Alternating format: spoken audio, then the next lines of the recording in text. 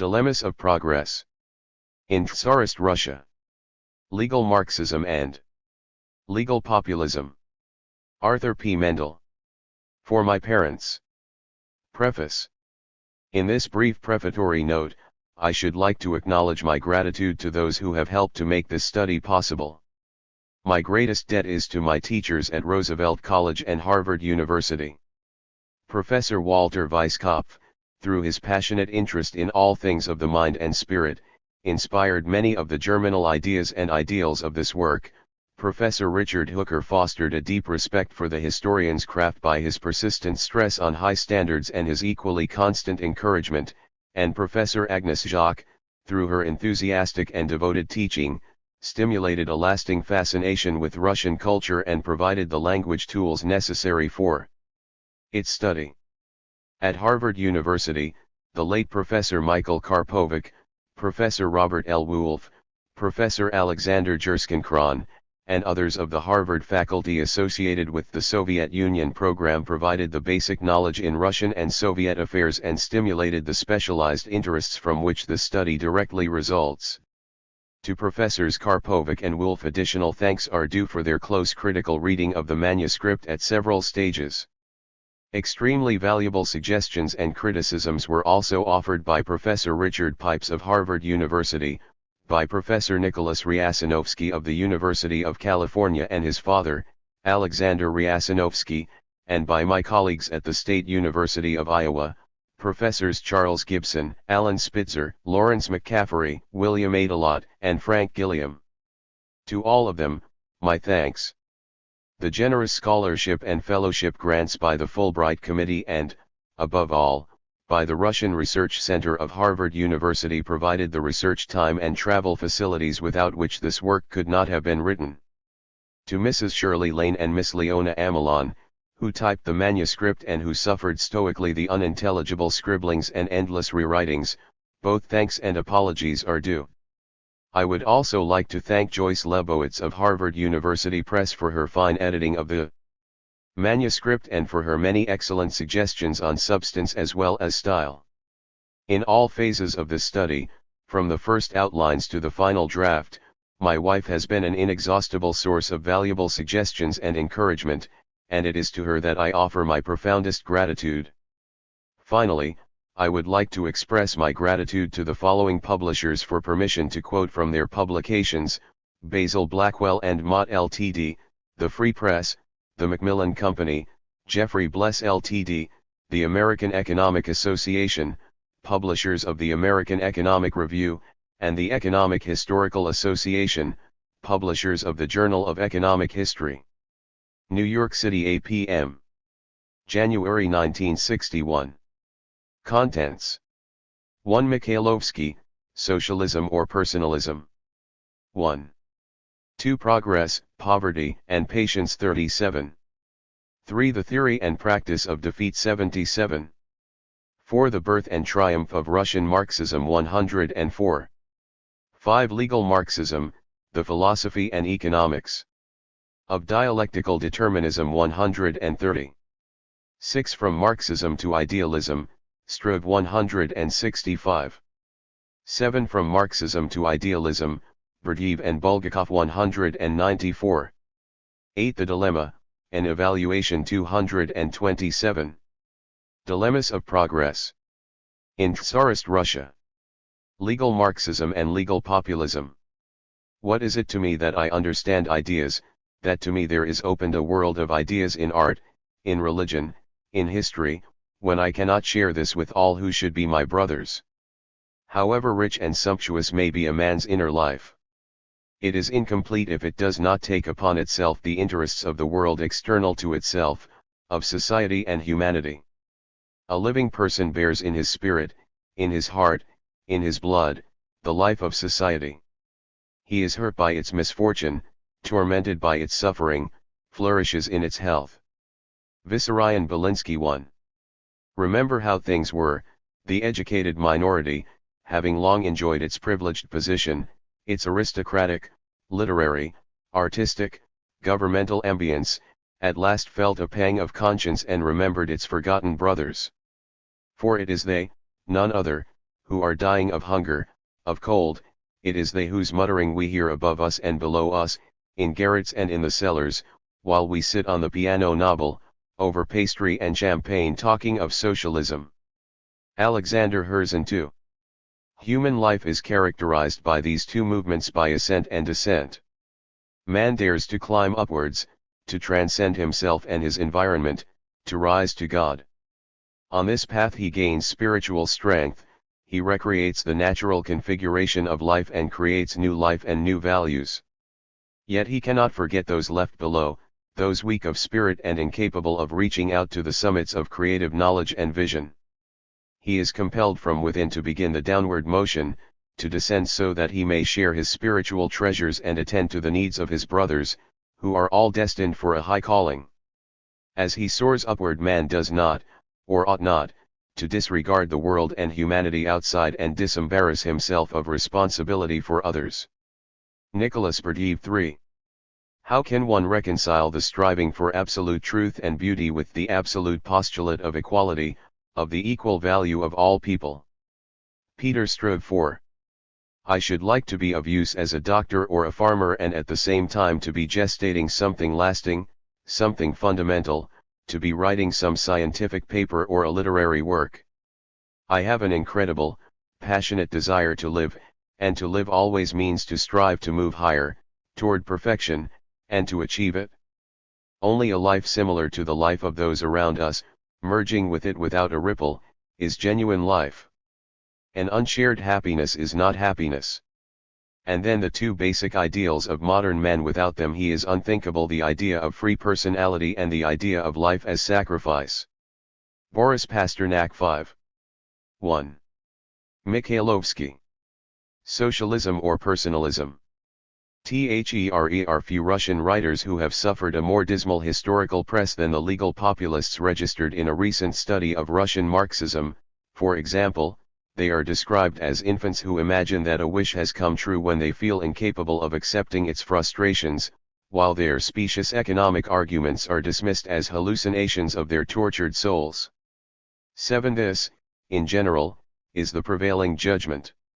In discussing What Are the Friends of the People, Lenin's first major publication and an extended attack against the legal populists, Bertram Wolfe describes how Lenin studies and refutes their objections to Marxism, rectifies with caustic irony their misrepresentation of the views and aims of the Social Democrats, tears to shreds Narodnik theoretical conceptions and practical proposals. To their vagueness and sentimentality he opposes his rigorous exactness, to their wishful idols his unvarnished description of the facts. The problems they talk around he carefully defines. He expends whole pages on wearisome argumenta ad hominem, but the next moment, in no greater scope of pages, he lays bare the skeletal structure of that vast architectural construction, Marx's Capital, and disposes easily of objections which have formed, and still form, much of the stock in trade of professional Marx critics. 8. Considering such judgments of the legal populists, it is understandable that Oliver Radke, a leading specialist on the Socialist Revolutionary Party, a party intimately tied to populist traditions, should feel it necessary to safeguard his chosen subject from guilt through association by similarly criticizing the legal populists. In this case, they are dismissed as advocates of a milk-and-water philosophy that represented more of a state of mind than a systematic body of thought, and as leaders of a movement that never descended from the clouds. Had no program, agrarian or otherwise, but only some articles of faith and an inspiration. The ideology they expressed, Radke writes elsewhere, is an ideology best described as children's socialism, an ostrich school. 2. Of socialism. Exhibiting all the obstinacy, gawkiness, and blundering self-assertiveness of adolescence. 9. Finally, Alexander Gerskinkron, one of the most prominent contemporary scholars of tsarist and Soviet Russian economic history, argues that the legal populists, together with most of the Russian intelligentsia, illustrated the divorce of the country's intellectual history from its economic history, the fact that the intellectuals were unable to grasp the nature of the forces that were pushing the country's economy in a direction which was so repulsive to them. 10. It took the magnificent development of the 90s, he writes, to open the skulls of the intelligentsia to the comprehension of a process that had been going on for almost 4 decades and to convince them that barking at the moon did not alter her course. 11. The other side of this caustic attack on the legal populists is the essentially favorable treatment given their Marxian opponents.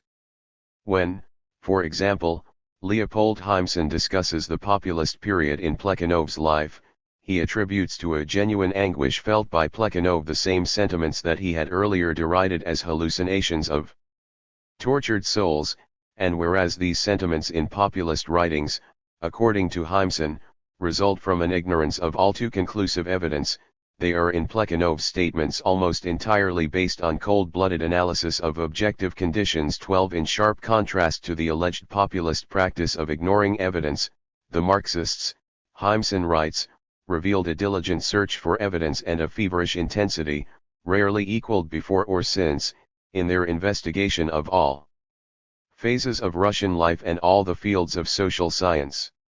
13. Gerschenkron seems to agree with this judgment, when he describes the Marxian movement as a belated reconciliation between the intelligentsia and industrial progress which, in contrast to most of the earlier intelligentsia, understood the facts of Russian economic life.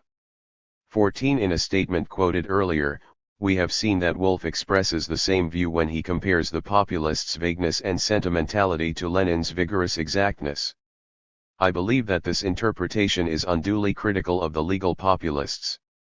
It should be stressed at the outset, however, that while my own values and preferences will certainly emerge, the following review of and comparison between legal populism and legal Mikhailovsky. 3. Marxism will in no way seek to exchange epithets, making saints of sinners and vice versa. Both movements represent significant responses to the essentially tragic situation in which tsarist Russia found itself in the last decades of the 19th century. Their respective theories, recommendations, and political actions reflect alternative solutions to what may well have been and still may be insoluble problems in politics, economics, philosophy, and ethics. As such, both warrant nothing less than the most serious consideration regardless of any personal point of view. Legal populism forms a link, ideologically and chronologically, between the two phases of revolutionary populism in Russia. 15. The significance of the legal populists, however, extends far beyond this role as intermediaries. They were the only essentially non-revolutionary group within the broad populist movement, the first opponents of Russian Marxism, and, in that conflict, the perpetuators and defenders of the traditional worldview of the opposition intelligentsia against the radically different view that prevailed in 1917. The legal populists warrant close attention for more general reasons as well, reasons more relevant to our own times. The problems they faced as educated young men in an economically underdeveloped country, burdened with poverty and autocratic rule, may throw light on the problems that today confront educated minorities in underdeveloped areas. Finally, in their theories and actions they gave frank expression to universal dilemmas that have perplexed educated and compassionate members of society of all times and places, and their attempts to resolve these dilemmas take their place alongside the efforts of countless other sensitive and thoughtful men to reconcile conflicting yet equally sacred ideals. While references will be made in the present chapter to various representatives of legal populism, as well as to earlier members of the Russian intelligentsia, the focus will be on the views of Mikhailovsky, the most able and prolific exponent of this ideology. Nicholas Konstantinovich Mikhailovsky was born in 1842 into a family of the lesser nobility living in Kalyuga. 16 In 1856 Mikhailovsky graduated from a Kostroma secondary school to the St. Petersburg Mining Institute, where he took courses in physics, mathematics, and natural science. 7 years later, and shortly before he would 4. have taken the institute's graduation examinations, Mikhailovsky left school because of some incidental circumstance, in the words of a fellow student and friend. 17 The end of Mikhailovsky's formal education marked the beginning of his career as a professional journalist, literary critic, sociologist, and socialist opponent of the Ancien regime. Although he had published a book review in 1860, Mikhailovsky did not begin his career as a journalist until he began to work on Kurakin's book Herald, Nizhny Vestnik. After the book Herald was forced to close in 1867 for financial reasons, Kurakin undertook two other publishing ventures, on both of which Mikhailovsky collaborated. These enterprises also failed for lack of subscriptions, however, and Mikhailovsky found himself destitute and, together with other members of Kurakin's group, completely dependent on Kurakin. To escape this unfortunate situation, Mikhailovsky decided to return for the winter to his provincial home. Here in the fall and early winter of 1867 to 1868 he wrote What is Progress, his famous critique of Herbert Spencer, which was published as a series of articles during the following 2 years. In the meantime, Kurakin had joined the staff of the recently reorganized Notes of the Fatherland, Otechestvenny Zapiski, which Nekrasov had rented from Krivsky and staffed with such former members of contemporary, Sovremennik, as Saltykov-Shchedrin and Eliseev. When Mikhailovsky returned to St. Petersburg in January 1868, Kurakin urged him to join Notes of the Fatherland. Mikhailovsky was at first reluctant to work under Nekrasov because of Nekrasov's earlier attempts to appease tsarist authorities, and only after collaborating on the journal Week, Nedelia, and on another short-lived journal did Mikhailovsky follow Kurakin's example and begin his long and eventful career with Notes of the Fatherland, the leading journal of the left intelligentsia. It is from this period that one may date the beginnings of his prominence and influence. In view of the relative lack of attention given Mikhailovsky in historical literature, it seems advisable to indicate evidence of this influence. He was the idol of the youth, of the entire intelligentsia, and his articles were read by all thinking Russia, writes one author in his memoirs. Another refers to him as the favorite of the students who hung on every word when he spoke at university evening gatherings and gave him tumultuous Mikhailovsky 5 ovations 21. This fame continued into the 80s when his theory of progress reigned over the minds of the students. Although new competition arose in that decade in the form of Tolstoyan doctrines and the small deeds program preached by the journal Week, Mikhailovsky's prominence is said to have grown as a result of his criticisms of these new trends. It would have been necessary to live in the 80s to know the extent of this popularity. He was a real sovereign of thought of all the revolutionary intelligentsia. General disorder prevailed, the preaching of small deeds, Tolstoyan non-resistance and inaction flourished. Mikhailovsky passionately reminded us of the necessity of broadly formulating social problems, and was so popular that he was often turned to for solutions of even family or purely personal quarrels. As a youth who admired Mikhailovsky to the point of envying his acquaintances, Veresev elsewhere in his memoirs speaks of the amazement felt by those sharing this admiration when an unknown Marxist, Beltov, one of Plekhanov's pseudonyms, dared to attack their idol. The Bolshevik Krasin indirectly supports these statements when, referring to the late 80s and early 90s, he notes the novelty of the refractory students from Siberia who did not idolize Lavrov or join in enthusiastic ovations for Mikhailovsky.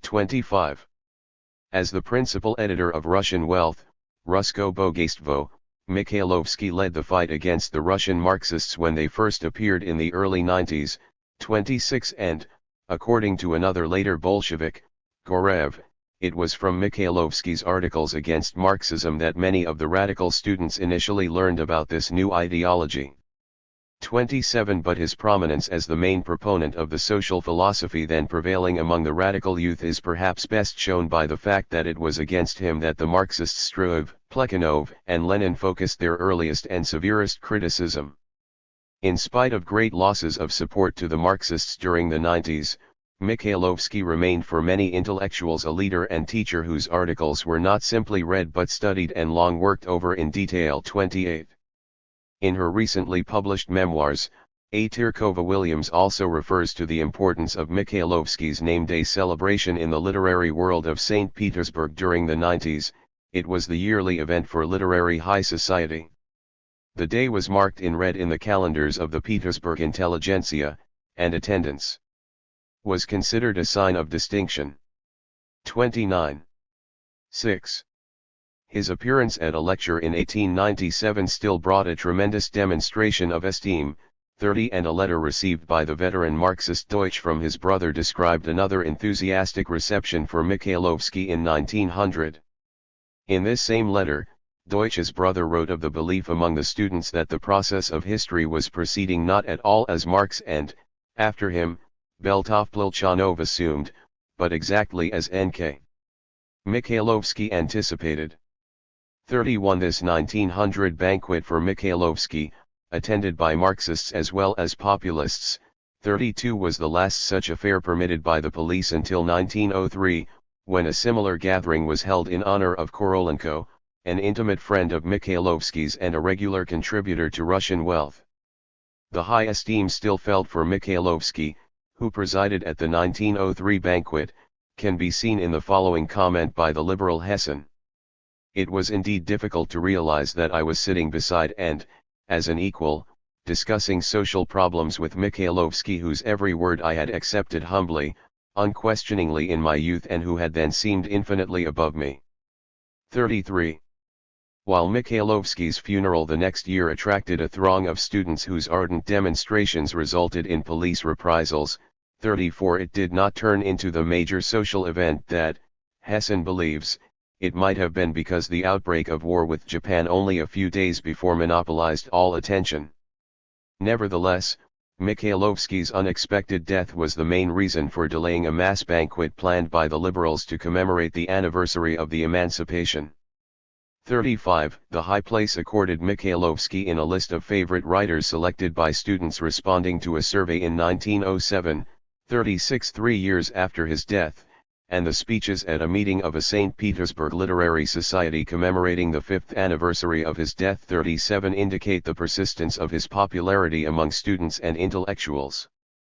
Finally, the rapid sale of 2 large and expensive editions of a 1910 symposium dedicated to Mikhailovsky is further testimony to this lasting esteem. 38 Perhaps the most dramatic evidence of his importance is the enormous admiration, verging on reverence, that he enjoyed among the leaders of the Socialist Revolutionary Party. One indication of this is the fact that many of the major books and articles on Mikhailovsky written by Russian writers are by Socialist Revolu. Mikhailovsky 7. Teonorized Chernov, Kolosov, Rozanov, Ratner, Ivanov Razumnik. In his memoirs, Chernov often refers to the high regard for Mikhailovsky, our favorite teacher, among the future SRS, his spiritual children. 39. From the very beginning we were won over by Mikhailovsky's provocative, protean, versatile mind. He was an incomparable agitator of our minds, he stirred and shook them like no one else. With Mikhailovsky social questions were closely tied with questions of conscience, and these questions were unusually acute for us, since our religious bonds had broken down, and it was necessary to find some other basis for our moral striving. 40. The socialist revolutionary Zenzinov similarly refers to Mikhailovsky as an idol of the 90s, and describes how he and his comrades waited impatiently for the next issue of Russian Wealth as though for a major event, going directly to the offices of the journal in order to receive a copy immediately upon publication. 41 At the 1905 to 1906 Congress of the party his name was often heard. In defending the traditional populist term Narod against those who wanted to replace it in the party program by the Marxian term class struggle, one delegate maintained that this concept of the Narod means the totality of the laboring classes. It is Mikhailovsky's interpretation and has never until now been repudiated by anyone. The delegate proposing the change argued, in reply, that there was no need to introduce the great name of Mikhailovsky into the debate. Another delegate supported certain program proposals because, he said, they were nearer to the views of our teachers Lavrov and Mikhailovsky, since these proposals were founded not on an objective process of history, but on the many-sided, autonomous individual. In contrasting Russian socialism with that of Western Europe, another participant observed that whereas the ethical element played only a secondary role in the latter, particularly among the Social Democrats, in the works of our teachers Lavrov and Mikhailovsky, it has always occupied a clear place, and in the worldview of each of us it is this ethical element that gives to socialism its main fascination. On the one hand, Mikhailovsky represented to the SRS the last major socialist thinker in Russia and as such the last of their teachers, from Herzen through Khemishevsky and Dobrolyubov to Lavrov and Mikhailovsky. Here are the stages in the development of Russian socialist thought. On the other hand, according to the SRS, he and 8. Lavrov gave to the Socialist Revolutionary Party one side of its dual doctrine, the other side being the teachings of Marxism. Synthesizing both Russian and West European socialism, the SRS were thus able to join together the ethical with the historical, the subjective with the objective foundations of socialism, which became thereby simultaneously an object of our prediction and the content of our moral and social ideal. 42. Only by appreciating the sentiments and the mood of this segment of the Russian intelligentsia during the last decades of the 19th century can one begin to understand how Mikhailovsky's writings could have aroused such admiration and allegiance. Today, when many of the specific issues that deeply concern these young men and women have lost their urgency at least in the West, and when the concepts through which they express their sentiments seem shallow and pedestrian, much of Mikhailovsky's writings appear tedious and, when impassioned, rather strained. Perhaps the most formidable barrier for the present-day reader of Mikhailovsky is the mountain of positivist sociological formulas and concepts which he piled up to illustrate, explain, or justify value judgments. Although this impediment is probably less imposing in the case of Mikhailovsky than it is with West European positivists, the student is still faced with the task of separating superfluous concepts from the significant themes and beliefs. In searching Mikhailovsky's writings for the central themes, however, one soon discovers that they are mutually inconsistent. Contrary to Chernov's contention that in Mikhailovsky's writings there persisted unusually firm beliefs, pulling together all the various ideas and reflections, 43 one is able to portray Mikhailovsky either as an uncompromising socialist or as the philosophical bard of individualism. 44. Similarly, one can see him either as an advocate of determinism, ethical relativism, scientific objectivity in history and sociology, and the integrity and non-social character of art and science, or as an ardent defender of free will, ethical absolutism, frank subjectivity in the social studies, and a thoroughly utilitarian art and science. Mikhailovsky's entire social philosophy reflects his inability or unwillingness to decide once and for all between these antinomies, and it is, consequently, marked by an uneasy shifting now to one side, now to the other, and a vain search for formulas that might somehow reconcile the opposites. Mikhailovsky 9. Moreover, and this is the essential theme of these first chapters and the main reason for this introductory chapter on ideology, the dramatic dualism in the underlying worldview of legal populism seems to have had a critical influence on the conflicting economic programs of the legal populists and to have been an important cause for their surprising lack of political success. The most famous of Mikhailovsky's doctrines, that most frequently associated with his name, is the struggle for individuality.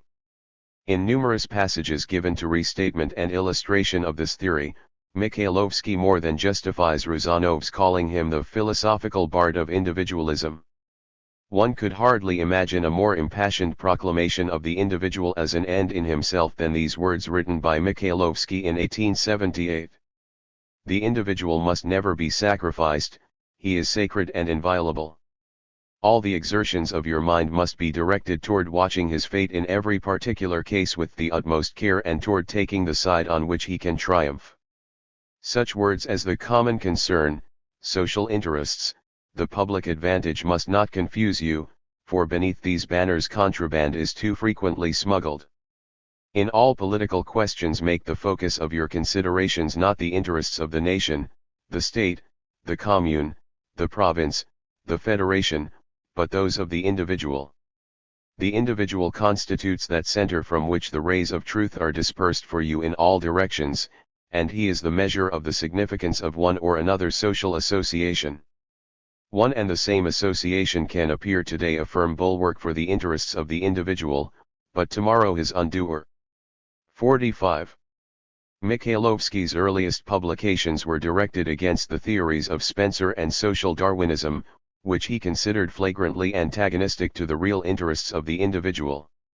If, as Spencer argued, social progress meant the continual development of society toward an increasingly complex division of labor, then, Mikhailovsky concluded, social progress entailed individual regression. Each step in the direction of a more complex division of labor meant a further narrowing in the functions and capacities of the individual. The only meaningful definition of individual must include the development of all human capacities, a goal that would become ever more distant as human beings became increasingly specialized. If society continued to develop in the way described by Spencer, the individuals comprising it would be condemned in the end to live as specialized as those of ants and bees. 46 Extreme restrictions on individual growth imposed by the existing. 10. Division of labor and specialization had already caused pathological asceticism, the attempt to escape the frustration of such restriction by repressing the impulses and needs demanding fulfillment, and libertine outbursts, the irrational, impassioned urge somehow to satisfy the needs and express the capacities that the repressive society denied. Even unstable marriages were in part a result of such one-sided development of the human personality. The more specialized the development of each individual, the more ardently he or she will seek completion in a mate, but the high degree of specialization of interests itself makes it increasingly more difficult for either adequately to complement the other. 47 Since society threatened to make of man a mere toe on the foot of the social organism, the individual should regard society as his first, nearest, and most malevolent enemy, against which he must constantly be on guard. 48. I will struggle against this higher individuality society threatening to engulf me. Its perfection is not my concern, I myself desire self-completion. Let it try to conquer me, I will strive to conquer it. Who will win, that we will see. 49. Not only society, but nature as well, the senseless and inhuman course of things, challenged man to mortal combat. From the following quotation one can understand why Mikhailovsky should acclaim the Promethean myth the greatest myth ever created by the mind of man. 60. Yes, nature is unmerciful to me and does not know the difference between my rights and those of a bird. But I myself will be unmerciful to her and with bloody labors will subjugate her, force her to serve me, expunge evil and create good. I am not nature's aim, nor does nature have any other aims. But I have aims and will achieve them. 51. Holding these sentiments, Mikhailovsky could hardly accept the social Darwinists' contention that those who adjusted to their social environment were the strong, the fittest. It was weakness, not strength, to adjust oneself to a narrow social function without resisting such confinement in the name of the many-sided personality. Against the practical type, willing to exist as any will on any cart, Mikhailovsky opposed the ideal type who placed his own personal interest not in this or that social system but in a social ideal that, namely, which regards the individual as sacred and inviolable. 62. Social Darwinism, he argued, deified the natural. Mikhailovsky 11 and social processes that condemn to destruction these finer ideal types whose refusal to adjust, to be practical, made them an extra spoke in the social wheel. Yet those opposing this cruel theory, he exclaimed, were accused of sentimentality, false sensitivity, and an unscientific approach. 53. Adopting a familiar theory of history, particularly prevalent in the 19th century, Mikhailovsky divided human history into 3 stages. 54 and, as in many such theories, identified the existing society with the second stage. It was the period of the practical type, such as the English bourgeoisie, the period of abstract ideas when man and his interests were forgotten, when the individual was sacrificed to the interests of national wealth, and when scientists and others crippled their personalities by extreme specialization. The ideals of this period, expressed in the writings of Darwin, Bentham, and Buckle, were those of the shopkeepers and kulaks, and its typical cultural expression was Offenbach's vulgar musicales. 65. With such disdain for what he considered the narrow, one-sided life of the bourgeoisie, and with his high criteria for the many-sided ideal type in rebellion against a repressive environment, Mikhailovsky naturally disagreed with those socialists and populists who considered the culturally and intellectually stunted life of the peasantry as a model or goal. He had no illusions about finding his ideal type in the narod. In a series of articles written in the mid-70s against the extreme populist journal Week, and particularly against one P. Chervinsky, Mikhailovsky ardently attacked this radical populist tendency to idealize the narod, to find in the people all that was good and nothing but the good, and to expect from them the solution of the perplexing problems facing Russia. He wrote of the barbaric traits, the swinishness, that he saw in the lives of the people, and he considered them incapable of solving their own problems, at least in a way consistent with their own real interests. At one point, after conceding some positive traits in the peasantry, he concluded with the remark that nevertheless, the peasant is beggarly, dirty, ignorant, crude.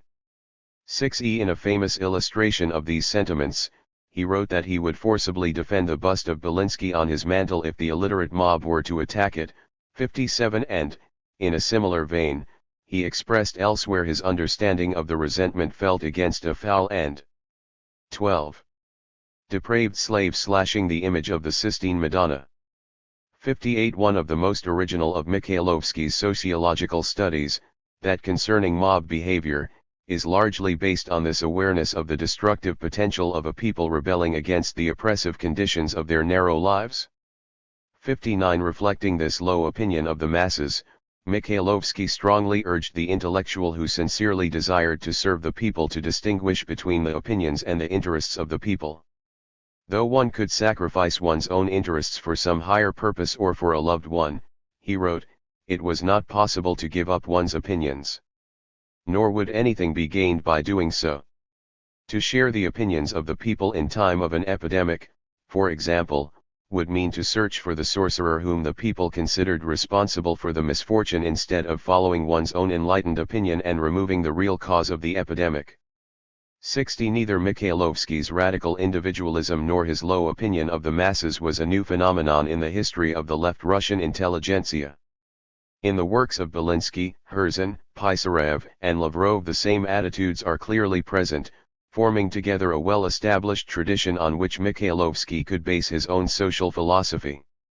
Belinsky's personalism is unmistakable, whether in the form of Schiller's abstract hero and Schoenseele, Schelling's artist who alone grasped the veiled truth of life and nature, or Fichte's individual ego seeking inner harmony and regarding self-perfection as the way to world perfection.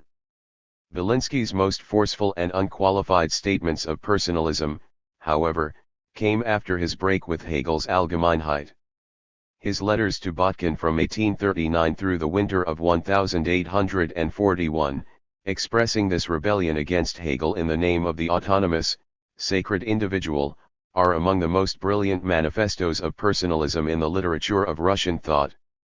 61 In Herzen personalism reached another peak in Russian intellectual history.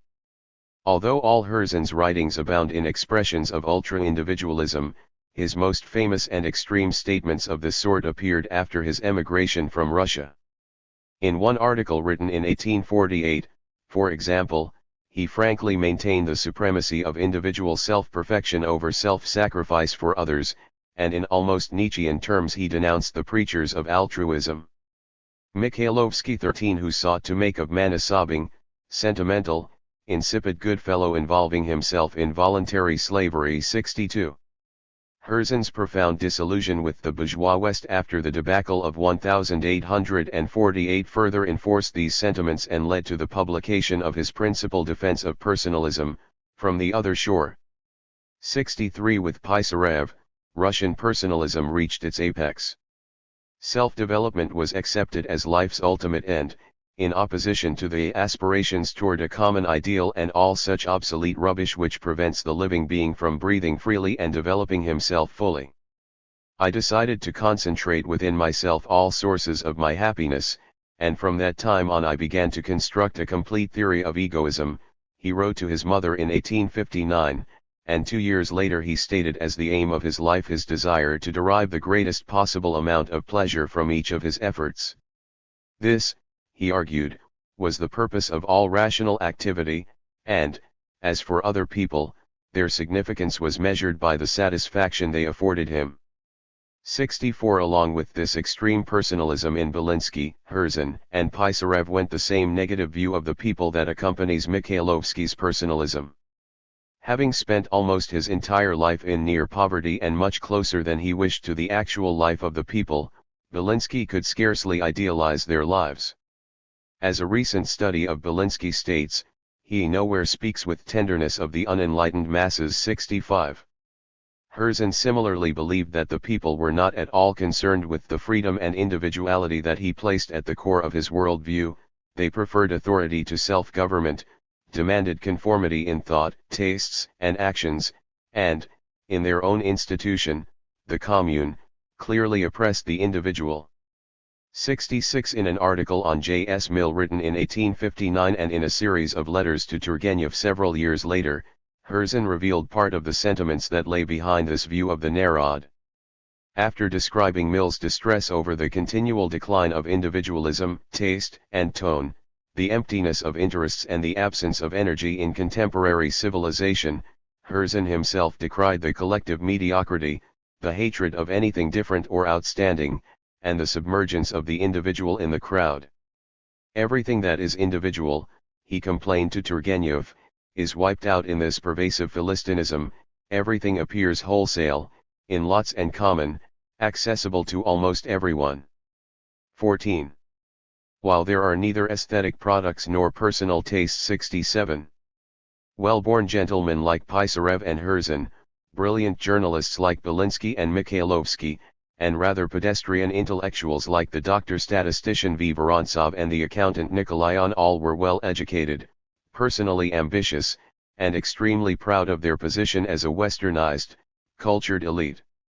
However they might sympathize with the sorry lot of the Narod, they were too much aware of its negative traits to accept the Bakunin or Tolstoy variety of populism which looked to the illiterate masses for the answer to Russia's problems, either by producing a vast peasant upheaval to sweep away the obsolete social and moral debris, or by exemplifying the simple, rural way of life and labor that the intelligentsia were advised to adopt in place of their artificial European culture. 68 Nevertheless, a host of impediments kept them from confining their interests and activities to self-development or finding satisfaction in the productive, comfortable lives led by others of their class. The depressed conditions of Russia's economic, social, and political lifetime and again tore through the refined barriers behind which they might have lived lives of guiltless comfort and personal growth. Perhaps this was because of the intensity of mass suffering, for which many of them felt vaguely responsible as sons of serf owners. Perhaps the blame rests on the underdeveloped Russian economy which offered them little opportunity for practical occupations, other than with the bureaucracy or the army they despised.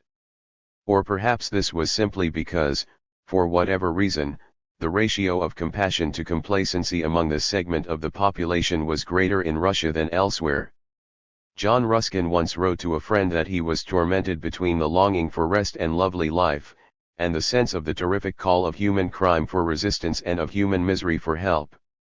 69 It seems to have been precisely this dualism, this tension, that, as we shall see, characterized the judgments and values of Mikhailovsky and of so many before and after him throughout Russian intellectual and literary history.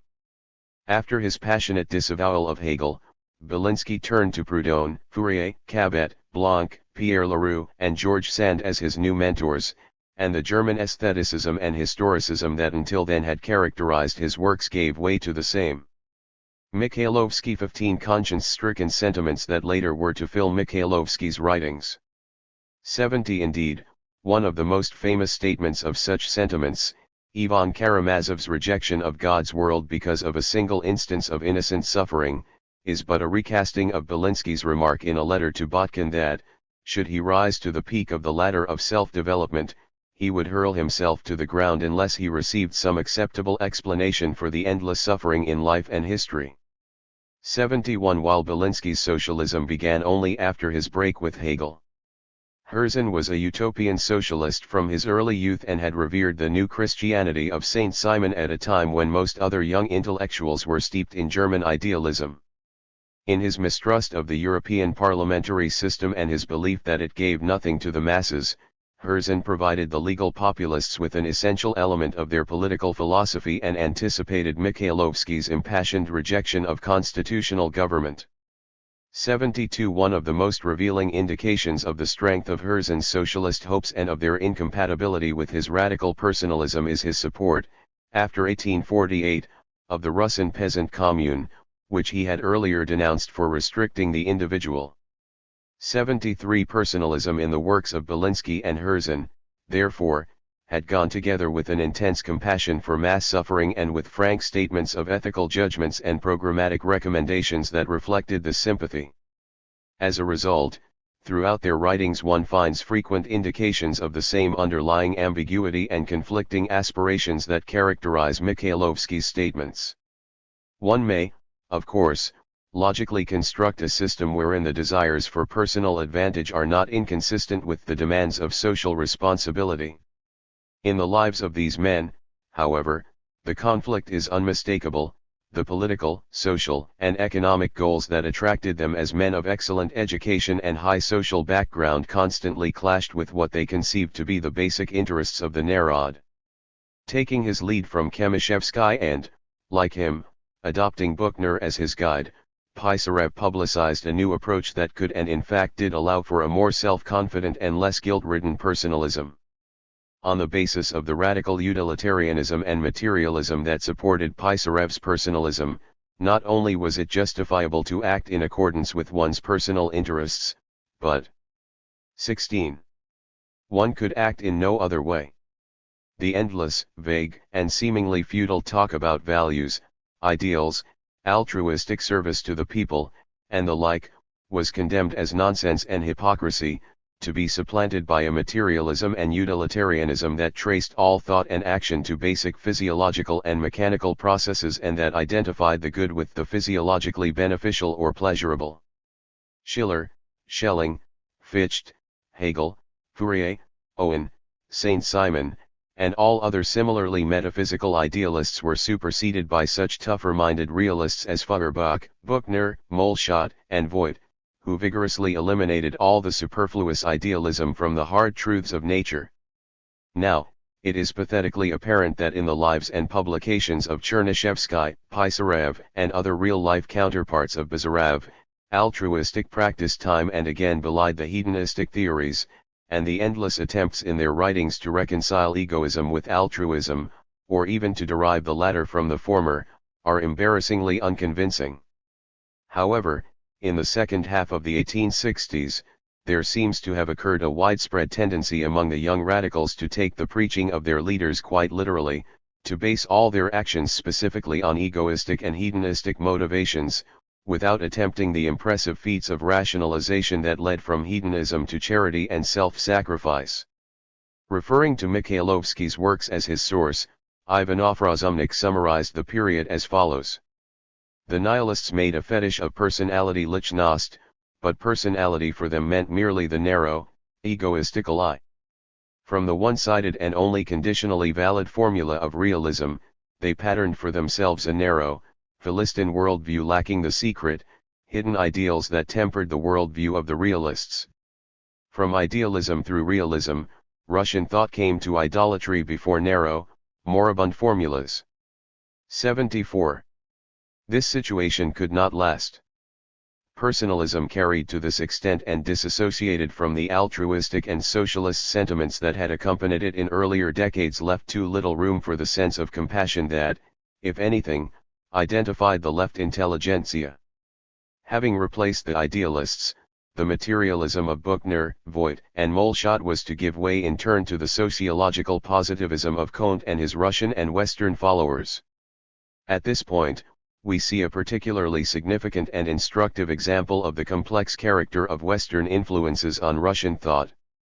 Mikhailovsky 17. Whereas in the West positivism was specifically designed as an instrument for objective, empirical analysis of social phenomena, purified of any transcendental, metaphysical, or valuative elements, in Russia its introduction seems to have been motivated precisely by the desire to reintroduce idealistic considerations into the intellectual's view of life and society. Here, as elsewhere in Russian intellectual history, influences from the West can hardly be doubted, but they should not be exaggerated to the point of obscuring a set of Russian circumstances and a tradition of Russian thought possessing their own unique contours. The writer who above all reflected this shift from materialism to a modified, ethical positivism, to use a rather paradoxical phrase, was Peter Lavrov. Lavrov's articles written for Notes of the Fatherland in 1859 already showed the influence of Comte, and his unorthodox views expressed in an article the following year provoked Chernyshevsky to write his famous essay, The Anthropological Principle in Philosophy. It is difficult to overestimate Lavrov's importance at this stage of Russian intellectual development. He symbolized the rehabilitation of ethical judgments which, at least in theory, had been rejected as unscientific by the realists and materialists. As a positivist, of course, Lavrov helped perpetuate the unquestioning faith in reason and science that had been fostered by Chernyshevsky and Pisarev. But, influenced by Kant and Friedrich Lang, he also argued that the realm of science with its ineluctable laws and severe empiricism did not exhaust existence, that in addition there was the realm of practical philosophy where subjective ethics and free will had the legitimate place denied to them in the world of objective laws. The very fact that man was conscious of freedom and ideals, Lavrov maintained, disproved the arguments of the strict determinists, and notwithstanding the laws of history, which Pisarev, following Buckle, had stressed, there was room for man's creative endeavors toward realizing his freely chosen goals and ideals. Moreover, since human desires, ideals, and free action had a definite influence on the course of events, the entire approach of the natural sciences, based on the study of objective movements of unfree bodies, was inadequate for the study of man and society. Only by an empathic awareness of the hopes, fears, and desires of the individual, an awareness unobtainable by the objective method of natural science, could human exist. 18. In history and society be really understood.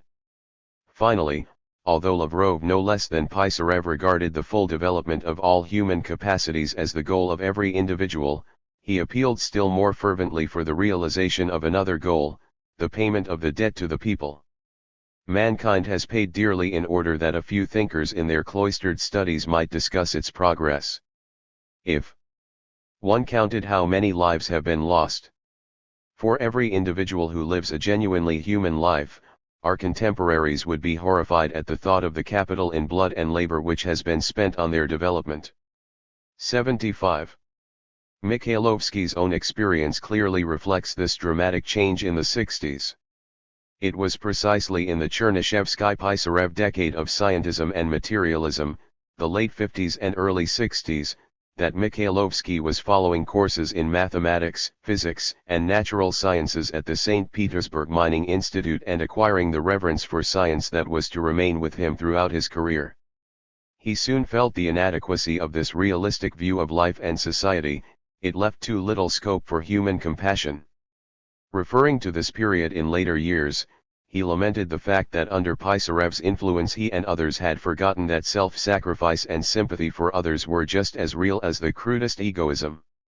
Moreover, he added, the nihilists' formulas rejecting self-sacrifice did not correspond to the ethical sentiments felt by the intellectuals, since more than ever before we were prepared to bear every possible sacrifice. 76. In his semi-autobiographical novel, At Intermission, Mikhailovsky refers rather bitterly to that time when the majority of the youth were prepared to follow Pisarev and to shut ourselves completely in the narrow shell of our own purity, having reconciled ourselves to the fact that on the lower floor of the same building in which we had built for ourselves a cozy little nest, there lived impenetrable ignorance, inconsolable misery. 77. It is here that we meet the other side of Mikhailovsky's ambiguous social philosophy. However impassioned his defense of the dynamic, many-sided personality and the struggle for individuality, it was more than matched by his conscience-stricken devotion to the welfare of the people. He found fault with every past revolution for not really serving the interests of the people, for giving rights and freedoms only to the privileged. He criticized historians for Mikhailovsky 19. focusing their attention on political events rather than on the life of the overwhelming majority of gray, laboring, burdened people. 78. This repentant nobleman theme underlay his definition of the key word narod, which, he wrote, referred not to the nation as a whole, but to the mass of laboring people, who, in the last analysis, directly or indirectly, feed, dress, and protect us, while, at the same time, they remain in poverty, filth, and ignorance. 79. A particularly striking, though nonetheless representative, statement of these sentiments was written by Mikhailovsky in response to Dostoevsky's criticism of others who shared Mikhailovsky's sympathies. We understood that the consciousness of human rights and human ideals was given to us thanks only to the centuries of suffering by the people. We are to blame neither for this suffering nor for the fact that we were drought up at its cost, just as a brilliant and fragrant flower is not to blame for the fact that it consumes the best sap of the plant. Nevertheless, while accepting from the past this role of a flower as something inevitable, we do not want it in the future. Starting from high human idea or from direct observation, we arrive at the thought that we are the debtors of the people.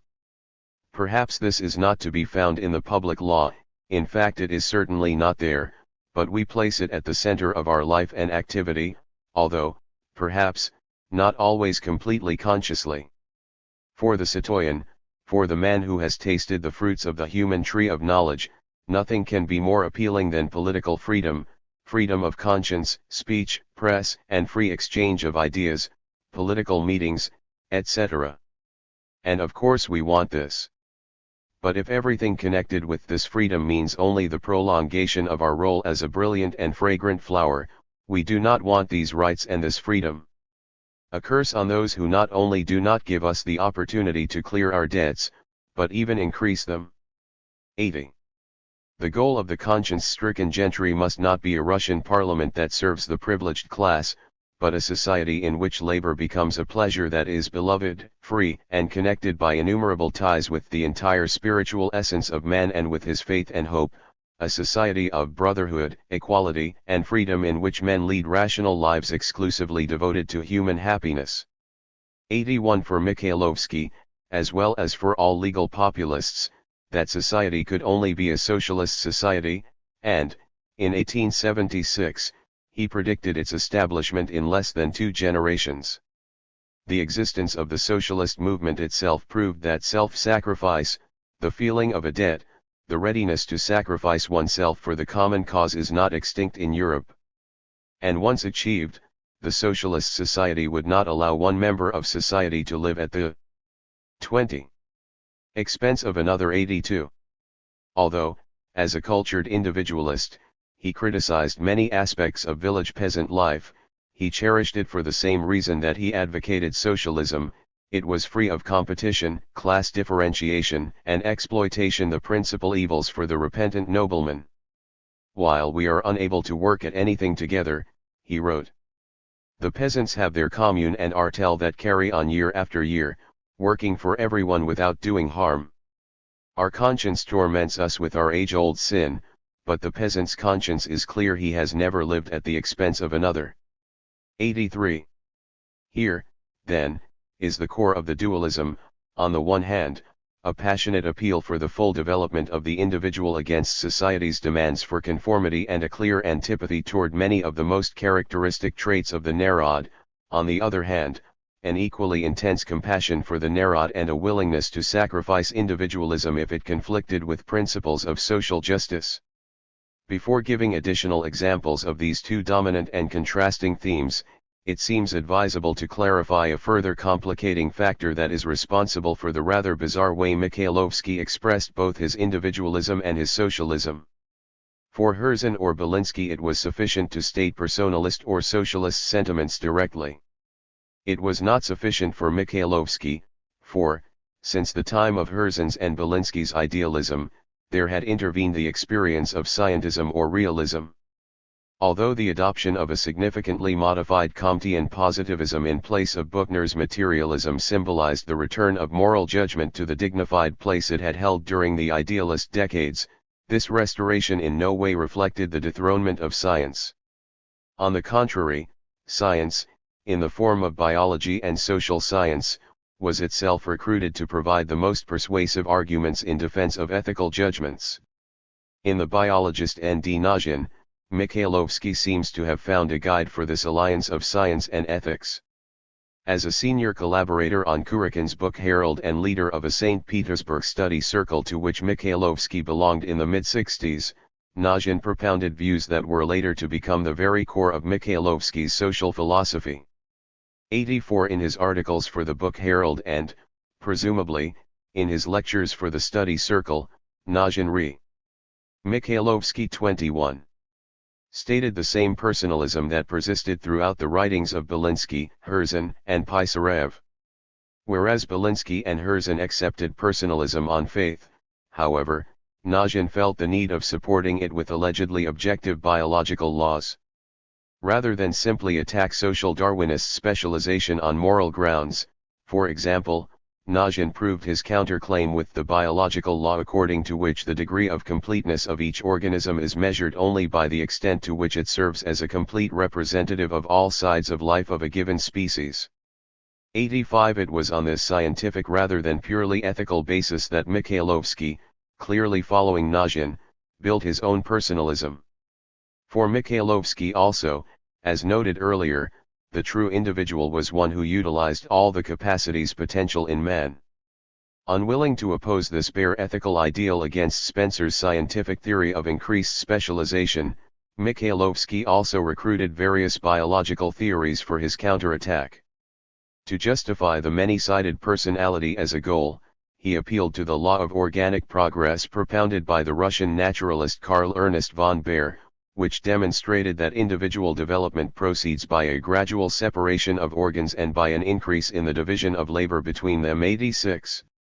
Similarly, Mikhailovsky supported his struggle for individuality by referring to Haeckel's law of continual competition between each organism and the organisms immediately above and below it. 87. Finally, for all his criticism of Darwin's theories, he defended the struggle for individuality theory by arguing that it was itself an expression of Darwin's general law of struggle. 88 But biologically supported personalism was still personalism and quite consistent with Pisarev's now unpopular egoism. The more significant lesson that Mikhailovsky seems to have learned from Nozhin was the use of allegedly scientific theories to support socialist proposals. One can clearly see this, for example, in Nozhin's two-sided criticism of social Darwinism. When he opposed social Darwinism for its theoretical justification of specialization, Nozhin, like Mikhailovsky after him, expressed the individualistic side of his social philosophy. But Nozhin also rejected social Darwinism because, he argued, it condones social competition and because the process of specialization turned those specializing in intellectual labor into parasite exploiters of those specializing in physical labor. Nozhin provided Mikhailovsky with a scientific argument against this competitive and exploitative society.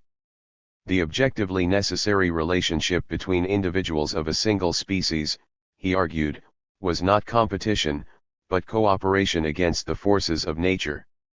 The social struggle justified by social Darwinism, the economic contradictions seen by Proudhon, and the pessimistic laws of Malthus were simply pathological deviations from this fundamental law of social cooperation.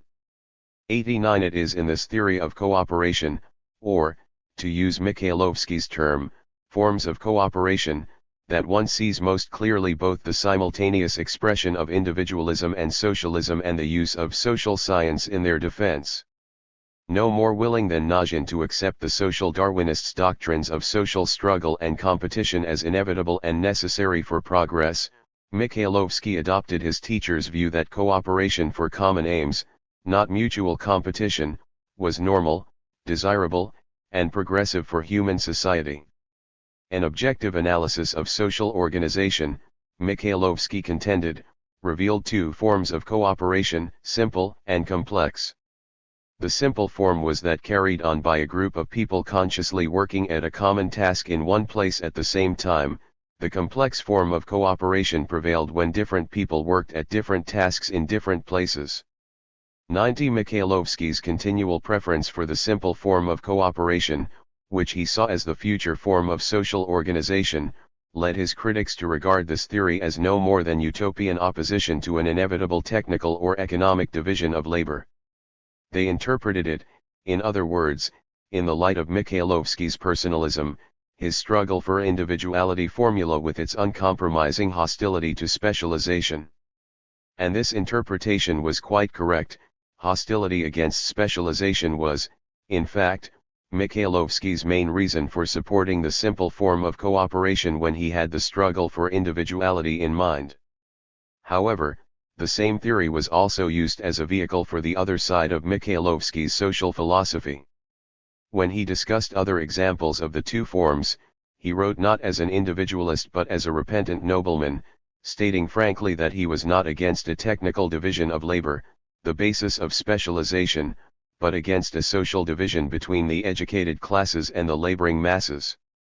In answer to the argument that specialization was responsible for human progress, for example, Mikhailovsky wrote in 1880 that the author has in mind, it seems, a technical division of labor. We repeat, this is an entirely special matter. It is very desirable that the processes of production be more and more broken down, but it is not at all desirable that those partial operations into which they are broken should constitute the eternal lot of one or another worker and his descendants. And it is precisely in the latter that the social division of labor consists. 91. The first step taken by mankind in the direction of a division of labor, he argued, was the differentiation between those engaged in physical labors and those in intellectual labor, the latter becoming the rulers and the former the ruled. Consistent with this view, he elsewhere considered the French Revolution as moving toward a simple form of social organization because it diminished class distinction. 92. Similarly, in rejecting Spencer's organic approach to society, 93. Mikhailovsky opposed not only the increasing specialization of the human members of a complex social organism but also the parallels drawn by this approach between the social organism and the human body. On the basis of such parallels, he claimed, the theorists tried to justify an eternal division between the laboring class and the ruling class. 94. In the simple society that precedes such a division, all members of society labor and enjoy themselves in approximately the same way, lead one and the same way of life, pray to the same gods. In the complex system, after the division had taken place, some are sunk in inconsolable labor, developing to the utmost one or another part of their muscular system. Others become specialists in intellectual activity, living at the expense of the labor of the first and not only not in the least repaying them for this, but even losing all conception of their solidarity with them, of the fact that without them they would be unable to have even one of those pleasures afforded by a finely developed nervous system. 95. What disturbed Mikhailovsky as a repentant nobleman, therefore, was not the existence of a technical division of labor, but the fact that labor and pleasure, ends and means, are divided among the different groups into which society is differentiated and that those who carry on the more advantageous functions, the cultured classes, inevitably enslave those burdened with the less attractive employment. 98. The following remarks may be read as a summary. 24. Of both the personalist and socialist motivations behind Mikhailovsky's attack on the division of labor, all the horror, all the profound and shocking injustice of the social division of labor consists in the fact that, as a result of it, the human being is turned into a toe on a foot, into a will-less organ of a higher organism society. The worker only works, the farmer only plows, the thinker only thinks. They do not live that full, complete life of which man is capable. Not to mention the fact that some acquire much joy for little labor, and others much labor but little joy. 97. In almost any article by Mikhailovsky one senses the presence of these starkly contrasted points of view, that of a proud, strong, self-sufficient, almost Nietzschean individualist striving to achieve a rich personal life in opposition to the forces of society and nature that seek to restrict his growth, and that of the socially conscious idealist concerned above all with the welfare of the people and unable to accept the fruits of his struggle for individuality as long as the Narod suffered. As an individualist, he warned his readers to be wary of such terms as the common concern and social interests, called the struggle for individuality the central theme in human history, and referred to the fate of the individual as the center of gravity of any sociological study.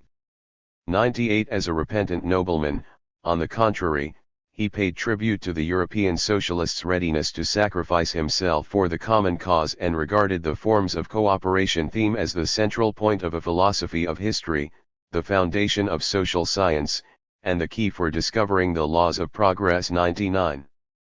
When he discussed the relationship between art or scientific inquiry and society, he revealed the same ambiguity. As a committed empiricist and Comtean sociologist, Mikhailovsky eulogized the achievements of science and sought with other positivists of his day to develop an exact science of society. The findings of science, he maintained, were apart from good or evil, and its aim did not obligate it to bow before the people's mob ignorance. Although he believed science should aid society, he insisted that this was no invitation to science to turn aside from the truth, flatter us, narrow its problems, or deceive us or itself. 100. This defense of the independence of science was severely qualified, however, when Mikhailovsky recalled the needs of the people. Through the person of profane, the layman or average man, Mikhailovsky 25 Mikhailovsky demanded in no uncertain terms that science devote itself entirely to the service of the people. Do not tell us that science has nothing to do with us, that it has a higher aim than the fulfillment of our desires. We demand that science serve us, not military affairs, not industrial organization, not civilization, not even truth, but us, the profanes. 101. Mikhailovsky unleashed some of his most vehement tirades against those devoting their time and talent to problems unrelated to popular needs. He considered the Faust types, concerned only with abstractions, as narrow egoists who, having settled themselves in warm, peaceful little places, intend peacefully and quietly to philosophize about a world apart from feelings, while millions of unphilosophical people work in the sweat of their brows. 102. While there was, nevertheless, a certain respect for the Faust type of scholar in Mikhailovsky's criticism, there was only disdain for Goethe's Wagner type, the extreme specialist who confused the aimless study of some minute bit of reality with a search for truth. 103 In his literary criticism, Mikhailovsky treated the proponents of pure art, the decadents and moderns, with the same impatience and resentment. He accused such writers as Minsky, Merezhkovsky, and Yasinski of knowing nothing of moral feelings, ignoring the sinful world, and turning with rubbish to the heavens, to a vague and distant star, to far-off fiery worlds. While he did not counter his rejection of this type of literature with such sympathy as he expressed for the independent aims of science, Mikhailovsky also sought a synthesis in this area. Is it really impossible, he once wrote, to serve truth and justice and at the same time to love beauty, stars, flowers, to seek a woman's caress? Or again, he asked, why shouldn't one expect and desire that the idea of labor occupy in belles lettres the same, or at least a similar place, as the idea of love? 104 Throughout Mikhailovsky's works one finds formulas and theories that seem specifically designed to reconcile these contradictory attitudes.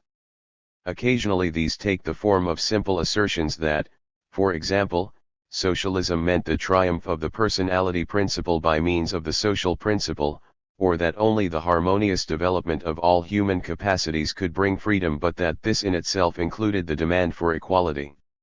105 else. 26. Where Mikhailovsky appealed to biology, as he usually did for support of his ethical ideals, and argued that competition was not at all necessary for developing the finer types of a species, that they would emerge automatically within a cooperative society because of the law of spontaneous complexity established by Lamarck, Snell, Nagel, and others. According to this law, in every organism, man included, there was an inherent tendency to become more complex or, in man's case, many-sided. 100 Perhaps the most far-fetched of these efforts at reconciliation was his attempt to identify the interests of the individual with those of the people by maintaining that the most important trait of both was labor, that labor was at once a synonym for people and the only essential attribute of personality independent of such accidental traits as talent, wealth, birth, or beauty. 107 Mikhailovsky made his most serious attempt to achieve the desired synthesis when he created the character of Profan. Although Profan represented all those who earn their bread with labor, he was not merely a worker. Above all, he was an enlightened worker, one who carried within himself the principle of freedom, independence, and non-adjustment to the given form of society, and the guarantee of a better future, the guarantee of the successful struggle for individuality. 108. Unable to find in the Narod the enlightened or ideal type of worker he desired, Mikhailovsky thus created a hypothetical character as compensation. Mikhailovsky's type-level theory, derived once again from biology, represents still another effort to reconcile his personalism with his socialism. The theory contends that one organism, though seemingly far advanced in relation to another, may actually represent only a lower type of organism that had developed to a high level. Thus, for example, a mature dog, although more competent than a newly born human child, represents merely a high level in the development of a creature that is certainly of a lower type than the human offspring. With the aid of this theory, Mikhailovsky could argue that, in spite of all its deficiencies, the peasant way of life, founded as it was on equality and cooperation, reflected a higher type of society than the more prevalent society of competition and inequality, even though peasant Russia was still at a low level of development and lacked many of the advantages of the competitive. Mikhailovsky 27. System. 109 All that was necessary, therefore, and here was the basis of the entire economic program of legal populism, was to raise this high type of organization to a high level of development by avoiding the deficiencies and incorporating the advantages of the Western competitive system. In short, the goal was still to reconcile individual freedom and cultural progress with social justice and equality. 110 The socialist individualist dualism is but one of several that run through Mikhailovsky's writings. Together with it, and perhaps derived from it, is Mikhailovsky's equally ambiguous stand on the ontological problem of free will as against determinism and the epistemological problem of subjectivity as against objectivity. The doctrine of free will proclaimed by both Belinsky and Herzen, after the brief Hegelian period in their lives, was essentially a corollary of their personalism, as discussed above, and both Belinsky's letters to Botkin and Herzen's from the other shore are as much impassioned arguments for free will as they are forceful expressions of extreme personalism. 111 Between these unembellished proclamations of free will and Mikhailovsky's reaffirmation of it, however, there lay the stark determinism of the scientistic 60s, with which Mikhailovsky's free will had to come to terms. Himself a product of this decade and a leading exponent of Comtean positivism, Mikhailovsky firmly believed in the existence of objective laws of history and society. The order in which historical phases inevitably follow one another is determined by general historical laws, and were this not true, he argued, one could not even study history. Similarly, he was convinced that causal relationships occurred in psychology and sociology with the same inevitability as in the fields, for example, of astronomy and chemistry. The understanding of law and regularity was perhaps the most valuable acquisition of human reason, and anyone desiring to effect social change in the interests of the people would encounter only maddening frustration if the means he chose toward this noble end were incompatible with the unshaken laws of nature. 112. Some years later, he restated this warning with particular force when he criticized the would-be reformer who scorns knowledge and does not attempt to unite his principles with science. No matter how great his success, it is built on sand, for science will conquer all the same. By daring to oppose its truths, we can only compromise our moral and political doctrines. 113. 28. Therefore, any conflict between moral feelings and historical inevitability must be decided in favor of inevitability. 114 Here is Mikhailovsky the social scientist speaking. But what of Mikhailovsky, the repentant nobleman and socialist? For a Marxian socialist, determinism and socialism went hand in hand, and, indeed, there is no theoretical reason why they should not do so. But for Mikhailovsky, free will, not determinism, was the midwife of socialism. If the doctrine of determinism were true, then why repent in the first place? How could the intellectuals or the privileged class be held responsible for the plight of the masses if this were the result of some inevitable, predestined development? Only on the basis of free will, Mikhailovsky wrote, could one argue the possibility of personal responsibility, morality, and moral judgment, which it is impossible to blot out of the human soul. Without free will, any vile being could say, I have committed an offense, but my will is unfree, I am in no way guilty. 115. In one of his many prophetic protests, Mikhailovsky denounced the unheard of violence done to the human personality by several learned people, trying to convince us that a villain is only a product of history and that we are unable even to think of action according to our own desires, independent of historical conditions or the demands of the time. All the horrors of the Inquisition and Russian torture chambers would be mild toys in comparison with this violence if it were sometimes to move from the area of garrulity to that of real action. 116.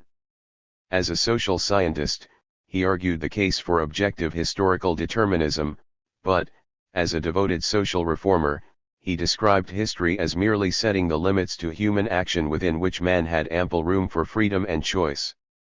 Similarly, although he believed that definite laws guided social life, he also maintained that man could manipulate and control these laws in accordance with subjective human desires. The most important support for human freedom, however, was law itself.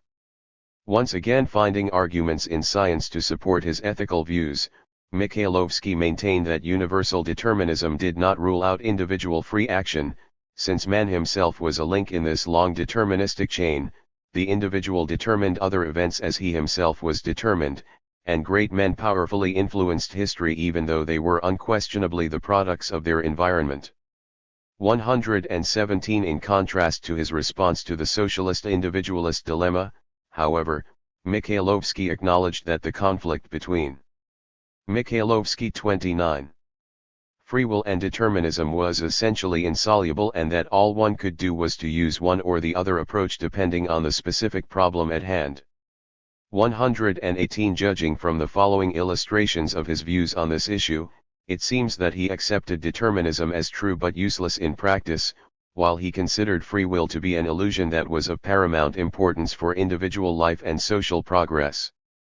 The short and clear formula "man is the slave of circumstance" doubtless expresses the real bottom of the cup of life, but only the bottom, with which not a single drinker or living being is satisfied. In its unconditioned character, this real basis has no practical significance. Assume that Luther, bound hand and foot by historical conditions, deceived himself in thinking that he freely chose his aim. Such deception is inevitable in practical action. In the moment of action, I am conscious of having freely set my aim, completely independently of the influence of historical conditions. Let this be a deception, but by such deceptions does history proceed. Our aims and ideals do not fall from heaven but grow from the soil of causal dependency general for all existence, but we regard them as freely chosen. Laboring in their name, we take our place in the series of other agents diatelli, animate and inanimate, and are again subordinate to the supreme law of necessity, but we take on ourselves moral responsibility to the degree that we are conscious of the freedom of our choice. 119. Though he thus tried to justify and explain human freedom by making it a link in the deterministic chain, Mikhailovsky himself felt this too constraining. Because of man's consciousness of free choice, he once wrote, the irremovable consciousness that he is to a certain degree able to oppose the force of circumstances, man cannot acknowledge the iron necessity of processes in which his will plays the role of one of the factors. 120. In the end, his only recourse was to point to consciousness itself, as he does in the above quotations, as proof of the existence of free will.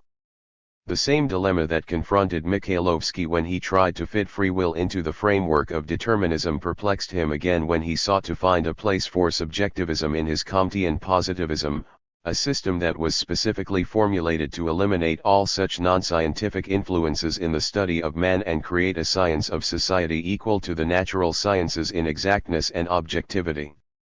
Subjectivism in the study of history and society was as important to Mikhailovsky as free will.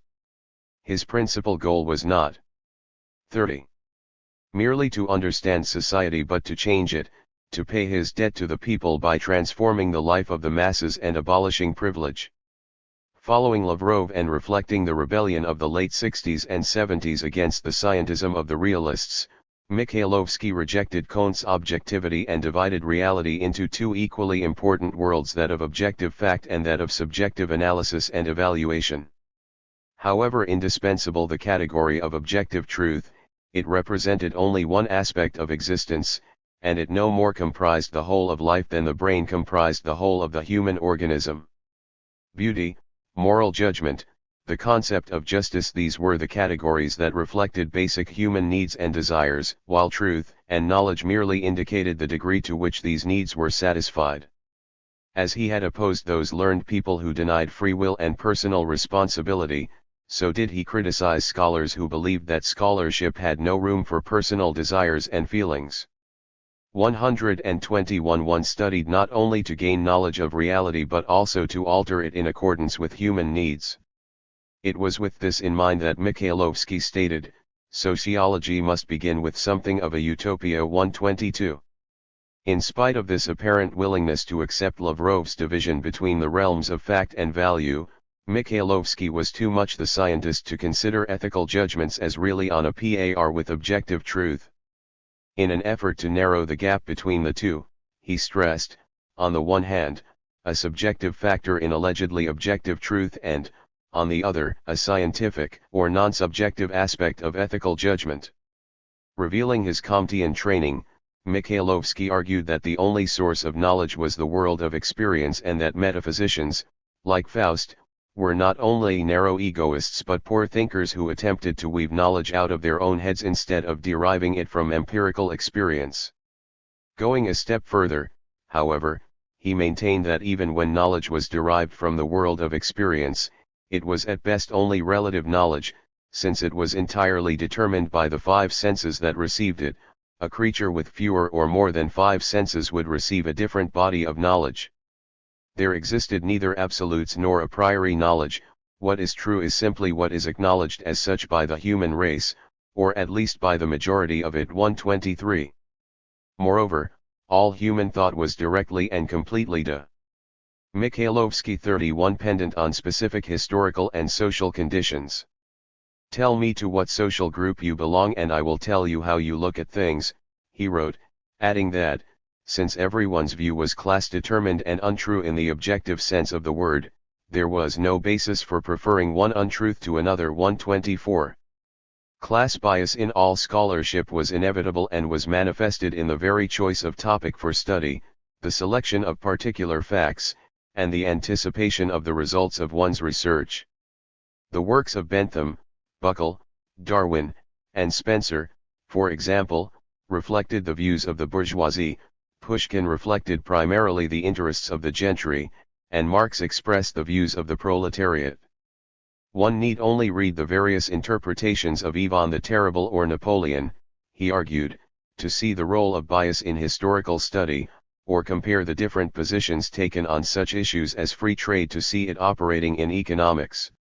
125 In short, Mikhailovsky argued that when he said science should serve us, he was stating a fact, for science was from the beginning merely a reflection of one's interests. 126 While he thus reduced allegedly objective study to expressions of class judgments, Mikhailovsky sought to bring ethics and science still nearer by finding a scientific value in relativism and subjectivism themselves. This was essentially the purpose of his famous subjective method. At the core of this method was the distinction Mikhailovsky drew between the study of nature and the study of human society. 127 Whereas the natural scientists studied non-human subjects, the social scientist was concerned with the behavior of human beings like himself. Because of this essential identity of subject and object in social studies, the thinking subject can only attain truth when he completely merges with the thought object and does not for a minute separate from him, that is, when he can enter into his interests, relive his life, rethink his thoughts, resense his feelings, resuffer his sufferings, weep with his tears. 128. The student of human affairs could not arrive at truths merely by measuring and weighing objective facts as the natural scientist did. He needed a special receptivity by which he could successfully put himself in the position of the person or persons he studied. This capacity, however, varied among different investigators. Some could empathically relive the life of every man, others, only the life of a representative of their own class. 129. This attempt to make a method out of subjectivity brought 32.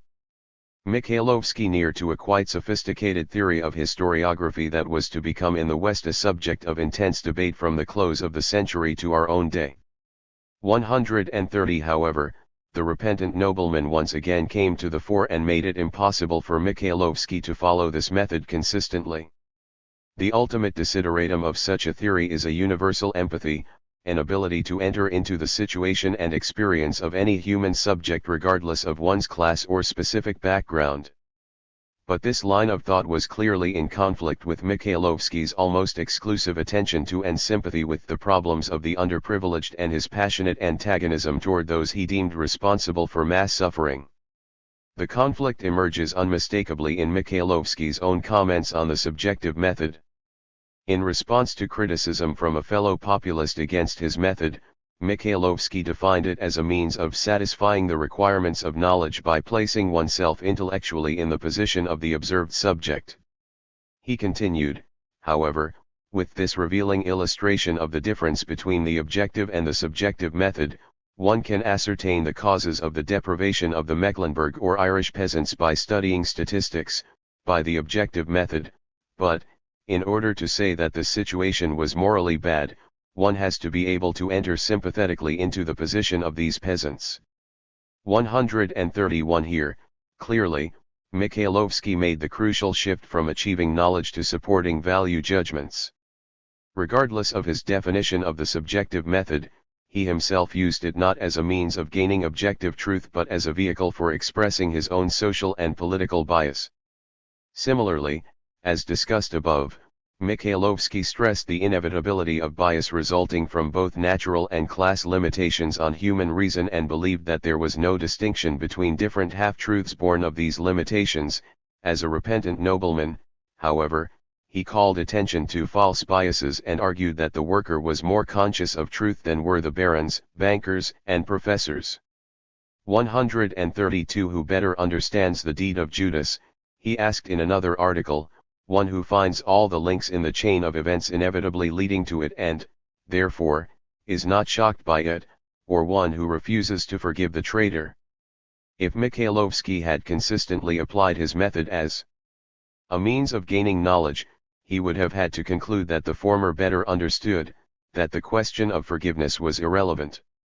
By attributing better understanding to one who refuses to forgive, Mikhailovsky once again changed the method from a means of gaining knowledge to a bulwark for his own judgments. 133. Thus, rather than develop his subjective method into an argument for universal empathy and broad, tolerant understanding of the human situation, Mikhailovsky limited himself to a relatively weak definition of the method in order to preserve his partisan loyalties. In the end, in fact, Mikhailovsky redefined the method, saying that subjectivism becomes a method when it is applied consciously and systematically, and toward this end the investigator must not forget his sympathies and antipathies. 134. In 1877, Mikhailovsky indirectly acknowledged the basic dualism that runs through his writings when he reduced the main themes in Russian intellectual development since 1850 to a desire to know the unembellished truth of existence and a concern with what human existence should be. 135. As a student of the natural sciences and a convinced positivist throughout his life, Mikhailovsky never lost his devotion to science and objective truth. but as a disciple of Lavrov and Nozhin and a leader in the revolt against an objectivity that seemed to ignore human suffering, Mikhailovsky demanded that science accommodate the sentiments of the conscience-stricken intellectuals. Unwilling or unable to eliminate either facet of his dual philosophy, Mikhailovsky came to regard the simultaneous realization of both as the principal goal of his life. Impressed by the fact that the Russian word pravda meant both truth and justice, Mikhailovsky chose it as a symbol for that goal and, in effect, as a symbol for his entire worldview. The pravda system, as he defined it, would serve as a guiding thread both in the study of the surrounding world and in practical action involving questions of conscience and moral evaluation.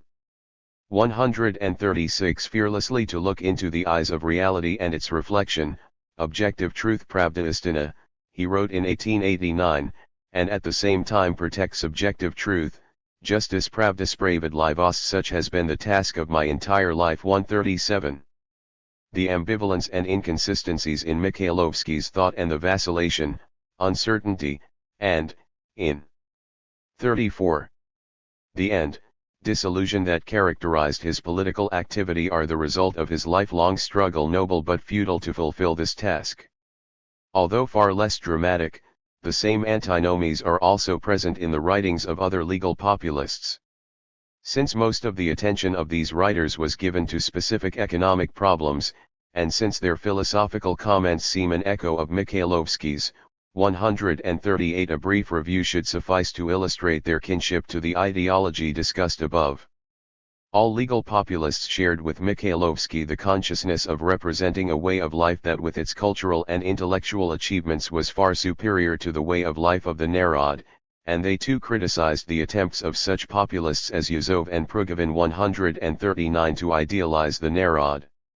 Similarly, the frequent references to the natural sciences as models for the social sciences, the warm praise for statistics, the assumption of hedonistic economic motivations behind human action, the appeal to the intelligentsia to propagandize science and secular views among the people, the readiness to appeal to social laws, particularly to Marxian laws, 140 when they seem to support populist arguments and value judgments, all testify to the close ties that bound these writers to the prevailing mood of positivism. 141 Together with this, however, and even more manifest, are the repentant nobleman's sentiments, the desire to pay the debt to the people, the emphasis on free will enabling man to intervene in the course of things to achieve social reform, the rejection of any fatalistic obedience to allegedly objective social or historical laws, and a frank subjectivism with its demand that the human being be treated as a complex of thoughts, feelings, and desires and not as an inanimate object in nature to be scrutinized according to uniform and universal laws. 142 The most persistent theme in their books and articles was a concern for the welfare of the Narod, the existing rural population of Russia. Quoting from a statement made by Mikhailovsky 17 years earlier, Vorontsov remarked in 1893 that all the desires and goals of their movement, populism, its profession de foi, could be summarized in the words the Russian people. 143. The economic system they so passionately opposed was condemned for its apparent lack of concern for the people, it treated them as raw material, sacrificed them for some future goal, concerned itself with national wealth rather than with popular welfare, forced exports when 9/10 of the population was starving, turned the human individual into a machine, and, in general, converted the highest aim of society, the human being, into a means for a thriving production. 144. Paying a debt to the Narod in the face of opposing forces entailed the reality of free will for other legal populists as it did for Mikhailovsky. The individual with his reason, needs, and feelings was the producer and not the product of history, Vorontsov argued. 145 Clearly associating this belief in free will with his desire to reform society, while at the same time curiously expressing his continued respect for objective laws, Vorontsov wrote elsewhere, if we are able to interest society in our plans, if we can evoke in the individual the feelings, wishes, and thoughts necessary for us, we ourselves can destroy the notorious law of history and create a new one in its place. 146.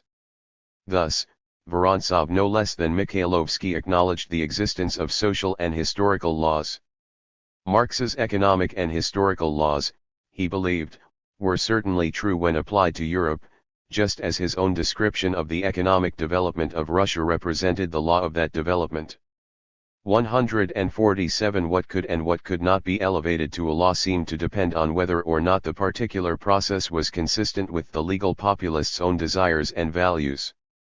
Marx's theories, for example, were laws in the West because they attacked the enemy of the populists, Western capitalism, but they were not laws in Russia where capitalism was to be avoided at all costs. 148 On the one hand, Vorontsov considered the discovery of laws in economics just as possible as it was in the natural sciences, though he criticized the English classical economists for raising to the level of general laws purely local laissez-faire policies. 149 On the other hand, Vorontsov refused to accept any all-inclusive deterministic theory because he felt it required one to accept evil as something inevitable, and because all so-called insurmountable laws of history and society were usually devised simply to defend the position of the privileged class. 160 The principal enemy of the entire ideology outlined above was, in fact, precisely this use of objective laws to condone class privilege and to justify or rationalize the evils that oppress the masses. The problem of free will seems to have bothered Nikolayan almost as much as it did Mikhailovsky.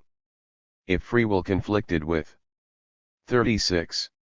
Comtean positivism in Mikhailovsky's worldview, it clashed with Marxism in Nikolayan's.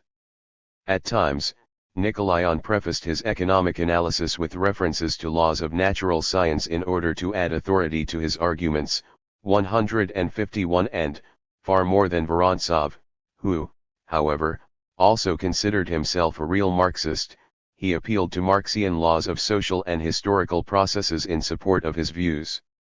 Nevertheless, he quoted approvingly Plekhanov's famous eulogy of free will, adding that unfortunately these excellent words remain only words for Plekhanov, 152 and he criticized the young Marxist Struve for accepting only the first part of Newton's laws of inertia, that which concerned the persistence of given natural conditions, while ignoring the second part, that which referred to outside influences changing these conditions. 153 While Plekhanov, like Engels, regarded the reign of free will as some distant goal, the legal populists considered it a reality, as evidenced both by man's continually increasing control over the forces of nature and, still more important, by the existing and broadening legislation promulgated by West European nations to improve social conditions. 154 The ambiguous ideology surveyed above was hardly a unique possession of legal populism. As the references to other Russian writers show, it was a frequent occurrence in Russian intellectual history. Moreover, Albert Schweitzer, in his Civilization and Ethics, has interpreted the entire history of Western thought as a search for ways to reconcile precisely these two demands, that of personal growth and that of social responsibility, and a persuasive case could probably be made for the argument that the conflict is an essential dilemma of the intelligentsia per se. Whether or not the dilemma is universal among this segment of the population, however, it clearly appears to have dominated the ideology of legal populism and to have been responsible for the distinguishing features of legal populist economic theory and political practice, the subjects of the following two chapters. 2. Progress, poverty, and patience. What has happened in the past in the industrially advanced countries has little bearing on us today. We thus have to do our own thinking, profiting by the example of others but essentially trying to find a path for ourselves suited to our own conditions. Jawaharlal Nehru 1. As urbanized Westerners in background and preferences, the legal populists expressed no Tolstoyan rejection of civilization as such. They admired the cultural and technical achievements associated with the industrialized West as much as any of their class did. But, as conscience-stricken gentry, either by origin or adoption, they opposed any policy that required the Narod to pay the costs of Russian economic development, for this would only further increase their already staggering debt to the people. In addition, they fought to preserve such primitive institutions as the commune, seeing in them nascent forms of a future socialist society free of class privilege. Finally, they were repelled by, and hoped to save Russia from, the intolerably degrading and oppressive conditions of the industrial proletariat that blighted the economic development of the West. For Russian Marxists, both past and present, the facts were simply inconsistent with the arguments and programs through which the legal populists expressed these sentiments. In their polemics against the populists, Russian Marxists amassed and continue to amass an impressive array of statistics from official and unofficial sources to indicate such tendencies as the breakdown of the commune, the increasing differentiation among the peasants, and the increase in the number of factory workers. If, as is implied in these attacks, all this came as new knowledge to the legal populists, then one might indeed accept the description of them as shutting their eyes to all too conclusive evidence too. But rather than deny these tendencies, the legal populists, as will be shown. 38. More fully below, used these same data to support their own contentions. In fact, part of the statistics used by the Marxists were initially gathered by the legal populists, who were often associated with the local government statistical bureaus. In his first criticism of the legal populist Vorontsov, for example, the leading legal Marxist Strug praised Vorontsov's research as the most important publication of contemporary Russian economic literature, one that would remain an indispensable statistical collection and reference work and that had greatly facilitated all subsequent research in the field. 3. The difference between the two opposing groups, Strug maintained, was not so much the facts involved, but rather the conclusions drawn from these common data. The Marxists have in hand a rich collection of materials gathered by their literary opponents. And if, while using this material and resting on its factual analysis, Marxists arrive at different conclusions from Mr. Nikolayan or V.V. Vorontsov, this is explained not by differences in the scope of knowledge but by differences in the point of view. 4.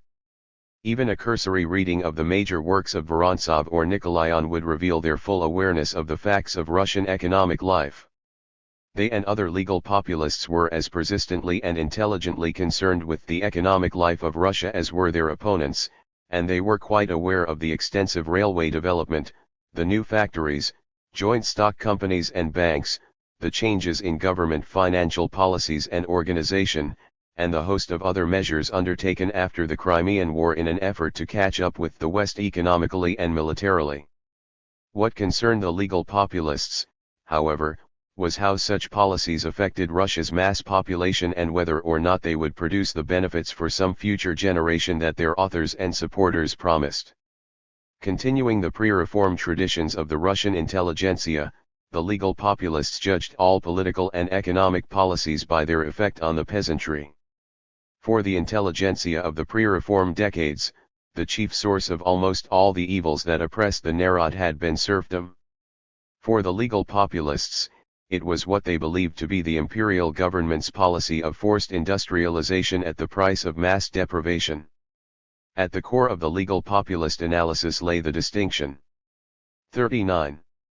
Earlier made by Chernyshevsky, between national wealth, railroads, factories, mines, and the like, and national or popular welfare, the actual living standards of the population.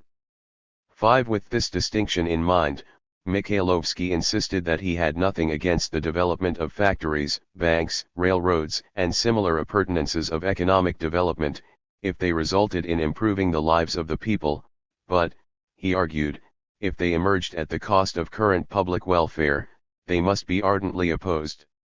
It would be better for Russia's metal industry and agriculture to remain for a time on a low level of development, than to develop stronger and further, following the English model.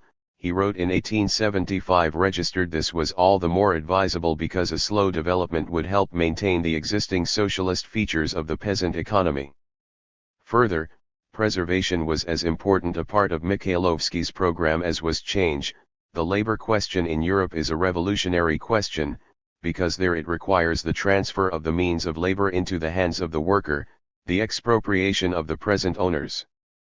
The labor question in Russia is a conservative question, because here it requires only the preservation by the owners of their property. near Petersburg itself. In an area dotted with factories, plants, parks, country homes, there exist villages where the inhabitants live on their own land, burn their own lumber, eat their own bread, dress in cloth and sheepskin coats of their own labor from their own sheep. Firmly guarantee to them what is theirs, and the Russian labor question is solved. People will say, it is impossible to remain eternally with a wooden plow and three-field system, with an antediluvian technique of coat manufacturing. It is impossible. But there are two ways out of this difficulty. One, approved from a practical point of view, is very simple and convenient: raise the tariff, break up the commune, and that will be enough. Industry, similar to that of England, will spring up like mushrooms. But this will devour the worker, and expropriate him. Another path consists in developing those relations of labor to property which at present exist, though in an extremely crude, primitive form.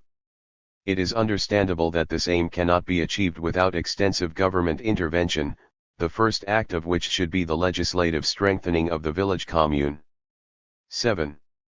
The process of sacrificing the individual to the system of maximum production was merely an example of the general subjection of the individual to society and to diverse abstract doctrines that, according to Mikhailovsky, characterized West European civilization, and it was based, moreover, on the fallacy of identifying national wealth with human welfare. No such identity existed. Production could grow to a colossal magnitude and tremendous wealth could accumulate, while the individual acting within this system received neither. 40. The freedom verbally promised him nor the well-being that continually tempted and eluded him. 8. Vorontsov 9 similarly acknowledged the necessity of advancing the Russian economy to higher levels of productivity, but he also argued that such changes in people's lives are not accomplished at once. This process requires for its completion many decades or even centuries. 10. The adjustment of small producers, unsupported by anyone, to the conditions of life could not proceed as rapidly as these conditions were changed at the wave of the hand of all-powerful, uneducated, and irresponsible bureaucrats. 11. Railroad development was obviously a benefit to the country, but the same could not be said for the policy of developing railroads at any cost, to the extent of straining the people's purchasing power to the extreme and restricting to the utmost the satisfaction of the cultural needs of the people. As a result of treating railroad and industrial development as ends in themselves, rather than as parts of a balanced advance, industry developed rapidly, while agriculture, education, and civic life remained at a stage of development about equal to that of the Middle Ages in Western Europe. 12. Consistent with his concern for the welfare of the existing population, Vorontsov rejected a common justification for a program of rapid industrialization, according to which the depressed condition of the population associated with such a program was only a temporary phenomenon. After a few years, the sacrifice borne by the existing generation on the altar of the state's financial and industrial success will be redeemed 100-fold. 13. Such an interpretation, Vorontsov maintained, reflected the transfer to government policy of entrepreneurial habits and attitudes which judged a measure solely on the criterion of its immediate results with no concern for later consequences or for the effects in other areas of the economy. Of the three finance ministers who held office in the 80s and 90s, Bunge, Vishnegradsky, and Witt, the latter two were particularly guilty of judging the national economy from a narrow commercial or financial point of view. 14. Expressing the same views at the beginning of the Witt period, another contributor to the populist journal Russian Wealth attacked what he similarly called the economic point of view. Those taking this view, he wrote, considered 41. The peasant, tenant, and worker as only agroeconomic units, and while able to notice hardly perceptible signs of soil exhaustion, they missed the most obvious and clear symptoms of the exhaustion of the population. Nothing is so offensive to the economic eye as the rare appearance of rising consumption among the peasants, reflecting a desire to turn aside from labor, from the main task of existence production. 15. As for the thesis that, whatever the costs involved, an ineluctable universal law of economic progress required all countries to develop capitalist economies, the legal populists continually argued that in Russia such a development reflected nothing more than a freely chosen policy of the state. 16. Railroad construction in Russia, for example, did not follow naturally a previous growth in industry as it had in Western Europe, but was rather a hothouse product, artificially fostered by government funds. And the rapid growth of South Russian industry in the 90s was, therefore, similarly artificial because it was a response to this unnatural railroad construction instead of to increased consumer purchases, the only legitimate and healthy stimulus for industrial development. 17. At the turn of the century, Vorontsov published a series of articles and pamphlets that summarized the legal populists' interpretation of Russian economic history during the closing decades of the century. In these publications, 18 Bunge was the only finance minister to receive sympathetic treatment, for only he, according to Vorontsov, realized that a healthy economy was incompatible with mass poverty, no matter how rapidly industry and communications developed. Bunge had tried to alleviate the pressures on the population by abolishing the salt and poll taxes, reducing redemption charges, establishing a peasant bank for land purchases, and transferring a larger part of the tax burden to the urban propertied classes. In contrast to Bunge's policies, Vorontsov continued, those of Vyshnegrodsky reflected little concern for mass welfare. His main concern was the stabilization of currency and the re-establishment of a gold standard. Toward these ends, he steeply raised all taxes and tariffs, falsified government income expectations on budget reports, in order to justify refusing appropriations to other government departments, nationalized railroad lines operating at a loss, in order to save the government the immense sums paid out in the form of guarantees to owners of 42 unprofitable lines, restricted the completion of lines already begun, and undertook a large conversion of the government debt, paying off debts contracted at high interest rates by new loans at lower rates. The most important element in this policy, however, was the stimulation of agricultural mainly grain exports necessary for the favorable trade balance without which gold could be neither acquired nor retained. He lowered railroad rates, arranged rebates to shippers of export commodities, doled out premiums to exporters, and rigidly enforced the collection of arrears and taxes due from the peasants, even to the point of flogging them, in order to force them to sell as much grain as possible for the export market. You yourselves will not eat, but you will export, Vyshnegrodsky is alleged to have said in 1891. 19. In spite of the disastrous famine of 1891 which, Vorontsov estimated, wiped out 4/5 of the 200 million ruble surplus accumulated by Vyshnegrodsky, Vyshnegrodsky's policy was continued and extended by Witt. The new finance minister opposed his predecessor's policy of contracting government expenditure as a means of accumulating gold because, in his view, it ignored the vital need of developing heavy industry through government supports. Witt tried even more actively than did Vyshnegrodsky to secure a favorable trade balance in order to amass the gold necessary for stabilizing the currency on a gold standard and, thereby, providing foreign investors the guarantees of a stable currency. But he would not cut government spending which, together with foreign loans and investments, he considered indispensable for industrialization. Continuing Vyshnegrodsky's methods, Witt also increased all taxes and tariffs, underestimated government income expectations in order to reduce appropriations, particularly to the departments of education, 20 agriculture and welfare. The army, navy, and police were strong enough to get what they required, and undertook further debt conversions. When it became clear, however, that the mass population could not provide the required funds in spite of the network of pressures designed to draw them out, Witt turned to government enterprises as a means of gaining the necessary capital, government railroads, spirits monopoly, government grain purchases, and a projected nationalization of tobacco and oil production.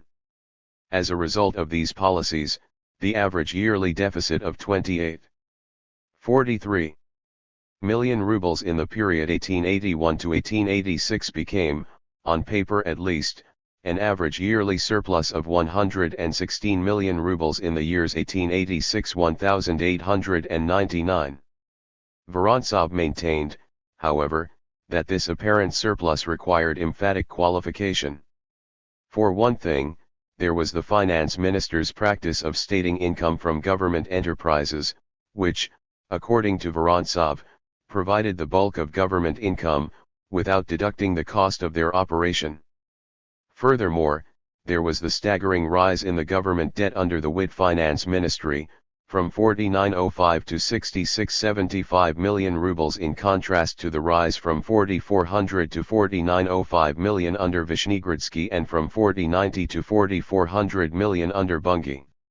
While in countries with representative governments, surpluses led to tax reductions, in Russia the tax burden on the people continually increased, and with budget estimates established without consideration for the financial situation of the population, the brilliant outer appearance of Russia's finances veiled intensely depressed economic conditions. With resources made available by this exhaustive tax, tariff, and export policy, Witt undertook the modernization of the Russian economy. The driving force behind this program was railway construction, which was responsible for 50% of the government debt incurred in the period 1893 to 1903 and which absorbed half of the government surplus and loans combined. In addition to constructing almost as much new track in this 10-year period as had been constructed in the previous 50 years, the government purchased a number of lines from private owners, who, as a further stimulus to capitalist accumulation, were paid at a gold rate of exchange considerably higher than the silver rate at which the lines were originally acquired. Profit guarantees for railway builders and industrialists represented one of the main channels of government spending. Having the promise of subsidies behind them, railway owners built lines without proper supervision and at unnecessary expense, and, unable because of such deficiencies to earn sufficient profits, the owners inevitably fell back on the profit guarantees.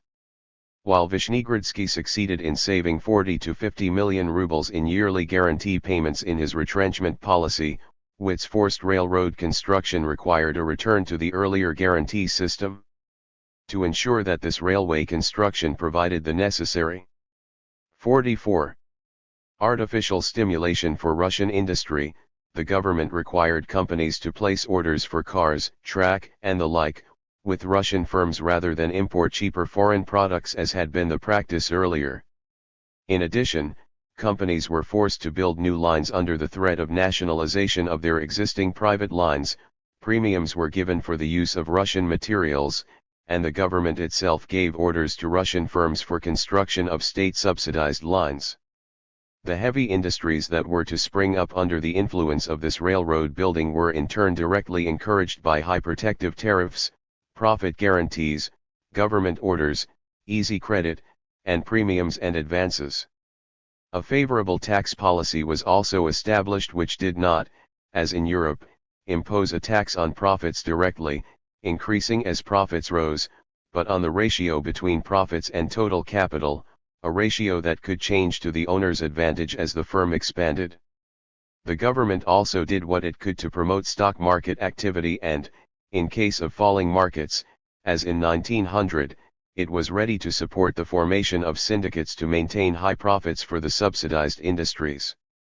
Finally, foreign investments were encouraged by guarantees, government orders, and other advantages, with the result that French and Belgian capital flowed into Russia to organize the factories built on the basis of government orders for railroad construction. 21. What were the results of this policy of forced savings and government-subsidized industrial development? Was it in fact succeeding in producing capitalism, the legal populists' term for an industrial society based on private ownership?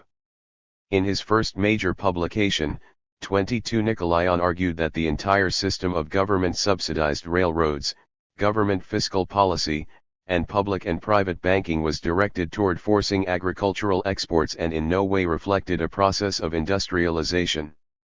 The schedule of railroad shipments, grain exports, government currency issue, money and credit flow between St. Petersburg and the provinces, and international ruble exchange rates were all based on the movement of grain from the peasant to the St. Petersburg export firms.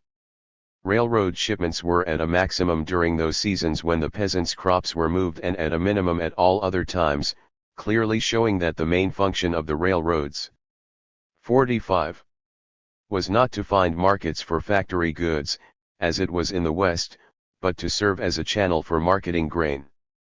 The movement of money between St. Petersburg and provincial banks corresponded to the same pattern. Many transactions took place from August to October, providing funds for separating the grain from the peasants, and few occurred during the winter months after the separation had been completed.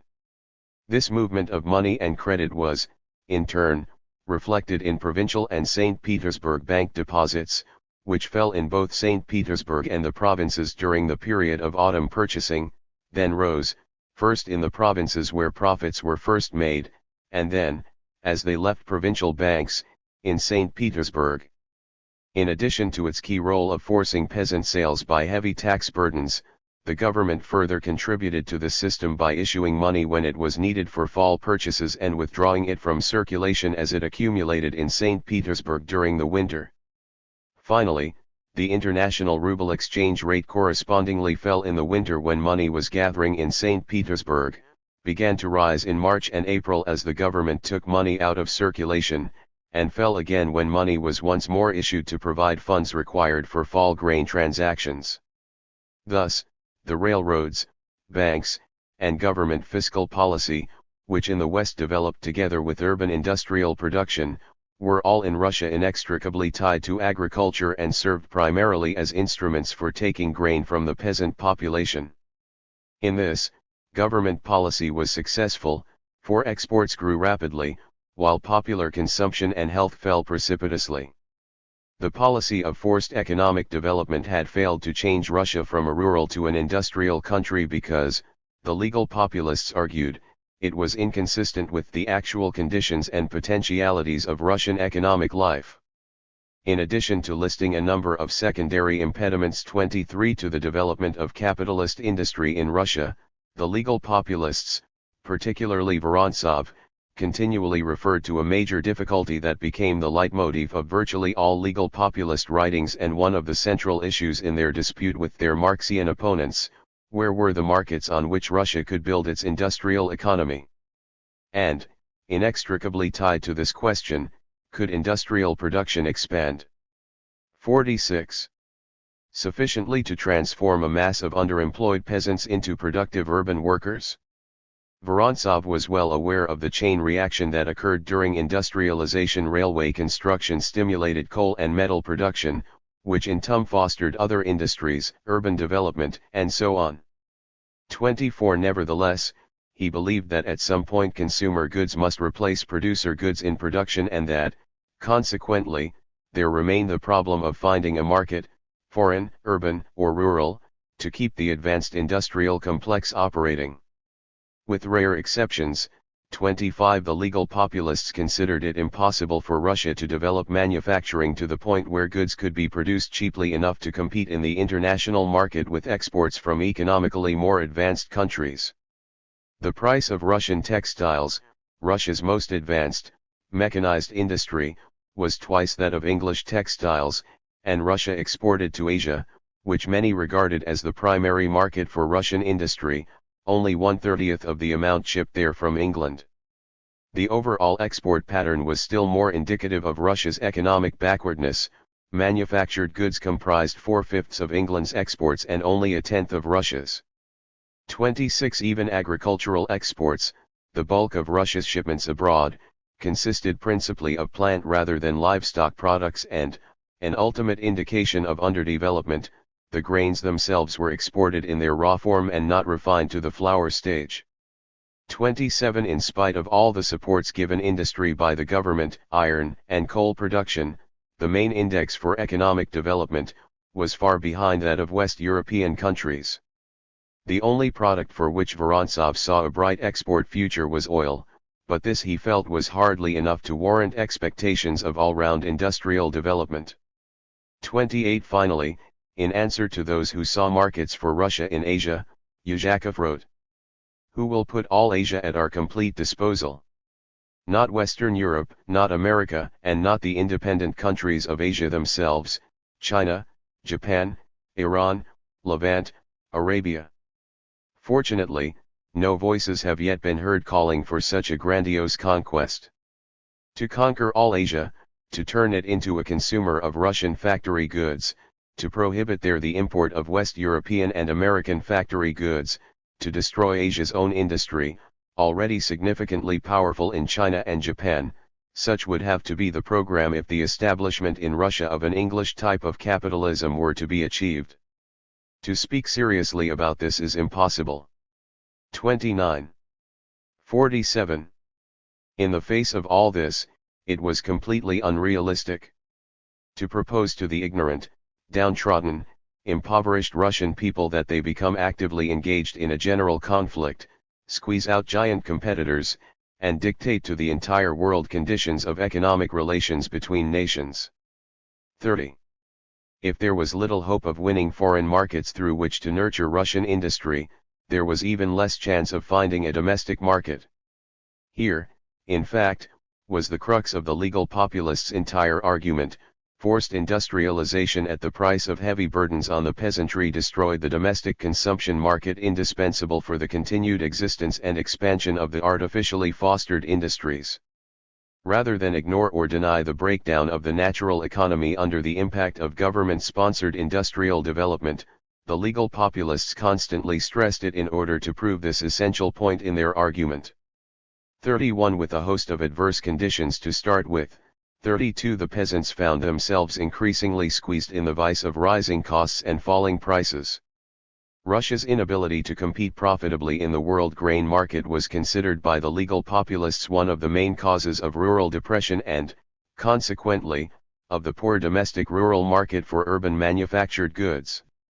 With abundant, rich soil, not requiring fertilizer, free access of small holders to this fertile land, availability of advanced agricultural machinery, and long growing seasons, such countries as the United States had a level of production far above Russia's, and, since the socially necessary labor price was set by the most efficient producers, Russian peasants were faced with continually and rapidly falling grain prices.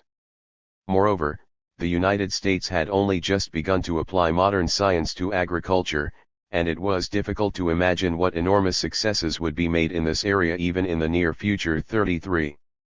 American farmers had already driven France out of the English market, and Vorontsov could foresee the time when America would extend its arms to Russia's own grain markets and when Russia will perhaps be forced to lock itself from everyone by a Chinese wall. 34. The hoped-for panacea of settling excess population in Siberia would only serve further to increase production and depress grain prices, so low already that peasants were afraid of good harvests. 36. 48. While the peasants' income from grain sales continually fell and their side earnings from handicrafts disappeared before the onslaught of cheaper factory goods, their costs and payments rose with equal persistence.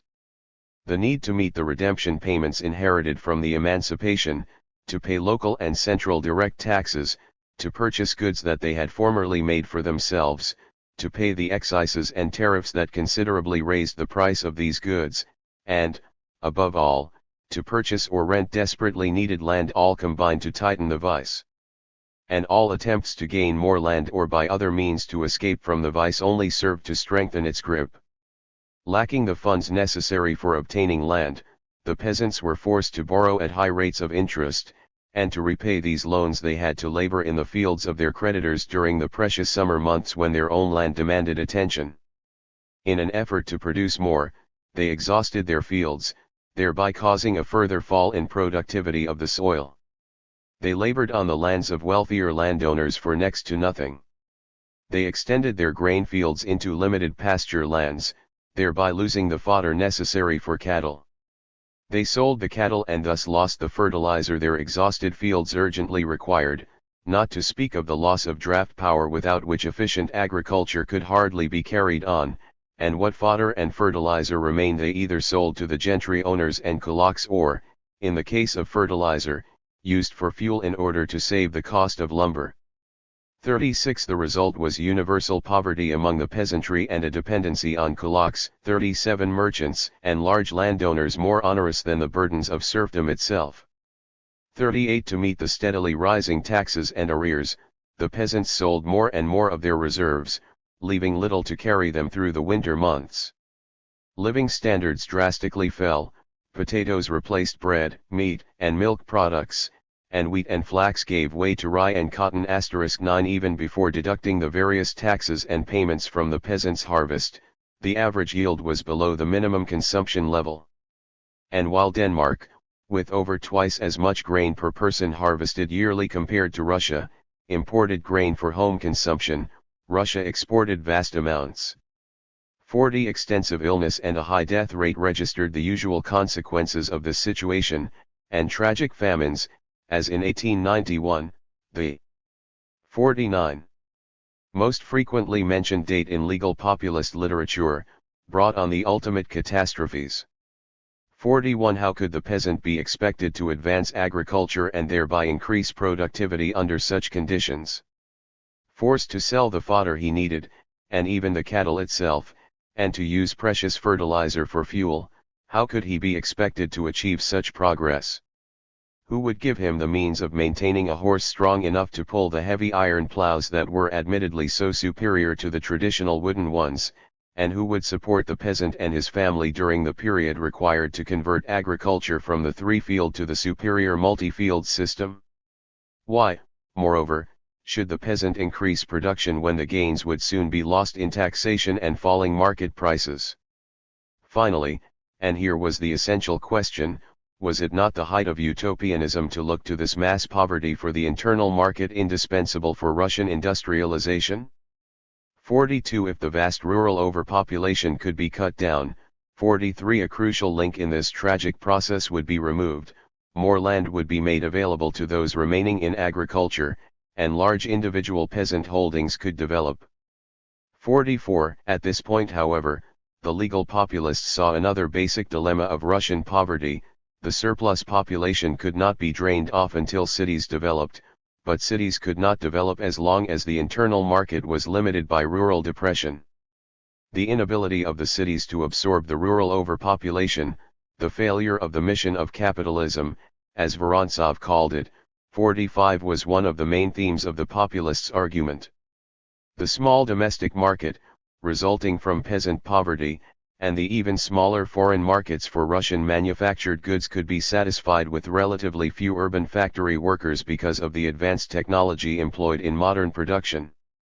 48 Even after Witt's forced industrialization policy, it was clear that, despite some cases of high labor concentration, the urban labor population comprised only a small part of the total population, and, more important, while the rate of increase in urban population was faster than that of total population, the absolute increase in the urban population could not even keep up with the overall population growth, much less drain off existing overpopulation.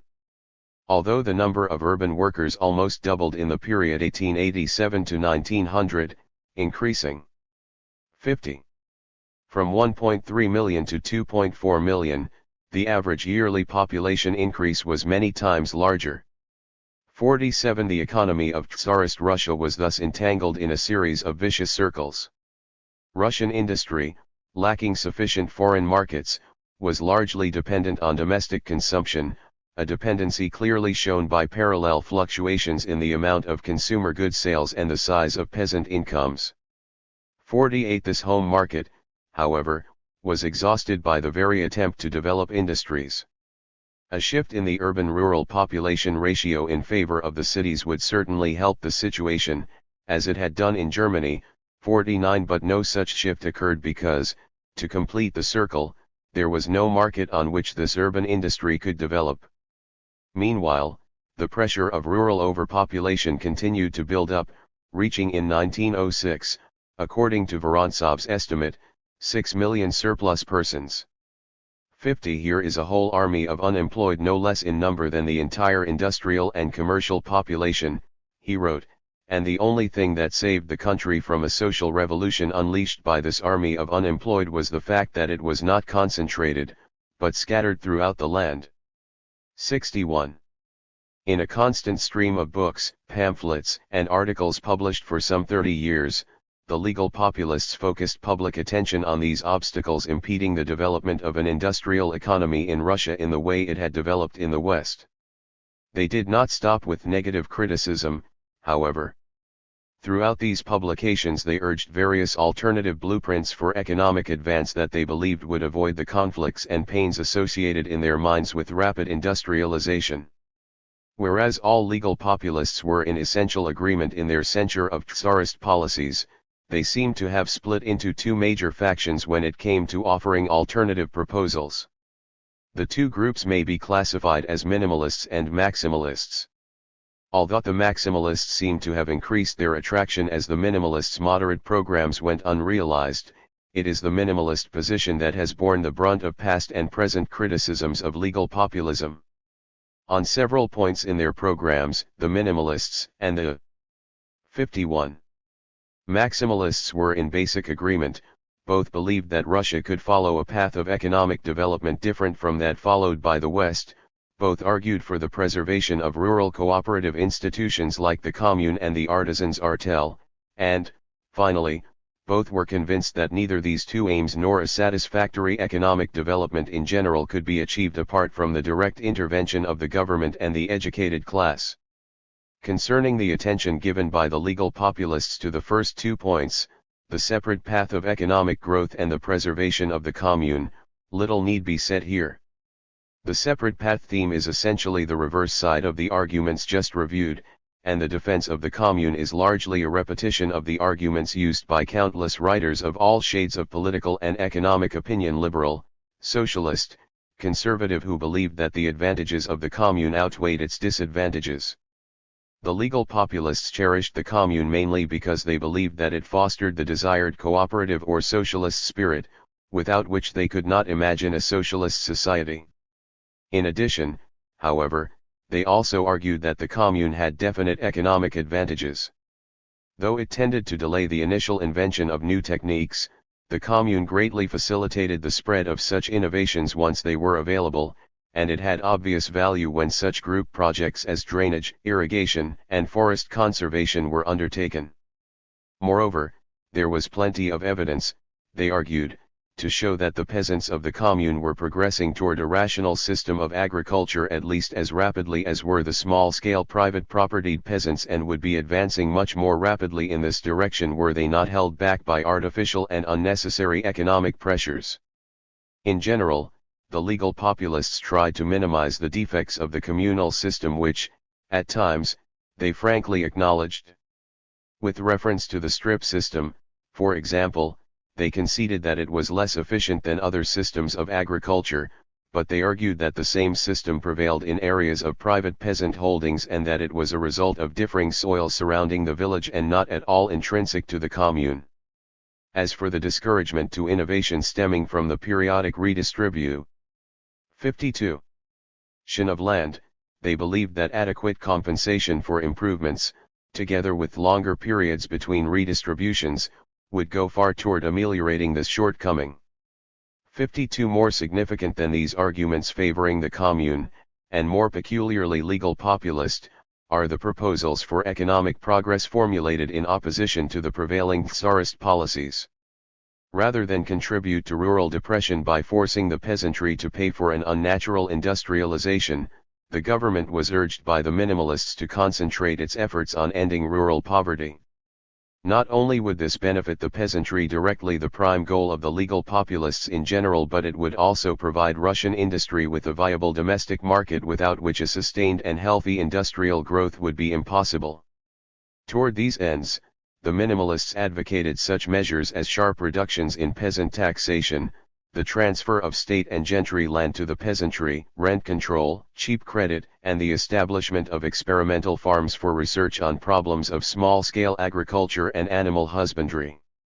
In all of this, the organs of local self-government, the zemstvos, were to act as rural development agencies.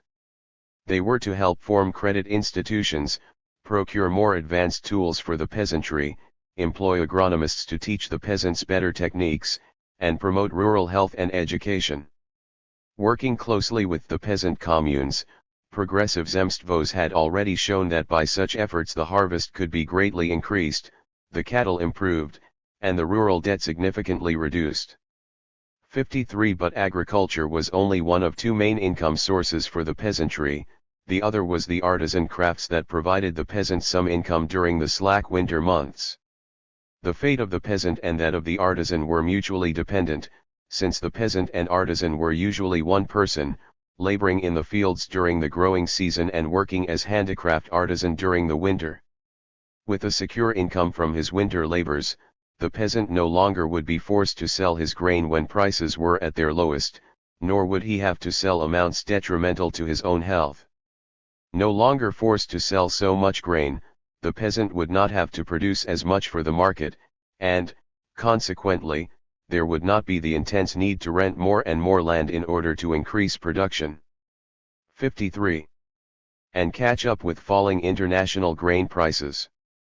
With less demand for land, rents would fall, with less pressure to sell grain, prices would rise.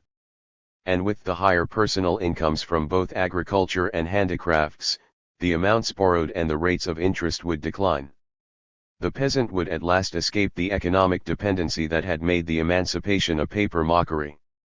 Once economically secure and possessing adequate funds, the peasant would reveal his receptivity to technological innovation and progressive methods of agriculture, which he had often done in the past when financially able to do so. If agrarian distress were eased, the pressures on the artisan would, in turn, be lightened.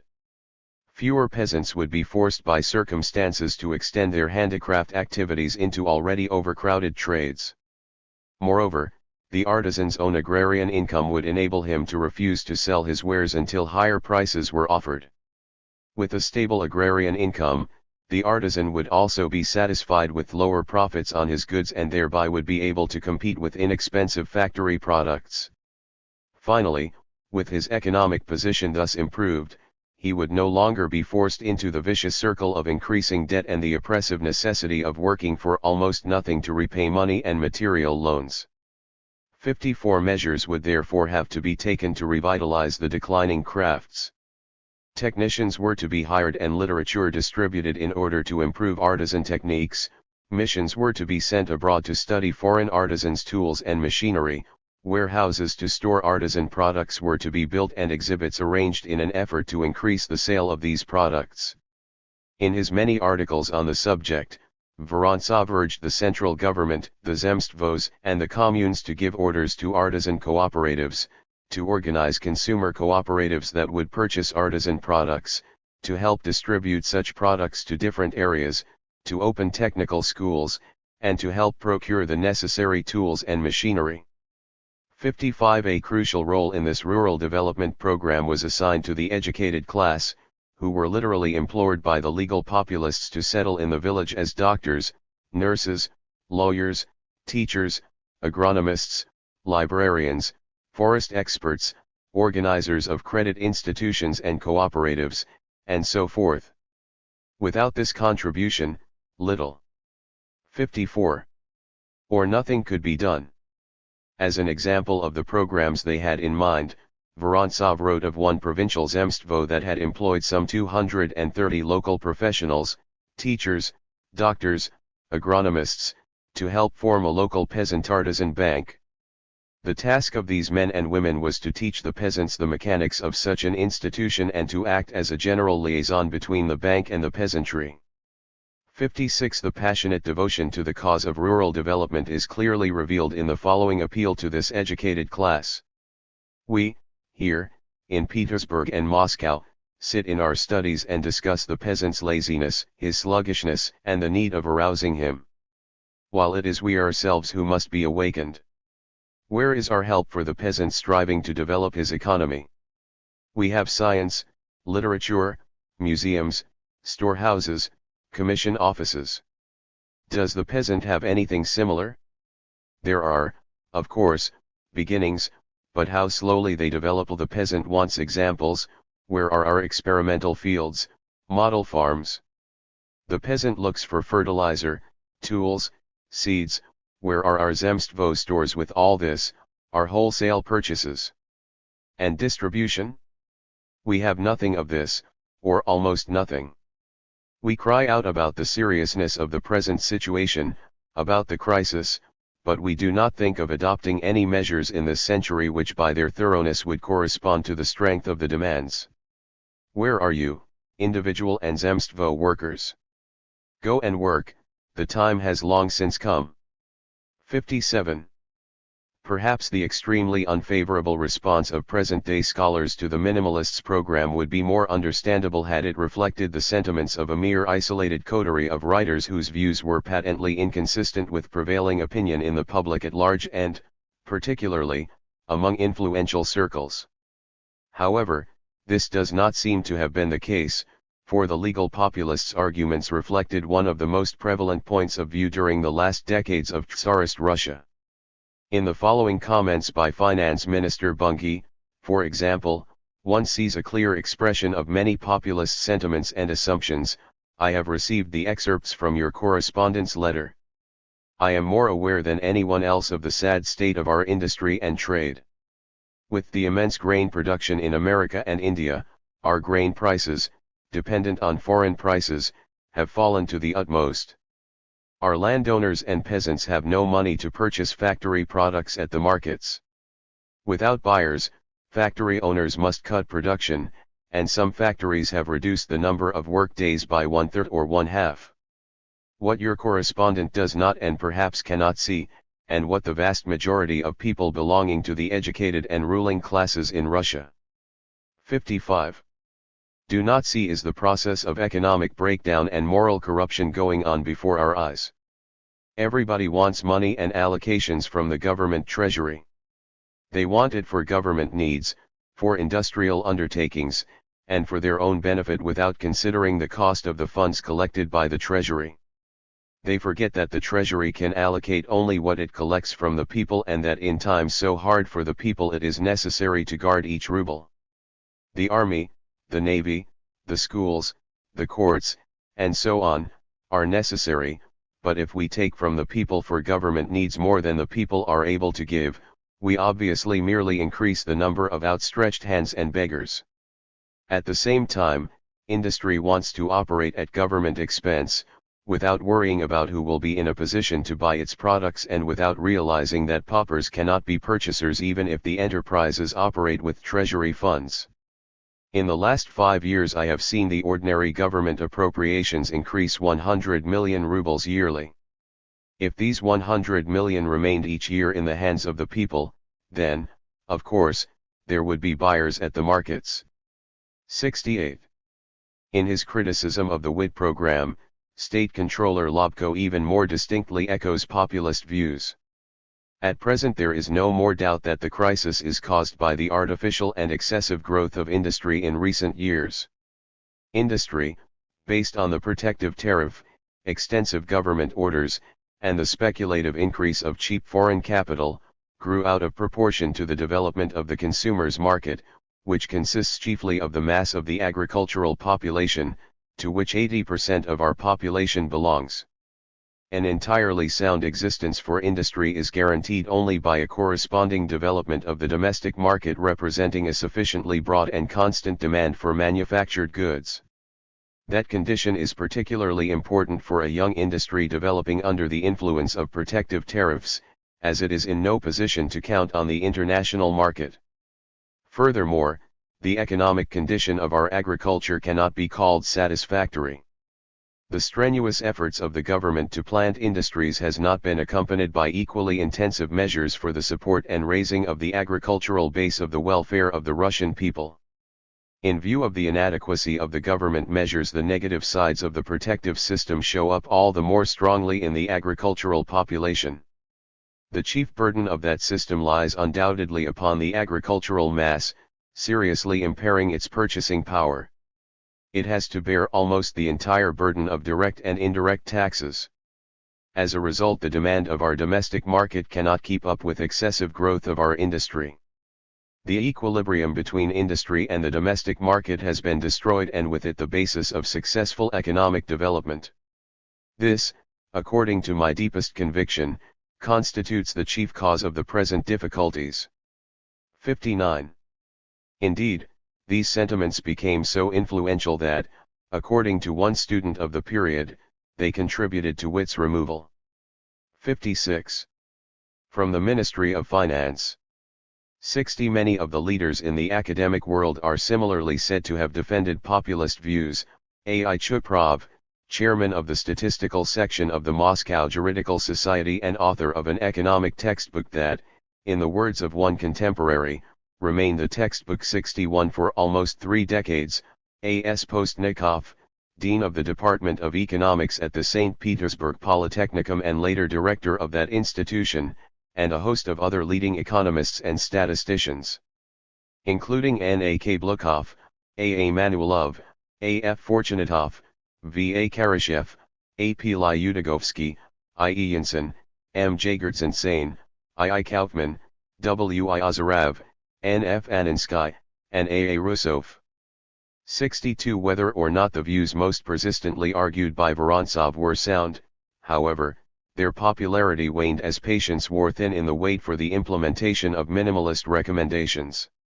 As early as 1876, Mikhailovsky had criticized what he felt to be the particularly unfounded optimism of the extreme populist Chervinsky regarding the possibility of Russia's avoiding European capitalism.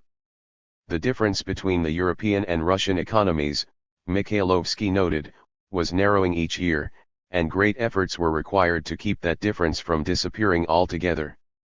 63. He ardently opposed the consoling words of those arguing that capitalism could not develop in Russia, and he called attention to the rapid growth in the number of merchants, entrepreneurs, and kulaks, whom he regarded as the Russian bourgeoisie. There was still a chance of borrowing only the best from Europe while avoiding the worst, but this could be done only by an energetic government policy. 64. By 1880, Mikhailovsky believed that the possibility of avoiding the path of European capitalism was disappearing not with each passing year but every day, and while he still retained the aim of going directly to a better, higher system, avoiding the intermediate stage of European development, the bourgeois stage, he felt that new means for this were required. 85. Nikolayan shared Mikhailovsky's skepticism regarding the minimalist proposals, and seems to have been the most influential advocate of the maximalist program. According to Nikolayan, all minimalist measures and appeals merely skirted the periphery of the real problem and could contribute little toward its solution. 57. Lower taxes, cheap credit, more land, emigration, animal husbandry, all such palliatives, Nikolayan argued, ignored Russia's basic economic difficulties and could have only inconsequential results. Taxes were not high enough to explain the miserable conditions in the countryside, and, moreover, there was no other source but popular taxation to meet the needs of the government. Cheap credit would mainly aid the richer peasants, and it was unrealistic to think that those poorer peasants who were helped could long maintain themselves on such credit under conditions of declining world grain prices. Finally, even if all the available lands were given to the peasantry, the increase per peasant would not be very significant, and population growth would soon wipe out whatever increases did result, just as it had done in Ireland. 86. The only escape from Russia's economic and social dilemmas, according to Nikolayan, was the immediate establishment of a planned, socialist system that would quickly raise the level of productivity while avoiding the distressing social dislocations and injustices that accompanied technological progress in capitalistic economies. This insistence on the urgent need of increasing productivity is one of the essential characteristics of the maximalist program. 67. Nikolayan even criticized the government for over-investing in such auxiliary facilities as banks and railroads, instead of concentrating directly on basic production. 68. He argued, only if the Russian population produced more than it consumed would there be a surplus for economic, social, political, and cultural development. 69. The minimalist program, since it was mainly concerned with small peasants and artisans, was particularly inadequate under existing world economic and political conditions. Finding ourselves in the family of European nations which are rapidly developing their labor productivity, we cannot be satisfied with that small, domestic form of production that satisfied us not more than 3 or 4 decades ago. Russia's main problem was to find a way to develop its own industry to the high level of West European industry, in order to avoid becoming a tributary of more advanced nations. 70. The fact that the recent, astoundingly rapid increase in productivity had been accompanied by an increase in poverty, exploitation, rates of death and disease, and the like, in no way vitiated this argument, Nikolayan maintained. These evils were 58. Not a result of technological advance, but only of the capitalist, private enterprise market economy within which this advance had taken place. 71. Combining various arguments from Marx and Vorontsov, Nikolayan attributed the disastrous results of capitalistic progress to the separation of agrarian from manufacturing labor, to technological unemployment, and to the resulting destruction by capitalist industrialization of the domestic markets on which it ultimately depended. On the one hand, Nikolayan repeatedly stated, modern technology undermined the artisan income without which large numbers of peasants were unable to meet their most essential needs, much less purchase factory goods. On the other hand, this technology was far too labor-saving to find room for the displaced artisan peasants in urban factory centers and thereby create a new, urban, market. 72. Even if Russia were to win all of England's markets, this would still not be enough, given modern technology, to employ the surplus rural labor force. 73. In sum, the maximalist solution, as argued by Nikolayan, called for the merger of agriculture and industry in the hands of the immediate producers, but on the basis of large, social production, not on that of small scattered productive units. 74.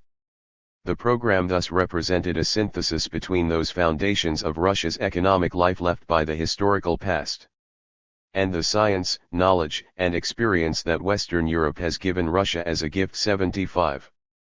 Only through such a system, guided by careful planning and directed towards satisfying the needs of the people, would the gains of technological progress redound to the entire population and not merely enrich the few at the expense of the many. The foremost minimalist, Vorontsov, at first ardently opposed such heroic plans, as he called them. He himself gradually shifted to the same program, however, as he grew more and more concerned about productivity, urbanization, and international relations and less about the burdens such concerns implied for the mass peasantry. A year after the appearance of his first book, 1882, he emphasized the need of increasing labor productivity in response to critics who had accused him of opposing economic development.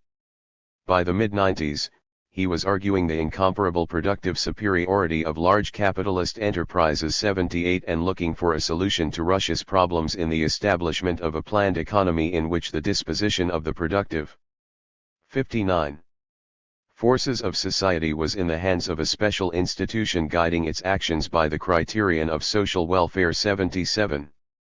Once this system was organized, there would be an end to the slow, incorrect course of human development based on the struggle of separate interests. 78. Impressed both by the surge of industrial growth in the 90s and by Russia's humiliating defeat in the war with Japan, Vorontsov adopted a completely maximalist position. For decades he had urged support of artisan cooperatives and had appealed to the intelligentsia to take an active part in their formation and operation. Reversing this position, he argued in 1906 that, considering the size of modern factory production, artisans could neither singly nor in cooperation establish and direct immense industrial enterprises. 79. Similarly, the industrial society he had denounced earlier was now described as an economic system adopted by all civilized nations and a source of advantages for everyone in the form of cheaper, better, and more varied products of specialized production. 80. Although Vorontsov continued to see serious obstacles impeding the development of industrial capitalism in Russia, 81. He nevertheless emphasized the urgency of raising industrial production in order to satisfy both popular material needs and the requirements of national defense. Russia belongs to the family of civilized nations and, moreover, has entered the 20th century of our era. This means that its needs and the forms of their satisfaction must be commensurate not with the cultural level on which it finds itself, but with those forms which have been devised and applied by Western Europe. We want to eat, dress, entertain ourselves, and construct our homes, streets, and urban buildings on the model of what is being done in these areas by modern Europe, not by the Europe of the Middle Ages. Our war with Japan has shown with painful clarity to what dangers our nation is subject if it fails to adopt not only modern military techniques, but Western culture in general. 82. One of the most elaborate expositions of the national defense theme by a legal populist appeared in a series of articles on international relations published by Yuzhakov in Russian Wealth. In these articles, Yuzhakov divided the world into backward and advanced nations, the latter exploiting the former. The merciless economic repression of Italy by the French, he wrote in 1895, offered a frightening example of the fate to which an economically backward country subjects itself if it provokes its economic master. 83. 60. Although Yuzhakov was opposed to Japan's attempt to develop her economy by following the West European example and conquering foreign markets, he considered this path preferable to that of China and other stagnant nations. Economic backwardness is of necessity cultural backwardness and national weakness. If China does not reform itself, other nations will divide it up, it will disintegrate by itself, or both will occur. This is clear, and it is, consequently, also clear that China's policy is even less sensible than Japan's. It is necessary either to have a policy that fosters and does not impede economic and cultural progress, or to prepare oneself for political subjection with the prospects of complete economic enslavement. The fate of India is a sad example of this. The French in Indochina, Holland in the Malayan archipelago, and England in Egypt are today carrying through the same evolution that India experienced and for which China is preparing itself if it does not enter on the path of cultural and economic progress. Turkey, Persia, Morocco in part stand in the same path. This Chinese path of a blind, uncritical preservation of the ancient foundations of economic life is obviously much more dangerous than Japan's method. 84. With Germany rapidly developing and threatening to turn Russia into a dependency, with Bismarck surrounding Russia with his Eisenring, 85 this need to develop was all the more urgent. In 1895 Yuzhakov recalled what he had written 8 years before on the control exerted by the plutocracy of the advanced nations over both the economically backward lands and the working populations of the advanced countries. He now suggested further that the natural allies of the economically backward countries in their struggle with the plutocrats of the Channel shores and the German Sea are the popular masses of these same advanced nations. Nevertheless, he found it hard to imagine a program which would satisfy both the Russian Empire and the Fourth Estate of London or Paris. For it was difficult to argue that even the most just international economic successes of Russia or Italy would be directly advantageous to the proletariat of the advanced nations or vice versa. 86. In Vorontsov's words, war was the test of a people's cultural maturity. 87. Defeat in the Russo-Japanese War repeated the experience of the Crimean War and revealed both the backwardness of the country as a whole and the incompetence of the government. 88. If Russia were to avoid being beaten again in the fields of military battle, industrial competition, and political relations, it was necessary to take measures establishing in 61. Russia all that had been established by the advanced countries. 89. The crux of Russia's problem lay in the fact that the successive goals for Russian development were set under the influence of the highly cultured states of Western Europe. Independently of whether or not Russian history had prepared the means for their solution. 90. In addition, the European economy was continually moving ahead and, consequently, the criterion for judging Russian conditions was continually changing. Considering all this, Vorontsov declared, "We cannot but be astounded at the tremendous tasks facing our country." 91. Faced with the necessity of catching up with a model that was not only far ahead but also always moving forward, Russia was forced to support a rapid economic development and consequently to increase sharply the expenditures of the central and local government. 92. But, Vorontsov asked, where were the resources necessary to reach more rapidly? The high level of the models we imitate.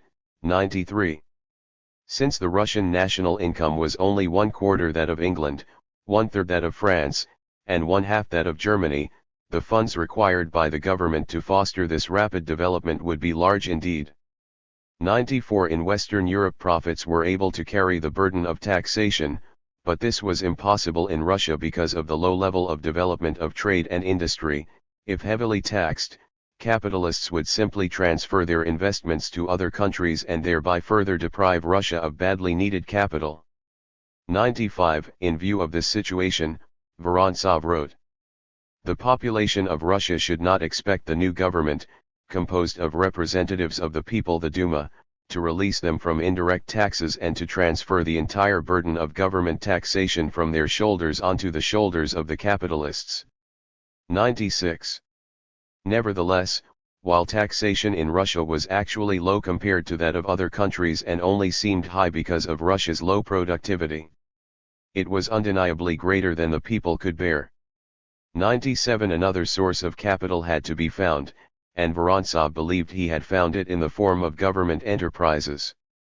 He urged the government to nationalize such industries as mining and sugar production, as it had already done with many railroad lines and liquor sales.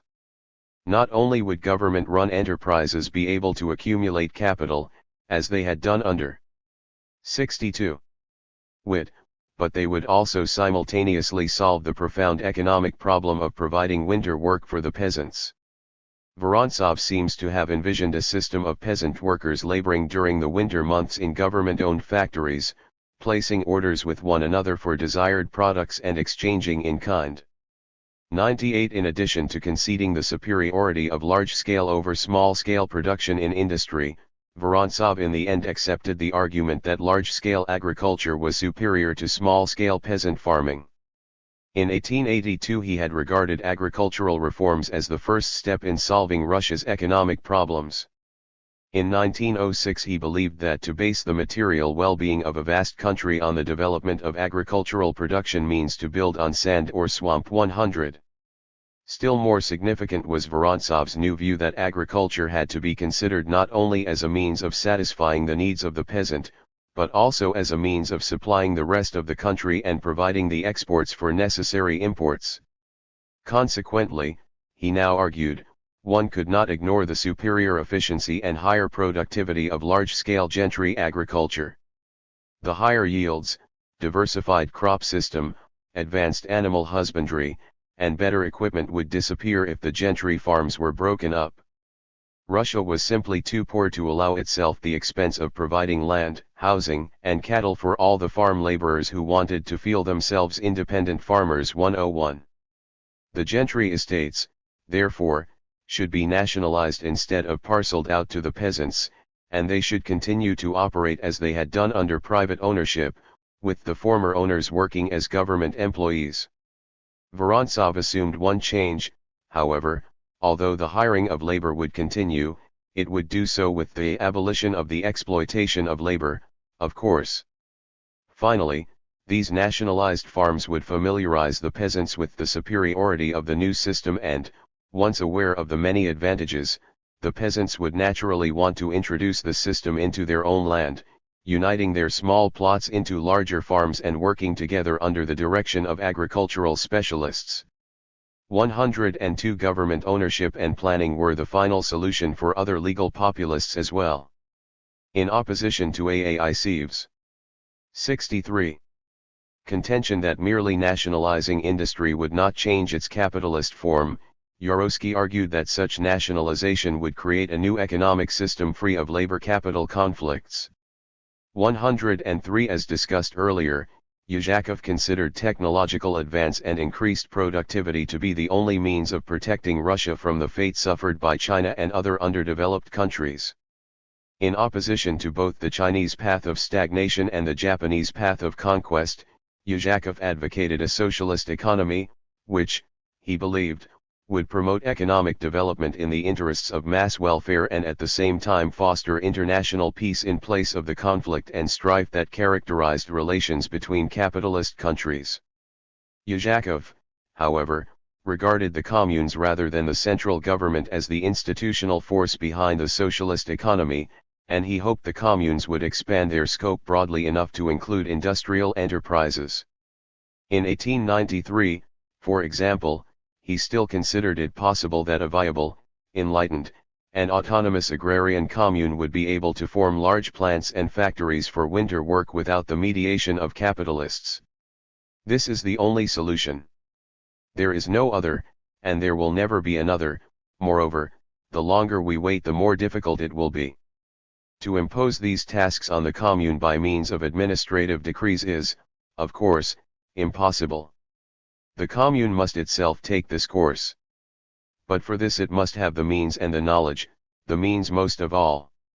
104. Although it may well be an oversimplified ordering of data to argue such correlations, the maximalist-minimalist contrast in legal populist economics seems to reflect the dualistic ideology discussed in the opening chapter. The minimalist program was largely concerned with ways and means of rural development in the interests of current popular welfare, and it concentrated on such recommendations as the provision of additional land, cheap credit, agronomist instruction, simpler forms of agrarian and artisan tools, and the like. Emerging as it did from a forceful opposition to the government's policy of rapid industrialization at the price of mass deprivation, the program seems to be closely consistent with the conscience-stricken gentry theme of legal populism, which insisted on paying a debt to the people by ameliorating mass distress before attending to projects that would appear to benefit primarily the urban elite. Opposing this aspect of the dualistic ideology, however, were the personal attitudes and desires of the intellect. 64. Twills, who, in spite of their impassioned sympathy for mass suffering, were nevertheless the representatives of educated, cultured society and unquestionably envious of the higher social, economic, cultural, and political standards of their West European counterparts. We want to eat, dress, entertain ourselves, and construct our homes, streets, and urban buildings on the model of what is being done in these areas by modern Europe.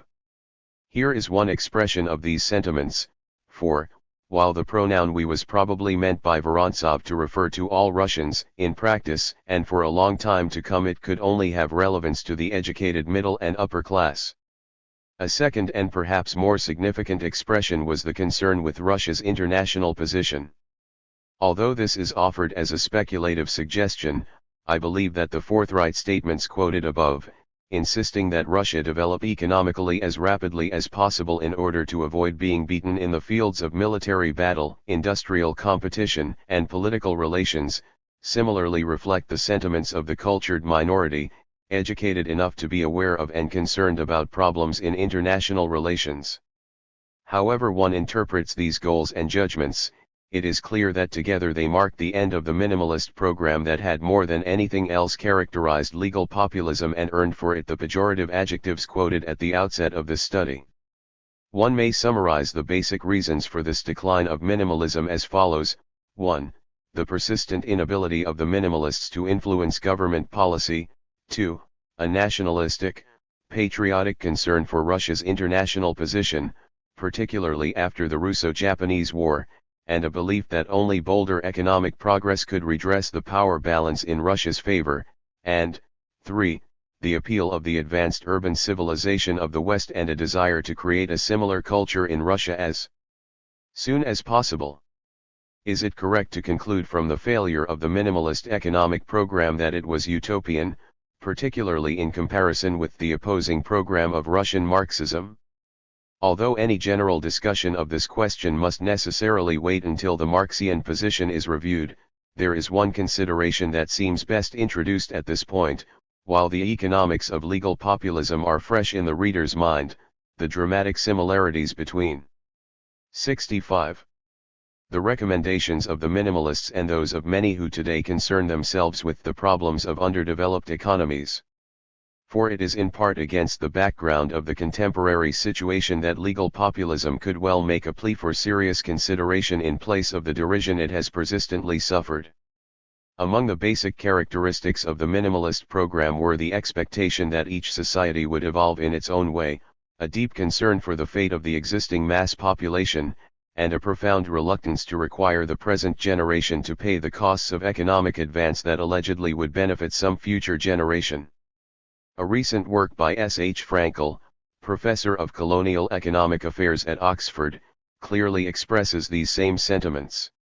Not only does each society possess its own assortment of attitudes, definitions, objectives, and ideals, Frankl argues, but so much is this the case that it is an error even to compare welfare in different countries by collecting and comparing statistically measurable economic data.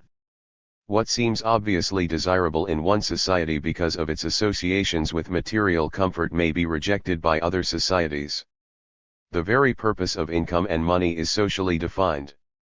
105 Actually, these comments go considerably further than the arguments of the legal populists and would lend support to the sentiments of the early Slavophiles. The essential point, as far as comparisons with legal populism are concerned, is not whether societies can be adequately compared in terms of welfare, but simply that societies are distinctive entities, and that, as Frankl writes, no two situations, no two regions, no two societies, no two problems of choice, in time or place, are alike. 106.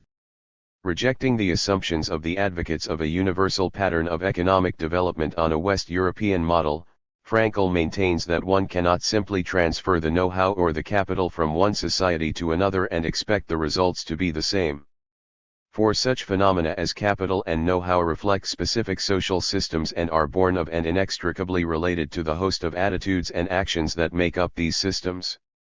Capital does not produce the westernized society. Rather, the reverse is true.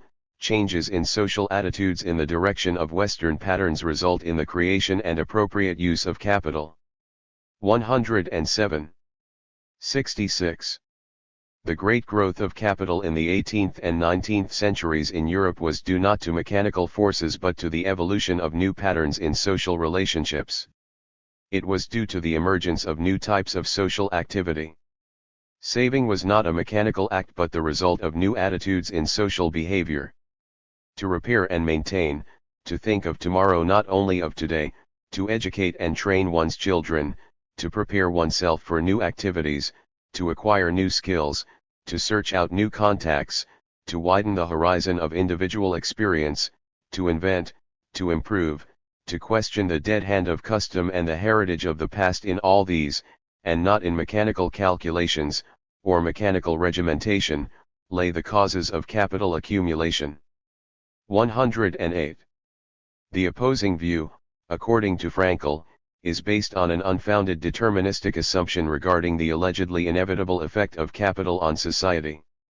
We have formed the habit of regarding technical change in mechanistic terms as an independent force, which, by impinging on society, sets in motion certain desirable, or undesirable, reactions.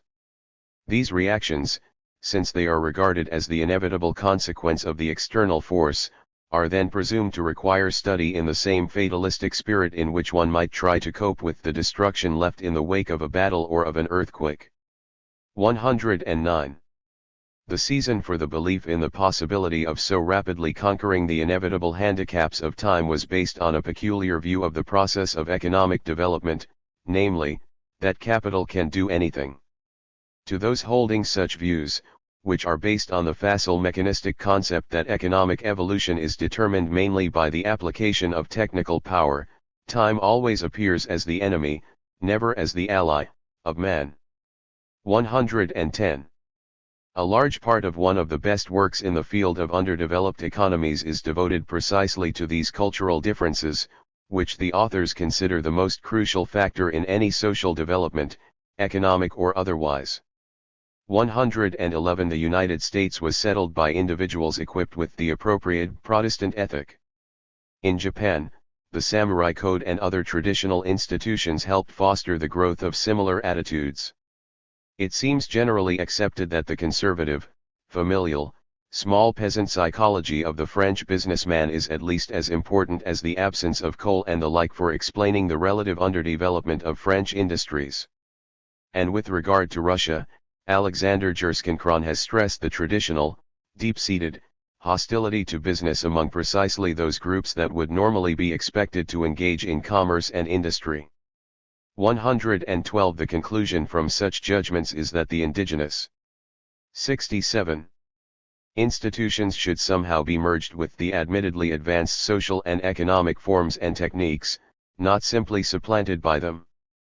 Development depends not on the abstract national goals of, and the more or less enforced decision by, a cadre of planners, but on the piecemeal adaptation of individuals to goals which emerge but slowly and become clearer only as those individuals work with the means at their disposal, and as they themselves become aware, in the process of doing, of what can and ought to be done next. The problem is not to wipe the slate clean in the underdeveloped countries and to write our economic and technical equations on it, but to recognize that different peoples have a different language of social action, and possess, and, indeed, have long exercised, peculiar aptitudes for solving the problems of their own time and place, aptitudes which must be further developed in the historic setting of their own past to meet the exigencies of the present and the future. 113. In part, these statements reflect a belief, also prevalent among the legal populists, that any other approach would simply not succeed, that the simple transference of Western know-how and capital would not take in the new society unless a good deal of time were allowed for the prerequisite social and psychological changes. 114. In addition to this, though, there is another motivation behind such statements that particularly links these contemporary populist writers with their Russian predecessors. A concentrated and sympathetic concern for the fate of the mass population which is involved in the Great Transformation. Economist Jacob Viner echoes the legal populist distinction between national wealth and popular welfare when he writes, "Let us suppose, for instance, that a country which has embarked on a program of economic development engages in periodic stock-taking of its progress, and finds not only that aggregate wealth, aggregate income, total population, total production, are all increasing, but that per capita wealth, income, production, are also increasing. All of these are favorable indices, but even in combination do they suffice to show that there has been economic progress, an increase in economic welfare, rather than retrogression? Suppose that someone should argue that the one great economic evil is the prevalence of a great mass of crushing poverty, and that it is a paradox to claim that a country is achieving economic progress as long as the absolute extent of such poverty prevailing in that country has not lessened or has even increased. Such a country, nevertheless, might be able to meet all the tests of economic development which I have just enumerated. If its population has undergone substantial increase, the numbers of those living at the margin of subsistence or below, illiterate, diseased, undernourished, may have grown steadily consistent with the rise in the average income of the population as a whole. 68. Were I to insist, however, that the reduction of mass poverty be made a crucial test of the realization of economic development, I would be separating myself from the whole body of literature in this field.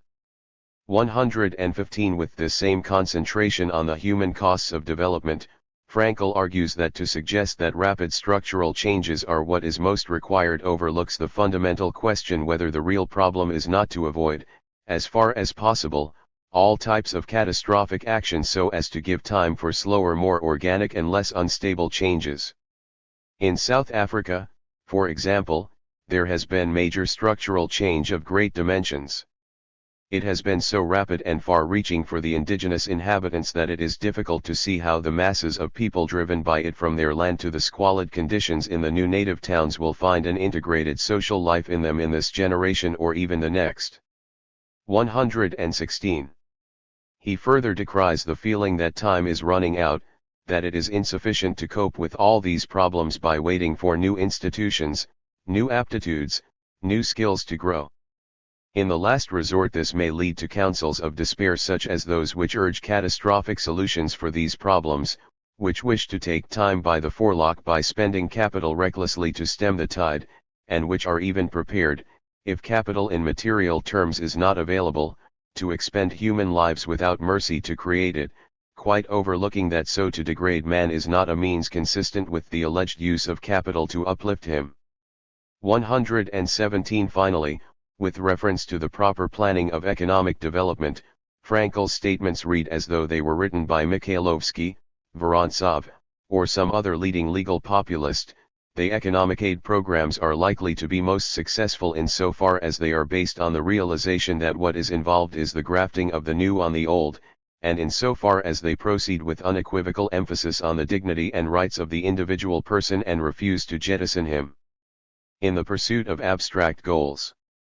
There is, as I have already suggested, an alternative to such strict social economy concerned to foster the irritatingly slow but relatively more harmonious changes involved in the growth of new human aptitudes, experiences, and purposes. It is the alternative which involves the sacrifice of men and women today in order to construct rapidly that which it is hoped, or alleged will ease the life of others tomorrow. The line between capital as the servant and as the idol of the fuller life is narrower than we are apt to think. 118. When one leaves the level of generality and turns to specific recommendations, the similarity between the minimalist legal populists and contemporary gradualists is still more dramatic. Among the main points of the populist analysis were the insistence that agriculture be given investment priority, that the market 69 problem was a crucial impediment to economic development, and that, following from these two views, a balanced or organic economic progress should begin with investment in small tools, artisan cooperatives, diverse aids to the rural peasantry, and so forth. All these measures are frequently encountered today in the writings of Western theorists and in the policies of administrators of underdeveloped economies. Viner, for example, writes that an objective and detailed study of conditions in many underdeveloped economies, probably in most of them, would most likely lead at least for decades or even generations to come, to the concentration of the available resources for development on primary industry, on agriculture, on village industries, on transportation and power facilities, and on improvement of education and health. 119. A stress on agriculture, health, and education characterizes the entire United States Point 4 program, as it does the thinking of many Westerners engaged in various other aid agencies. The recommendations of William Nichols, a member of an international bank mission to Turkey, for example, focused on expanded and improved agricultural research and extension services, public farm credit, and direct subsidies for the adoption of recommended farming practices, directed at helping the peasant increase his output from his few acres of land. Moreover, the recommendations emphasized the importance of finding improved techniques which were not labor-saving and which, being adapted to small-scale operations, did not need to await farm enlargement in order to raise agricultural productivity. 120. In fact, the author of this account criticized the Turkish economic program for being too much concerned with the relatively few wealthier peasants and too little concerned with the immediate needs of the mass of small peasants. The tone and content of his comments again read as though written by one of the legal populists. Like other underdeveloped countries, Turkey has tended to follow first in industry, now in agriculture, what I would call the showcase type of economic development. That is, at the expense of the population at large, some small group of producers is heavily protected, subsidized, and otherwise favorably treated to become a symbol of progress in which few of their fellow citizens can share. A few islands of privilege in a sea of poverty are nonetheless a poor indicator of economic development. Genuine economic progress must be broadly based, usually requiring a radical reorientation in government policy toward much larger investments in rural welfare. 70.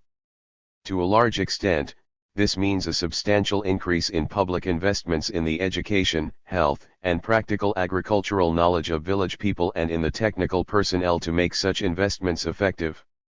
These public services should give a major part of their attention to developing simple improvements in tools and practices which will raise productivity per worker without reducing present per acre inputs of labor or animals, which must in any case be maintained on small holdings. If a choice must be made between maintaining the present levels of agricultural credit and improving and expanding the research and extension services offered to smallholders, the latter should be given priority. However, such agricultural credit as is extended to smallholders should be closely coordinated with the recommendations of the Extension Service and might often be more effective if granted in kind, pure seeds, fertilizer, etc., rather than in cash. 121. In addition to calling for a populist program for village, small-scale agricultural reform, Nichols advocates the two corollaries of this program, the support of rural handicrafts and rural cooperatives. Apart from encouraging the widest possible adoption of practices which enable the peasant to produce more with his limited land resources, the Extension Service should also seek to find means of occupying profitably the otherwise idle time of village people. The development of village industries such as farm tools and implements, hand-woven textiles and other handicrafts, and the simpler agricultural processing industries recommends itself. So does the encouragement of cooperative endeavor on small-scale public works such as village roads, schools, and local irrigation projects, with the government furnishing only the materials and technical assistance. Such projects have the advantage of low capital requirements, which with further economic progress will involve no important liquidation loss, while meanwhile improving the levels of living and working habits of otherwise underemployed villagers. At the same time, they can arouse in the villages the spirit of community self-help which, while now sadly lacking, is a cornerstone of general progress anywhere. The development of more democratic farmer cooperatives at the local level by an expanded extension service would appear to be highly desirable on both economic and social grounds. Upon the basis of Turkey's experience, I may sum up in a few words my conclusions on desirable directions for agricultural development policy in underdeveloped countries. In general, more agricultural investment should be allocated to people, intangibles, than to things, tangibles, but, insofar as it is allocated to things, it should usually emphasize the small and inexpensive rather than the large and spectacular. Simple and obvious though such conclusions may appear to be, they are almost universally ignored by underdeveloped countries.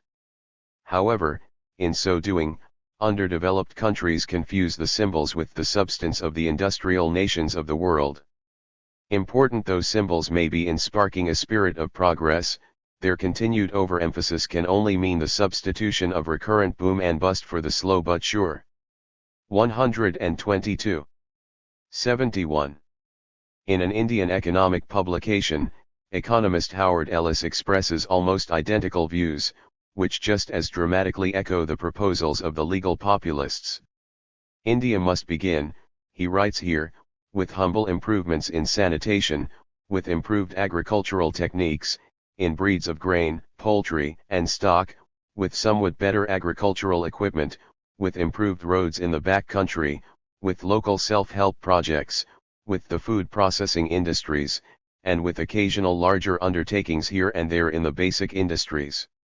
Unemployed or unproductively employed workers begin to produce and to earn income, the local markets begin to expand, savings and local investment increase. If these components are well coordinated by a functioning price system and market mechanism, aided perhaps by a modicum of sagacious government action, the problem of development is being solved.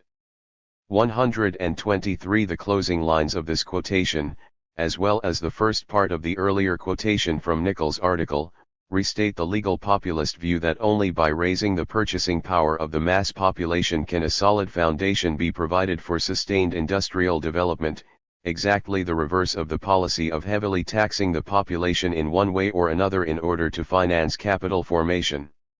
In regard to this issue as well, Frankel represents neopopulism. The conclusion is put forward, therefore, that a program of agricultural improvement has to start by developing manufacturing industries which will absorb the surplus population of agriculture. But the question is left unanswered as to who will then purchase the industrial products. 124. Similarly, Ragnar Nurks writes, the enlargement of the market through the rise in productivity that would result from increased capital intensity of production is inhibited by the initial smallness of the market. 125. At one point in his book, Nurks repeats Vorontsov's argument showing the contradiction implicit in producing for a small market with advanced machinery. Many articles that are in common use in the United States can be sold in a low-income country in quantities so limited that a machine working only a few days or weeks can produce enough for a whole year's consumption and would have to stand idle the rest of the time. 12. Registered. Where is the way out of this circle? How can the market be enlarged? Nurks asks.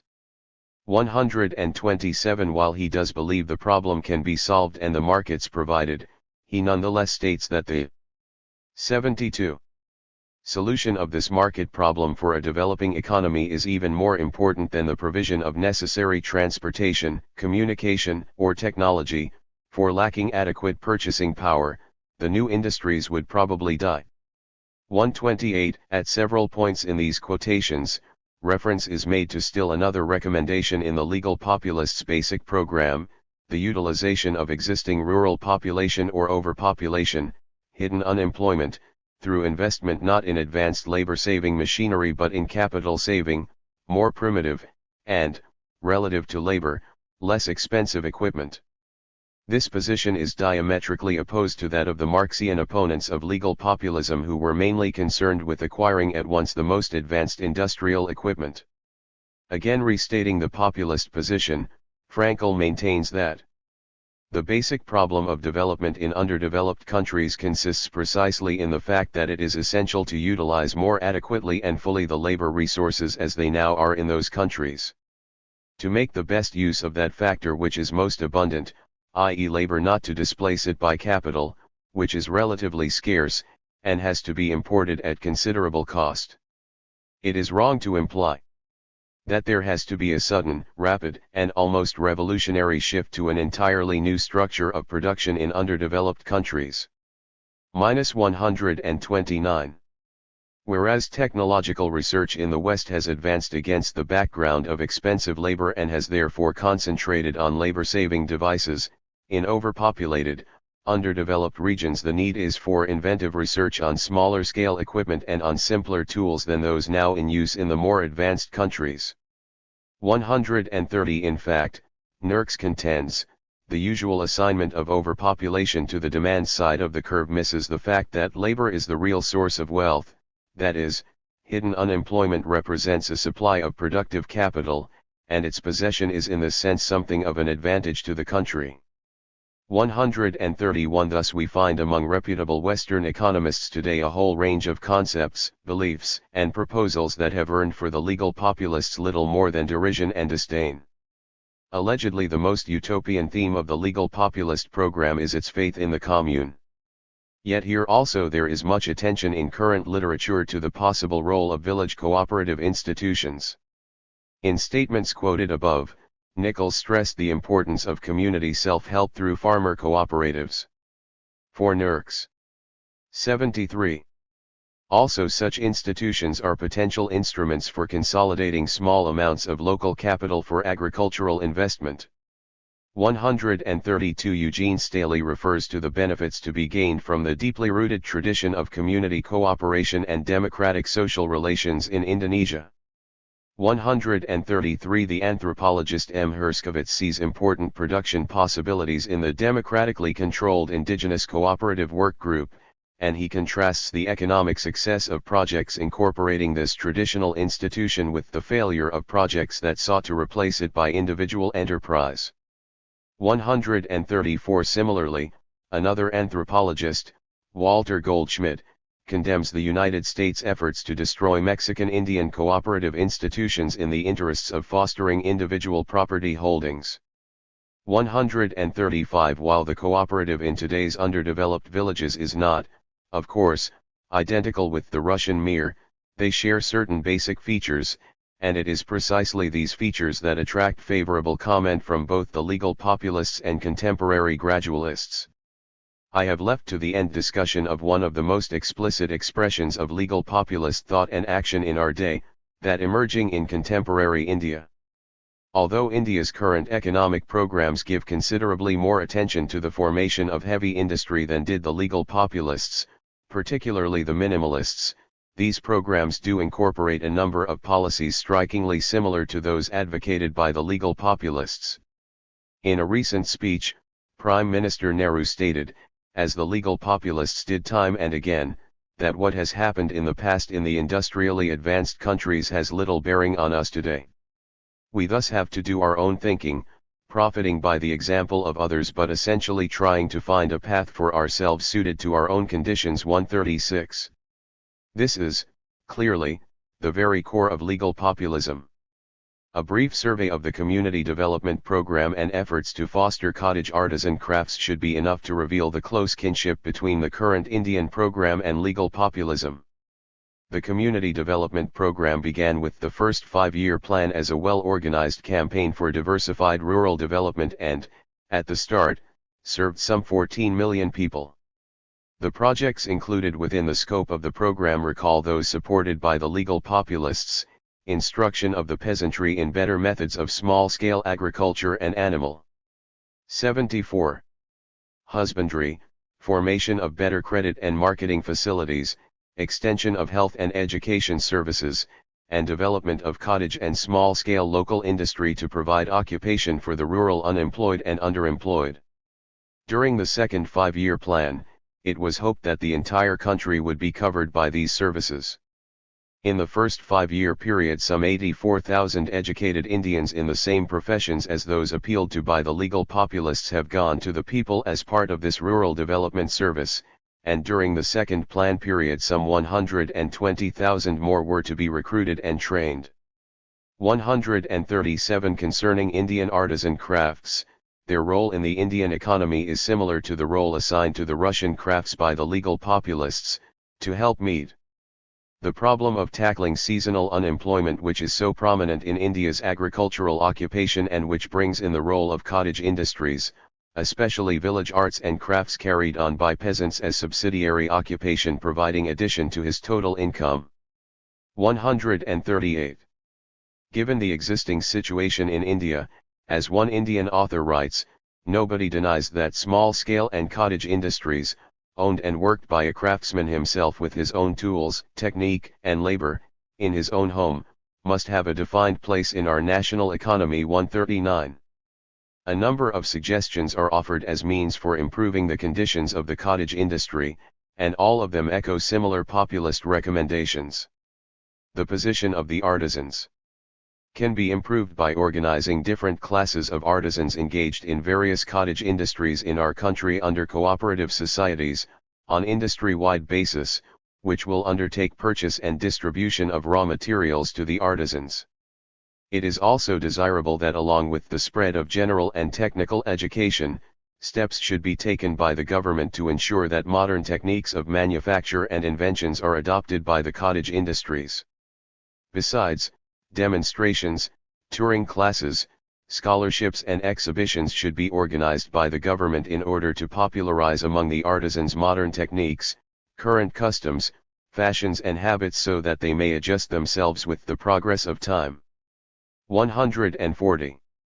Behind this program stand the government and its Cottage Industries Board, a special standing handloom committee, an All India Handicrafts Board, and the Central Planning Commission. The work done by these craft-promoting organizations and their subsidiaries is as diversified as those undertaken by the rural community development groups. Artisans are trained, materials and 75. Credit are provided, marketing facilities are developed, and so on. As evidence of the seriousness of its efforts to promote cottage small-scale crafts, the government has already decided that where considerations like quality, delivery date, etc. are comparable, the products of cottage and small-scale industry should receive preference for the requirements of government over the products of other manufacturers, and in those items in which cottage industry has advantages over large-scale industry or has established itself as a supplier to government on competitive terms, orders should be placed with cottage and small-scale industry to the fullest extent before orders are given to large-scale industry. 141. The above quotations represent only a small sampling of the populist recommendations and analysis published today by prominent Indians.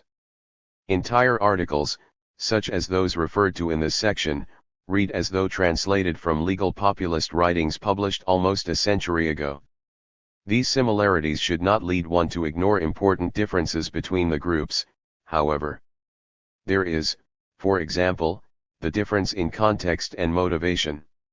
Whereas the conclusions and recommendations of present-day gradualists seem drawn primarily from disinterested social and economic analysis, those of the legal populists are intimately associated with an emotional hostility toward capitalism, The ideology discussed in the first chapter of this study, and with the particular 19th century Russian conditions and intellectual traditions that engendered these attitudes. There is also a sophistication and refinement of thought in the work of contemporary economists supporting a minimal program that is lacking in legal populist writings. Finally, an advocate of gradual and relatively painless economic progress can today include in his calculations a factor that was missing in the decades of the populist Marxist controversy, but which may be the one factor that allows some chance of success for a minimalist program today: foreign government aid. With such aid, the developing economies stand a better chance of avoiding forced domestic savings and raising simultaneously both industrial productivity and popular living standards.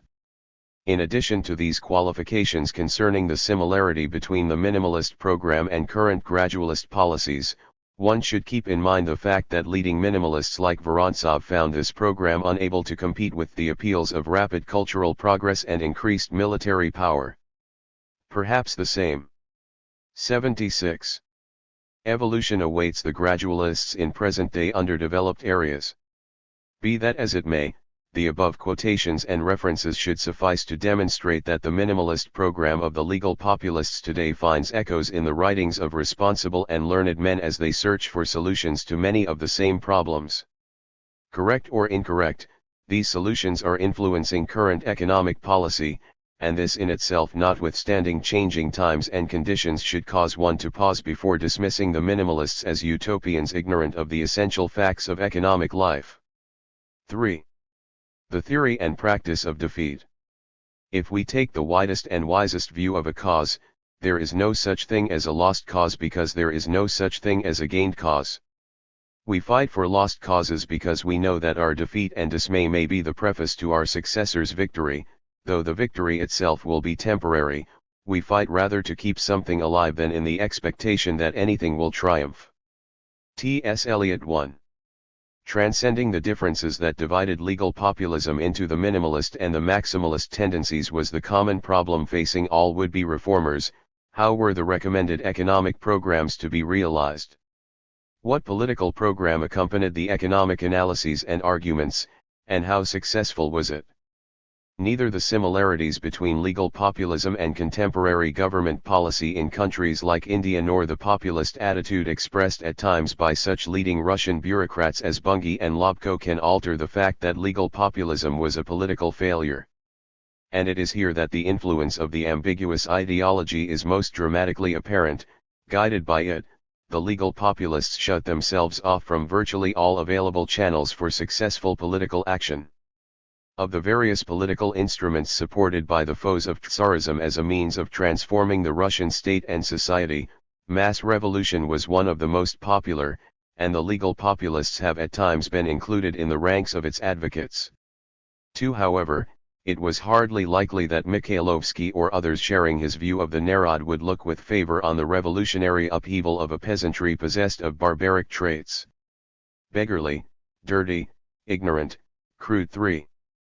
His discerning analysis of mob behavior made Mikhailovsky all too aware of the destructive results to be expected from such upheavals. Rebellions there will be, he once told Chernov, but it will not be a people that rebels, but a mob having its own which it brings forth and overthrows. 78. According to its own whims. A mob is capable only of convulsive outbursts. 4. 2 decades earlier, at the height of the To the People movement and the Bakuninist-Lavrist controversy, he frankly admitted in a letter to Lavrov that he was not a revolutionary, that, in fact, he feared revolution more than reaction. 5. And at one of the first meetings of the Land and Freedom Party, in 1876, Mikhailovsky opposed the plans of Natanson and his comrades for fomenting a mass peasant rising. 6. I am not a revolutionary, Chernov quotes him as saying in the 90s, to each his own. The inevitability of something with which one cannot have sympathy, this is a tragedy. I have seen too much of such tragedies and would wish them on no one. 7. It was partly over this issue of the role of the people in the future social transformation that the staff of Russian Wealth split in the early 1890s. When in 1892 Krivenko, together with Vorontsov, 8 purchased Russian Wealth, 9. Mikhailovsky questioned the wisdom of the transaction because of the periodical's lack of success. 10. At the time of purchase it had only 700 subscribers. 11. Nevertheless, perhaps because of his long and close friendship with Krivenko. 12. And his dissatisfaction with working for Russian thought. 13. Mikhailovsky accepted Krivenko's invitation to join Russian Wealth. As a result, in the words of P. Protopopov, a journal that certainly would have died from exhaustion, became in Mikhailovsky's hands a strong, influential, and blooming organ of the press. 14. With the participation of Mikhailovsky on Russian Wealth, there existed once again, as in the notes of the Fatherland of the 70s, a group of populists apparently united behind a common program. But, except on the issue of Russian Marxism, Russian Wealth was far from the internally unified journal that Notes of the Fatherland had been. Clearly divergent tendencies were apparent from the outset.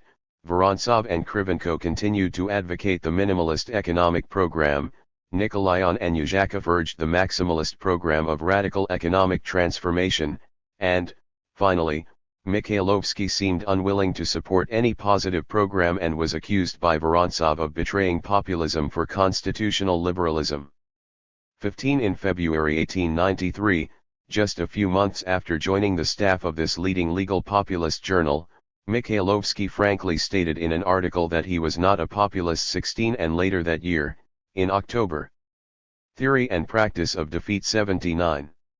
He published an extended critique of what he regarded as Vorontsov's naive faith in the people. 17. The very word narod, he here argued, was an unfortunate and vague term and, as for the commune in which Vorontsov placed so much hope, it was not only rapidly disintegrating but, more important, it was not at all a source of the altruism and high ethical standards attributed to it by Vorontsov. On the contrary, wife-beating, kulak cruelty, and other such abominations characterized communal living. 18. Mikhailovsky was particularly disturbed by what he believed to be Vorontsov's anti-intellectualism, his tendency to place the opinions of the peasantry above those of the intelligentsia. In elaborating this criticism, Mikhailovsky touched on one of the key problems of all social reform programs: what is to be done when the goal of the reformer clashes with the goals of the people for whom the reforms are intended? According to an earlier definition of populism formulated by Vorontsov, the aim of the populists was to help establish economic institutions worked out by the people's collective thought or corresponding to its desires and to the ideals of truth and justice. But whose ideals of truth and justice did Vorontsov have in mind? Mikhailovsky asked, for there were certainly many such ideals, and what would Vorontsov do if it turned out that the institutions he had chosen did not coincide with the desires of the people? 19. In his own answer to the question, Mikhailovsky remained faithful to his distinction between the interests and the opinions of the people and to his belief that, whatever the views of the masses, one must be true to one's own convictions. If I see good or evil in a given form, then the desires or opinions of even millions of people have not the power to change my convictions, though this disagreement place me in the most tragic position. I can surrender, cower, adjust, feign, but sincerely to call good that which is evil, or the reverse, that I cannot do. 20. Although the first overt sign of the division in the Russian wealth staff came in 1894 with the appearance of Vorontsov's articles against the Marxists in the Small Deeds Journal Week instead of in Russian Wealth, Krivenko continued to publish his articles in the latter journal through 1894.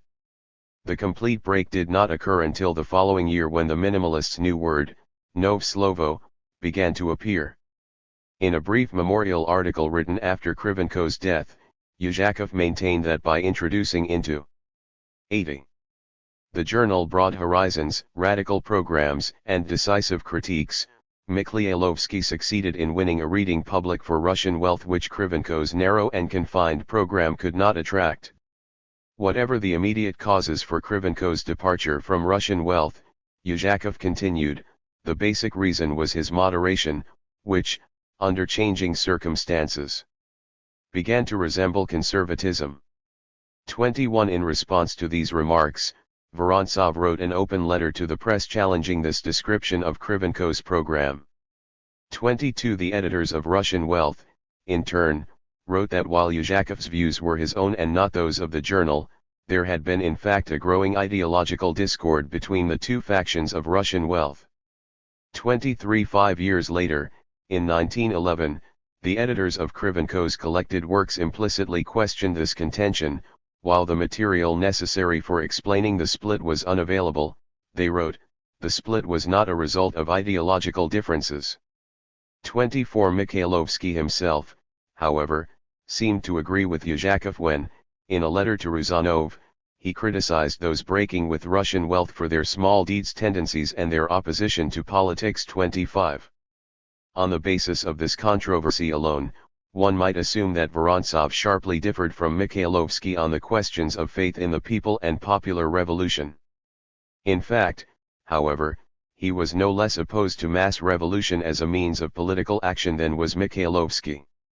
The most persistent theme in Vorontsov's programmatic statements is the need for the intelligentsia to improve its own knowledge through study groups and then to come to the people's aid, to live among them and to teach them, and the continually repeated crux of his argument against the populism of Yuzov and Prugogine was their underestimation, in Vorontsov's opinion, of the role of the intelligentsia. 26. In 1882, he frankly stated that mass risings were senseless. 27. The following anti-revolutionary sentiments expressed a decade later by another leading legal populist seem characteristic of the general attitude of legal populism toward mass revolution. The French people have never been distinguished for their patience. One can wish for them the patience that distinguishes their neighbor on the other side of the channel who believes that sooner or later the electoral lists will give victory to what is true and good. To seek a new Marius means to call out. Theory and practice of defeat. 81. A new Sulla and end with a new Caesar. The painful experience and high culture of the French people allow one to hope that they will not seek a way out by this dangerous path. 28. But if the legal populists rejected mass revolution as a desirable means of transforming the government into an instrument of social and economic reform, they similarly, though less consistently, rejected the alternative offered by the constitutional liberals. Although this alternative was particularly attractive to the educated progressives who, like the legal populists, disagreed with the Bakuninist or Tolstoyan view of the Narod, it could not be wholeheartedly supported by legal populists. It clashed with the repentant nobleman aspect of legal populism. To recall a statement quoted earlier, Mikhailovsky readily agreed that nothing could be more appealing than political freedom, freedom of conscience, speech, press, the free exchange of ideas, political meetings. But, he added, if this freedom means only the prolongation of our role as a brilliant and fragrant flower, we do not want these rights and this freedom. 29. Examining the liberal movement in Russia against the background of his interpretation of European bourgeois liberalism, Mikhailovsky regarded Russian liberalism as a movement promising only further advantages for the already privileged classes and nothing for the masses. For this reason, he wrote in 1872, the political, constitutional question was closed for Russia and the key thrown away, since all attention had to be given to solving the social and economic problems facing the Russian people. 30. When, 7 years later, the leading liberal Petrunkevich tried to gain Mikhailovsky's support for the movement, he sharply refused, insisting that the people do not give a damn for your landowners' constitution. 31. At first, Vorontsov was even more adamant in his opposition to the constitutionalists, because, in spite of his disapproval of mass risings, he allotted to the Narod a far greater role in political and social progress than did Mikhailovsky. Besides calling attention to the important contributions then being made by the peasants to agricultural progress and praising the commune and artel for promoting the ideals of altruism and justice without which a socialist society was inconceivable, Vorontsov continually argued active cooperation of the people. In contrast to Mikhailovsky's diss that no important social change could be achieved without the 82. Tinction between the interests of the people and their opinions, Vorontsov at times argued that the people would not only express their needs, but also show the way these needs could be satisfied. 32. In an effort to reconcile these contradictory positions, a stress on the active role of the people and Mikhailovsky's denial of such a role, Vorontsov argued that, while at present the intelligentsia played the dominant part, as Mikhailovsky assumed, this was only a temporary situation, soon to be replaced by the direct action of the masses toward the satisfaction of their own needs. He frequently remarked that the task of the intelligentsia was to teach the people precisely in order to make this tutelage unnecessary. The intelligentsia's ideal must be self-destruction, and the party it formed must be only a temporary one seeking to make the people independent agents of social life, needing no party to arrange their affairs for them. 33. The guidance given the people in forming cooperatives, similarly, was to be given only until the members of the cooperatives could continue on their own. 34. The direct participation of the peasants in the zemstvos and courts represented for Vorontsov an example of the goal he sought. 35. No movement or program that lacked this popular participation was acceptable to Vorontsov, and, since the Russian population was so largely composed of peasants, no labor movement could be regarded as democratic without an important place in it for the peasantry. 36. The same held true for the liberal movement. While Mikhailovsky's opposition to the liberals was based on his belief that they would do little for the people, Vorontsov at first opposed them because he felt they left little to be done by the people. Time and again he disdainfully dismissed the liberal constitutional movement as insignificant because of its separation from the people, its lack of a mass base. Without such support, there was little chance of the liberals ever representing the threat to the tsarist government that their Western counterparts had offered to similar regimes. 37. By the very fact that it was inextricably tied to the masses, the populist movement of the 60s and 70s was actually more political than the liberal movement of later decades, in spite of the populists' preference for economic and social reforms over political changes. 38. If neither a peasant revolution nor a liberal constitutional movement met the legal populists' requirements for political action. Theory and practice of defeat. 83. Where else were they to turn? The Marxists, indeed, offered another alternative: retain the faith in mass revolution, but wait for the development of a more advanced and more reliable mass, the urban proletariat. But this solution had to be rejected by the legal populists, if only because it necessitated transplanting to Russia the capitalistic industrial society that was repulsive to them and that, according to the Marxists, could only emerge at the price of further suffering for the existing rural population. To satisfy Mikhailovsky, a political program would have to avoid a mass revolution but at the same time guarantee that the political victory would significantly aid the masses and not merely profit the bourgeoisie. Of the various movements and organizations that challenged the bureaucracy, one did seem to meet these demands: the People's Will Party. The party's goal was a socialist society that would serve the interests of the mass population.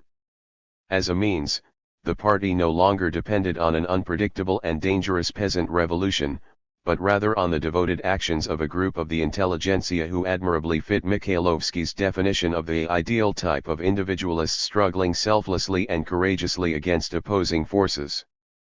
Finally, since political victory would be won by a group of socialists devoted to the people's interests, and not by the allegedly selfish bourgeoisie who cared nothing for the masses, there was little chance that the victory would result only in a prolongation of the privileged class's role as a brilliant and fragrant flower blooming in a swamp of mass suffering. Mikhailovsky's relations with the people's will seem to have begun in the spring of 1879, when he was visited by Pribileva Korba. On this occasion, she told him of the projected formation of a fighting party which would aim at changing the political structure of Russia and winning political freedom, and they discussed the role of an illegal press in the prospective party. N.A. Morozov, whom she apparently represented in this meeting, would discuss the matter in greater detail with Mikhailovsky, she said, when Morozov later came to St. Petersburg. After this meeting with Mikhailovsky, she visited other writers, and in summarizing the results of these conferences wrote that those she had contacted contributed few articles to the party's press, with the exception of Mikhailovsky, who collaborated more energetically and whose articles in the People's Will were well known. 39. 84. In addition to contributing articles to the party's journal, Mikhailovsky participated in the activities of the People's Will as a member with full rights, though not obligatory ties, as Vera Figner described his association with the party. 40. He often met with members of the party in Krivenko's apartment and arranged secret rendezvous at a particular library with the most prominent and conspiratorial members, with whom it was inconvenient to meet in private apartments.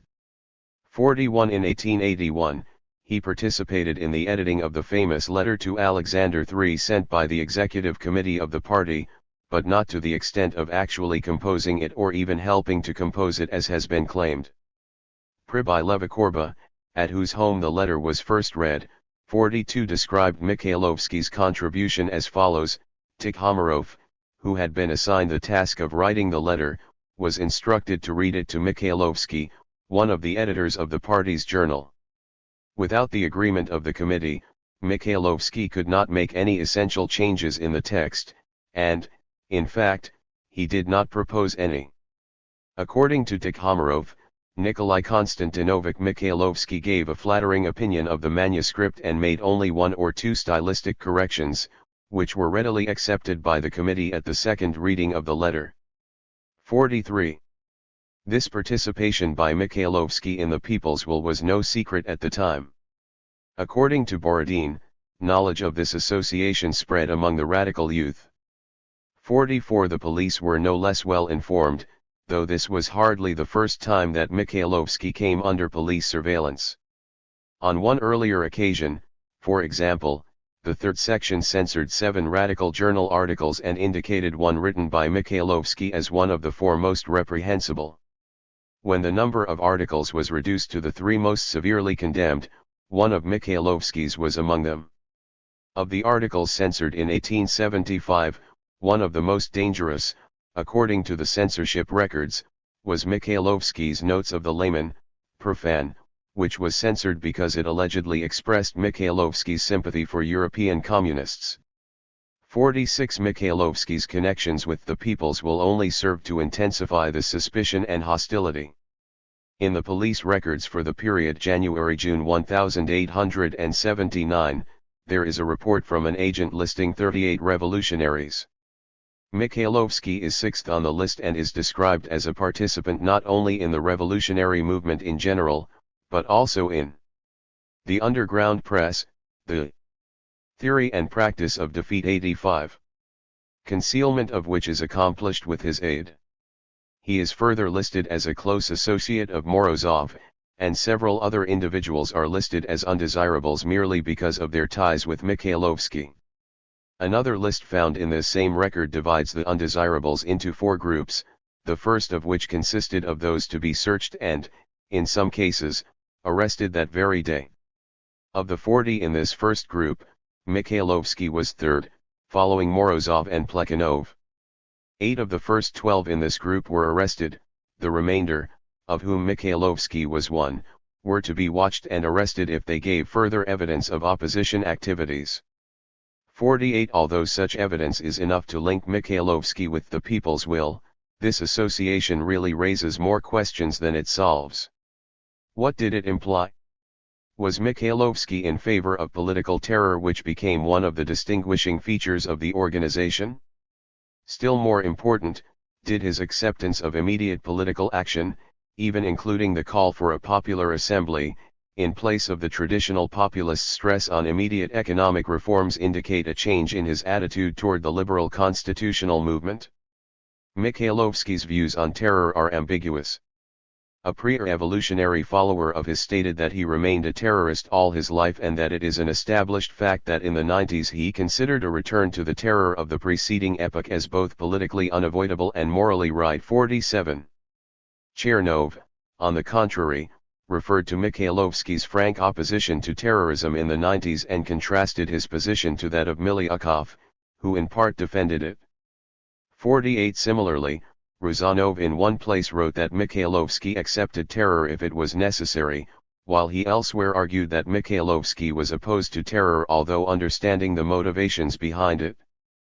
49. Reflecting his opposition to terror, Mikhailovsky vehemently denounced such extremism as the Nechayev affair, and, with reference to the People's Will, wrote that he had never participated in terrorist undertakings, never inquired about their preparations, or about the addresses of underground publications. 60 Similarly, in one of his illegal publications issued during his association with the People's Will, he frankly stated that since he was unable to kill a person in cold blood, he could not advise others to do so. Moreover, he continued here, it was not the servants and functionaries of the Tsar that should be destroyed, but 86. The very idea of Tsarism itself, the idea that kept the masses hoping for reforms from above. 61 So manifest did Mikhailovsky's opposition to terror seem to some, that a prisoner being tried for his participation in the People's Will referred to these statements against terror published in the party's journal as evidence of the non-terrorist character of the party. 62 Opposing evidence might be gathered, however, in testimony of Mikhailovsky's support of terror.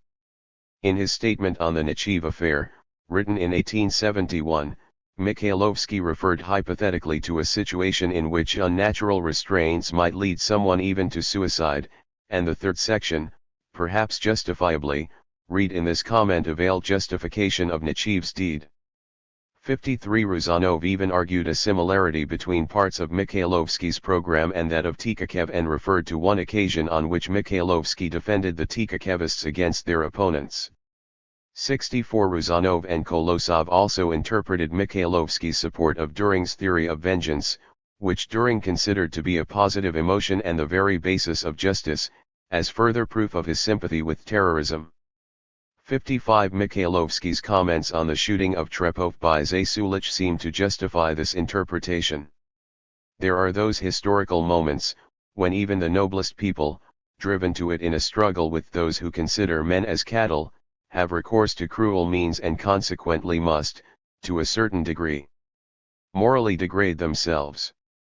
Life is severe and frequently cruel, he continued, and it is often necessary to choose between two evils. When there is oppression, it is necessary to see the enemy as he is, and in such a situation the weapons of cunning and force are permissible. Evil exists, and one must fight it, sometimes with cruel, even terroristic means. B. In a brief proclamation written as a supplement to the illegal journal The Beginning, Mikhailovsky, using a pseudonym, called Zasulich the embodiment of Russian thought and conscience and gave unqualified praise to her act of vengeance. 57 It was in this proclamation supporting Zasulich that Mikhailovsky seems first to have hinted at what appeared to be a striking change in his attitude toward the liberal movement.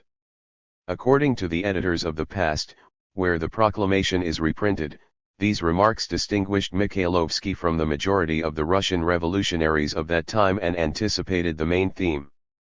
Theory and Practice of Defeat 87.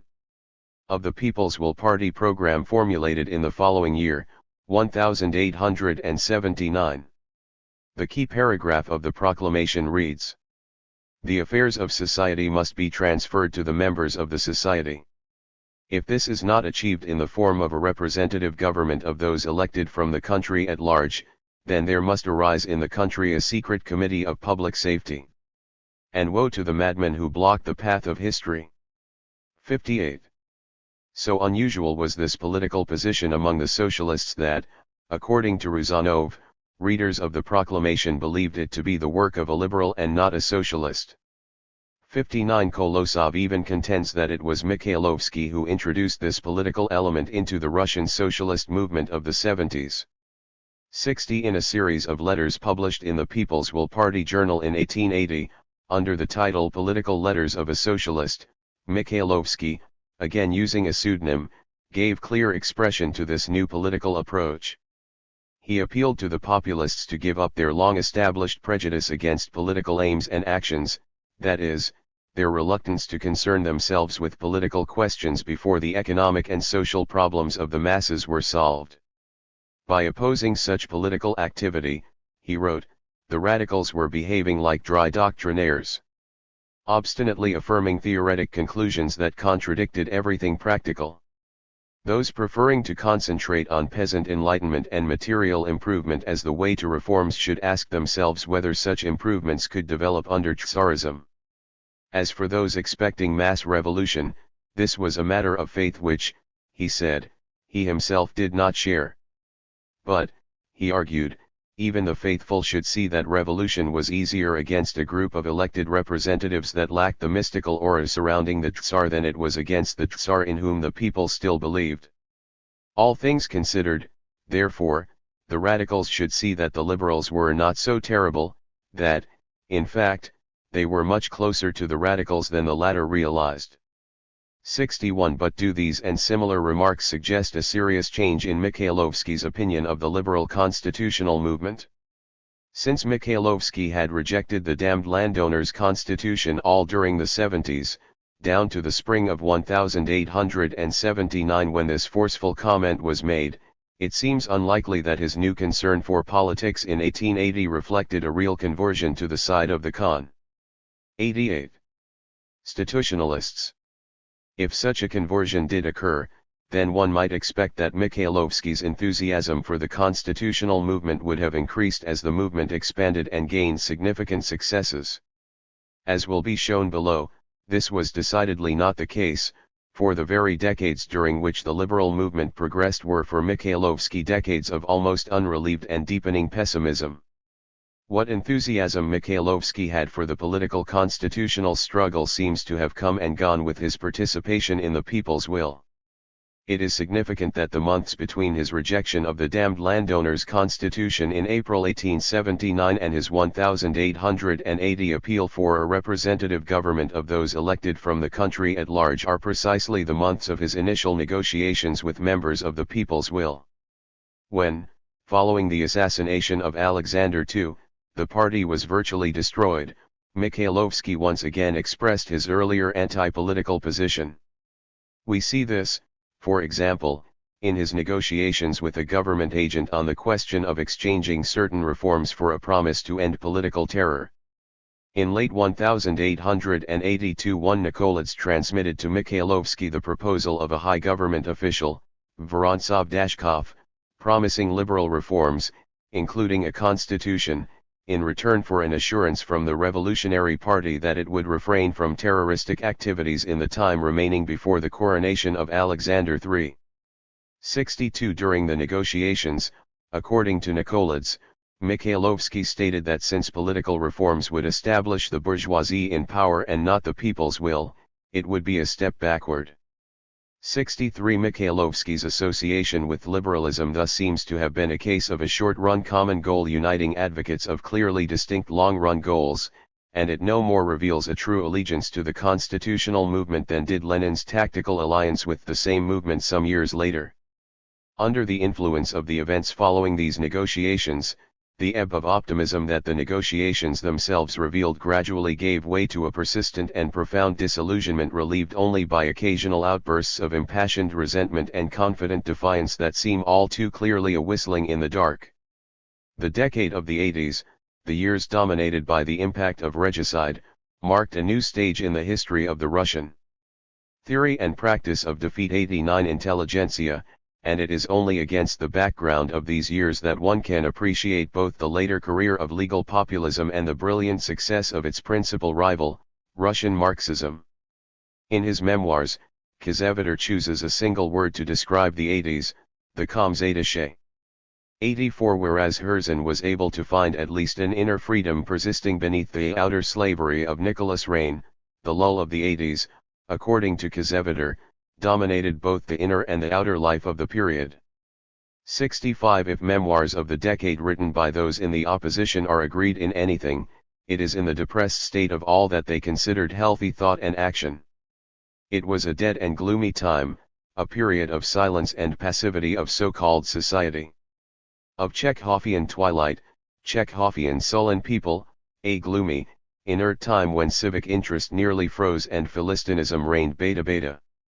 Among the principal victims of Alexander II's reaction were the two centers around which populist sentiment had been formed and through which it had been expressed, the universities, from which populism drew radical student support, and the institutions of local self-government, the Zemstvos, through which the intelligentsia inspired by the populist program tried to alleviate rural distress. After a final wave of opposition in 1882, the Zemstvo men found their powers drastically reduced while those of the local conservative gentry and centrally appointed officials were considerably enlarged.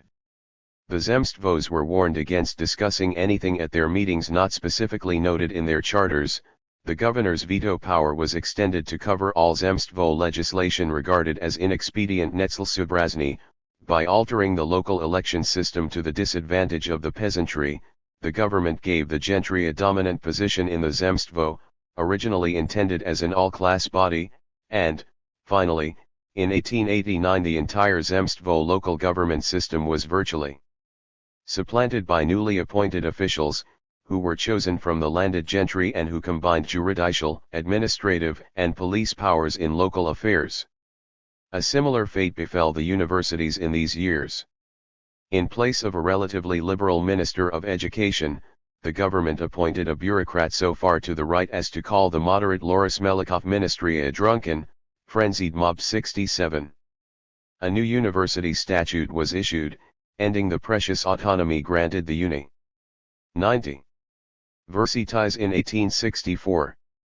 The formerly autonomous Professors' Council was stifled, the elective principle in university administration and in the selection of the rector was abolished, professors popular among the students were discharged, uniforms were prescribed for students, special inspectors were appointed to observe student activities, and all students' academic, social, and mutual aid organizations were closed. Even the student buffet at the university was shut down for fear it might serve as a center for revolutionary propaganda and contacts. 68. These, together with increased censorship, exemplified the outer side of the lull. More significant, however, was the response of society to these repressive measures, the inner calm so unusual in Russia during this century of radical thought and action. Among the students, there was not even an echo of Alexander II's reign, when hundreds of them had gathered at mock weddings in open defiance of police regulations against mass meetings. 69. The decline in student revolutionary sentiment is perhaps best evidenced by the applause that greeted the rector of St. Petersburg University when, in an address to the student body, he denounced the Ulyanov attempt on the life of Alexander III. 70. This response to the Ulyanov incident seems to have reflected a general disillusionment in maximalist tactics. Even before the assassination of Alexander II, the great majority of the students, according to Borodin, did not believe that terror could achieve political freedom. The complete failure of the people's will to attain its social and political aims, in spite of its success in assassinating the Tsar, confirmed this skepticism, and the plot against Alexander III only served further to discredit political terror. 71. In depicting the attitude of the students toward the people's will, Verisiv compared Gelyabov's terrorism with the tactics of the madman in Garshin's The Red Flower who killed himself in the effort to tear out a flower insanely believed to be the source of all evil. 72. Reflecting a similar response to the assassination, the liberal Hessen wrote that it sharpened the danger of the slogan "the end justifies the means," and raised doubts about the romantic and voluntaristic demand to be first where pain is felt, where one can hardly breathe. 73. It was such romantic and maximalist sentiments as these that had led the heroic revolutionary populists of the 70s to disdain small deeds minimalism. In contrast to this attitude, theory and practice of defeat. 91. Students in the 80s, according to Kazeviter, began to realize that real progress could come only gradually and only after long involvement in the immediate problems of everyday life.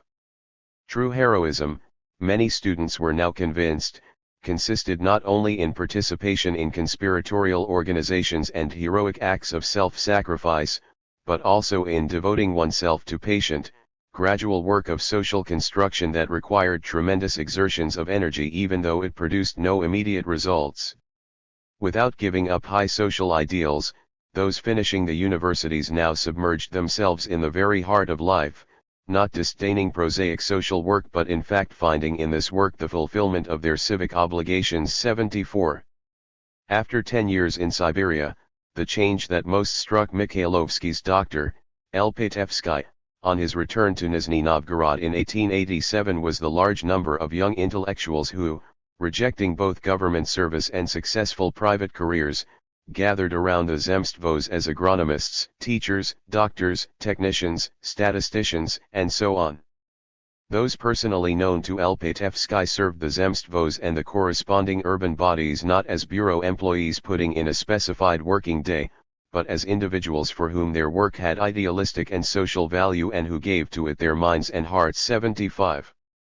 To the liberals Kazeveder and Lpatevsky, this third element, as it was called, that attached itself to local institutions of self-government in order to contribute to the gradual betterment of life for the people was of major significance.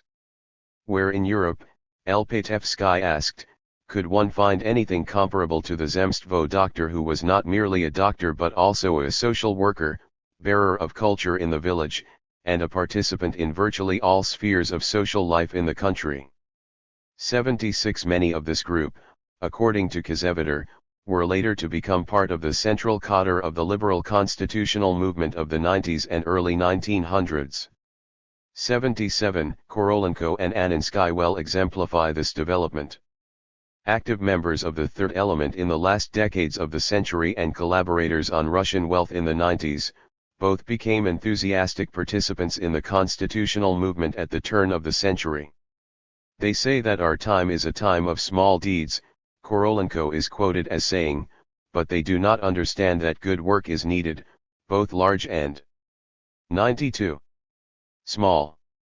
78. To the more radical students, however, this trend toward small deeds was itself a major testimony to the sharp decline in opposition sentiment among the youth and was little if at all better than the simultaneously popular Tolstoyan movement against both cultural refinement and political activity in general. 79. Mikhailovsky was among the leaders of this radical opposition to the small deeds approach. To repeat a statement referred to in Chapter 1, general disorder prevailed, the preaching of small deeds, Tolstoyan non-resistance and inaction flourished. Mikhailovsky passionately reminded us of the necessity of broadly formulating social problems. In earlier years Mikhailovsky might have drawn immense encouragement from such support. In the 80s, however, the scale was too heavily weighted with depressing events and circumstances. Almost immediately following his return from a trip to Kharkov, where he met with Vera Figner concerning the Nikolids negotiations, he was expelled from St. Petersburg by police order. One reason given for this expulsion is the government's discovery through an informer, Digov, of Mikhailovsky's trip to Kharkov. 80. The editors of Krivenko's work state, on the contrary, that the expulsion occurred before Digov's return to St. Petersburg and that it actually saved Mikhailovsky from the worse fate he would have suffered had he been in St. Petersburg when Digov arrived. 81. A more probable reason, particularly considering the fact that Mikhailovsky's trip south was initially suggested by a government agent, is given by Burtsev, who considered it punishment for a speech made by Mikhailovsky at the St. Petersburg Technical Institute soon after his return. Burtsev, who saw Mikhailovsky for the first time at the student gathering, describes the acclaim given this profound, brilliant publicist, who more than any other stood forth as the leader and the voice of our thoughts. After much hesitation, fearing recrimination from the police present at the gathering, Mikhailovsky agreed to say a few words about the need of recovering conscience and honor in order to bring an end to reaction. Those present saw in these words an appeal to the students to devote themselves to the people and to fight those who interfered with this devoted service. 82. After 6 months in Vyborg, Mikhailovsky was allowed to go to Lyubin, where he remained for another year and a half. During Theory and Practice of Defeat 93. This period of banishment, Mikhailovsky underwent particularly trying personal experiences. Having earlier separated from his first wife, who, however, refused him a formal divorce, he suffered a similar tragedy in his relation with his second wife, who in the early 80s left him, taking their 2 sons with her. Although his sons later returned to him, his personal life continued to be beset with difficulties.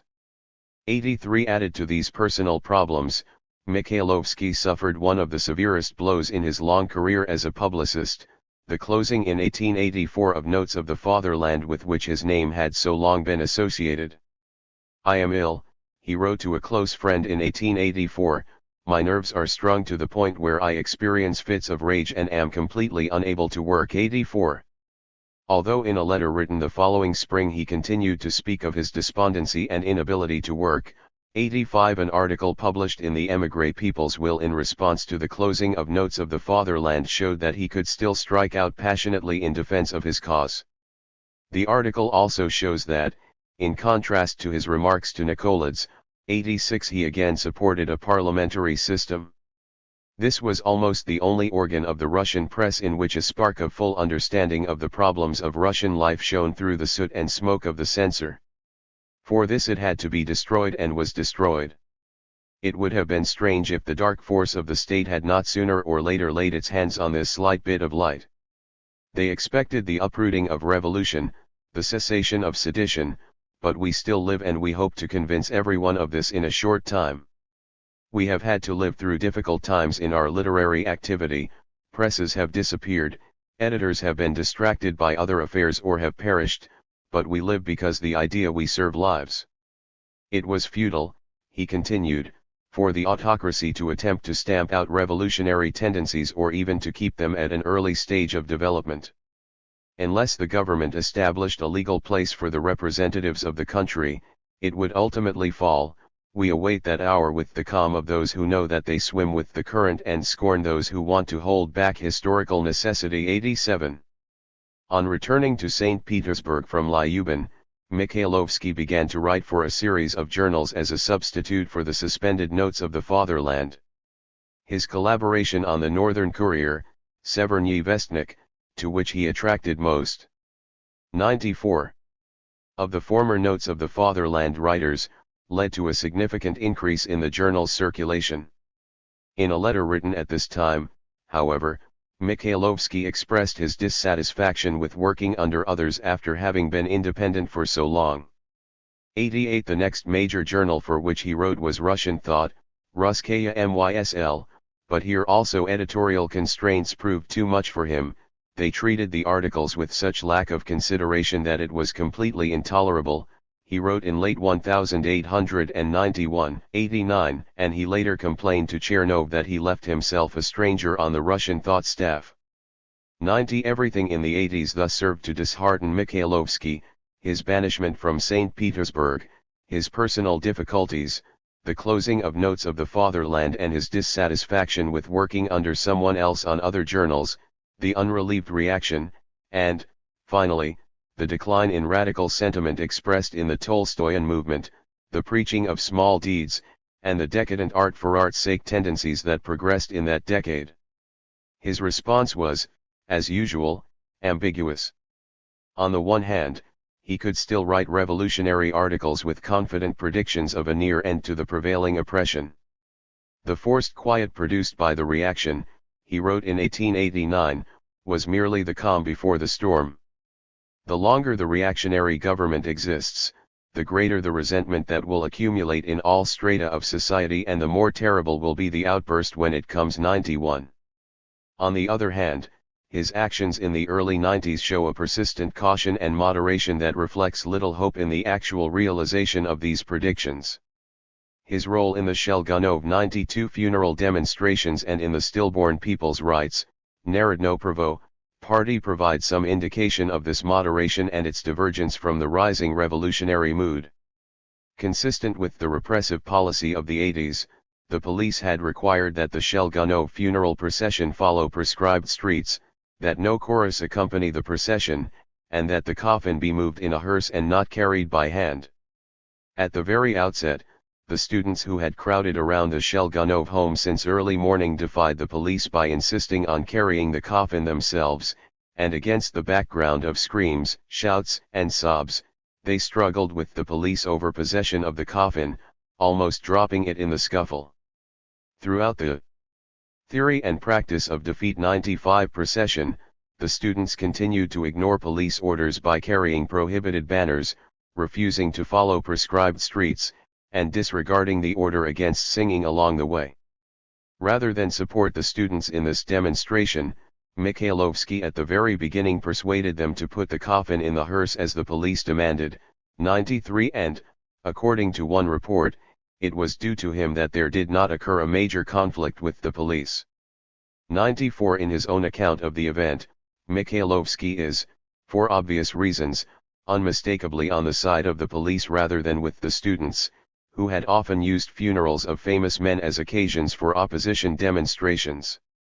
95 In retribution for this demonstration, several hundred students were expelled from the institutes and university, and Mikhailovsky, in spite of his moderating influence, was himself banished once more from St. Petersburg until the following August. 98 Mikhailovsky's connection with the People's Rights Group and his response to the famine of 1891 to 1892 are even more revealing as evidence of his having fallen behind the revolutionary times.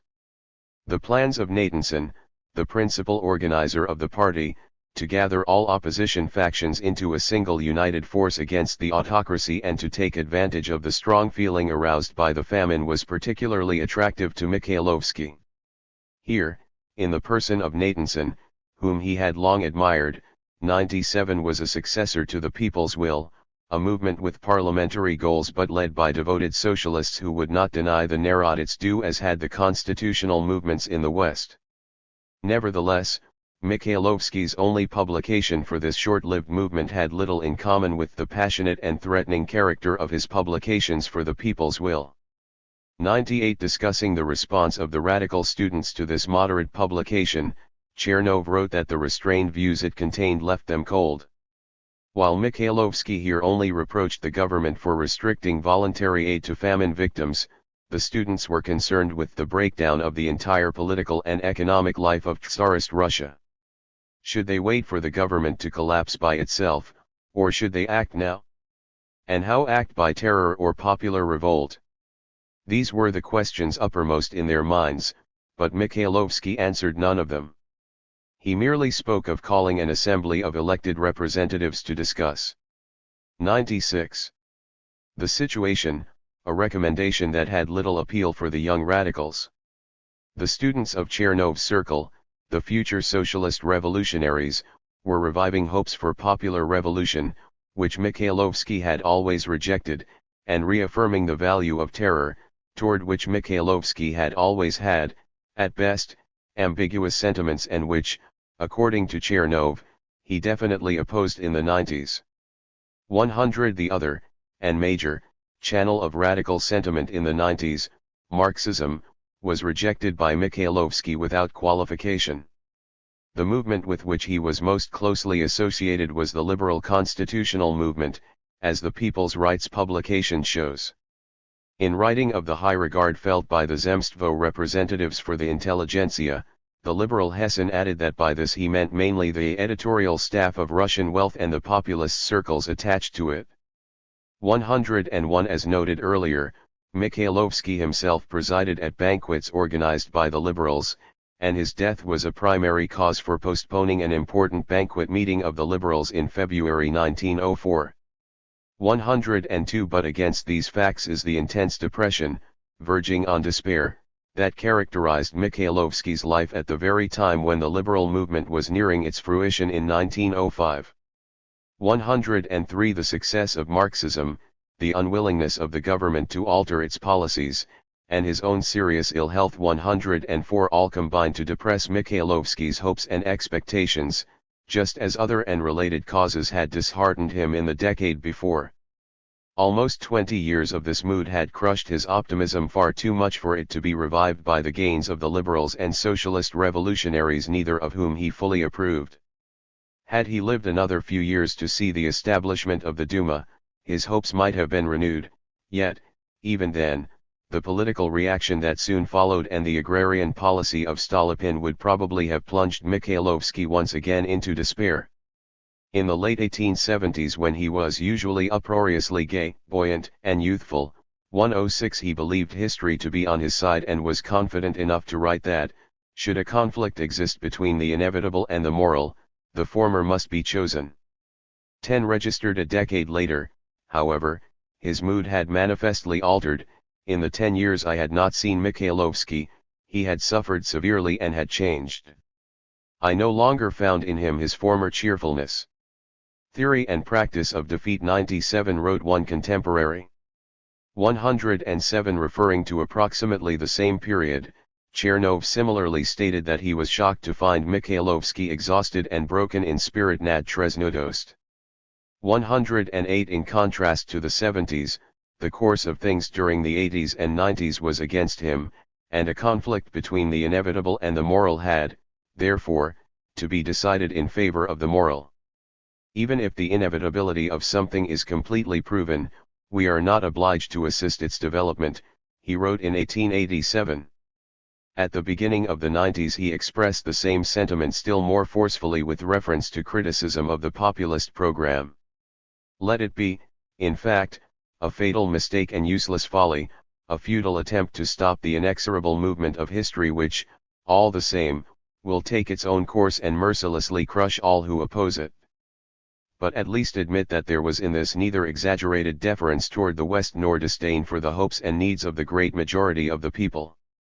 Concerning the fatal mistake and useless folly, I think that it is not at all a rare occurrence in history for people to be actually condemned by fate to a futile opposition against a clearly evident and far advanced historical process. And this is not from obstinacy, but from the same motivation that leads one deliberately to dive into the water at the risk of one's own life to save a drowning man who is past saving. 109. All that Mikhailovsky could recommend, however, was that those who, like himself, opposed this inexorable movement of history, if they do not fall into the abyss of despairing pessimism or devote themselves to the contemplation of their navels in the manner of Eastern ascetics, should seek in reality some seed from which with proper care they might be able to develop something consistent with their ideas and ideals. 110. The seed could not be found, and throughout the 90s Mikhailovsky continued to express the despair he cautioned others to avoid. I am uneasy, he told Chernov, and I think this uneasiness is an echo of the difficult situation that the present has inherited from the past. In my time I also paid tribute to optimism, believing a great historical amputation would soon occur. But I became convinced of the tremendous, sluggish force of historical atavism. 111. In late 1895, he wrote to Ruzanov of his disagreement with the optimism expressed by Ruzanov in an article written for Russian Wealth, and in response to Ruzanov's request for clarification he wrote, I do not think this sacred sun will be 98. Shining in the near future, rather it may or may not, in the natural course of events, I see no guarantee. Several months later, in December 1895, he again commented on Ruzanov's optimism. The issue is again your optimistic stand, which I have nothing against, of course, but I do not know whether mankind will ever live to see happiness. I only know that this ignorance or doubt does not abolish the obligation or joy of battle. Even that joy of battle, he lamentingly concluded, was completely denied them under the conditions then existing in Russia. 112. The following year, illness forced Mikhailovsky to take a vacation in the south, and on his return to St. Petersburg he wrote to Yakubovic, a collaborator on Russian Wealth, that he no longer felt the sentiments that had morally and physically oppressed him before taking the vacation, when he had thought his song was sung. 113. From a letter written 3 years later, however, it is clear that the basic conditions causing his pessimism remained unchanged. In this letter, in which he tried to dissuade Ruzanov from returning to Russia, Mikhailovsky complained of the dearth of talented, energetic young men, most of whom had been exiled, banished for some book, conversation, or acquaintanceship. Because of this situation, Mikhailovsky concluded, the old are getting older and the young do not grow. This will not go on indefinitely, of course, but right now things are difficult, more than difficult. The outcome, in the not too distant future, I conceive of as one of two alternatives: either a liberal tendency will triumph, and then, on the frozen society itself will depend the manner of its thawing, or we shall have a return to terror with indefinite consequences. 114. By 1901 the alternatives had given way to a single prediction. I anticipate a troubled and gloomy time, and see only one outcome in which, though it must come sooner or later, I cannot personally participate, and, therefore, cannot recommend that others do. 115. Profoundly skeptical of popular revolutions, yet fearing a betrayal of the people by the liberal movement, Mikhailovsky had hoped in the 70s that a group of devoted socialist revolutionaries could force the government into establishing a representative government which would, in turn, build a socialist society. With the demise of the people's will and the destruction of Nathanson's people's rights, there was no other place for him to turn. Having theory and practice of defeat 99. Lived through the Vishnegradsky and Witt period, he no longer hoped that the desired economic changes would come from above. The minimalist approach of Vorontsov, Krivenko, Karashev, and, in the 80s, Yuzhakov, seemed to him simply a variation of the small deeds program and far too meager to solve the really important problems of Russian economic and social life. The hope for a mass peasant revolution revived by the socialist revolutionaries was incompatible with his view of the peasantry, and socialist revolutionary terror was, at least from the 90s on, personally unacceptable to him. Finally, the constitutional movement continued to hold for him the dangers of bourgeois liberalism and a betrayal of the people's interests. Meanwhile, the movement that most of all violated his basic worldview, Marxism, was continually gaining the support of the radical students who had for so long looked to him for guidance. There is little wonder, therefore, that the last decades of Mikhailovsky's long and active life were marked by pessimism. Ironically, having broken with Mikhailovsky in part over the issue of politics, Vorontsov was to experience around the turn of the century the same change of mind on this issue that Mikhailovsky had experienced 2 decades before. However, whereas Mikhailovsky never lived to see the liberal revolution of 1905 and the Duma, Vorontsov did, with the result that Vorontsov's liberalism was for a time more enthusiastic and optimistic than Mikhailovsky's. By the close of the 90s, as we have seen, Vorontsov had already moved from the minimalist to the maximalist program, and the impact of the Japanese War had forced him to pay increasingly more attention to the needs of national strength and defense and less to the needs of the mass population. At approximately the same time, however, the final fruition of the long-developing constitutional movement was promising the establishment of an institution from which the Russian masses might yet hope to benefit. With the prospects of a popularly elected assembly in view, Vorontsov was convinced that the main defect of the Russian liberal movement, its separation from the mass population, would soon be removed. For the very reason that he opposed the August 1905 government proposals, Vorontsov enthusiastically welcomed the October Manifesto. While the August plan gave the 100 dominant position to the bourgeoisie and gentry and no voice to the people, 116 the wide franchise of the October plan rectified this shortcoming. By providing an important place for the people in political affairs, the plan at last afforded the means for the mass population both to express and to satisfy its own needs. Since the peasants and urban workers together comprised 9/10 of the electorate, once the constitution was established, the people's power will be indomitable.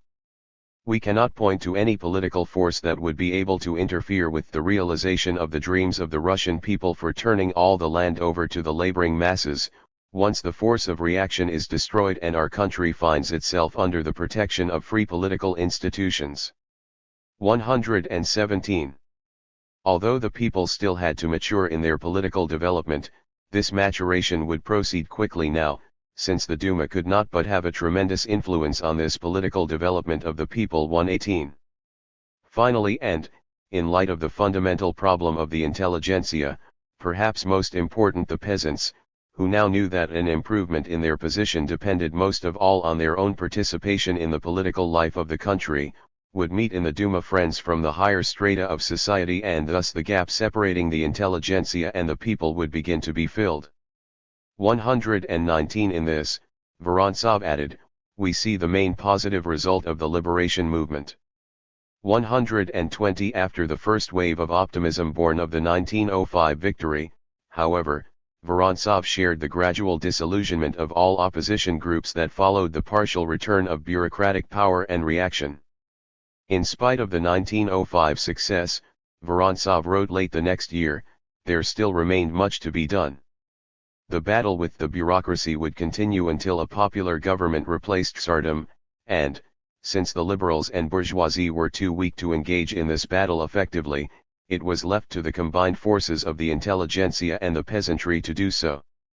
Moreover, the Duma debates were not enough to solve Russia's problems. Grassroots discussions had to be carried on between the intelligentsia and the peasantry, who were not at all satisfied with the programs of the bourgeoisie or with the gains thus far attained. 121 By 1907, these reservations on the success of the constitutional movement had deepened into frank disillusionment, and Vorontsov's theory and practice of defeat 101 comments took on the same pessimistic tone that characterized Mikhailovsky's writings in the last decades of his life. The government had regained its strength, Vorontsov now argued, and it once again had the support of the upper classes, frightened by peasant risings during the 1905 revolution. In addition, government terror and the attacks of the Black Hundreds against the government's foes increased the force of this new reaction. Though continuing to urge moderation on the part of the opposition and to oppose such measures as boycotting the Duma, armed risings, the Vyborg Manifesto, appeals to the peasantry to seize land, and political strikes, Vorontsov offered no alternative tactics. That the government would not survive, in spite of its temporarily regained strength, Vorontsov was convinced. However, he also felt certain that it would fall not from the pressure of a revolutionary torrent, but from its own rottenness and loss of armed support, a loss already underway as a result of free political ideas spreading among the army. It was the tragedy of Russian history, he wrote, that neither the peasantry nor the intelligentsia was prepared for its role, that the downfall of the political structure was at hand. Before the formation of forces able to achieve the transformation of the police state into a state founded on laws, he could only hope that the same natural, spontaneous, creative process that was principally responsible for the breakdown of tsardom would support the conscious efforts of social organizations in the period of constructive labor 122. In the meantime, however, the profound economic problems facing Russia demanded immediate attention, and, in 1909, Vorontsov alluded to the possible consequences awaiting Russia if its government failed to solve these problems. The timely removal of these evils is important not only for the internal peace of the country, but also for its safety against foreign enemies. Of interest in this connection is the outbreak of powerful mass movements during times of war. This shows that at the present time, as at the time of serfdom, the peasants' dissatisfaction with their position overcomes their natural patriotic feelings. 12s. Not all legal populists were as skeptical of the prospects for liberalism in Russia as Mikhailovsky or as impatient with its limited success as Vorontsov. The writer Korolenko, the Zemstvo statisticians Anninsky and Peshekhanov, and the historian Myakidin, all on the 102. Russian wealth staff and followers of Mikhailovsky, were active participants in the liberal movement. Anninsky and Peshekhanov were among those elected to the Council of the Union of Liberation at its first Congress in January 1904, a month before Mikhailovsky's death.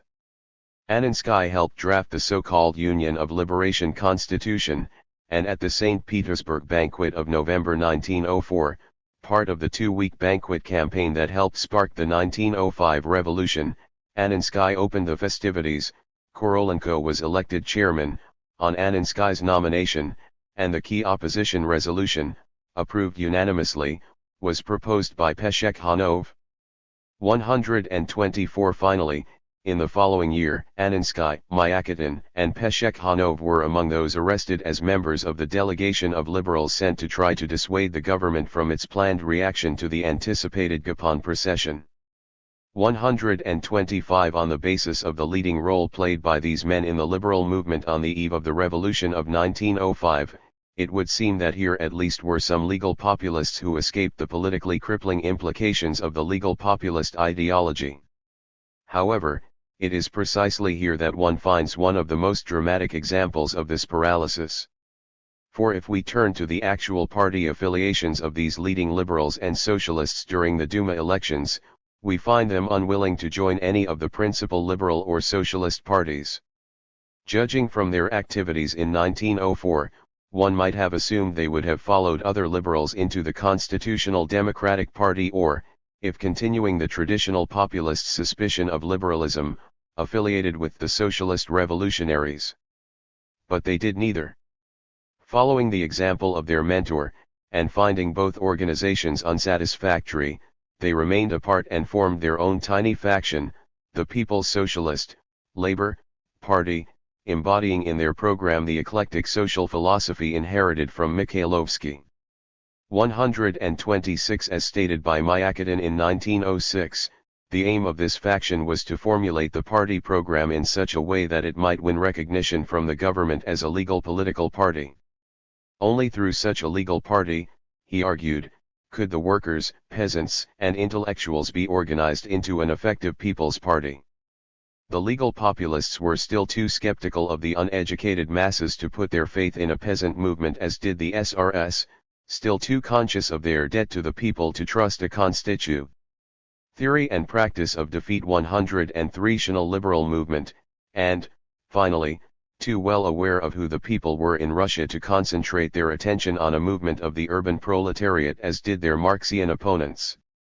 The only solution was eclecticism, a synthesis in political practice of the sort that Mikhailovsky had vainly sought in social theory. In short, a union of peasantry, intelligentsia, and urban proletariat.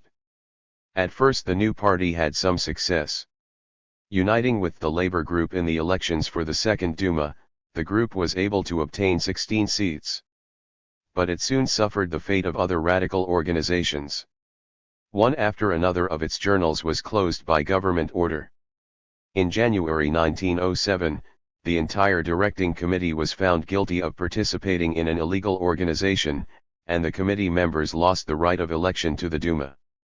After hesitating over the question of participation in elections for the Third Duma, the party decided to enter its candidates, but its defeat was complete. The only member to be elected to the Duma left the People's Socialists for the Cadets. 127. 4. The birth and triumph of Russian Marxism. We, indeed, know our way, and are seated in that historical train which at full speed takes us to our goal. George Plekhanov won undoubtedly.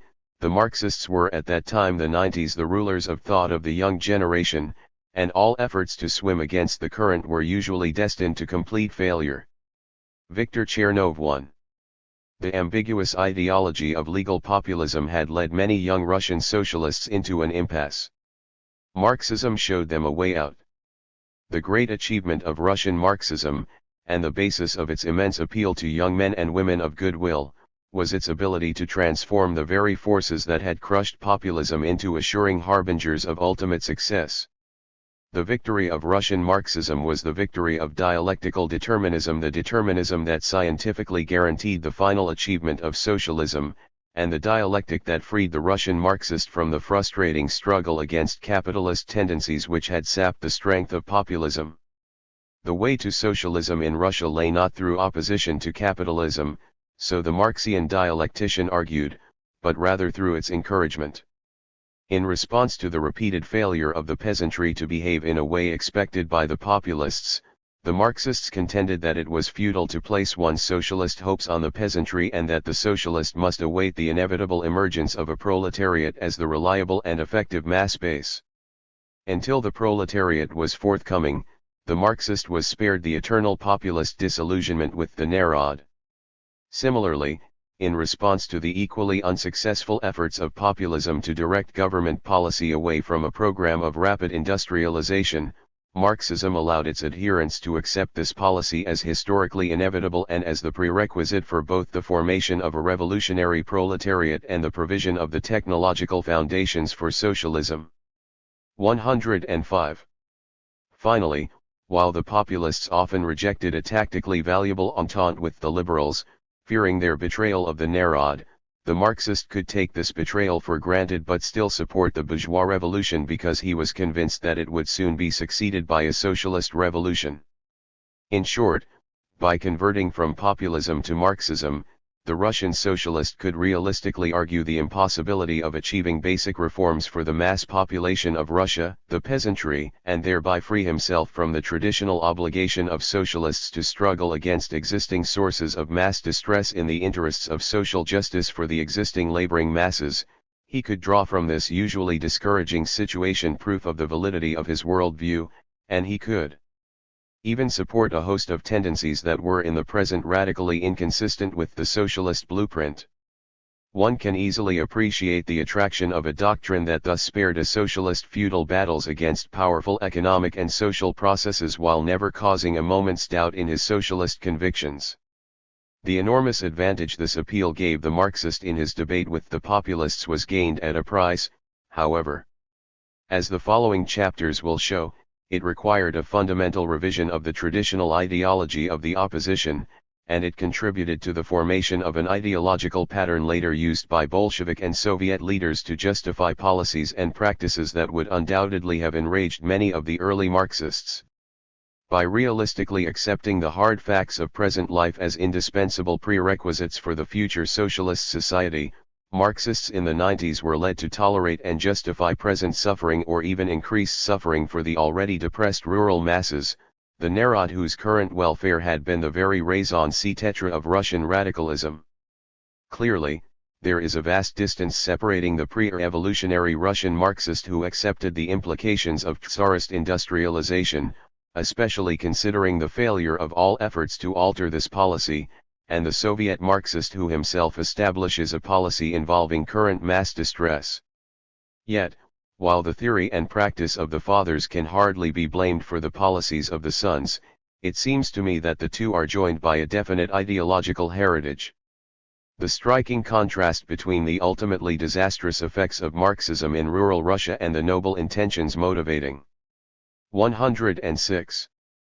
Its adoption is dramatically shown in the first statements of Russian Marxism published by its founder, George Plekhanov. As formulated by Plekhanov, Russian Marxism represented a later stage in a long continuing controversy between those populists seeking to replace the traditional mass peasant movement by conspiratorial organizations and those, like Plekhanov, who opposed this change.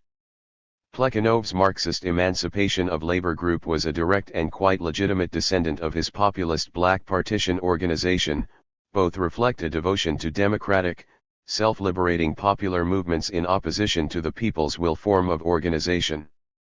In fact, the first statements of Russian Marxism published by Plekhanov, Socialism and the Political Struggle, 1883, and Our Differences, 1884, 3 were written as criticisms of arguments appearing in the Emigros People's Will Party journal following the 1881 assassination. Thus they represent a continuation of his polemics against the People's Will published in the years immediately preceding the assassination. So brilliantly did Plekhanov denounce conspiratorial revolution in these two publications, and so penetrating and at times prophetic were his predictions of the probable consequences, that, at first sight, one wonders how a Leninist seizure of power could have evolved from such beginnings. A closer reading, however, provides the answer. The revolutionary strategy advocated by Tikhomarov and the émigré People's Will, according to Plekhanov, required the seizure of power by a conspiratorial group supported by whatever workers, soldiers, and opposition leaders the group could win over. After winning power, the group would set up a provisional government which, in turn, would convoke a constituent assembly. This political revolution would automatically provide the signal for a socialist revolution carried out by the masses, a revolution in which the provisional government would provide only external aid. Finally, the deputies to the Constituent Assembly, being from the laboring classes, would be virtually all socialists and would therefore undertake the socialist reorganization of the economy, the establishment of a decentralized system of artels and communes exchanging products in kind. In opposing this program, identified by Plekhanov as originally that of Tikhakov, Plekhanov envisioned quite a different sequence of events. He doubted, in the first place, that any such seizure 107 of power could succeed. For but, assuming that a conspiratorial group could win political power in an economically underdeveloped country, what would follow? If the provisional government actually kept its promise and allowed a general election to take place, it would discover that the representatives elected to the Constituent Assembly were not at all socialist-minded. While the delegates would agree to the policy of land and factory expropriation, they would reject any attempt at organizing the expropriated land on a socialist basis, preferring instead to keep the system they had with all its tendencies toward inequality and petty bourgeois individualism. 5. Faced with this rejection of its socialist program by a non-socialist population, the provisional government would itself have to carry out the economic revolution and not merely sanction it. Not relying on the wisdom of the people, it will retain the power it has seized in its own hands and on its own initiative undertake the organization of socialist production beta. Opposing the successful execution of this vast enterprise would be arrayed the host of impediments present in the underdeveloped economy, the lack of experience of those guiding the economic transformation, the low level of production, the habits of the workers, the hostility of the upper classes and rural bourgeoisie, the indifference of the people to the organization plans, and the general underdevelopment in economic conditions. 7. Unable to carry through its program against such obstacles, the conspiratorial group would in the end be forced to seek salvation in the ideals of a patriarchal authoritarian communism. Under such a guardianship, Plekhanov predicted, there is no doubt that not only would the people fail to be educated for socialism, but they would lose completely all capacity for further progress. If they did preserve this capacity, they would do so only at the cost of reinstituting the same economic inequalities that the revolution had above all tried to eliminate. 8. Here were the ultimate consequences that would result from the program of those who think it enough to declare down with the Romanovs. Long live our committee. 8. Who consider it time to revolt simply because they believe the present moment especially favorable. 10. And who put their own will in the place of historical development, replace the initiative of a class by the initiative of a 108 committee, and transform the task of the entire laboring population of the country into the task of a secret organization. 11. Plekhanov suggested two ways of escape from such a system. At one point, quoting Lavrov, he wrote that only a new revolution can tear dictatorship from the hands of the dictator. 12. Elsewhere, he spoke of the influence of international relations and of the impossibility of a Peruvian communism even in Eastern Europe in the 19th or 20th century. 13. In the days of the Land and Freedom and Black Partition parties, Plekhanov had similarly opposed revolution by minority conspiracy, but he had done so in the name of an anticipated mass peasant uprising. By the early 1880s he had completely abandoned all hope in the peasantry, and in these two publications he devoted many pages to a critical analysis of the assumptions on which such hopes rested. The followers of Lavrov, he now wrote, grossly exaggerated the strength of the intellectuals and, even more, underestimated the opposition of the countless scattered peasants. 14. Who regarded the revolutionary party as an intrigue of the gentry and petty officials. 15. The Lavrists' ultimate illusion was to believe that they could lead the peasants to revolution by propaganda. 16. Bakunin's supporters were not guilty of such futile hopes, for they realized that the intelligentsia could do nothing unless the peasants were already instinctively predisposed to revolution. 17. Their illusion lay in believing that the peasants were in fact prepared at any moment to rise as they had done under Razin and Pugachev centuries before. 18. Herzen, Chernyshevsky, and the populists in general deceived themselves regarding the potentialities of the Mir for developing into a higher form of social and economic organization. Plekhanov saw no reason why such giant communes as those envisioned by Chernyshevsky, encompassing many villages, could not become as exploitative of a future rural proletariat as any private landowner. 19. Far more important, and indeed the main point of this part of his argument, was his constantly repeated assertion that there existed no force capable of raising the Mir to this higher level. 20. Anticipating his arguments against the legal populists of the 1890s, Plekhanov amassed a wealth of statistics in an effort to prove that exactly the opposite tendency existed, the disintegration of the commune into 109 kulaks and a landless rural proletariat.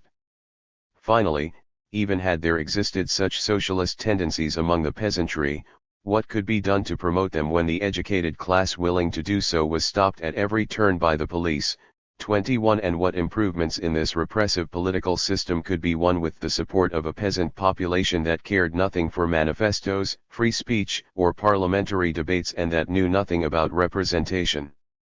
22 Plekhanov thus experienced the same frustrations and disillusionments that had turned other populists toward terroristic and conspiratorial organizations. Aware of the tragic consequences of such programs and still convinced of the necessity of a mass popular movement, Plekhanov was unable to accept this response to the persistent ineffectualness of the peasant revolutionary movement. Another narod had to be found. Emigrating to Western Europe, he found his narod in the European labor movement. What a striking contrast to the depressing Russian situation. Here, in the West, Plekhanov found the self-liberating popular movement for which he and other Russian populists had long searched. Particularly significant, from the point of view of both the origins of Russian Marxism and the later controversies in the Russian Social Democratic Party, was Plekhanov's enthusiastic interest in the political activities of the Western labor movement, the formation of political parties as a means of gaining economic independence. In one place, for example, he quotes with emphasis the program of an English labor organization, the Democratic Federation, appealing for full voting rights for all adult men and women in order to win control of the government and thereby end class privilege.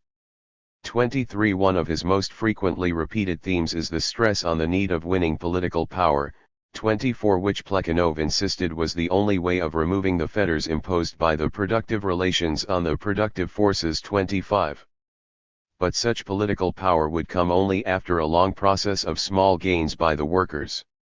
They, the workers, of course, will not suddenly achieve this dominant position. Only gradually do they become a threatening power, excluding from the minds of their opponents any thoughts of opposition.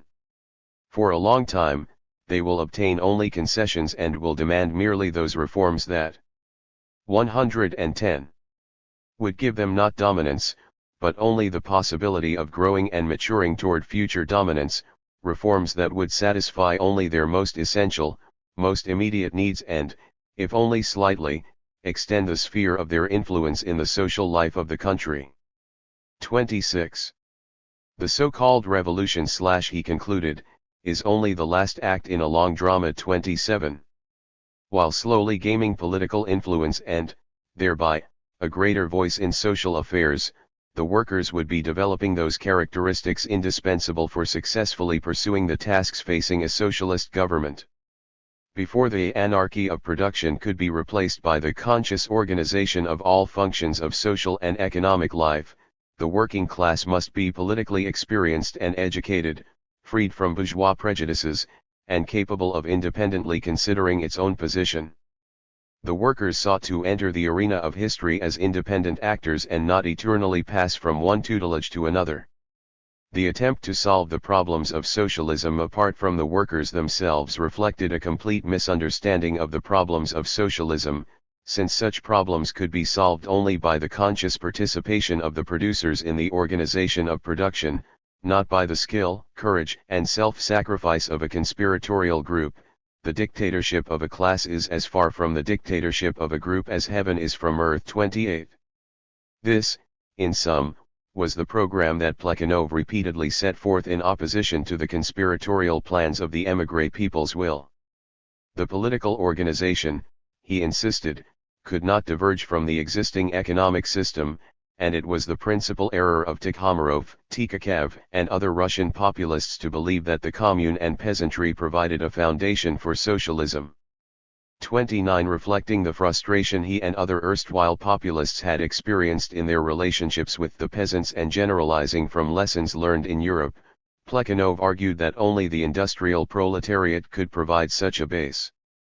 Yet, however instructive and inspiring the experience of the European labor movement, the crucial fact remained that neither a labor movement nor a mass proletariat existed in Russia in the 1880s.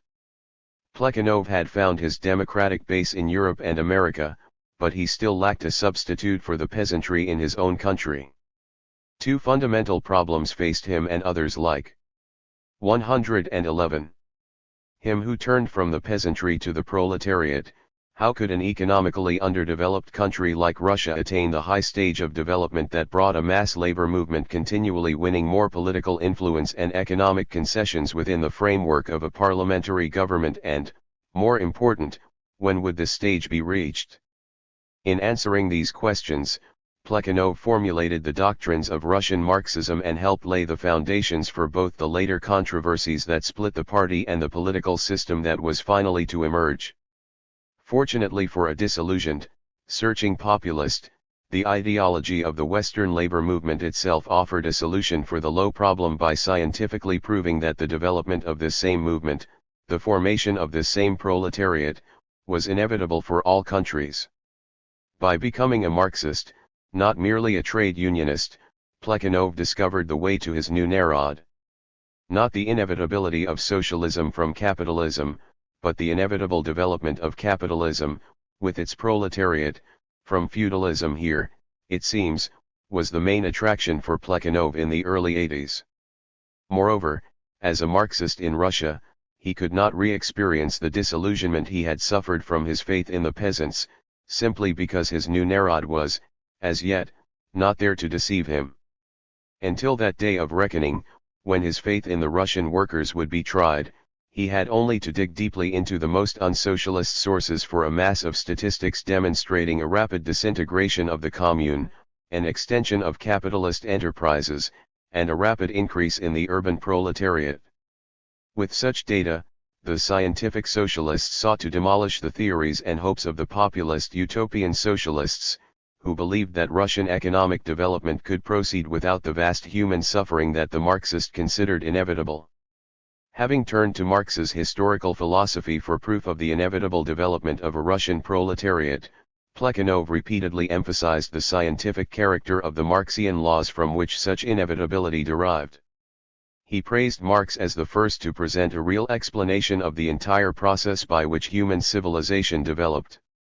Though, like Darwin's theory, strikingly simple, Marxism encompasses the entire cultural history of mankind.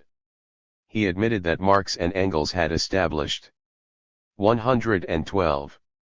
Only the basis of a still incomplete theory and that adjustments had to be made for particular conditions in each country, but he nevertheless felt enough confidence in the theory to write, "We, indeed, know our way and are seated in that historical train which at full speed takes us to our goal." Changing the analogy, he elsewhere described this historical process as going to its logical conclusion with the unswerving character of astronomical phenomena. 30. While history was the ally of the socialists, 31 Tikhomarov was opposed to history because it was not on his side, and, like all populists, he failed to distinguish the desirable from the inevitable. 82 Against the populist belief that Russia could skip the stage of capitalism, Plekhanov argued that no historical peculiarity of a given land can save it from the operation of general sociological laws. 33. The question of a possible history, a possible West, a possible Europe held little interest for him. 34 And, since the development of capitalism in Russia was a law of nature, it was a waste of time to oppose it. 35 Inevitable victory, here is the invaluable gift Marxism brought to the disillusioned populist. But what of the time factor? When would the underlying economic processes bear the promised fruit? When would the population statistics reflect an urbanized proletarian society? When would the preliminary bourgeois liberal revolution occur, providing the indispensable political framework for a successful Russian Workers' Party? How long would it be before a socialist revolution would replace the deceptive political democracy of the bourgeoisie? True, Marxism had said that all this must inevitably come. But when? To be a consistent Marxist, as Plekhanov interpreted Marxism, 36 One could only advise the Russian revolutionaries to give up their diverse illusions, support the liberals in the constitutional struggle, and then, using the freedoms gained by the bourgeois revolution, slowly organize the gradually increasing proletariat into a viable labor movement. Only in the distant future, After a long accumulation of small concessions and a gradual increase in political influence, would political control be won by the working class and the organization of a socialist economy achieved. To accept such a program, however, to keep the final goal always clearly in sight while calmly awaiting the conclusions of 113. This seemingly endless process would require a degree of patience probably more than human and certainly more than revolutionary temperaments could tolerate. It was one thing to be a social democrat in the West where the labor movement was already well into this process, progressing continually with the end already in view. It was quite another thing to be one in a land where the process had not even begun, where the first steps, the bourgeois revolution and an urban society, had not yet been attained. Marxism had solved the how part of the problem of bringing the newly found narod to Russia, but by its very solution, its emphasis on slow development, it shifted the tension to the issue of when. The first to break under the stress of this problem was Plekhanov himself. He could not wait for history to bring Russia the politically successful labor movement and the bourgeois freedoms that prevailed in the West. In one of the most interesting statements in the early literature of Russian Marxism, Plekhanov wrote, "For us the freedom of the individual consists in knowledge of the laws of nature, including history, and in an ability to submit to these laws, that is, among other things, combine them in the most advantageous way." 37. The final phrases of this comment reveal Plekhanov's unwillingness to rest satisfied with the promises contained in the Marxian historical and economic laws. Although he joins the key phrases with that is, the phrase submit to these laws and the phrase combine them in the most advantageous way point in radically opposite directions, to Menshevism and Bolshevism, respectively. The conflict between a gradualism relevant to the situation in the West and a revolutionary impatience engendered by Russian conditions is most apparent in Plekhanov's discussion of the workers' role in the first phase of the allegedly ineluctable process, the bourgeois revolution.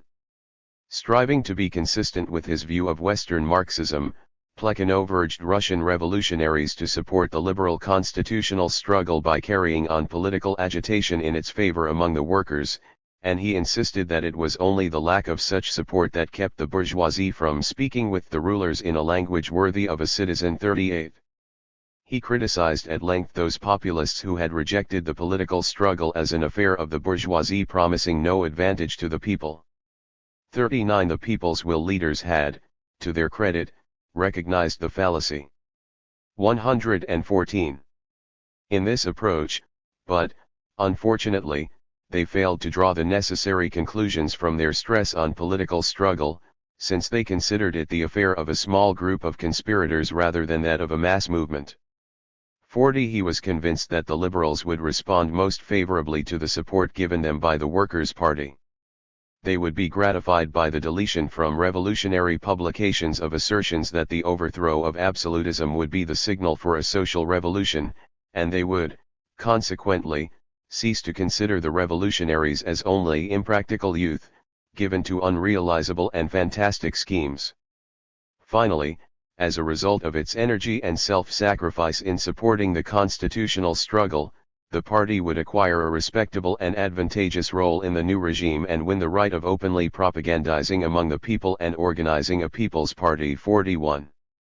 When Plekhanov left the level of generalization, however, and recommended specific strategy and tactics for the Social Democrats in Russia, he displayed a decided reluctance to subordinate the fate of Russian socialism to this allegedly inevitable, but so very long, historical process.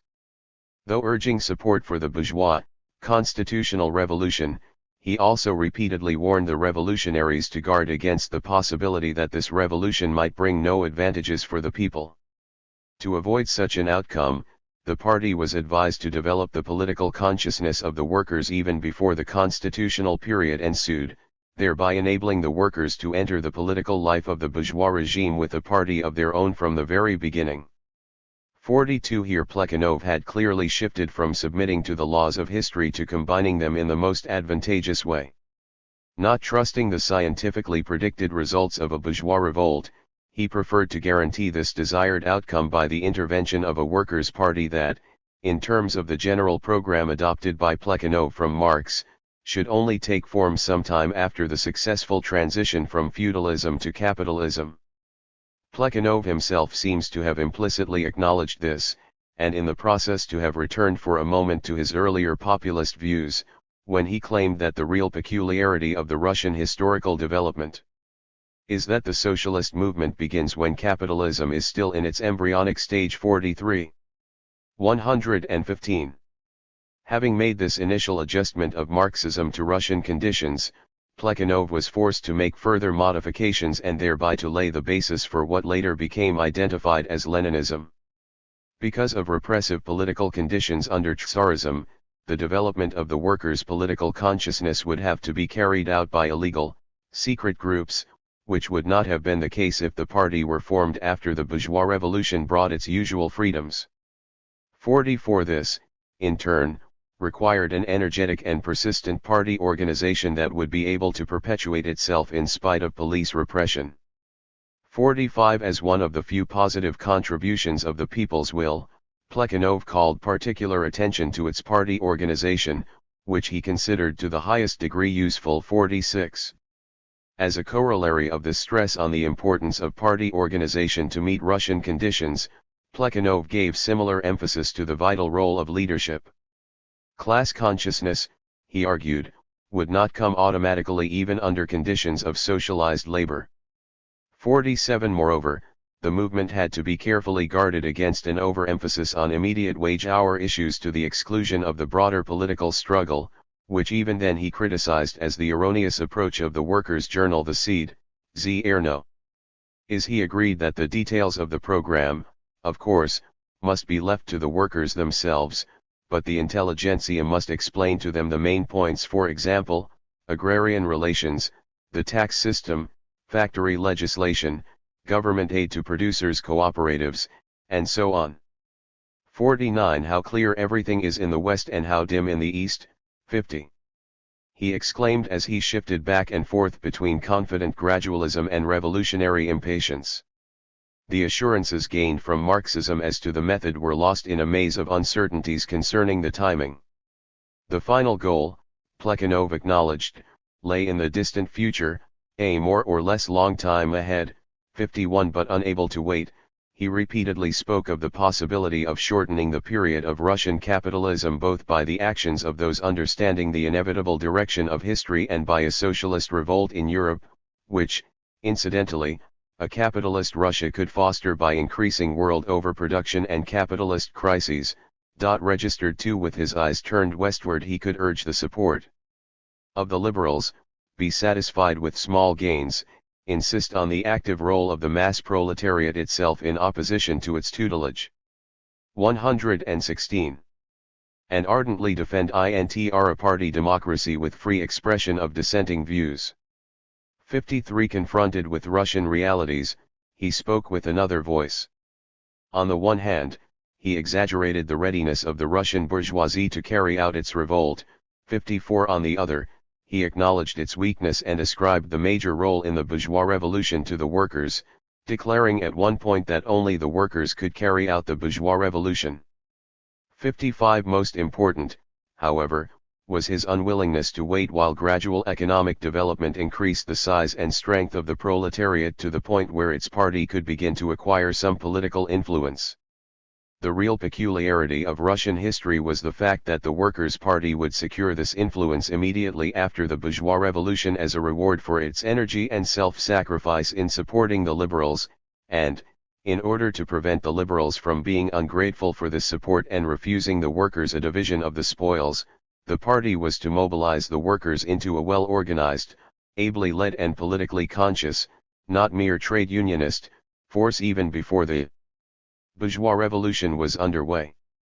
Given the conditions of tsarist autocracy, however, this could be done only by the organizational policies later made famous by Lenin. In the early 80s, Plekhanov seems to have been totally unaware of the threat to a party democracy latent in this peculiarity of a premature workers' organization, for throughout these publications he stands as an ardent defender of party democracy. When, for example, Lavrov criticized him for undermining party unity by attacking Tikhomarov, Plekhanov bitterly asked if those not sharing Tikhomirov's views should be condemned to silence, and the purity of their intentions suspected any time they take up their pens. Recognizing the right of free speech in principle, he continued, Russian socialists cannot grant the use of this right only to that faction or party that claims hegemony in a given period of the revolutionary movement. This would mean toleration only for the members of one's own church, completely independent of the question of who was right. Such a state of affairs is possible only in the savage hordes of Asiatic despotisms. There is nothing sadder than such prospects, and no danger whatsoever to the integrity of the organization means anything in comparison with the danger of such a horrible mental decay. 56. 117. In writing these polemical tracts, Plekhanov attempted to convince Russian socialists that the conscious, independent, action of the proletariat must not be replaced by any conspiratorial skill, courage, or self-sacrifice. 57 and to predict the dire consequences if the minority did not want to wait. 58. The dilemma he faced, however, led him inadvertently along the same path as that followed by those he so brilliantly criticized. Energy and self-sacrifice, not history, became for Plekhanov also the handmaid of the Russian Revolution, and the initiative of the committee replaced the initiative of a class. For, whatever the real peculiarity of Russian history, it was the party and not the mass proletariat, still non-existent, that was to win a foothold in political power. During his entire career as a revolutionary, Plekhanov vacillated between the two positions taken in these early publications. On the one hand, he defended the right and the ability of the masses to liberate themselves, on the other hand, and with equal fervor, he argued that the masses were incapable of such independent emancipation, at least of the kind he envisioned for them, and consequently he stressed the indispensability of leadership by an educated Marxist elite. When, for example, the Russian workers' movement for which he had so long hoped finally began to emerge in the 1890s, he opposed its independent trade union goals and tactics as fiercely as did the supreme elitist and voluntarist, Lenin. Similarly, in the famous Russian Social Democratic Party Congress of 1903, he supported Lenin's narrow, professional membership principle against the broader, more democratic policy proposed by Martov, and he frankly stated at the Congress that the value of democracy was subordinate to that of revolution. Soon afterwards, he again shifted his stand and joined Martov, Trotsky, Rosa Luxemburg, and others in an all-out campaign against the Jacobin Lenin. Still later, however, we find Plekhanov back with Lenin, this time against the Menshevik liquidators who proposed abandoning the party's underground organization and policies and transforming the party into a legal political organization. Finally, in his support of the February 1917 provisional government and his unqualified rejection of Lenin's seizure of power in October, he was again, as he had begun, a Democrat. The entire history of Russian Marxism, and that of Marxism, 118. In general, evolves within the framework of this contradiction between democratic gradualism and impatient elitism. One could confidently accept gradualism and be satisfied with small gains as long as such gains were already forthcoming and the working class well along toward victory. But it was asking too much of revolutionaries to wait until Russia reached an advanced stage of development while keeping the final goals of a socialist government and society always in mind. Either the goals would be lost sight of and attention given to one of the intermediary phases, constitutional government or trade union organization, for example, or the intermediate steps would be ignored in the hope of attaining the end whenever the opportunity seemed at hand. In one direction, legal Marxism and economism result, in the other, the one in which Plekhanov's impatience pointed, the result is Lenin's seizure of power. While Plekhanov and his Emancipation of Labor group were abroad working out the main themes of Russian Marxism and laying the foundations for the conflicts that later split the Russian social democratic movement, Russian socialists at home were suffering the doldrums of the 80s. Faced with the combined opposition of Tolstoyan pacifism, the beginnings of the art for art's sake movement, small deeds reformism, and the intensified police reaction and popular disillusion resulting from the assassination of 1881, radical socialism all but disappeared as a serious contender for the allegiance of the intelligentsia. By the close of the 80s the calm began to break, and, as might be expected, it started in that traditional storm center of radicalism, the universities.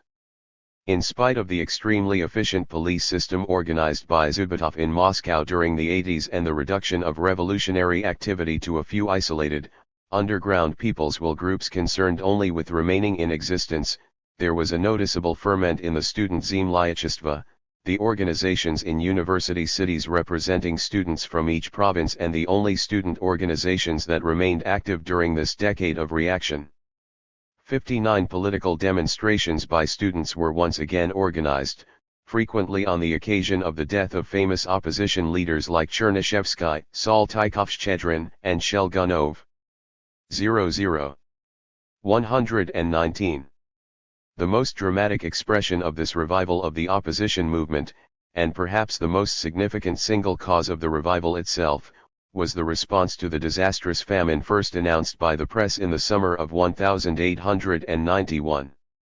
As a result of the famine, Zemstvo and Third Element representatives, who had seen their powers repeatedly narrowed and their position in local affairs constantly subordinated to the authority of appointed officials, once again emerged as important and effective forces in Russian life, while university students, who had suffered the withdrawal of the liberal university statute of 1864 and had submitted to a system of surveillance and repression reminiscent of Uvarov, found in the stricken villages a new outlet for opposition.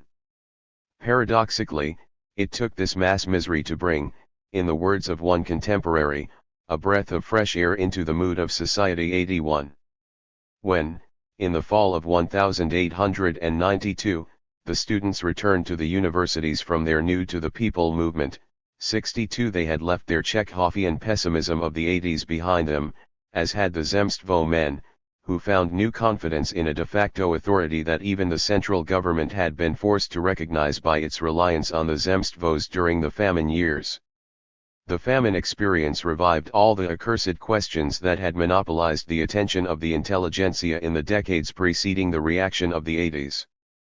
How could such a calamity have occurred? Was it the result of the policies of Vishnegradsky's finance ministry and of the entire government approach to the economic life of Russia that the legal populists had for so long and so severely denounced? Or was it merely one more tragic testimony to the archaic economic life of Russia that made the government's program of modernizing the economy all the more urgent? And how should the intelligentsia respond to the famine? Should they aid the victims simply because they were suffering? Or would it be better to remain realists and let the misfortune do its worst, either in the revolutionary populist hope that a peasant revolution would result, or in accordance with the new Marxian acceptance of such disasters as inevitable steps on the road from a natural to an exchange economy? Were the peasants at last manifesting their allegedly revolutionary temper, or were they proving to be as politically backward and malleable as before? Finally, if the latter were the case, which was the alternative to 120. Peasant revolution, a liberal constitutional movement, or an urban proletariat organization? Such were the issues passionately debated at the Zemlyachestvo gatherings, at meetings of illegal mutual aid fund centers for students, and in the nascent party organizations that began to form in the years immediately following the famine. Among the many reasons for the striking shift of allegiance from populism to Marxism in the early 90s, certainly one of the most important was the passivity of the peasantry during the famine. The failure of populism in the 70s had led to the first series of conversions from populism to Marxism. The renewed disillusionment with the peasants experienced by those expecting an agrarian revolution to result from the famine produced a second, and this time major, defection to Marxism which, unlike the first wave, comprised young men and women who remained in Russia to propagate the new credo and to lay the groundwork for a viable Russian Social Democratic Party. The disappointment in the peasantry experienced by those going to the people during the famine is well described in the memoirs of one who himself shifted his allegiance from populism to Marxism at that time, The Dr. Arthur V. receive. Instead of venting their resentment against the representatives of the government and burning down gentry estates, the peasants, Veresive recalls, beat the doctors for poisoning the wells and burned down the hospitals where the sick were being treated, mistaking the Russian word for barracks, the makeshift hospitals used during the famine, for another word meaning ravine, a place, the peasants believed, where the doctors threw the healthy peasants they had allegedly killed. 63 When the peasants did attack officials of the government, so Chernov writes, it was only because the officials were attempting to protect the doctors attacked by the peasant mobs. 84 Such comments by Chernov on the behavior of the peasants during the famine and cholera epidemic are particularly significant. 4. Influenced by the propaganda of the Astyrev's group, 65 Chernov had hoped to channel peasant discontent against the gentry and officials. 66 Expressing his own disappointment at the response of the peasants. Chernov relates in his memoirs how the naive youths who tried in vain to divert peasant violence from the doctors to the gentry and police received their first practical lesson, not to confuse the people, to whom they rushed with all their souls, with the calm. 121. Mon Rabel Street Black, Uliknaya Churn, the atomized, disorderly mob. 67 The elemental barbarity, impenetrable darkness of the starving mass, he continues, produced a cruel disappointment among the intellectuals and psychologically prepared them for being worked on by the Marxists. 68.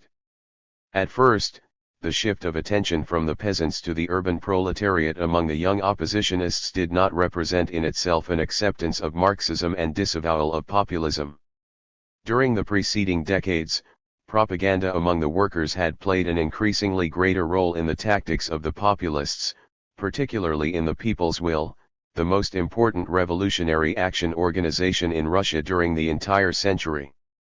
In spite of its claims of perpetuating the traditional populist stress and dependence on the peasantry, the People's Will owed its very origins to the failure of the peasants to respond to the agitation of Bakuninists, Lavrists, and the Land and Freedom Party of the late 60s and 70s.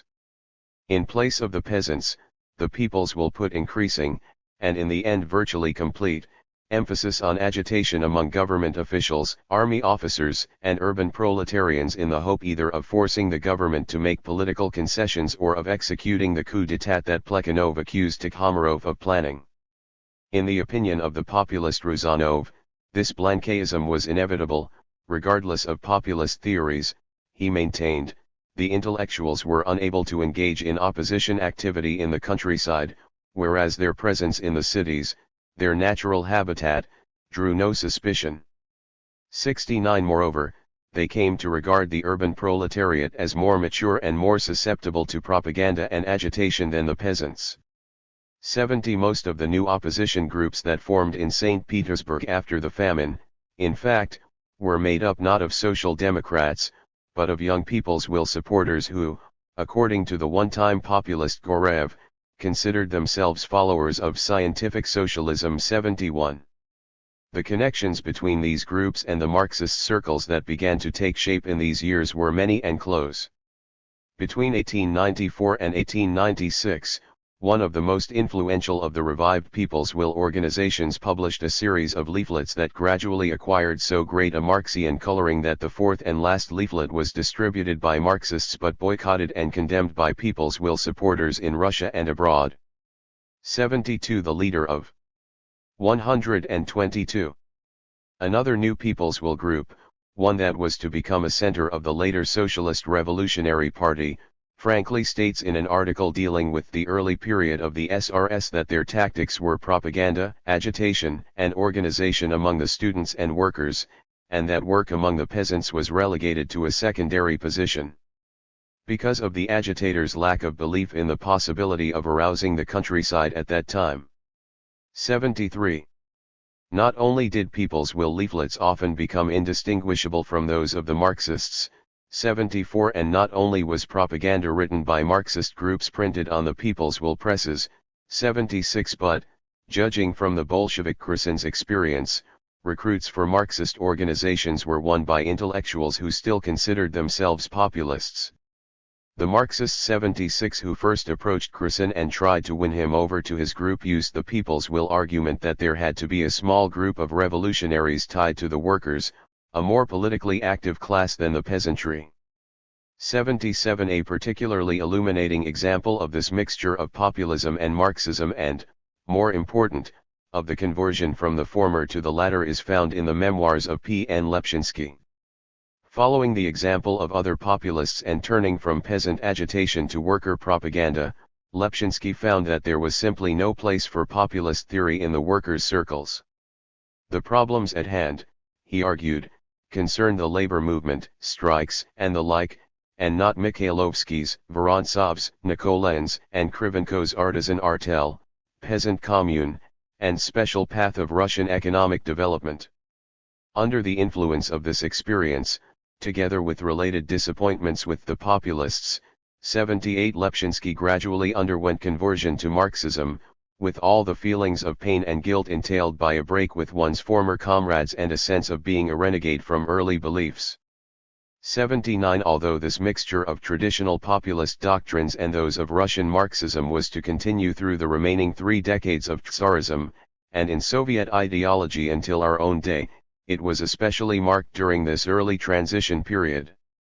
Populists were arrested as suspected Marxists and vice versa. 80 heated debates were held to decide whether Nikolayan was a Marxist or a populist, each side wanting him for its own. 81 legal populist economists, claiming a true interpretation of Marx's doctrines, criti. 123. Says the social democratic theorists as pseudo-Marxists. 82. Marxists praised publications by Mikhailovsky that the populists criticized. Populists like Chernov were called upon by social democrats to guide their study circles on the mistaken belief that since the populists accepted part of Marxism they were essentially social democrats. 83 In spite of this confusion, however, it was becoming increasingly apparent that, in the contest for the minds of the intelligentsia, Marxism was winning. The theories of Marxism and the Marxian labor movement that promised victory were not entirely new phenomena in Russia. The Communist Manifesto and Capital had long since been translated, and Marx's economic theories had been the subject of academic articles since the 70s. A quasi-Marxian labor movement had found brief expression in such groups as the Northern Union of the Russian Workers and the Blagoev Organization. Finally, the prevailing populist arguments had been subjected to detailed Marxian criticism in the Plekhanov-Tikhomarov dispute, leading to Plekhanov's first major exposition of Russian Marxism, discussed earlier, and in the polemical exchange between Engels and Tikhakov. 84 But all this was little more than rehearsal for the great debate in the 90s between Russian Marxism and legal populism and for the first important steps toward the formation of the Russian Social Democratic Labor Party. The development of Russian Marxism during this decade occurred on several levels, which, though occasionally converging, remained for the most part separate. Most in the public eye, indeed the Marxists as far as most interested followers were concerned. 85 were the young, recently graduated university students like Struev, Tigan Baranovsky, Bulgakov, and Berdiev, whose main concern was to combat the legal populists' ideology and economic theories, particularly their concepts of free will and individualism and their pessimistic interpretation of the course of Russian economic development. At public lectures, in debates at the Free Economic Society, and in legally published books and articles, they argued that Mikhailovsky's subjectivism was baseless and useless and that both the minimalist and maximalist interpretations of Russian economic life were false and utopian. 86 In addition to this group of well-known academic theorists were the more obscure groups of Marxist converts whose principal con. 124. CERN was to win the confidence of the urban workers and to unite them into an effective labor movement. One of the original centers from which this illegal faction of Russian Marxism developed seems to have been the higher technical institutes. According to the engineer Marxist Krusen, who entered the St. Petersburg Technical Institute in 1887, conditions at the institute were far more conducive to the emergence of such a movement than they were at the universities.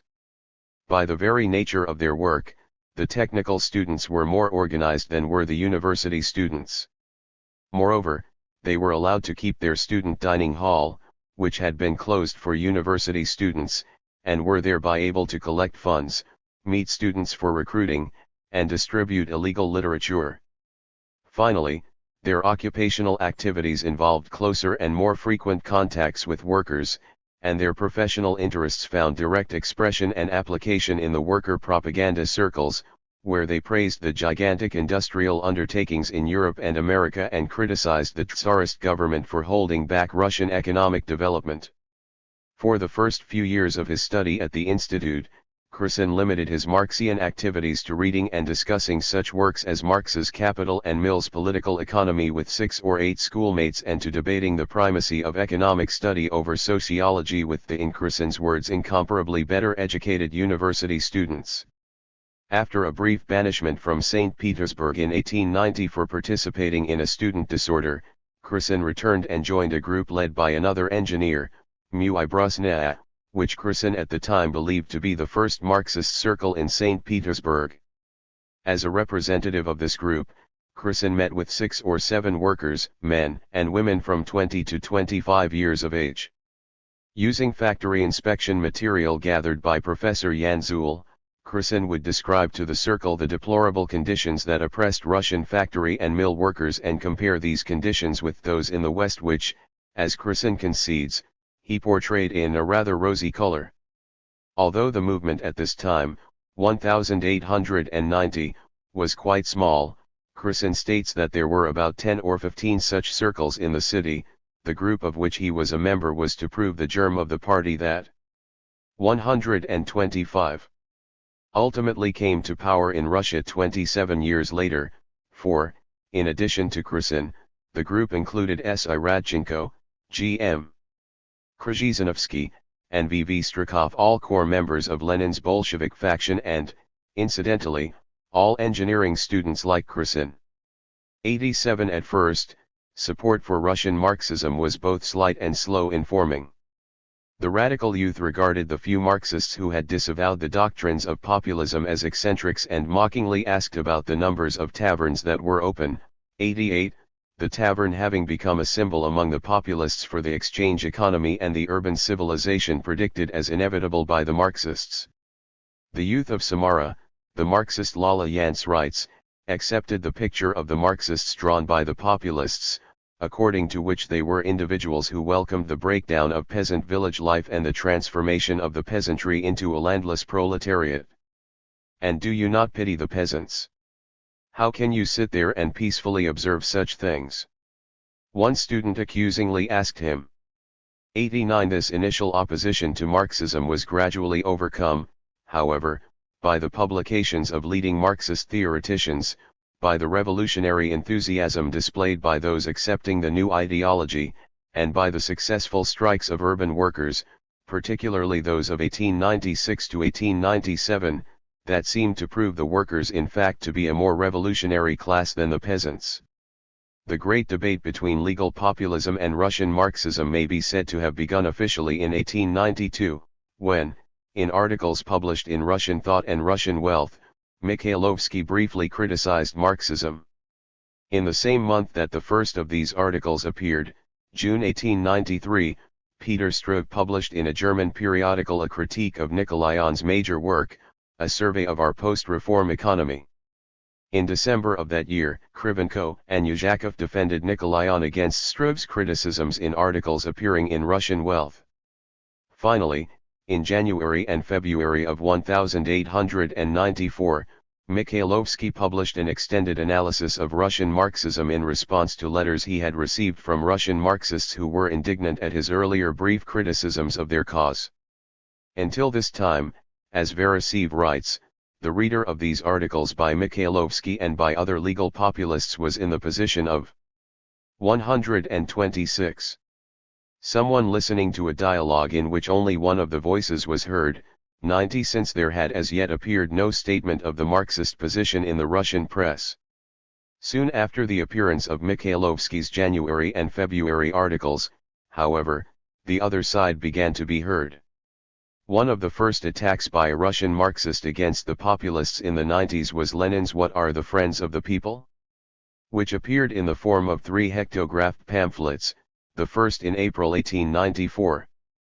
Following this came Struve's critical notes, published in September 1894, and, finally, Plekhanov's On the Monistic View of History, which came out in December of that year. Although the year before, 1893, Lenin had written a critical review of the populist Postnikov's book on the peasant economy in southern Russia and had lectured against Vorontsov's theories, 91 he first appeared in print with these hectographed publications in 1894.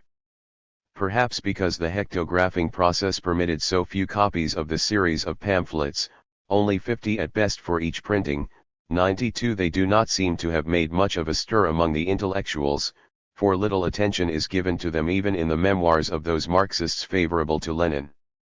As for Struve's work, judging from one contemporary memoir, it lacked the force necessary to bring its readers over to the side of Russian Marxism. 93 The Marxist arguments that apparently sparked the rapid rise of Russian Marxism were those of the veteran leader of the movement, Plekhanov. In Verasev's words, Plekhanov's book produced a stunning impression, for it carried forward its annihilating attack, not with the immature enthusiasm of a novice, like Struve, but with solid erudition and the powerful, confident tone of an experienced publicist. 94. Gorev similarly recalls the unusual excitement, the staggering shock, the enormous intellectual shiftsvig caused by this book. Its effect was that of an exploding bomb which produced in Gorev, already a Marxist, a sense of rapturous joy over the immense intellectual victory gained for Russian Marxism by this single volume. People turned Marxist overnight, he writes, and he himself was able to convert a rather large group of students to Marxism because of the impact of Plekhanov's arguments. Under the influence of this volume, one group of students that was engaged at the time in hectographing Tolstoy's What I. 127. Believe abandoned this unproductive activity and began to print the Communist Manifesto 195 from 1894 on.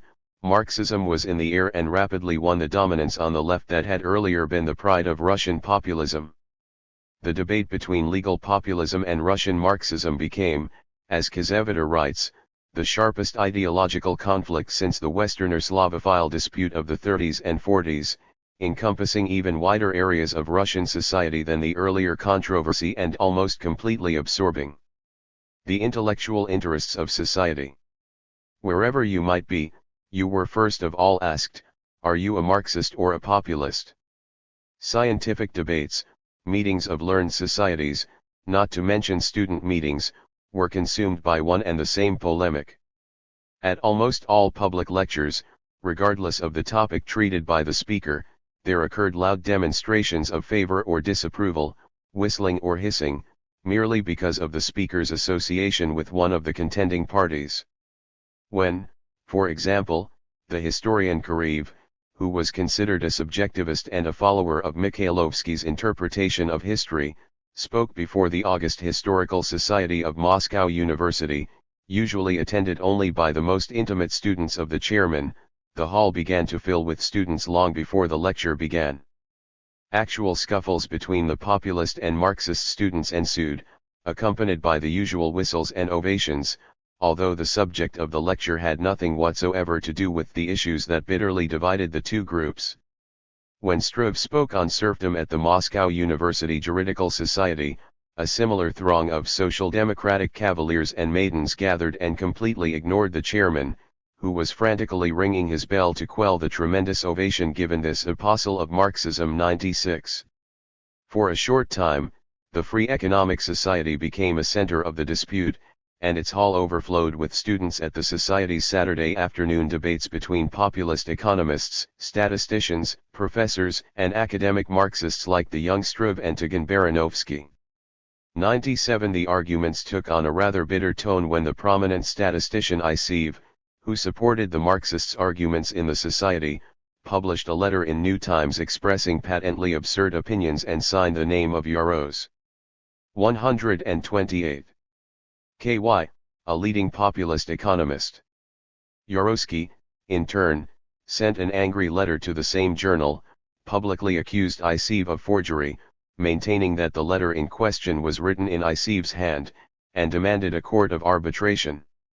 The court was formed, Yaroslawski's accusation was substantiated, and Icev, who later explained his deed as an ironic device, became the focus of public criticism for a long time afterwards.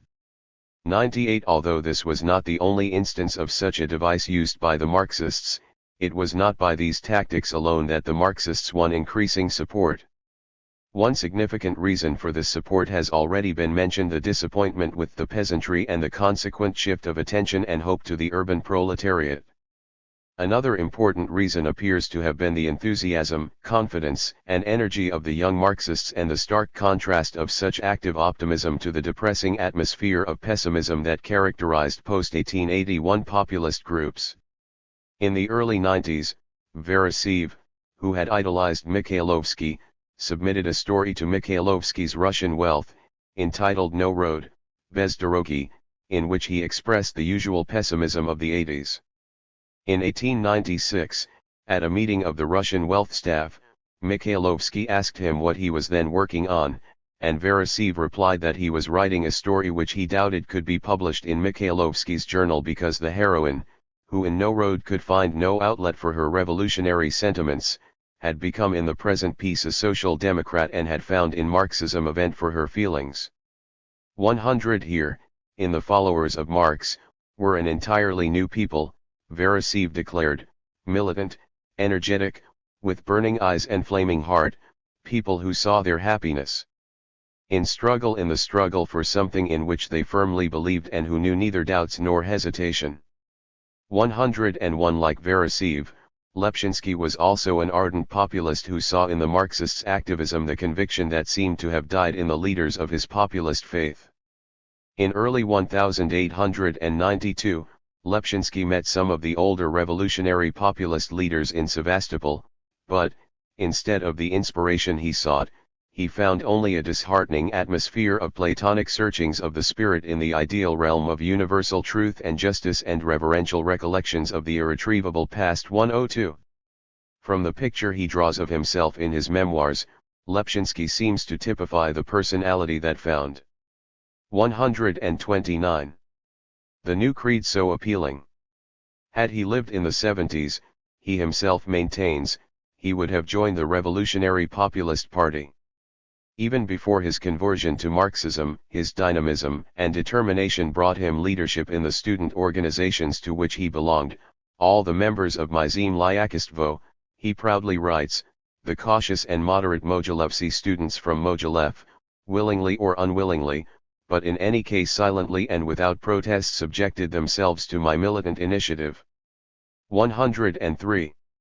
Such enormous confidence characterized the movement as a whole in these early years, and it is frequently the topic of note in the memoirs of those associating with the young Marxists.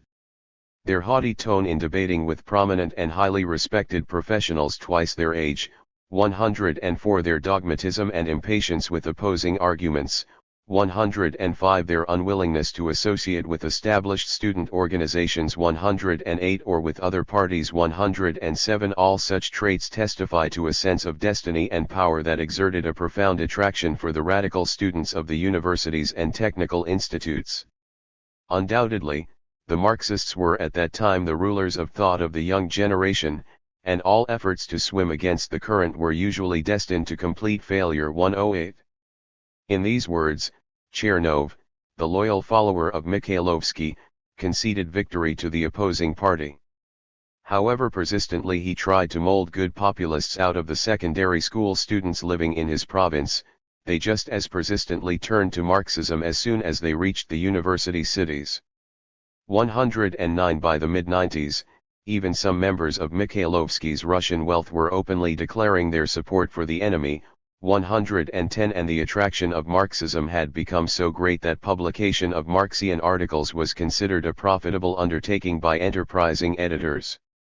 111 No wonder that a defeatist mood depressed the members of the Russian Wealth staff and their chief editor.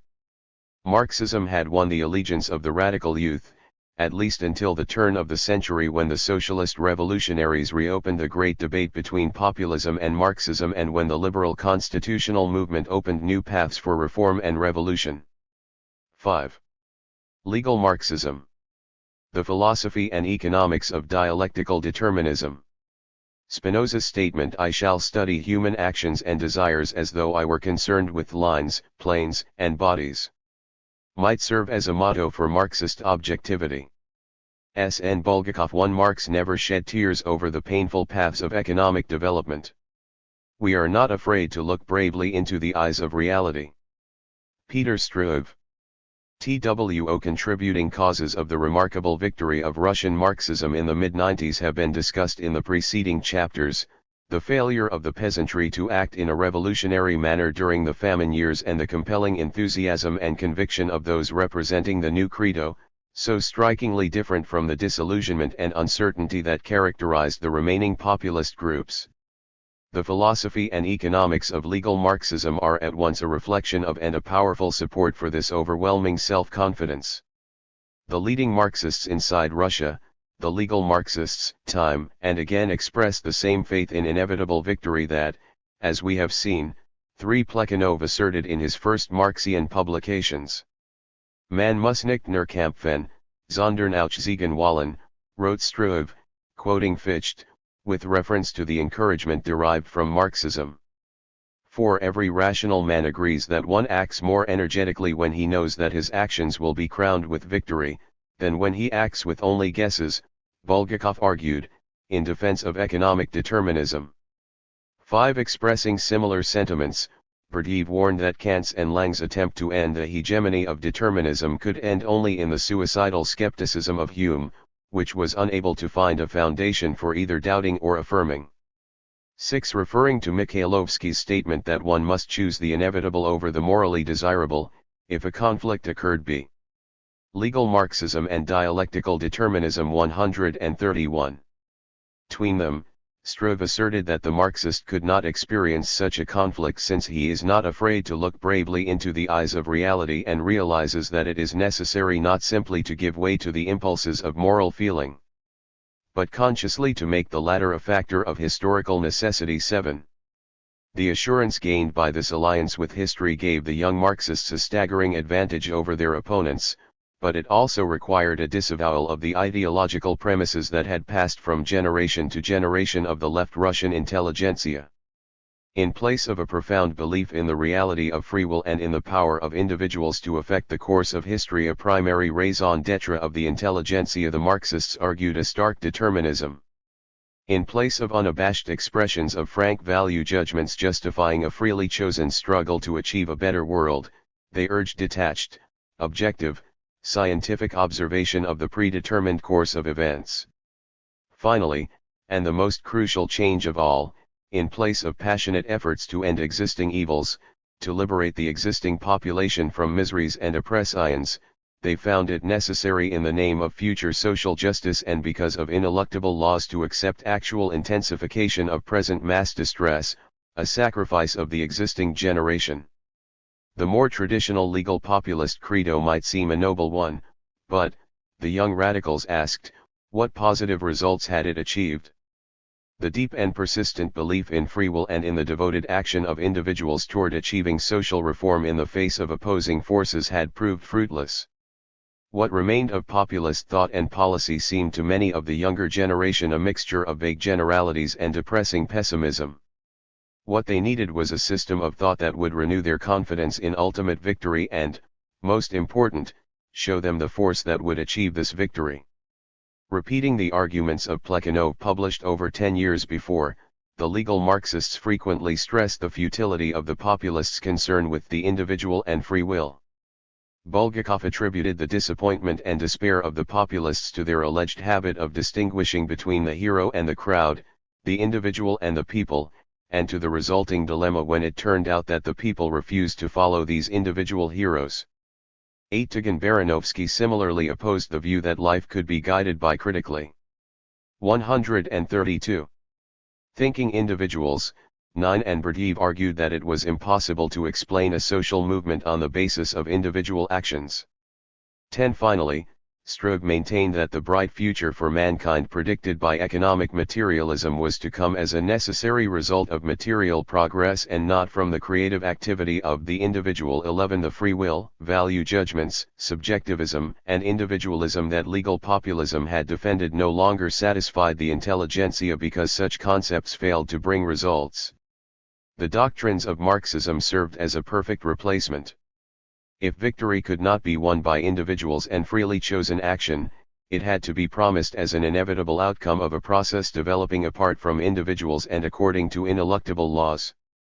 The Marxian arguments promising this inevitable victory were all the more persuasive because the deterministic worldview on which they were based seemed to find corroboration in the writings of some of the leading thinkers of contemporary Europe, particularly Germany. It is the synthesis between the economic and historical determinism of Marx and Engels and late 19th century German philosophical determinism that more than any other trait characterizes the works of legal Marxism. Supporting his arguments with references to Rickert, Simmel, Wundt, and Real, even more than to the works of Marx and Engels, Stroeve insisted that the science of society and logic eliminated the individual and were concerned only with groups and general laws that transcended individuals. The only scientific approach to human affairs was the genetic approach that interpreted all phenomena on the basis of causal relationships. The teleological approach of the legal populists, regarding freely chosen human actions toward subjectively desirable aims, was completely unscientific. Freedom, as Hegel and Engels had shown, meant only the correct understanding of necessity, and even in the realm of freedom to be attained in the future there was no place for the individual, since the existence of this realm assumes the reign of collectivism and is possible only through the subjection of the individual to society. 12. Such value judgments as those scattered through the writings of the legal populists were quite irrelevant in the study of human affairs, and it was precisely his unwillingness to mix ethics with science that distinguished Marx's works from those of various utopians. On the basis of this objectivity, Stroeve contended. Legal Marxism and Dialectical Determinism, 133. Marx was able to see the progressive value of slavery and capitalism in spite of their negative sides, and so thoroughly objective was Marx in his works on capitalism, so completely was his a work of science and not of ethics, that it was possible to adopt his analysis and be a Marxist without at the same time becoming a socialist.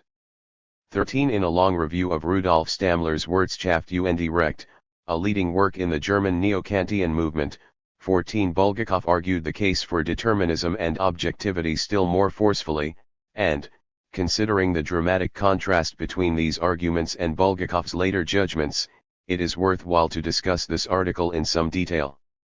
He repeatedly insisted here that all existence, including that of society, was subject to regularity, law, and determinism without which, in fact, any knowledge of society would be impossible. He criticized Stammler for following the example of Christian morality and Kantian philosophy in trying to introduce, in addition to this all-pervasive determinism, the category of human freedom acting toward valued ends. Illustrating the dangers latent in such an endeavor, and unknowingly prophesying his own later intellectual development, Bulgakov recalled how, in order to conquer causality and save moral freedom, Kant was forced to seek refuge in the thing in itself and transcendental freedom and, in the end, to postulate the existence of God. The free will defended by Stammler and Kant was nothing more than a subjective feeling, no different from any other emotion. This was clearly realized once reasons for free acts were sought, for after such an inquiry nothing remained of this free will. Moreover, in the study of past and present human actions, one could not be satisfied until the whys of human behavior were explained, and this was the case not only with reference to the actions of others but to one's own actions as well. For the man accustomed to observing attentively his inner life and analyzing his spiritual states, there is no more uneasy state than one for which no causal explanation can be given. Even in his own inner life, man strives to shake off the feeling of being free from causal dependency and to liberate himself from the conception of choice that corresponds to this feeling. For he feels himself at peace only when he knows how to act in a given case without wavering, that is, without choice.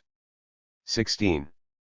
Concurring with Struve's statement that the theory of knowledge and logic concerned human reason in general and not individual subjective experience, Bulgakov argued that viewing human action 134 objectively meant observing abstract relationships of events and not mere individual strivings or such subjective feelings as freedom.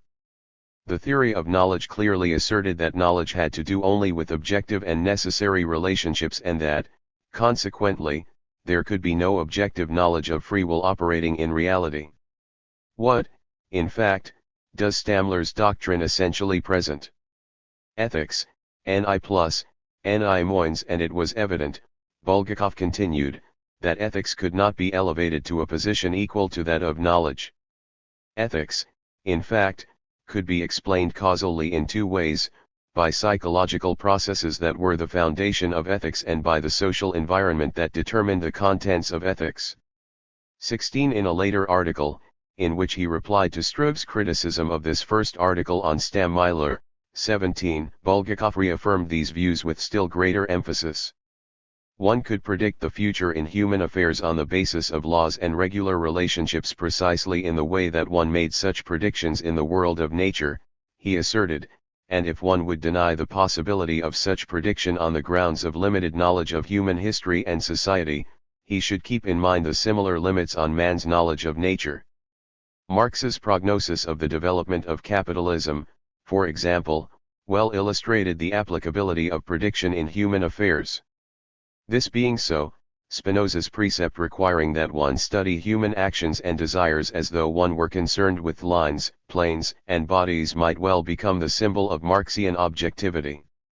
The views of both Spinoza and Marx were radically different from the subjective sociology of Kant, Schopenhauer, Stammeiler, and others who tried to raise the purely subjective feeling of freedom to the level of objective fact and thus destroy the hegemony of the law of causality. All such subjectivist efforts were united in the erroneous belief that the individual with his ideals was an independent and primal factor, a cult of the individual that the materialistic conception of history, justly proud of its implacable objectivity, severely attacks 1s. In succeeding articles, Bulgakov continued to argue the need of a rigid separation of ethics from science, to criticize such attempts as Mikhailovsky's to unite the two, and to maintain that only by abstracting from the individual to the general could one derive the regularities on which a science of society depended. 18. Legal Marxism and Dialectical Determinism 135. The main concern of Tikhon Baranovsky, another leading Marxist theorist inside Russia during the 90s, was to disprove the legal populist theories concerning Russian economic development, especially with reference to the number of factories and urban workers, the fate of the village artisans, and the question of markets on which Russian capitalism could grow. In his more philosophical statements, he echoed the doctrines reviewed above and was particularly anxious to prove the importance of the economic factor in history. In articles written for God's World, Mir Bajai, an unofficial Marxian journal in the mid-90s, Tikhon Baranovsky expressed the same pride in the uncompromising objectivity of economic materialism, the same demand that ethics be kept out of science, and the same insistence that human thought and action be traced back to the social conditions that determined them. It was impossible to study history, he wrote, without some principle for selecting significant data that would give meaning to an otherwise meaningless conglomeration of events. But it was useless to look to man's thought world for guiding themes, since it was itself the product of social conditions that not only posed the problems to be studied but provided both the means for their solution and the basis for the acceptance of these solutions. Man thinks he is the determining force, whereas he is really determined by his surroundings. Even so-called great men were merely products of their times, clever enough to guess the needs and demands of their age. Merely by looking about oneself and forgetting various theories, he concluded, one could clearly see that the economic factor in history and social existence was the guiding principle for research, since it corresponded to what was obviously the main concern of man in history and society, the procurement of material means of existence. 20. On the whole, Tikhon Baranovsky's restatements of the materialist conception of history share little of the more sophisticated doctrines of late 19th century German historiography and philosophy that are evident in the writings of Struve and Bulgakov. The leaven that raises Berdyaev's Marxism above routine repetitions of orthodox formulas is the neopositivism of Avenarius. Like Bulgakov, Berdyaev in his first published article advocated a rigid and absolute determinism in the study of history and society and a sharp separation in theory and practice between science and ethics. He was no less firm than the others in his belief in the 136 dependency of all human ideology, of the highest products of the human spirit, on the social relations in which they grow. And he argued just as forcefully that it is impossible to separate the individual from the social forces that engender him, for his acts are those demanded by the social class to which the particular person is devoted body and soul. 21. He rejected Kant's dualistic philosophy, which he traced to the contradictions existing in contemporary society, and he dismissed Kant's postulation of a transcendental realm of practical reason, free will, moral judgment, and God as merely a fictional concept contrived by Kant to answer a psychological need. Similarly, he regarded Friedrich Lang's adoption of Kant's noumenal world, in the form of Lang's world of creativity, as simply the outburst of a poetic soul. An unclear outburst of a split human soul that desires consoling, yet does not know where to find it, and, in the end, deceives itself. 22. All these difficulties, Berdyaev was convinced, arose from the refusal of such thinkers as Kant and Lang to be satisfied with the empirical world and from their need to construct a transcendental world apart from the world of experience. Only a severely monistic approach to nature and society could eliminate such problems, a monism concerned exclusively with the phenomena of this world. In order to purge Kant's philosophy of its dualism, Berdyaev adopted the theory of coordination of subject and object propounded by Avenarius and used it to support his judgment that the thinker chasing after the phantoms of the transcendental reminds one of the man trying to catch his own shadow. 23. The underlying reason for these determinist arguments is indicated by the main theme that runs through them all. By tirelessly emphasizing the indomitable force of objective social and historical laws that determine the essential structure and content of social life, quite apart from human actions and desires, the Marxists were creating encouraging assurances of future victory as compensation for the distressing absence of dependable forces for current gains. But Marxism gave the radical intelligentsia more than a promise based on an abstract deterministic philosophy, it gave them a specific instrument, the urban proletariat, that must inevitably realize this promise. Lenin and other orthodox Marxists. Legal Marxism and dialectical determinism. 137 frequently denounced the legal Marxists for not giving sufficient attention to the class struggle. On the basis of the actual statements made by the legal Marxists concerning class struggle, and, more important, the vital role that this concept played in the worldview of these writers, such criticism seems overstated. As often as the legal Marxists opposed determinism to free will, they opposed class to the individual. The intelligentsia apart from a social class was powerless. 24. And without a class ideology it was led to the vain and false end of idealizing itself, a procedure that could lead only to disappointment and pessimism. 25. Like all academic socialists, Berdyaev argued, Lang doubted the realization of his goals because he was a utopian, appealing to the moral feelings of the ruling classes and dreaming of a completely peaceful resolution of the social problem without a severe class struggle. We take a different point of view, Berdyaev declared, and are able to look into the eyes of the future bravely and believe in the triumph of our cherished ideals. 26. In his critical notes, Struve similarly reproached German academic socialists like Brentano and Schulze-Gevernitz for their unjustified optimism in expecting social progress to follow economic development automatically, without class struggle. 27. Even the most modest gains for the working class, such as those granted through factory legislation, were the results of class struggle. 28. And the theories of the so-called academic socialists simply reflected the calculated willingness of the bourgeoisie to make minor concessions that in no way altered the basic economic system. 29. It was true, Struve conceded, that the Marxists tended to idealize the working class. The intelligentsia always idealized one class or another, but, Whereas the natural course of things proved that the idealized peasantry did not act as their ideologists expected, the objective tendencies of economic development justified the Marxists' idealization of the proletariat.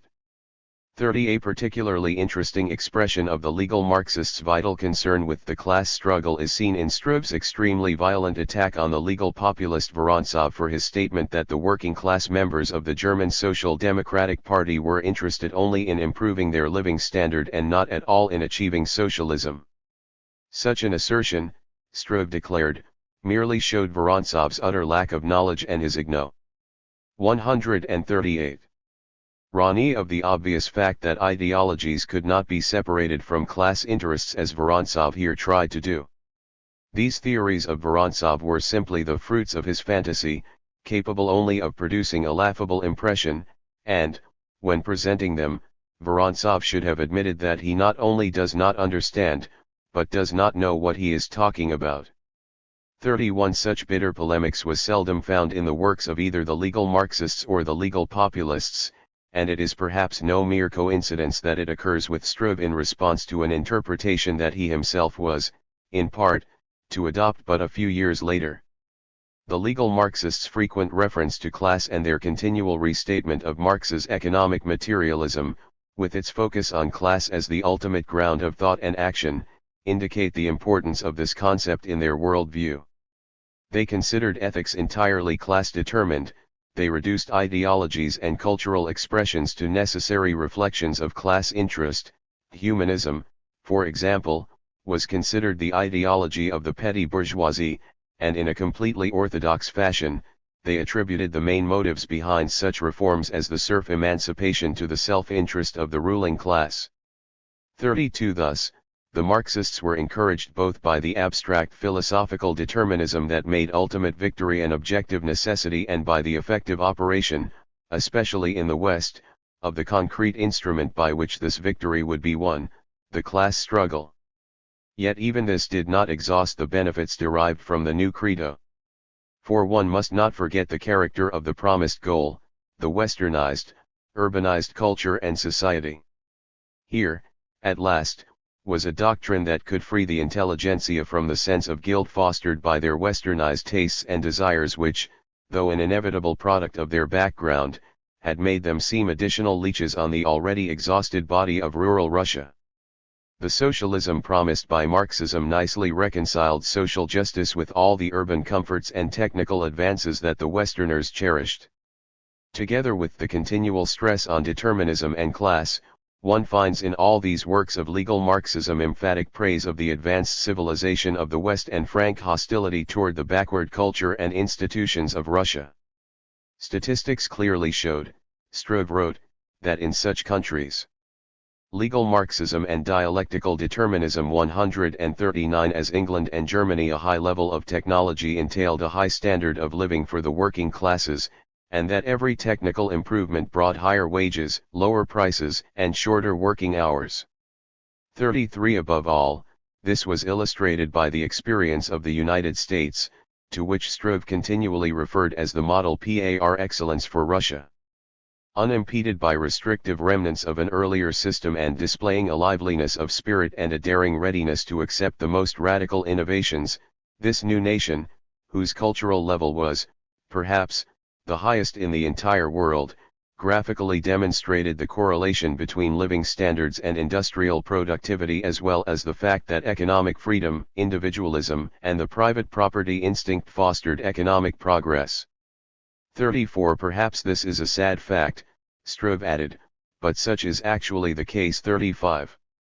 The United States had shown, moreover, that the best way to increase productivity was to increase mass purchasing power and raise living standards and that, contrary to Ricardo's theory, both profits and wages could rise together. 36. It could not be denied, therefore, that the instinct of property represented an extremely positive social force. 37. Though the capitalist economy organized on the basis of this instinct would one day be supplanted, one should appreciate the historical role it had played and continued to play, as Marx himself recognized when he sang dithyrambic glorification of the historical mission of capitalism. 38.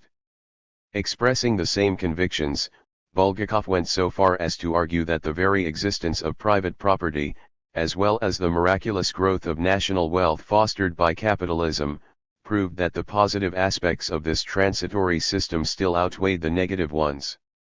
39. With respect to the inequality of distribution that hindered further economic advance under capitalism, Struve considered it historically just to say, without wishing to idealize the capitalist system, that this inequality was not created by capitalism itself, but was inherited by it from the preceding economic system.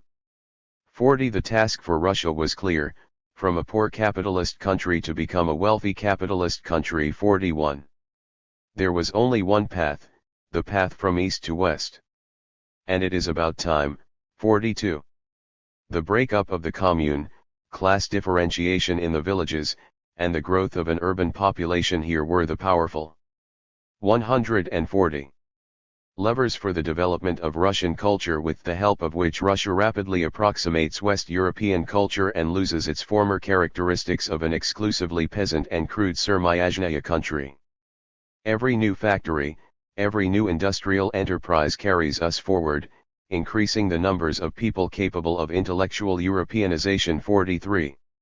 If our Easterners, thundering ex Orient lux at us, Westerners, begin by opposing European economic forms, Bulgakov warned, they will have to go on to reject all the benefits of European culture which alone give beauty to our lives. 44. It would certainly be an oversimplification to argue that the failure of populism and the combined appeal of historical determinism, inevitable proletarian victory, and a cultured urban socialism exhaust the attractions drawing young Russian radicals to Marxism.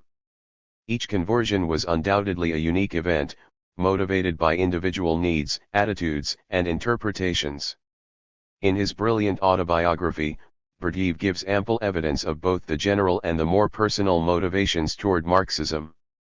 I have asked myself more than once what impelled me to become a Marxist, he writes, and in answer he, in effect, summarizes the main themes discussed above.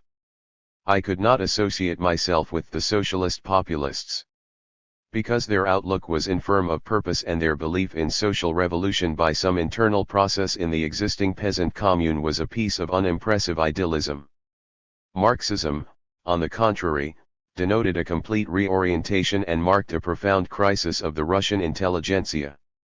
The Marxist movement of the late 90s was born of a new vision. It brought with it not only emancipation from the routine of populism, but also a purpose and a new conception of man. It had, furthermore, a distinctly higher intellectual and cultural standard than most of the preceding movements. Marxism, at that juncture, was in fact a signal for the spiritual as well as social liberation of man. What attracted me most of all was its characteristic appreciation of the moving forces below the surface of history, its consciousness of the historic hour, its broad historical perspectives and its universalism. The old Russian socialism seemed provincial and narrow-minded in comparison. The fact that Marxism took root among the Russian intelligentsia was evidence of a further Europeanization of Russia and of her readiness to share to the end the destiny of Europe. I myself felt very anti-nationalistic and was never tempted to assert Russia against the West. 45. Antipathy toward populism, the appeal of historicism, the higher intellectual and cultural standard, and further Europeanization of Russia, these are among the more common reasons for legal Marxism and dialectical determinism. 141. Gravitating toward Marxism. Yet, as one reads other sections in the autobiography, particularly those concerning Berdyaev's life and thought before he became a Marxist, one finds sufficient reason to agree with him when he writes, I do not think I merely followed the trail of the majority of the Russian intelligentsia to Marxism. 48. There is, of course, nothing unique about his rejection of the semi-feudal aristocratic society of his youth and his subsequent association with the avant-garde left. 47. In such passages as the following, however, there emerges a world of personal sentiments, visions, and aspirations that probably contributed at least as much to Berdyaev's conversion as did the reasons reviewed in this chapter and summarized by Berdyaev in the above passage. All my life I have been a rebel. I was a rebel while making efforts to humble myself. Rebellion marked not a phase in my intellectual development but an innate quality of my thinking and living. I was easily roused to revolt, and injustice and violence done to the dignity and freedom of man evoked angry protests in me. Once on the threshold of adolescence, I was shaken to the depths by the thought that, even though there may be no such thing as a meaning in life, the very search for meaning would render life significant and meaningful. It is to this that I desired passionately to dedicate my life. I came to believe in the primary reality of the spirit at a level which is deeper than, and transcends, the sphere of discursive nature and belongs to the symbolic and reflected world of externality. I never abandoned this fundamental attitude, not even throughout my Marxist period. What struck me above all in Marxism was the prospect of a spiritual revolution, a rising of the spirit of freedom and meaning against the deadly weight, the slavery and meaninglessness of the world. Actually, I was not much of a political revolutionary, and displayed little activity in this respect. The revolutionary impulse sprang from an innate inability to acquiesce in the world order and to submit to its exigencies. It had, therefore, primarily a personal, not a social significance. I was concerned with the revolution of the human person rather than of the people or the masses. 48. Reading Bulgakov's autobiography, one again realizes that the generalization of motives attempted in these chapters must be supplemented by individual, biographical study. How different the path leading Bulgakov to Marxism from that followed by Berdyaev. Berdyev's father was an officer in the Guards, Bulgakov's father, a provincial priest. Berdyev's family was immensely cultured. The culture in Bulgakov's home was that provided by the church. Berdyev attended the elite Kiev Cadet Corps of Pages, Bulgakov studied in a seminary. 49 Whereas Berdyev turned to Marxism as a broadly educated, young urban rebel, Bulgakov came to Marxism as a small-town provincial, simultaneously awed by the brilliance. 142. Of the big city intelligentsia and searching for a new faith to fill the gap left when, in his early teens, he ceased being a true son of the church. 50. Bulgakov recalls that since there was no other culture than that of the intelligentsia, and since Marxism seemed at the time the worldview of the young intelligentsia, he accepted it as the only possible and available worldview for intelligent people. 51 Elsewhere in Bulgakov's autobiography, we see, in addition to this avant-garde appeal, the essentially religious appeal of Marxism.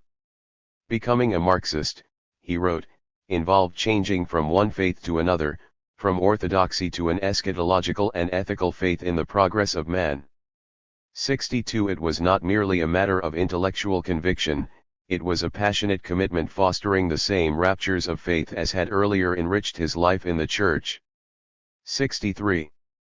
I remember those moments of virtually prophetic inspiration when I inadvertently invested my visions of the future progress of humanity with sacred images of divine life's Hizny nu Boj. Men will be gods, I told myself, and, it seems, others as well, with youthful, ardent hearts, and, of course, without a shade of theomachy or blasphemy.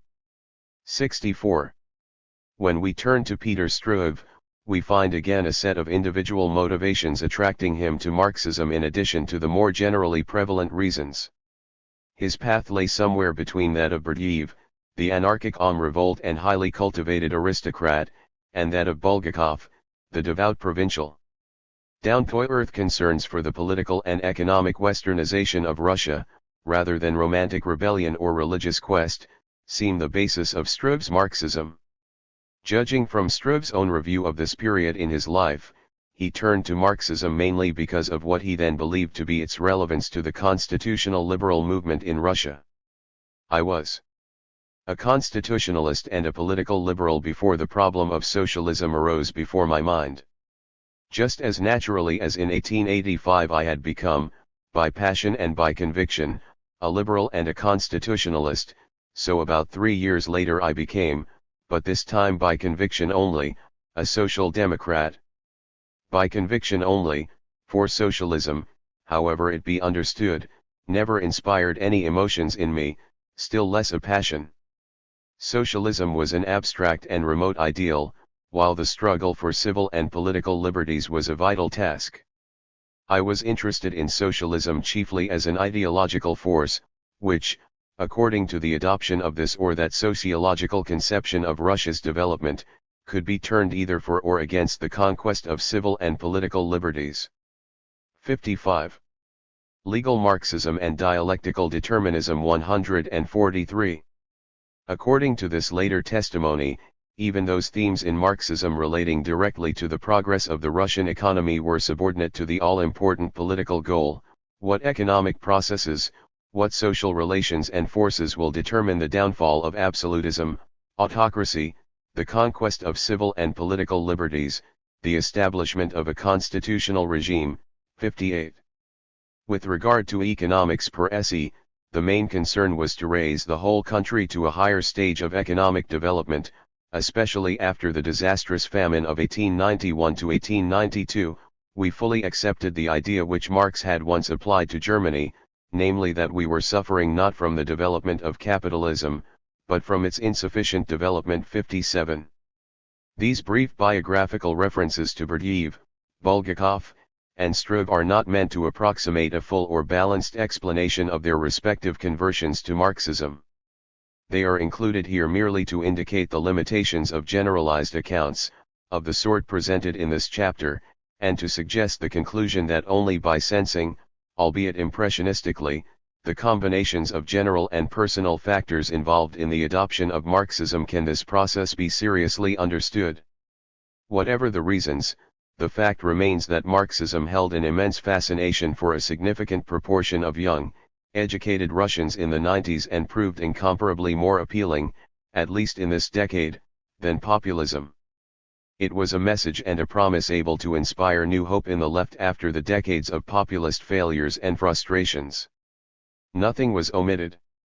Socialism would be achieved and the intelligentsia's debt to the people finally paid. The laws of history proved beyond question that the urban proletariat must inevitably win where the peasantry had so persistently failed, and those who doubted this had only to look westward to the magnificent success of the organized labor movement. The young, westernized intellectuals had in Marxism, moreover, a worldview that simultaneously satisfied both their personal urban aspirations and their profound social consciousness. Finally, the new creed provided a scientifically defensible justification for the short-run sacrifices that would have to be suffered, by others, on the way to the socialist millennium. History, sociology, epistemology, all the most advanced Western sciences combined to counteract any pangs of conscience on this score. 144. The economic theories of legal Marxism both reflect and fortify these powerful links binding Russian socialists to Marxism, and, like the general philosophy and ethical judgments of the group, rest on the underlying belief in historical or dialectical materialism.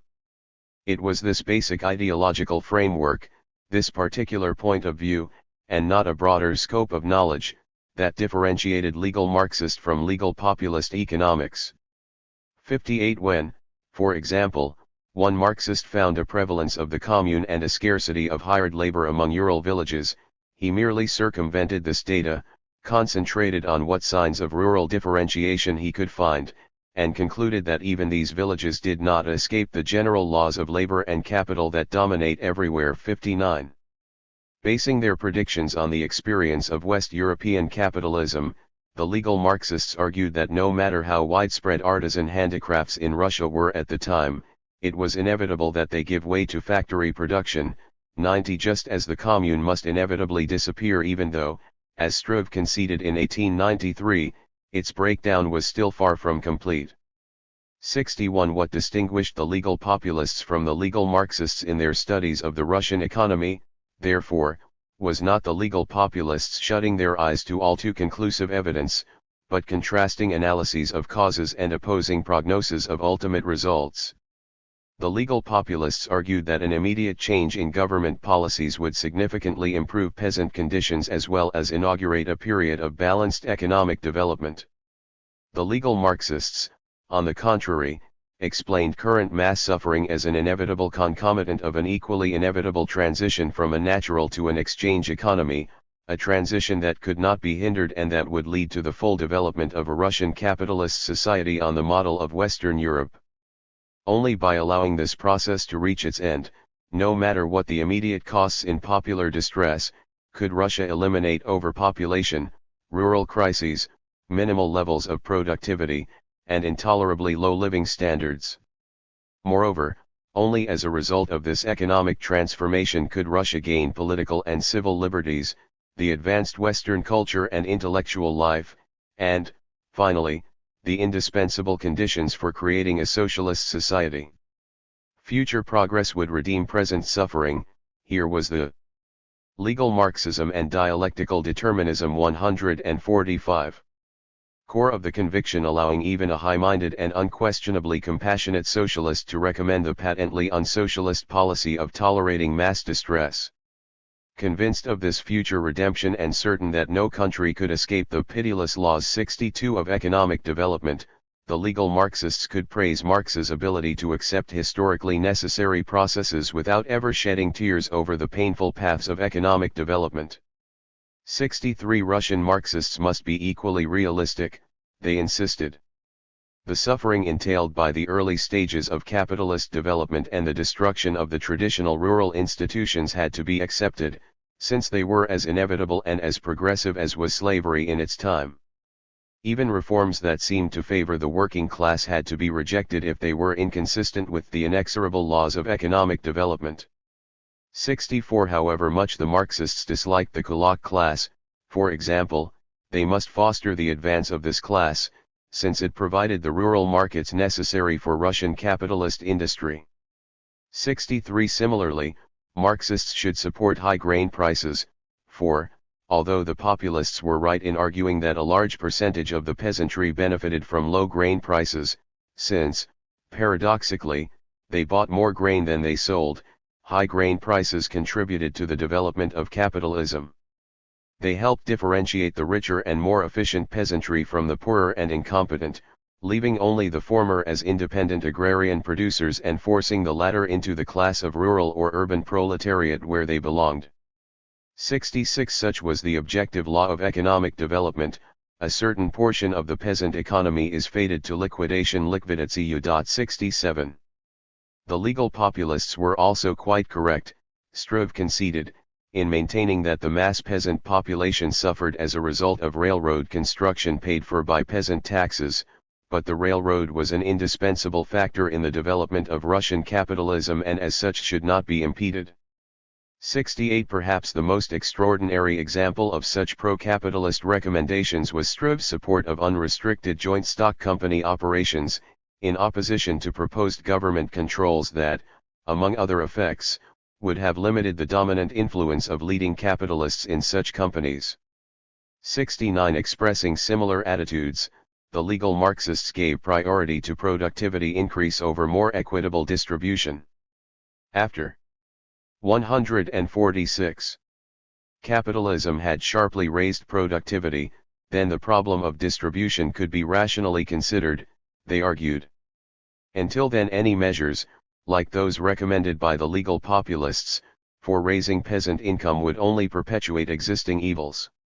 It was abundantly clear from the experience of such countries as the United States and England that the social level of the working class is highest where economic development is most advanced. 70 In fact, once capitalism had matured, the landless proletariat would receive more than the landed peasant in spite of the discount of surplus value from the income of the former. 71 The realization that production has precedence over distribution penetrates all Marx's doctrines. 72 Struve noted, and Marx's improvement on the theories of the vulgar socialists was in part a result of his ability to see that, however evil, capitalism was a necessary stage because it developed the advanced technology indispensable for socialism. In fact, socialism itself resulted not from a new system of distribution but from higher productivity. 73 In sum, the Marxists were above all realists who idealized nothing, but only outlined completely objectively a certain pattern of development. 74. They were the exact opposites of such weeping ideologists as the legal populists with their melancholy lamentations and ethical accusations against an economic system that must inevitably come. 75 Since the justification for tolerating present evils rested on assurances contained in Marx's deterministic model of economic development, a major concern of legal Marxist economics was to show that even in the 90s Russian economic development conformed to this model. With this end in view, they repeatedly referred to Marx's analysis of a commodity economy as the first stage of capitalist evolution and argued that precisely this commodity economy existed in Russia, particularly in the decades following the Great Reforms. The term commodity economy was actually preferable to the term capitalist economy, Strug maintained, since the latter was merely a later development of the former. There was a danger that if the capitalist term was used one might mistake, as Vorontsov did, 76 the absence of capitalism in the narrower sense of the word for a sign that it would not develop in the future. 77 By an inner and ineluctable dialectic, commodity trade leads to capitalism, Bulgakov declared, quoting Marx. 78 A particularly important expression of this concern with the legal Marxism and dialectical determinism 147 Commodity economy as the link between the existing Russian economy and Marx's general theory was Struv's eulogistic praise of Friedrich List, whose principal work, The National System, Struve called the victory song of the triumphant commodity production 79. Expressing himself in terms one would expect to be reserved for Marx, Struve wrote that he knew of no more convincing book than this work by List in which the commodity exchange system, capitalism in the broad sense, was proved to be an historically inevitable stage of economic growth. 80 In addition to stressing the importance of commodity trade as itself indicative of a rapidly emerging Russian capitalism, the legal Marxists were equally anxious to emphasize the increase of factories and factory labor. The main task of Tikhon Baranovsky's study of Russian factory growth was, in Struve's words, to demolish finally the arguments of the legal populists concerning the number of factories and urban proletariat. 81 This issue occupied much of the heated dispute between the legal Marxists and the legal populists and evoked bitter mutual accusations of using inaccurate statistical sources and of distorting the acceptable sources that were used. 82 As in the case of village differentiation and the commodity system, however, the dispute reflected less a disagreement on facts and statistics than a divergence of points of view. In a public lecture delivered in early 1898, for example, Tikhon Baranovsky stated that in 1893 the total number of workers in factories reached 1.5 million. 83 For approximately the same period, the legal populists Nikolayan and Kablukov referred to roughly the same figures, 1 million and 1.2 million. 84 The important point of dissension was whether Oregon not the absolute increase in the numbers of workers which the legal populists did not deny 85 would continue until the population ratio in Russia radically shifted in favor of the cities as it had done in Western Europe. As discussed above, the legal populists argued that it would not and could not do so because of the unique conditions of Russian economic development, and they pointed to the fact that urban growth not only failed to absorb the existing rural overpopulation, but that it was not even siphoning off the absolute increase in this overpopulation. The legal Marxists, on the contrary, assured their adherents that even though at the close of the 90s only about 8% of the 148 total working male population worked in large industry, 86 the cities would in the end account for a larger percentage of the population than the country. In order to support this contention and compensate for the fact that, whatever the future, there were still relatively few factories and urban workers, the legal Marxists used the same type of argument in regard to the number of workers that they used in discussing the importance of the commodity system. Just as Struve preferred the phrase commodity economy to capitalist economy because it helped fit Russia's economy into Marx's scheme, he regarded the transition from artisan to domestic work, which characterized Russian economic development at the time, as far more important than the transition from domestic work to factory labor, which he considered simply a further stage of an inevitable economic growth. 87 With this argument, the legal Marxists could use the material gathered by Vorontsov and other legal populists on the subjection of artisans to capitalist speculators as evidence for their contention that capitalism was already developing, even though the capitalized workers were not yet in factories. 88 As further proof of the close relationship between Russian handicraft workers and factory production, Tugan-Baranovsky argued that not only must artisans inevitably give way to factory labor, but that existing and past handicrafts were actually offsprings of early Russian capital and factories. Even in the Russia of the 16th and 17th centuries, Tugan-Baranovsky asserted, artisans were more or less dependent on commercial capital. But much more important was the fact that during the reign of Peter I, artisans received their orders for work from factories built by Peter, and that during the 18th century, when these factories ceased to operate, the artisan trades that developed employed techniques learned by former employees of Peter's factories. The existence of these artisans, however, could continue only so long as such techniques were simple and inexpensive. With the introduction of expensive and complicated machinery in the early and middle 19th century, the fate of the artisan was sealed, for he could not possibly compete with the cheaper factory products. Though many artisans still functioned, the final victory of large production was only a matter of time. 89. All these issues, however, were subordinate to a problem that legal Marxism and dialectical determinism 149 nearly monopolized the economic side of the debate, the problem of markets. The legal Marxists could describe the existing Russian economy as a commodity economy in order to bring Russia, at least verbally, a step nearer capitalism, and they could insist that the domestic system of handicraft labor was as much an indicator of capitalism as factory labor. But in the end they still had to refute the populists' market analysis in order to remove the main argument with which the legal populists had tried to block their inevitable advance to a Western economy. As was true of virtually all the legal Marxists' arguments, their market theories were formulated in direct response to the then prevailing views of legal populism, in this case what Struve referred to as the immensely popular theories of Vorontsov. 90 The writings of List and the example of the United States economic development convinced Struve that legal populist views on this question were basically incorrect. High wages for workers and a prosperous farmer class had provided the markets for United States industry, and they would serve the same function in Russia. Furthermore, Struve argued, Vorontsov had erred in taking only capitalists and urban proletarians into consideration when he predicted limited market possibilities in the future. He had ignored the existence of the third person, such individuals as civil servants, professionals, and rural consumers, who would provide the market for the goods that the urban working class could not absorb. 91 Finally, there were the vast areas of Asiatic Russia and Central Asia available to Russian producers. 92 In fact, with its great territory and population, its rising money economy, and its diverse natural resources, Russia was in a position to develop industry faster than all other nations. 93 Especially since its present low levels of production gave it so much room for future growth.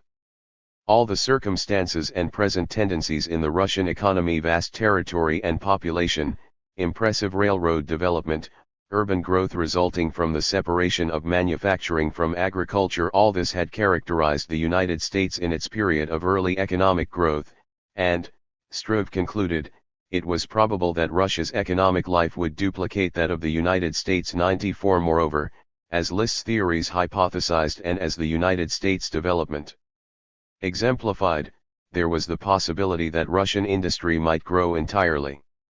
150. On the basis of a domestic market, thereby obviating the need of foreign export markets. 95 True, this had not yet happened in Russia, since the internal market was restricted by the mass poverty that characterized the transition from a natural economy to an exchange economy, but in the end this transition always leads to a growth in national wealth and an increase in the purchasing power of the mass population. 96 In spite of all the assurances he derived from observing the experience of other countries and reading books like List's National Economy, Struve acknowledged the fact that the necessary markets were not yet present in Russia. In his first major work, Tugan-Baranovsky attempted in another way to disprove the legal populists' analysis. 97 And the profound dilemma in which the Marxists found themselves as a result of the theory outlined in this work led to a heated dispute among the Marxists themselves at the close of the century. there was one sure method of disproving the legal populists' arguments that Russian capitalism could not develop because of a lack of markets by demonstrating that capitalism could develop without any consumer markets.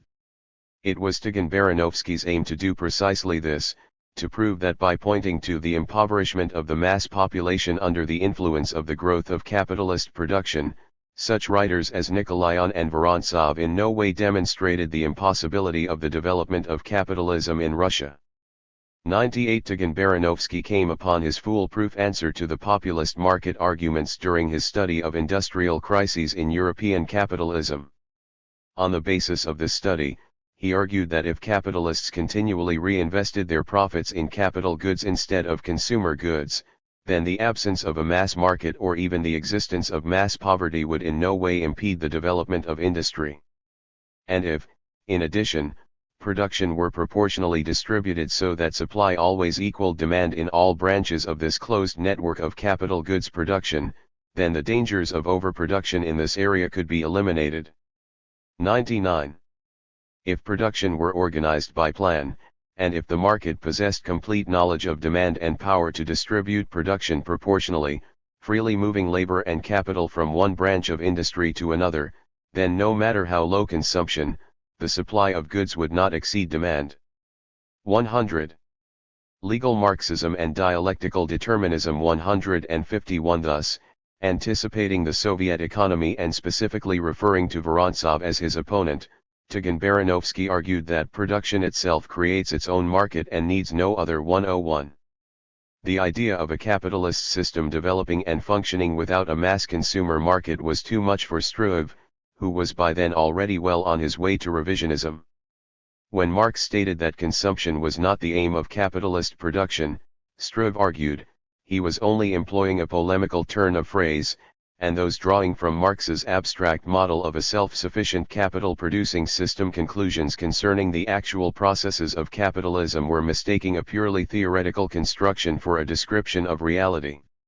It was only the ideal of capitalism to exchange product for product and thus avoid overproduction, but this was hardly the case in practice, as Marx himself stressed in his criticism of Say, the originator of this theory.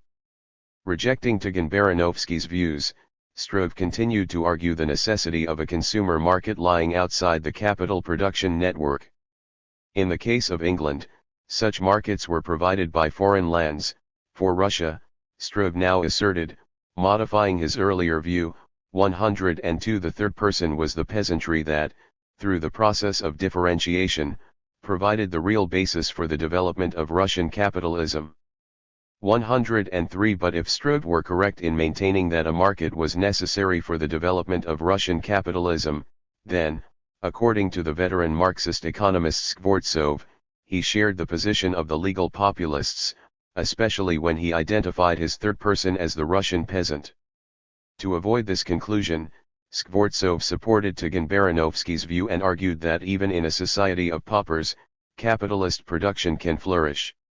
104 If, however, Baranovsky's theory were sound, then, so Struve noted, it represented no more and no less than an acknowledgement of the economic possibility of the eternal existence of the capitalist economy. 103. But, Rosa Luxemburg and Lenin argued, Struve's own position held the same danger, for by emphasizing the presence of a sufficient market for the development of capitalism he implicitly undermined the theory of capitalist overproduction crises. In her review of the entire controversy, Rosa Luxemburg pointed to what? 152. She considered the threat to the very core of Marxian theory latent in the legal Marxists' arguments against the legal populists. All three Struve, Bulgakov, and Baranovsky in the dust of battle proved more than it was necessary to prove.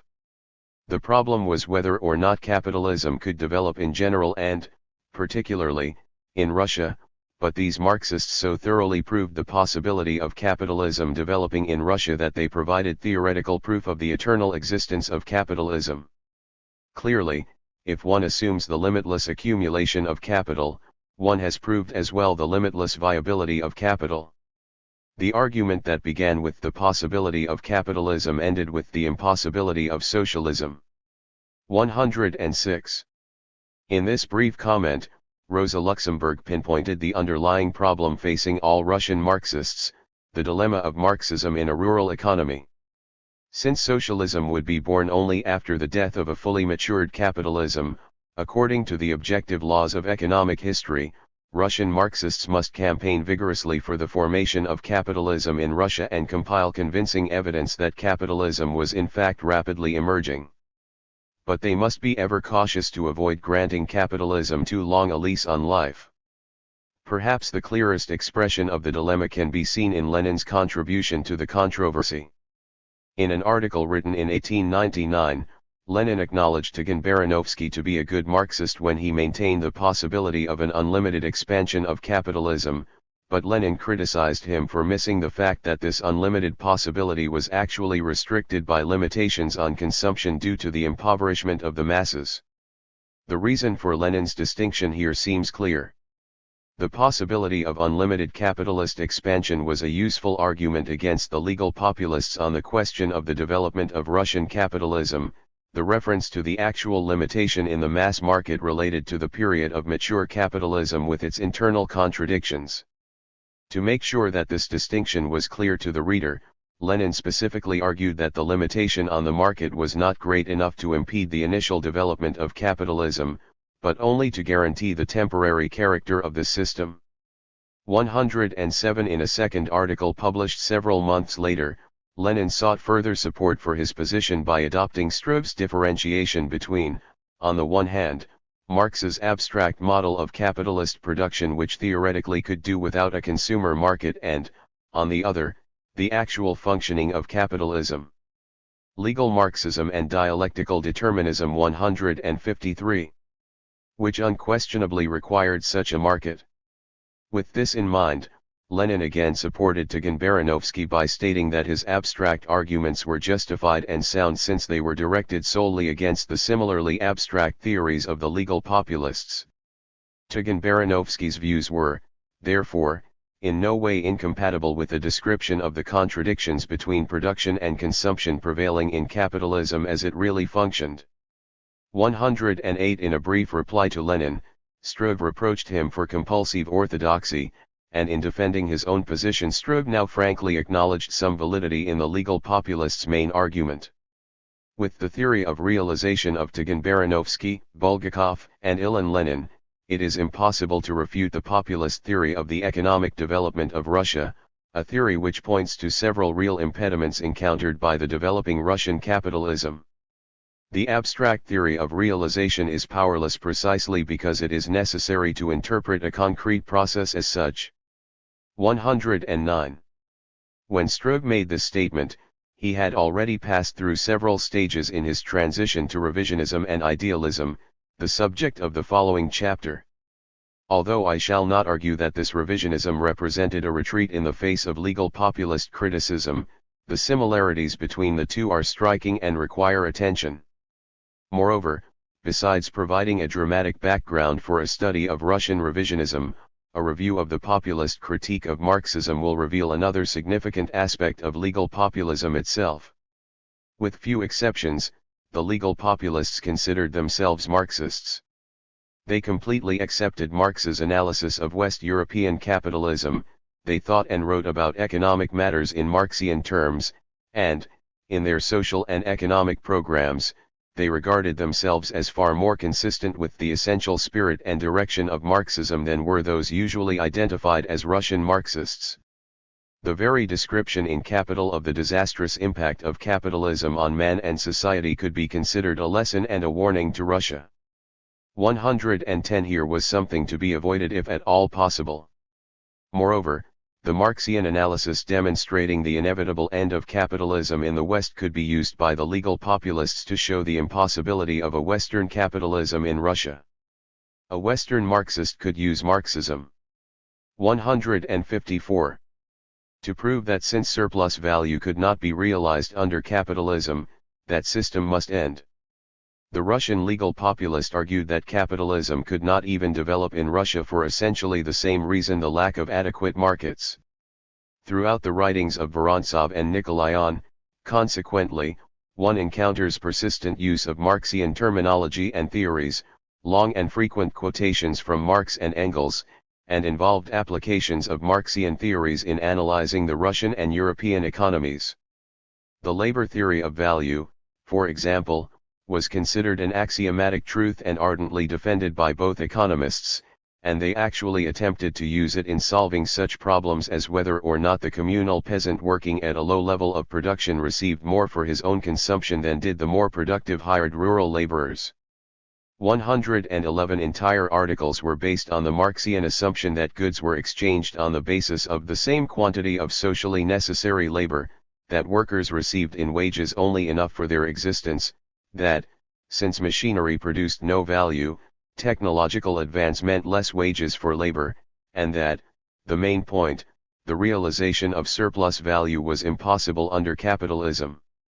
112 Whenever possible, Marx and Engels were quoted, and not only in defense of these economic concepts but also on such questions as the social division of labor, the class struggle in history, and economic determinism, the relationship between the economic substructure and the cultural superstructure.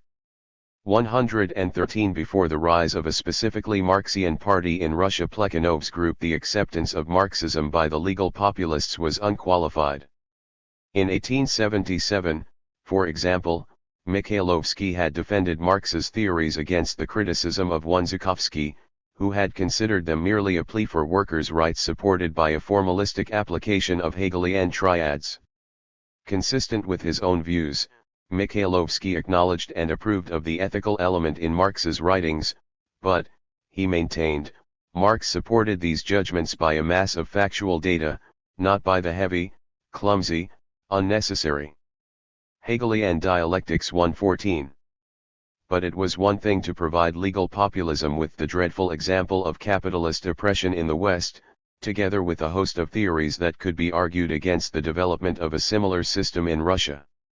It was quite another matter to insist, as did the legal Marxism and dialectical determinism 155 Russian Marxists, that because of ineluctable historical laws Russia too must experience this brutally exploitative economy. The entire campaign of legal populism against Russian Marxism was directed against this philosophy of history which, the legal populists repeatedly contended, could and should be sharply separated from Marx's basically sound and valuable analysis of West European economic processes. Perhaps in order to protect those parts of Marxism that served their own ends, the legal populists at times exonerated Marx himself and blamed his Russian followers for elevating Marx's specific economic analyses into a general theory of history. Marx could not be blamed for what was said in his name, Mikhailovsky argued in 1894, his ideas were abstracted and exaggerated for polemical purposes and, after traveling in this form from book to book, became accepted dogma. 115 Through no fault of Marx, his blind admirers generalized into universal laws Marx's study of the West European economy, which Marx himself had never considered universally applicable. 116 By such a process, Krivenko argued, Russia's neo-Marxists or, more accurately, pseudo-Marxists transformed Marx's theories into some sort of Talmud which, while suppressing the spirit of Marxism, gives the pedant a dreadful, arbitrary freedom to distort and cram the theory into whatever narrow corridor of his worldview he chooses. 117. The evidence to which the legal populists most frequently referred as testimony to Marx's innocence of such unscientific generalization was his famous letter published in a Russian journal in 1888, conceding the possibility of Russia's avoiding capitalism. 118 In spite of this distinction between Marx's scientific rigor as an economist and the dogmatic generalization practiced by his followers, the fact remained that the dogmatists based their arguments on theories found in the works of Marx and Engels, particularly the theory of dialectical historical determinism. Marx himself, therefore, had to be criticized on this issue. Throughout the period of his polemics against the Marxists, Mikhailovsky distinguished between the economic doctrines of Marx, which he completely accepted, and his philosophical historical views, which he rejected. He continued to use capital as a source for arguments against and illustrations of the evils of capitalism, to praise Marx's erudition, and to note the wide acceptance of Marx's 156. Economic analysis as compared to the lack of success of his philosophy of history. 119. Vorontsov similarly wrote that Marx had arrived at his specifically economic conclusions only after a general and detailed study during 10 years of intense labor, and he clearly realized the difference between the scientific value of these economic conclusions and the basically subjective character of his general sociological views published for party reasons in small brochures. 120. As a learned economist, Marx gave the world voluminous scientific tracts, but as a dilettante sociologist he presented politically motivated hypotheses that, however brilliant, were still untested. 121. Referring to the mass of facts used by Marx in Capital, Mikhailovsky asked where one could find a similar display of data to support Marx's historical theory. Except for the general statement found in the Communist Manifesto, the only supporting argument was presented in the primitive accumulation chapter of Capital, but this was an inexhaustive analysis of only one period, whereas the general theory claimed to reveal world history. Moreover, there was the statement made by Engels that, at the time the manifesto was written, Marx had planned to prepare a comprehensive factual defense of the general theory but realized that he lacked sufficient knowledge. Thus, at the time when a theory afterwards accepted as axiomatic was first presented, requisite knowledge for proving it was lacking. The philosophical historical theory was born not in the realm of science, but in the womb of Hegelian philosophy. By adopting Morgan's anthropological studies, Engels later tried to fill this factual vacuum, at least in regard to ancient history, but Mikhailovsky saw an anomaly in the fact that the key to the understanding of the most important and until now unsolved problems of Greek, Roman, and German history, as Engels described Morgan's book, should be discovered by a non-Marxist 40 years after the basic theory of dialectical materialism was first formulated. 122. Above all, Marx and Engels were completely unsuccessful in their search for factual data supporting their prognosis of the future course of economic life, the transition from capitalism to socialism. Their predictions here as elsewhere were founded on nothing but Hegelian dialectics and could be accepted only on faith. 123. For an orthodox Hegelian, it was enough simply to say that negation must be followed by negation, but this was hardly convincing for a non-legal Marxism and dialectical determinism. 157. Hegelian. 124. And as for Hegel's own theories, if they had any use at all, it was only in the sphere of abstract logical categories where it is possible to prove successfully, for example, that nothing or the non-existent exists, that an existent does not exist, and that existence and non-existence are identical, for in this sphere everything goes smoothly. 125. The triadal interpretation of nature and history, Mikhailovsky argued, merely chose an arbitrary beginning out of a long series of successive changes and compressed the complex whole into an artificial framework. Rather than a materialistic starting point, one could just as well choose any other aspect of human nature, such as aesthetics, pleasure, or love. With a certain dialectic dexterity, one could even demonstrate that certain economic relations, such as inheritance, were part of a superstructure resulting from sex and family relations. 126. All such theories, in addition, tended to exclude everything that did not fit the narrow framework. The important role of nationalism as an independent factor in history that cut across class lines, for example, was ignored by the Marxists. 127. This monocausal determinism was, in effect, a form of metaphysics, not of science, and led only to oversimplified black and white interpretations of social and historical phenomena. 128. In an article appearing the following year, another contributor to Russian Wealth raised a similar list of arguments questioning the basic assumptions of Hegelian dialectics.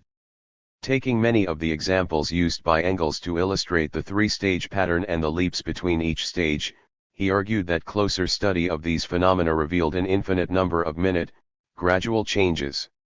Engels was also in error when he described the relationship between substructure and superstructure, the populist critic continued, For not only was Engels' one-way relationship inconsistent with other theories of the dialectical interrelationship, but even using the structural analogy, it was clear that a variety of different superstructures could be accommodated to a given substructure. 129. Attacking the theory of determinism from another angle, Krivenko called attention to its animistic implication when, with reference to Struve's phrase "the historical mission of capitalism," he wrote, "Development is a process, and a process can hardly have a mission. It may have cause, tendency, and consequence, but it cannot have a mission." 130. Elsewhere, Krivenko questioned the 158 degree of certainty and the time factor in the Marxian determinist prediction. How many centuries is it assumed that the people will boil in the industrial cauldrons? Who even approximately knows this? If it lasts as long as did the feudal period, then can one foresee any hopes of relief and joy for the existing generation? Where is the guarantee that the people will emerge from the industrial cauldron unharmed and renewed? 13.1. Much of this criticism of historical determinism represented a restatement of the underlying ideology of legal populism. Once again, we encounter the passionate defense of free will and the right, power, and duty of the individual to stand firmly against objective forces of nature and history. In the Marxian Hegelian worldview, Mikhailovsky asserted, the individual was but a powerless fragment tossed about by the ineluctable course of history. He was twice scorned: first, by not having any role in the making of his own history, since history developed according to its own laws, and second, by being forced into the role of a passive victim of this indefatigable process, suffering miseries that were considered only minor unpleasantnesses. There could be no philosophy which could treat the individual with more crushing scorn and cold brutality than does Hegel's system. 132. If, as one Marxist correspondent wrote Mikhailovsky, the conscious activity of the intelligentsia cannot change the character of historical evolution, then individuals were reduced to marionettes manipulated by the secret, underground, immanent laws of historical necessity. 133. And this, Mikhailovsky maintained, was precisely what Struve tried to prove with his argument that the individual was a sociologically insignificant quantity. 134. The same judgment was also clearly implied in Tagan-Baranovsky's efforts to show that such ideas as those of Adam Smith had only that influence which history determined they should have, that the period set the problems for scientists' personal choice playing no part, and that it was consequently simply comic for individuals to try to interfere in history.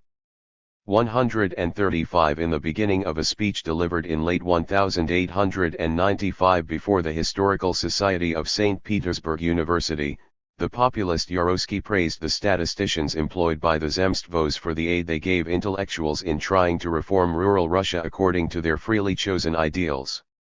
It was necessary to stress such a simple legal Marxism and dialectical determinism. 159. Thought, he stated, because it had lately become fashionable to argue that development is subject to its own immutable laws, that it is regulated by law and, therefore, can only be studied from the point of view of the causes of phenomena and not at all from the point of view of their desirability. Human will and consciousness is powerless to alter anything in the course of this process. 136. The remainder of the address, later published under the title A One-Sided Theory of Economic Development, was devoted to a critique of this position and a support of an ethically motivated struggle to change the structure and course of social life in the interests of social justice. At one point, Yarotsky noted that the determinist theory did call for a reign of absolute freedom in the future when everything will be changed and man will receive the widest and fullest scope for conscious activity. Summarizing this view, he wrote, "For thousands of years human society was a pitiable plaything in the hands of unalterable laws of historical development that squandered mankind on all sides. However, merely a change in the conditions of production is necessary and everything is completely altered. Law and causation as the foundations of human existence and development give way to conscious creativity. Now, men can create or remodel nothing, but then, everything. M. While acknowledging that mankind in the future would have greater scope for conscious intervention in economic affairs, Yarotsky gathered evidence from Russian and West European economic life to show that there was then, as before in history, ample scope for effective individual action. 138. Anticipating the later arguments of their legal Marxist opponents, as well as many of the arguments of Bernstein and his followers, the legal populists elaborated this defense of free will into a thorough revisionist interpretation of the European labor movement and its relationship to Marxian theory. Analyzing this relationship, Vorontsov looked behind the touching support given by the objective mechanical process to the task of liberating the working class and realizing the idealistic principles of truth and justice. He saw Marxism as simply an hypothesis for rationalizing the social and political goals of the West European workers. 139. The scientific formula of the objective process is constructed by individuals who from idealistic motives are devoted to the interests of the working class. 160. And who have sought in this objective process a justification for the legitimacy of their subjective strivings and those of the working class. 140. It was, in fact, an error to regard the success of the working class movement in the West as an advance of socialism, for this assumed that the workers had no immediate, practical, non-socialist goals which they sought to achieve in the existing system through labor organization. Under present technological conditions, the workers had the opportunity to achieve and were primarily interested in achieving immediate material, cultural, and political reforms, and any efforts of the German Social Democratic Party to introduce broader idealistic proposals into the movement were rejected by the workers. If the Social Democrats were only concerned with achieving a distant socialism, the workers would reject them and form another party serving their immediate needs. Higher wages, shorter hours, more education, a greater respect and more humane treatment from the employers, profit sharing through stock holding, credit facilities, these were the goals sought. The role of the party, consequently, was to represent the working class in the parliament and their endeavor to attain these practical aims. 141. Through political party organization, labor unions, strikes, and the like, the workers were able to alter the ratio of wages to profits in their interest and thereby significantly improve their conditions under capitalism. 142. While the idealistic leaders were concerned with the complete transformation of the aristocratic structure into a democratic one, the masses in the West were engaged in remodeling in various ways the structure that was constructed for someone else. Adjusting the aristocratic building to democratic residence. 143. As for the results of this gradual process of improvement, they would more likely be a stabilization of capitalism than the achievement of socialism, at least for a long time to come. The stability of the capitalist system would be long secure if out of each increment of national income, entrepreneurs would retain only enough to satisfy their whims and caprices, leaving the rest to the working class, that is, the consumers. 144. The attainment of such a division was the hope of the labor unions. 145. The more the labor movement developed and the more enlightened its members became, the greater the role labor played in questions of wages and hours. Even at that time, factory owners. Legal Marxism and dialectical determinism. 161.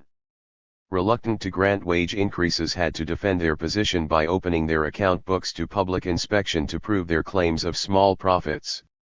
Representatives of labor and management were already making attempts to evaluate conditions in various industries with the aim of peacefully satisfying the demands of both labor and management as far as possible. 146. And if such efforts were being made at a time when labor was still only poorly organized, then there was nothing unrealistic about the prospects of solving conflicts between capital and labor by agreed upon divisions of the national product, based on careful studies of conditions in particular industries. 147. The stability of the capitalist structure depends on the extent to which conditions compel the entrepreneurial class to transfer part of its income to the workers. As soon as all the products that are produced find buyers, crises as a general phenomenon will disappear, and pauperism, as a sign of surplus labor, will be significantly diminished if not completely eliminated. The entrepreneur will lose his reputation of being a vice, squeezing the last drop from the working population. In actual life he will become what he has been in theory, a social agent, controlling not a private but a social enterprise. His function will be to increase the productivity of labor, thus providing the largest mass of products for society, which will go entirely for social consumption, at the least expenditure of effort. The workers, probably, will be satisfied with this situation for a long while. 148. In all this, clearly, there was no room for proletarian revolution. It was, Vorontsov maintained, the early weakness of the labor movement and the consequent pessimism regarding the possibilities of significant improvements that led the workers themselves to consider a complete transformation of the existing system as the only possible way to improve their position. 149. But after attempts at such total transformations failed, and as at the same time possibilities for improving conditions in the capitalist system arose, the idea of socialism lost its former practical revolutionary, or, as it is called today, utopian, character, and the theory was formulated according to which the socialist system could not be created at any given moment by the wishes of the force holding power, that it could only be the result of a natural evolution of society. 150. The task of labor leaders for the present was to prepare the proletariat, organize it, raise its intellectual level, and so on. 151. One of the reasons for the failure of the French labor movement, in contrast to that of Germany and England, was its over-concern for abstract and revolutionary theories. 152. Paradoxical though it seemed. 162. As a result of the day-by-day achievements of the practical, gradualist approach, the transfer of management of industrial enterprises into the hands of social institutions may be sooner realized in countries where the working class is organized without any thought of attaining such socialist goals. 153. As an example of an area in which this might well occur, Vorontsov noted the English coal industry. 154. Thus, basing his analysis on the underlying argument against Marxian determinism, Vorontsov added two further charges to the populist case against Marxism. He accused it of attributing to allegedly objective laws of capitalist development such phenomena as the labor movement, which were nothing other than the results of individuals struggling to achieve subjectively derived ideals, and he argued that it mistook labor's interest in immediate practical reforms for an idealistic fight for socialism. In spite of these inaccuracies in the Marxian worldview, however, Marxism was incomparably more acceptable in the West than it was in Russia, for in the West it was at least consistent with the welfare needs and goals of the masses. Expressing the core of the entire populist campaign against Russian Marxism, Vorontsov argued that the West European Marxists' actions, notwithstanding their dialectical impoverishment theory, were in essential accord with the reform interests of the workers. The common task was the amelioration and gradual elimination of capitalist injustice and exploitation. 155. The situation was entirely different in the case of Russian Marxism. In Russia the mass laboring population was the peasantry, and Marxism in Russia required its destruction. From a theory simultaneously answering the demands of man's idealistic nature and the practical demands of the laboring mass, Marxism becomes a doctrine separating this tie between life and thought, offending our idealistic passions by proposals of reconciliation with the mass suffering awaiting the Russian people, and ignoring the real interests of the actual laboring masses. 156. In the first place, why assume that capitalism would play the same role in Russia that it played in the West? 157. Rather than produce a class capable of replacing capitalism by socialism, Russian capitalism would more probably produce a lumpen proletariat which, as Marx knew, most of all tends to sell itself for reactionary ends. 158. But even if the process should unfold as predicted, could anyone calling himself a socialist justify and refuse to oppose the destruction of the existing laboring population in Russia? The Ps. Legal Marxism and Dialectical Determinism. 163. Entry. The Russian Marxists, according to the legal populists, were thus caught in a dreadful dilemma. Mikhailovsky had first referred to this dilemma in his 1877 article defending Marx, and 15 years later, in his debates with the Russian Marxists, he repeated the argument. The Russian Marxists' ideal is the collective organization of the land and the workers' possession of the means of production.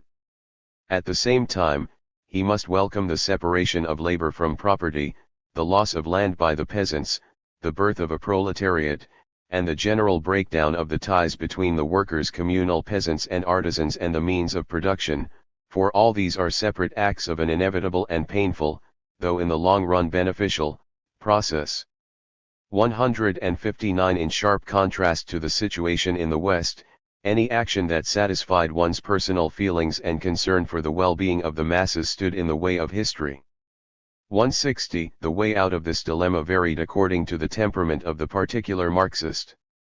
Some, Mikhailovsky learned from a Marxist critic, angrily opposed those softer Marxists who tried to help the impoverished peasants. Such aid, they said, merely hindered the development of capitalism. Others, like the Marxist who wrote this letter, denounced such persons as not real Marxists and tried to aid the peasants as best they could. 161. Most of the leading Russian Marxists, like Struve, Tugan-Baranovsky, and Plekhanov, found their justification for ignoring the fate of the existing population in science and historical inevitability. 162. Regardless of the rationalization employed, however, Mikhailovsky condemned this policy as a sacrifice of living individuals in the interests of a class which would emerge only as the sacrifice proceeded. It was a conscious but aimless crime. 163. He compared the Marxist in this situation to a man watching 600 old believers burn themselves to death without trying to dissuade them because he believed that ideas were powerless in the face of ineluctable historical processes. 164. What could be more terrible than that position, that problem? He asked. Rather than face such a dilemma, Mikhailovsky admittedly preferred to act in a way consistent with his feelings and to remain unconscious of any divergence between the justice of his action and its efficacy in achieving a desired goal. 165. However much it might seem a struggle for some golden age, Nikolayan argued, 166. The Marxian movement in Russia, contrary. 164. To its effects in the West, served the interests of capitalism and provided theoretical justification for the further suffering of the Russian laboring masses. On the basis of the Marxists' own doctrine of economic determinism, this made them essentially, in spite of their stated purposes, ideologists of the bourgeoisie. 167. Restating again and again the essential argument that underlay both their minimalist and their maximalist programs, the legal populists urged the intelligentsia to act now for popular welfare. There existed many opportunities for investing knowledge and love in the people and their needs. It is only necessary therefore to be convinced that there is the possibility of consciously making this contribution. Even though it does not always become a reality, even though it at times leads to errors or delusions, the recognition of this possibility opens to the intellectuals of any nation a broad field of action by which they might devote their strength to the welfare of their country and people, returning to the people what they had received from it. 16.8. With this, we return to the beginning. Marxism in Russia, in contrast to its influence in the West, allowed no payment of the debt to the people. But Marxism prevailed nonetheless. The enthusiasm and certainty of its adherents proved irresistible, particularly against the background of successive populist defeats. Like Bellamy's novel Looking Backward, Marxism contained in a single formula a terrible past, an oppressive present, and a brilliant future. 169. Its appealing clarity, symmetry, and thoroughness, set forth in a completely confident, indubitable tone, captivated both the proletariat and their self-appointed leaders. 170. As for those who disagreed, they were considered ignorant for not accepting truth, and they were met with indulgent smiles, a reading of the Marxian scheme, carefully copied from the works of Marx and Engels, and, perhaps, some social democratic pamphlet. 171. The intellectuals of the time sought easy answers, and here was a body of theories that held such answers for everyone. For one who does not want to think, everything is already thought out, everything chewed and put in the mouth, all that remains is to swallow. For one who does not want to do anything, whatever the reason may be, everything is done for him by historical necessity. One desiring complete truth without the chance of disappointment may be assured that now the end of every utopia has certainly come. One who is uneasy about the poverty and imperfection in life can know that all of this is for the benefit of mankind, and even for those very people who are starving and growing more destitute. For one needing an unquestionably new word, here it is. 172. 6. From Marxism to Idealism. Struve. Mikhailovsky's concept of the ought to be as a category independent of empirical existence and therefore possessing intrinsic value is acknowledged by the Marxian writers who from critical positivism have come to, or returned to, metaphysics. Peter Struve 1. One of the most fascinating aspects of intellectual history is the ease with which men can shift from one set of unshakable convictions to its very opposite. While Russian intellectual history is hardly unique in this regard, it is justly renowned as the home of many particularly dramatic examples of such apostasy. Belinsky before and after his Hegelian period, Herzen before and after his emigration and the 1848 revolutions, Plekhanov and other erstwhile populists before and after the assassination of 1881. These are but a few of the more prominent cases. In the later history of legal Marxism, following the debate with the legal populists, one finds another impressive illustration. Having rejected the traditionally idealistic approach of the radical intelligentsia, virtually all leading legal Marxists not only returned to the traditional assumptions but went far beyond them, from idealism toward theism. At times, Struve denied that any significant change in his views had occurred in this period and insisted that only a tactical alliance with the orthodox Marxists against the common enemy, legal populism, had kept him from expressing his real views from the beginning. 2. Elsewhere, implicitly acknowledging a change, he maintained that what at first glance appeared as significant shifts in his thought were really no more than stages in a consistent unfolding and elaboration of his early arguments, even those presented in critical notes. 3. There is certainly some truth in these contentions, for, as this chapter will try to demonstrate, no matter how sharp the difference between the early and the late stages in Struve's intellectual 166. Development, the progress along the way comprised partial transitions that logically or at least understandably follow one another. Moreover, one can indeed find in Struve's first publications, including his first major work, Critical Notes, clear indications of what was to come. In the preface to Critical Notes, for example, he declared that he did not consider himself bound by the letter and the code of any sort of orthodox doctrine, for, with reference to Marxism, he wrote later in the book, "We cannot but acknowledge that the purely philosophical foundations of this doctrine have yet to be given. Perhaps there remains much that is one-sided and many too hastily drawn generalities." 5. Still more significant as signs of revisionism are Struve's statements in the same early work on the nature of government and the transition between capitalism and socialism. Engels' theory of class government was invalid, he argued, because it failed to distinguish between a transitory class government and the organization of order by government, which would always be necessary even after the state ceased to be an instrument of class domination. 6. Concerning the transition process, he juxtaposed Marx's belief in a sudden downfall, a collapse of capitalism under the pressure of its constantly deepening inner contradictions, with Marx's awareness of factory legislation and the gradual economic and political amalgamation of the laboring masses. 7. Continuing this argument, Struve went on to anticipate the essential theme of his later revisionist doctrines. Since Marx's time, his followers have persistently fought for reforms in the interests of the industrial proletariat. Implicit in this policy is the belief that there exists in the capitalist system the possibility of partial, gradual improvements in the conditions of the working class. Social reforms comprise the links joining capitalism to the system that will replace it, regardless of the political character of the final link. 8. A suggestion of yet another important element in Struve's later idealism can be seen in an article published in 1895, in which, in answer to an attack on dialectical materialism for ignoring the individual, he quoted the following statement by Plekhanov.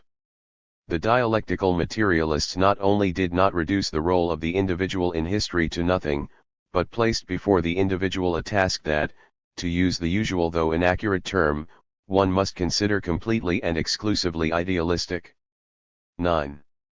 167. In this same article, Struve conceded that one could not explain all of man's history on the basis of class struggle and the development of productive forces. 10. Finally, he asserted the following year that he was far less a disciple of Marx and Engels than was Plekhanov, and that there was not a word about the dialectic law of development in his critical notes.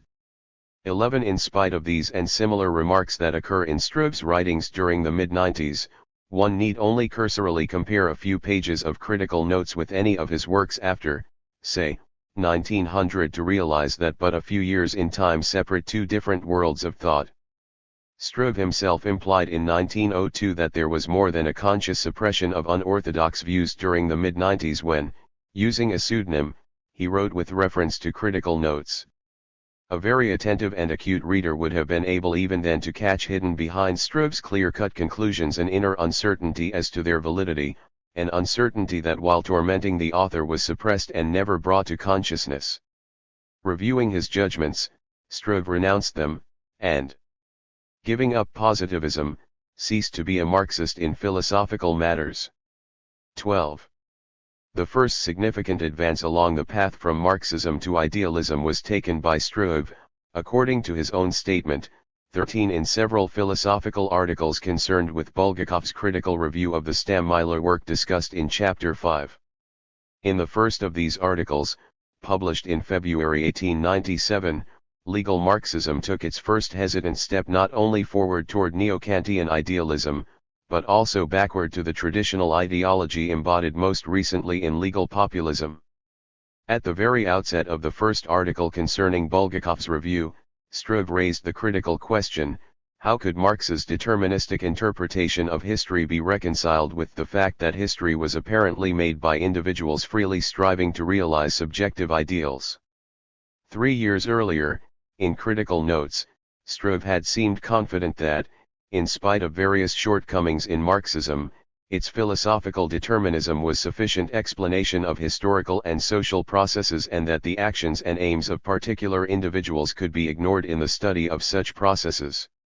Now, in 1897, he was no longer sure about this.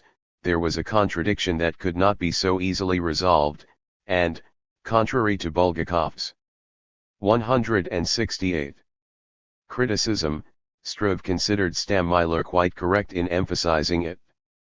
Stammler's mistake, Struve believed, was not in stressing the contradiction itself but in attempting to reconcile both sides, determinism and freedom, by some higher principle. No such principle existed, the contradiction must remain unresolved, for as Kant had demonstrated there were two independent realms, that of law and causality pertaining to empirical experience and that of subjective ideals concerning aims and values. Kant himself erred, however, when he attempted to find some necessity or objectivity for the world of values. Such categories were the exclusive possession of the empirical causal world. Nevertheless, if it were incorrect to claim objectivity for such values as freedom, it was no less so to argue, as did Engels and, following him, Bulgakov, that freedom was simply the awareness of objective necessity. If the word freedom had any meaning at all, that meaning must include the irreconcilable opposition of freedom to necessity. Bulgakov could not but fail, therefore, in his efforts to reconcile the two spheres by arguing that individual freedom was not denied by law because the latter manifested itself through the actions of individuals. If held to consistently, Struve insisted, determinism implied that individual action was in fact determined by processes lying outside human control, processes that unfolded quite independently of human decisions to act one way or another. Finally, Bulgakov was wrong in arguing that one acted more energetically once he was completely convinced of victory. On the contrary, such knowledge would actually paralyze energy and foster a fatalistic attitude. 14. By such arguments, Struve had gone far indeed in undermining the entire philosophical position that legal Marxism had defended against the subjectivist legal populists. By separating existence into two realms, necessity and freedom, he had once again set the basis for the contradiction between the inevitable and the morally desirable that he had earlier criticized in Mikhailovsky. Moreover, in finding fault with Bulgakov for accepting Engels' definition of freedom as an awareness of necessity, Struve was attacking precisely the argument he had used, also with reference to Engels for corroboration, against the legal populists, and, to complete the circle, the legal populists' position he had earlier opposed was the very one he now adopted against Bulgakov. 15. Similarly, whereas he now 169 rejected Bulgakov's attempts to preserve some place for freedom by writing that history manifested itself through individual actions, Struve had earlier used the same argument against the legal populists. 18. Even more reminiscent of his former opponents were Struve's various efforts in these articles to reconcile historical necessity and individual freedom.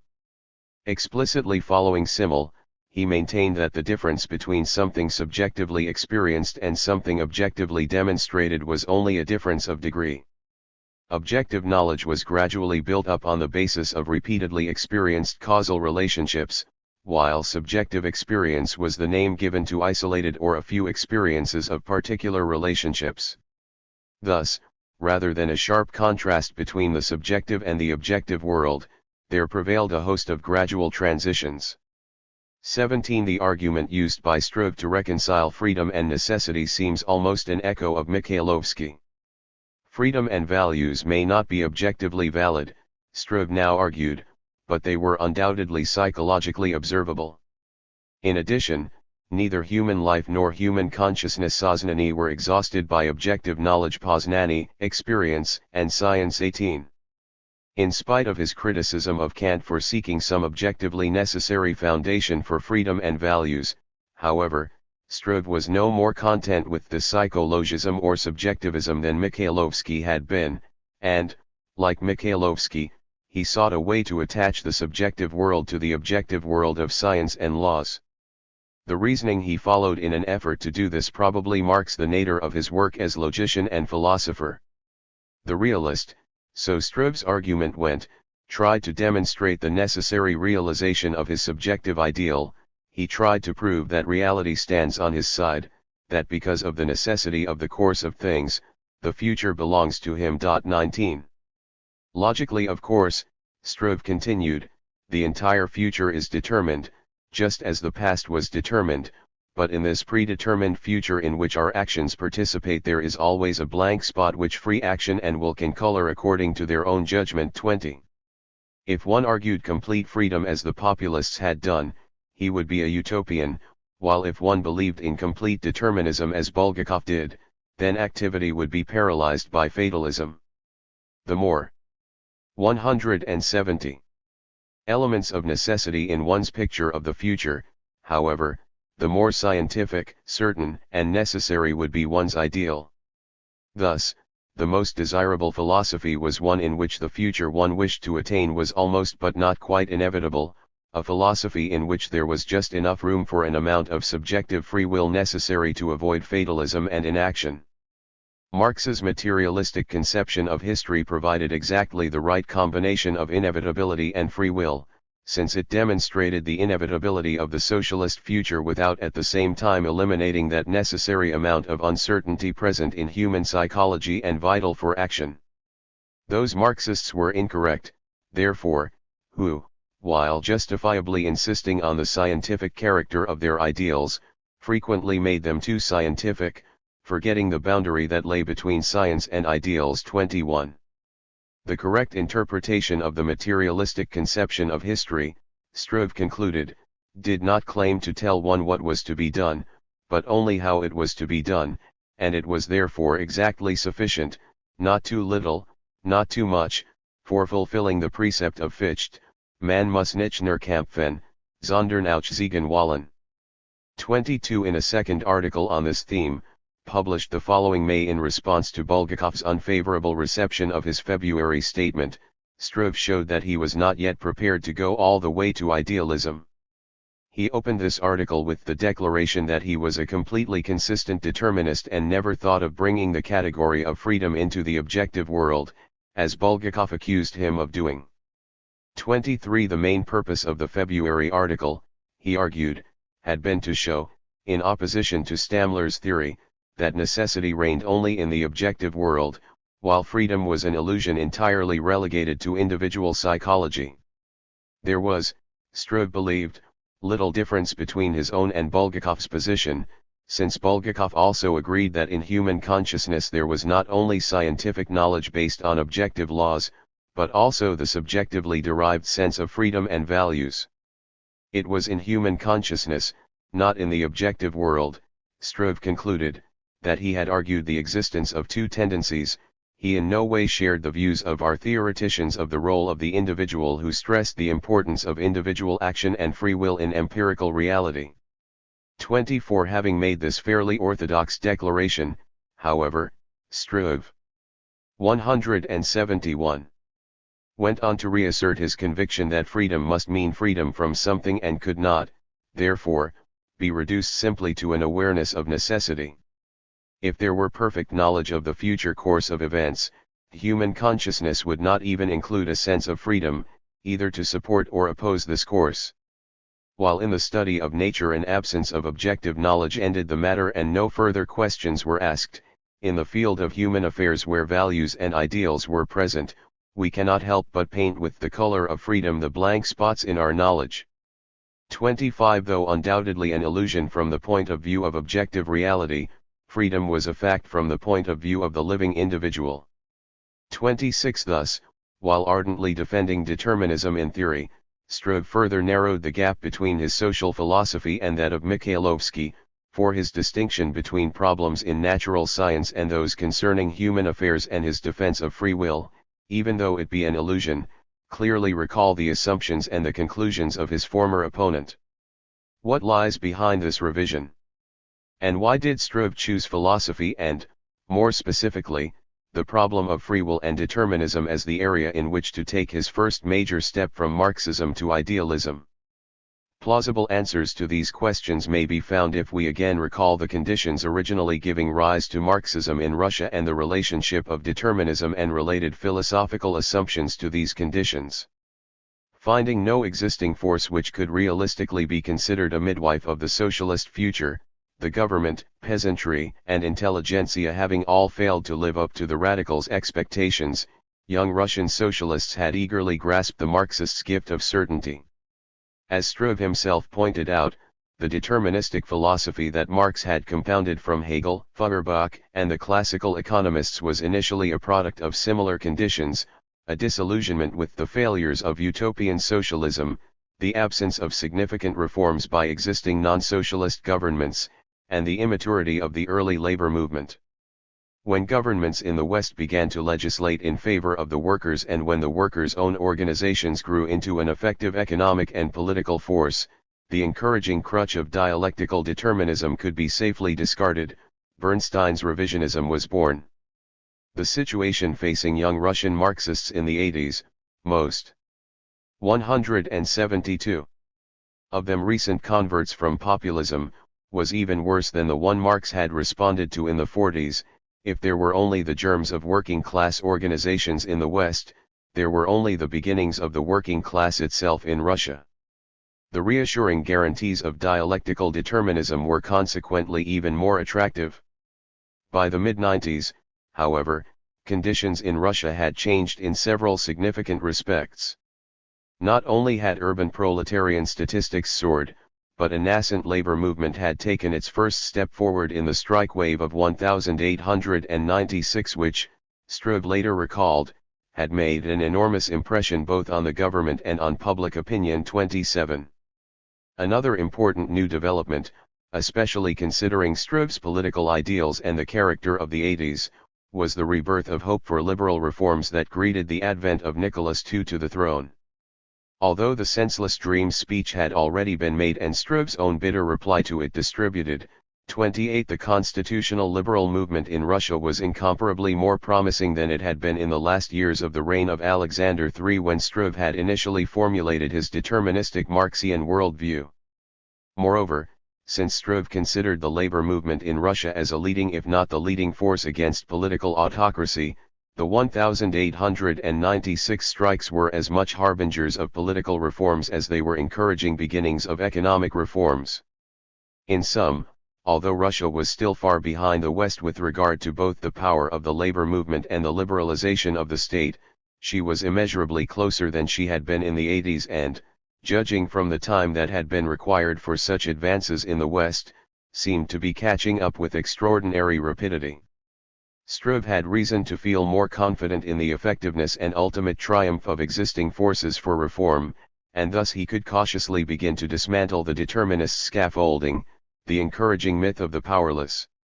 In support of this interpretation, it may be noted that in precisely the period that Struve was formulating his philosophical revisionism, concerning particularly the free will determinism problem, he was touring Western Europe, gathering lessons and impressions on which he based his revisionist economic theories concerning the transition from capitalism to socialism.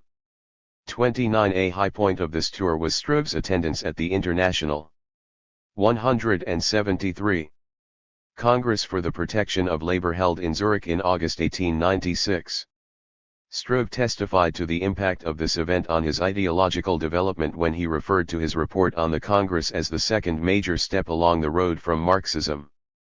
30. The central theme of this report, published in September 1897, is stated in its title, The International Congress on the Legislative Protection of Workers. 31.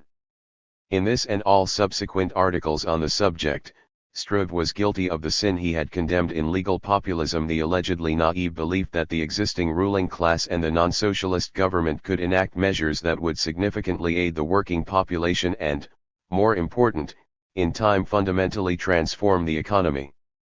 Just the year before the Congress, in 1895, Struve had disdainfully dismissed both the legal populists and the so-called academic socialists for supporting reforms that in reality were merely concessions granted by the bourgeoisie in the interests of a peaceful existence of upper-class society and that in no way altered the character of the economy.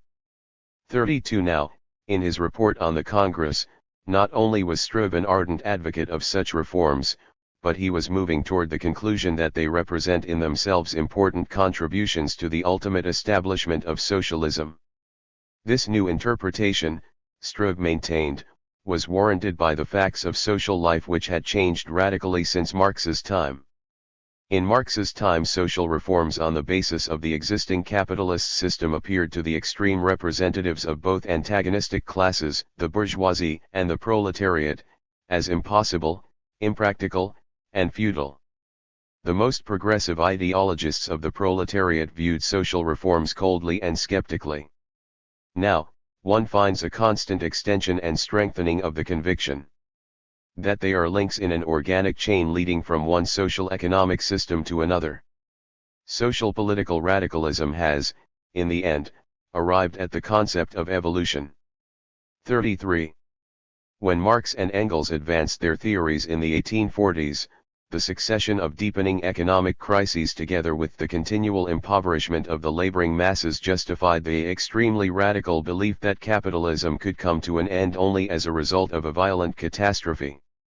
Since then, however, it had become increasingly obvious that the proletarianization of the masses did not necessarily lead to their pauperization. Consequently, while the traditionally radical phraseology remained and would for a time remain in party statements, the theories of catastrophe and revolution 174 had gradually disappeared from the practical considerations of those actively involved in the development of contemporary society. The followers of Engels, for example, no longer shared their mentor's skeptical view of such labor legislation as the 10-hour day. Whereas, with regard to this reform, Engels ironically wrote, "The workers well know what sort of benefits they derive from the introduction of separate and minor measures opposing bourgeois industry." Today, this same statement can be made verbally and in print without the slightest irony concerning the benefits.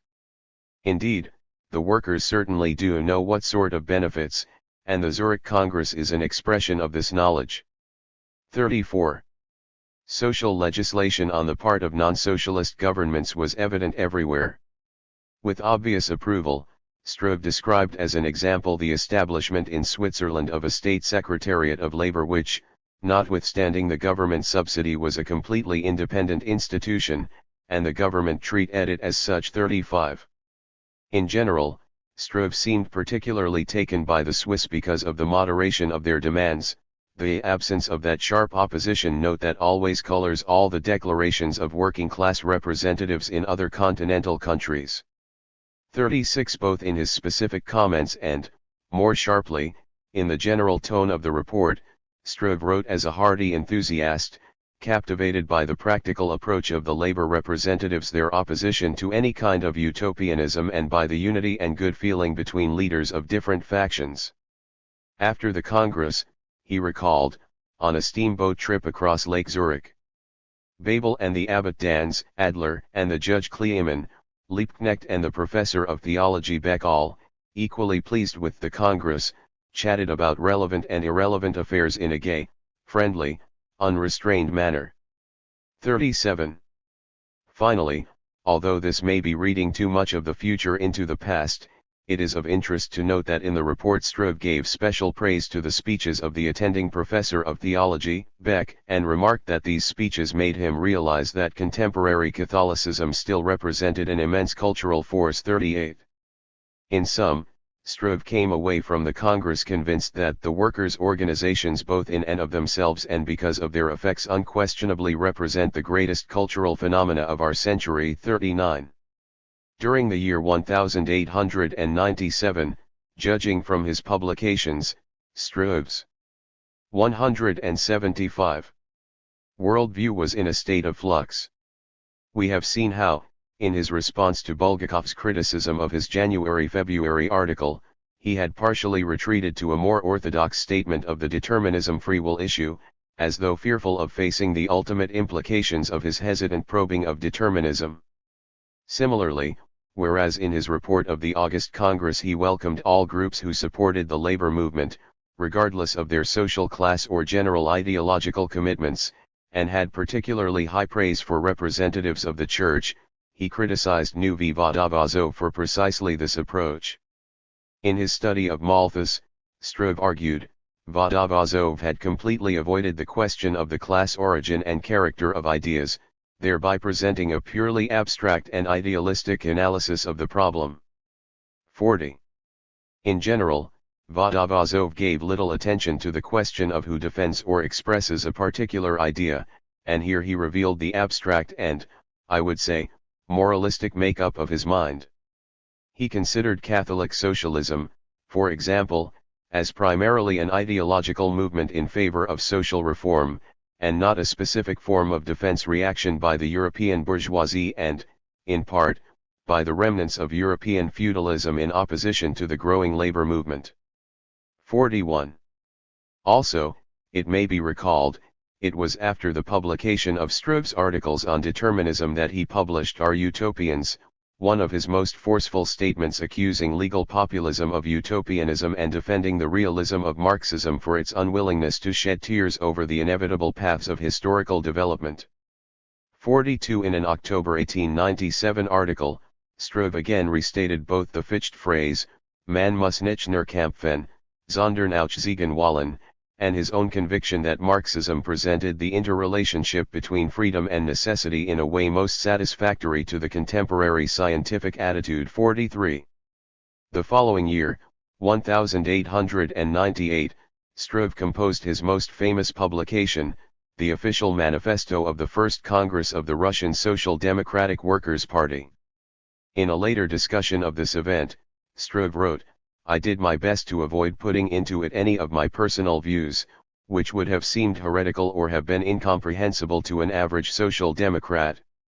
Therefore, the manifesto which, though written by me in its elementary and drastic statement of Marxism, did not in the least correspond to my personal and more complex views of that period, was fully approved both by the Foreign Group of Liberation of Labor and by Lenin.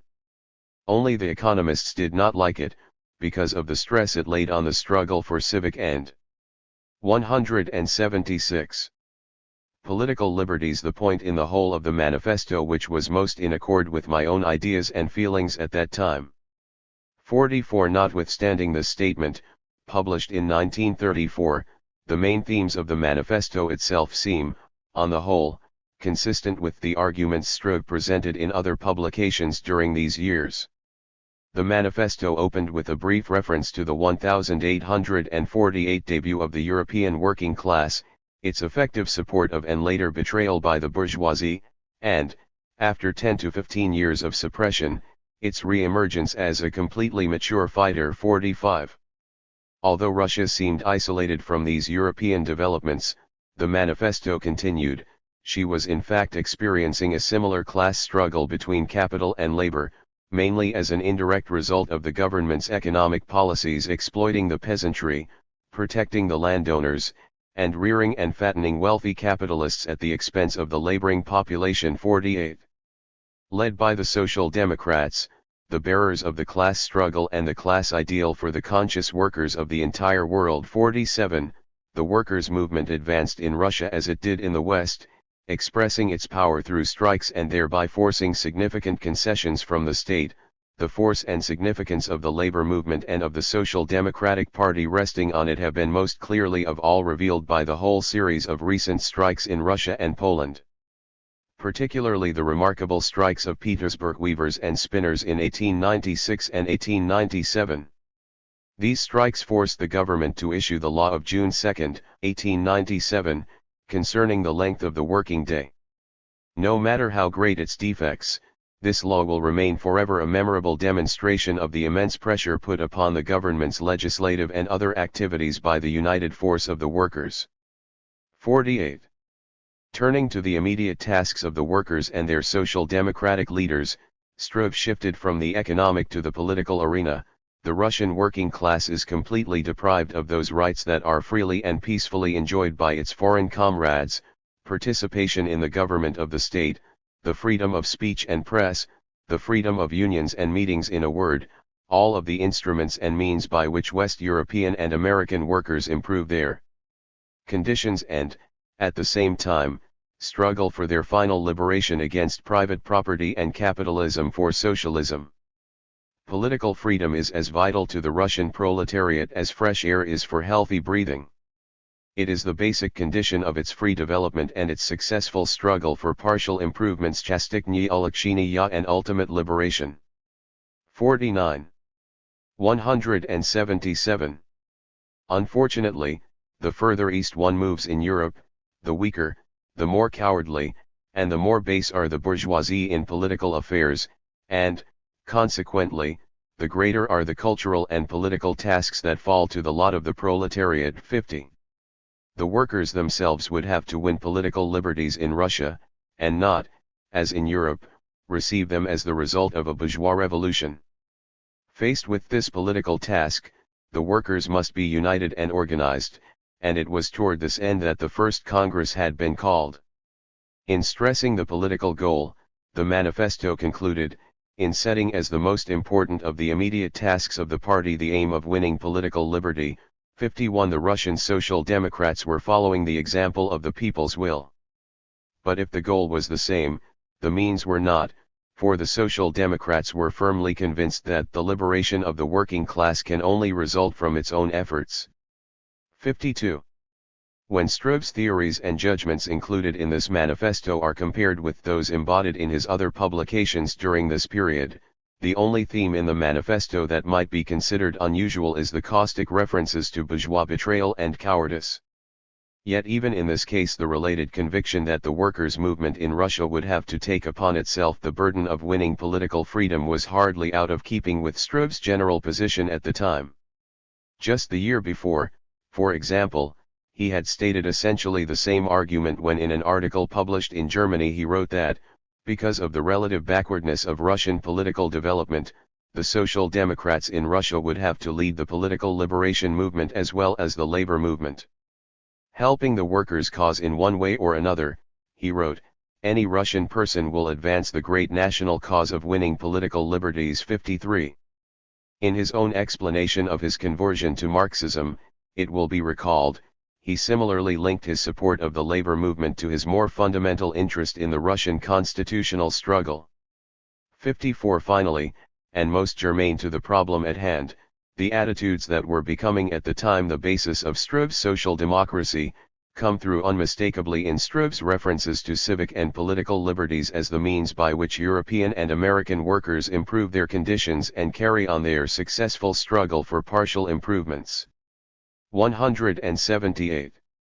While questioning the accuracy of personal memoirs is risky and perhaps presumptuous, it seems that in his 1934 account Struve was reading a later stage of intellectual growth, after his ideas on these and related issues had been clarified, back into a period of uncertainty and contradictory commitments. As was the case with his later references to critical notes, Struve's statement of 1901 acknowledging inner struggle seems a more convincing description of his attitudes during the 90s than his contention, made 36 years after the events, that he had intentionally misrepresented his real beliefs. The year following the Congress, 1899, Struve published his third major article reflecting his progress along the way from Marxism to idealism.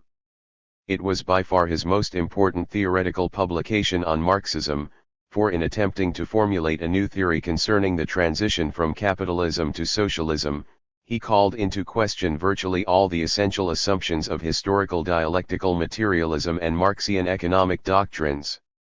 Throughout the article, Struve repeatedly insisted not only that socialism could be achieved as a result of minor gains won within the capitalist system, but that it would either come this way or not at all. Since one of the principal features of socialism as visualized by Marx was, according to Struve, its incorporation and further development of capitalism's highest cultural achievements, Marx's socialist goal was completely inconsistent with the means he saw operating toward that goal: the impoverishment and brutalization of the working class into a desperate revolutionary force. It was simply unrealistic to imagine a vengeful, uneducated, oppressed mass having either the motivation or the competence to preserve and develop the positive features of capitalism. 55 Even if capitalism were destroyed as the result of such a revolution, there would be no class ready to carry on creatively toward a culturally advanced socialist society. One must not forget that socialism for Marx signified an unrestricted cultural flowering. He demanded for his socialism all the cultural achievements of the bourgeoisie. If the collapse of capitalism is unavoidable for the socialist reconstruction, and if the latter really implies general cultural progress, then the social architect will be lacking a class sufficiently prepared for its historical task. 56 It would be most incorrect to conclude that Struve here denied the existence and the importance of class struggle. On the contrary. 179. He placed this conflict at the core of his analysis. But his interpretations of both the process and the final outcome were entirely different from that of Marx and his orthodox followers in Russia and in the West. According to the orthodox interpretation, the workers became more and more impoverished, but at the same time more and more concentrated in urban industries and thereby increasingly powerful, while the capitalists were forced by the inner mechanism of their economy to intensify constantly their exploitation of labor and, at the same time, to strengthen their hold on the legal, police, and military instruments of power in order to preserve the system. Such processes, together with the inevitable crises in the economy that occurred more frequently and more severely as time went on, could have only one result: violent proletarian revolution and the catastrophic destruction of capitalism. On the basis of his experience in the West, Struve rejected this analysis and prognosis as inconsistent with the facts.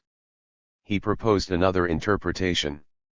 Class tensions did in fact grow increasingly more severe at first, but, rather than intensify until the boiling point of revolution, the curve of tension changed its direction as the weaker side, the capitalists, at a certain stage in the conflict started to retreat under the pressure of organized labor.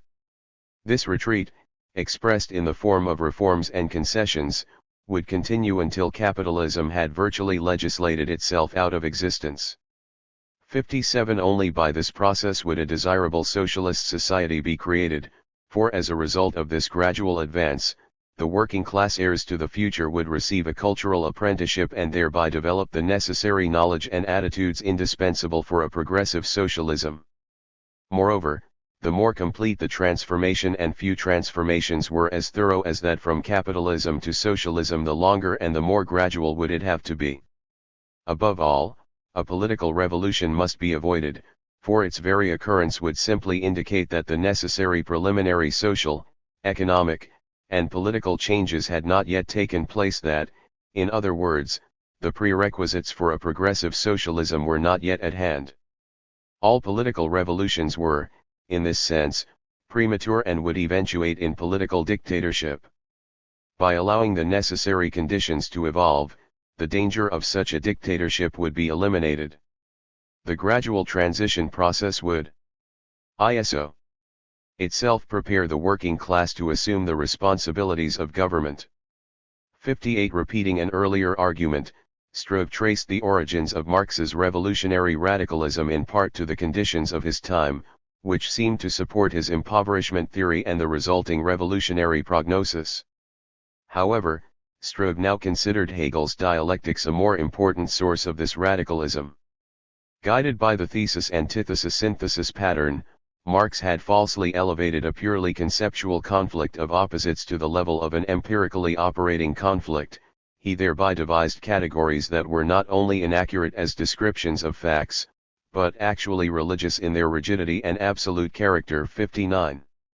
Marxism, consequently, represented not a materialistic and realistic theory, but a system of idealism in the worst sense. 60. In addition to being factually inaccurate, this black and white categorization of things was inconsistent with the other parts of Hegel's system that Marx had accepted. The quantity-quality concept, for example, clearly suggested a gradual quantitative change almost imperceptibly unfolding, with the final qualitative transformation representing nothing more than the new appearance of the particular phenomenon at the end of this long process. 61. Applying this critique to the issue at hand, Struve concluded: as a theoretical concept, the concept of social revolution is not only worthless and purposeless, but clearly inaccurate. For the modern mind, the social revolution is nothing other than the protracted process of social transformation. The social revolution is simply another name for social evolution and its results, and not a different concept. 62. Moreover, the revolutionary arguments of orthodox Marxism were in glaring contradiction to a Marxian assumption that played a far more vital part in the system than did the quantity-quality concept. They contradicted the basic theory of economic determinism itself. If the economic substructure really did determine the political, legal, and social superstructure, then it was reasonable to conclude that this determining influence would be constantly manifested, that under the pressure of factory concentration and labor organization such political phenomena as the legal property system, the structure of government, and the direction of public policy would change accordingly. If, on the contrary, it were true that the dramatic increase in working class power through economic 181 concentration and trade union organization could have no significant effect on the political legal system, if only a radical political upheaval could have this effect, then politics had priority over economics. Political revolution, not basic economic processes, became the creator of socialism, and the entire theory of economic determinism, the very heart of Marxism, was implicitly abandoned. 63. Stating his own position on this question, Struve argued that in actual society there exists neither absolute opposition between the legal system rex and economics nor absolute harmony between them, but persistent, partial collisions and adjustments. Bionic the social reformation is accomplished. 64. The only realistic approach was to consider the partial gains won through class struggle not only as short-run improvements within the capitalist system but as crucial steps towards socialism. It was entirely incorrect to regard the conflicts between capital and labor merely as rehearsals for some distant revolutionary rising that would destroy capitalism by a single blow and create on its ruins a new socialist world. Any such view was thoroughly utopian, for, to repeat the crux of the argument, No political revolution could mold the complex social and cultural system of socialism, only the processes of history itself, gradually unfolding, could do this. In fact, Marx's impoverishment theory and the revolutionary conclusions drawn from it did not demonstrate the inevitability of socialism as Marx had supposed, but served as proof against the possibility of socialism, the cess/liberation of the proletariat, and the progress of culture. 65. As a result of placing socialism in irreconcilable opposition to capitalism, a realistic theoretical proof of its necessity becomes simply impossible. The argument of a complete difference between socialism and capitalism and of the impossibility of achieving socialism within the framework of capitalism and utilizing the means provided by the latter is an argument against historical determinism and against the possibility of socialism itself. 66. Notwithstanding all his arguments against Marx's radical theories, Struve was reluctant to abandon them completely, at least in 1899. Though inaccurate as descriptions of objective historical and social facts, these doctrines had immense propaganda value, for they supplied the proletariat with an assortment of powerful motivating aims and ideals. The sharp divorce between capitalism and social. 182. Ism that characterized the Marxian worldview was a myth, but for the time being it was an indispensable myth. At this point in Struve's argument we see a significant hint of the next phase of his ideological development. The entire question of the transition from capitalism to socialism is here already moving from the area of science, objective determinism to that of values, ethics, and faith. In critical notes Struve had argued the completely objective character of Marxism. One could accept Marxism as a science even though one was not a socialist, since Marxism had nothing to do with subjective ideals and values. 67. In his 1899 article Struve argued precisely the reverse. While denying the objective validity of essential Marxian doctrines, he considered them valuable as inspiring myths. The immortal service of Marx and Engels is their recognition of socialism as the expression and goal of the labor movement. The conceptually absolute opposition between capitalism and socialism leads to a formal mythology and to a generalization of the theory of opposites that is inconsistent with human experience. However, this absolute opposition represents the real psychological and ethical motivation behind the historicist utopianism. 68. Although Marxian historical and social doctrines represented a fantastic mythology, Struve criticized Bernstein's proposal to abandon them. They were invaluable for socialist propaganda and agitation, too intimately connected with the social democratic religion, and too deeply rooted in the social democratic consciousness. 69. Transferring socialism still more from the phenomenal world of necessity and law to the noumenal world of goals and values, Struve argued that every socialist comes to socialism as to a moral political idea. It is for him a regulative idea, by which separate events and actions are ethically and politically measured and evaluated. And it is the same with a class that, organized as a party, comes forward as an ethical and political entity. The social democratic movement must be ruled by a final goal or it will break apart. Faith in the final goal is the religion of social democracy. 70. In spite of these frank pronouncements, however, it would be inaccurate to argue that in 1899 Struve had completely abandoned the psychological supports he had theretofore gained from historical determinism, for at the close of the article Struve again tried to have the best of both worlds. Marxism had indeed exaggerated the scientific aspect of socialism to the neglect of the idealistic side, Struve wrote, but what was needed was a synthesis between the Marxism to idealism. Struve 183-2. Not an abandonment of the former.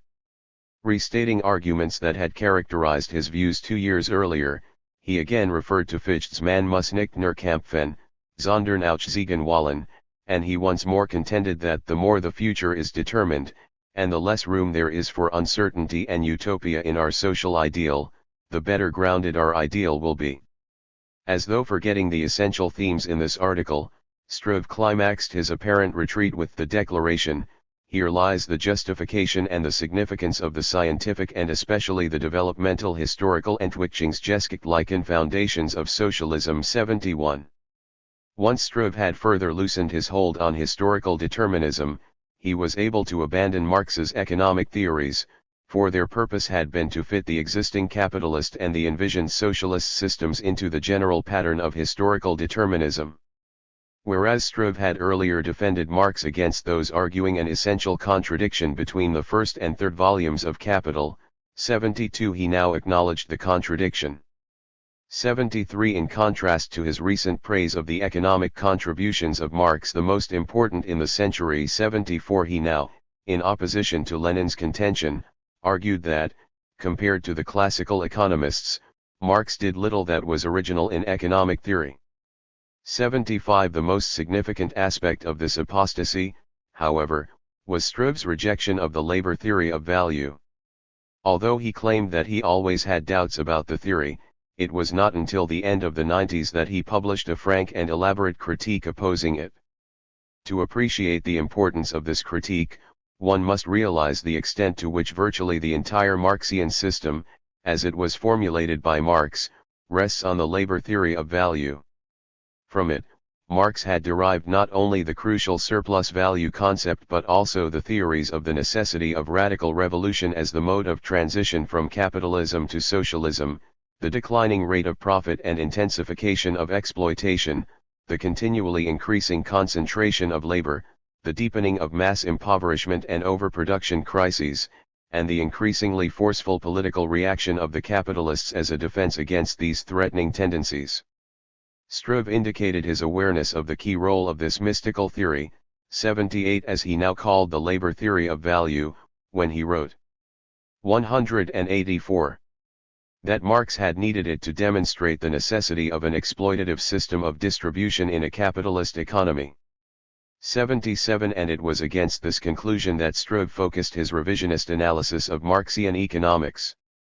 The labor theory of value and the absurd 78 conclusions Marx drew from it, Struve maintained, reflected the time when capitalist productive relations actually did seem to determine the distribution of the social product and when such phenomena as prices, wages, interest, credit, and the like, seemed parts of the machinery utilized by the capitalists to implement this exploitative distribution. 79. But during the last decades of the 19th century, continually larger amounts of the social product were being distributed to labor in spite of the continued existence of private industrial ownership and the market economy. Marx's theory of the relationship between production and distribution was, therefore, inaccurate and should be replaced by some sounder explanation. In several lengthy and involved articles published in March and June of 1980, Struve attempted to meet this need. The framework of the interpretation presented by Struve in these articles was a distinction he made between internal and external limiting factors operating in all economies. The former were the limiting factors present in a market economy and included supply and demand, price, profit, credit, interest, and so forth. By and large, these were not subject to social control, they functioned as objective limitations within which the participants in the economy operated. The economist interested in what occurred in such an economy inquired into the independent relationships between individuals.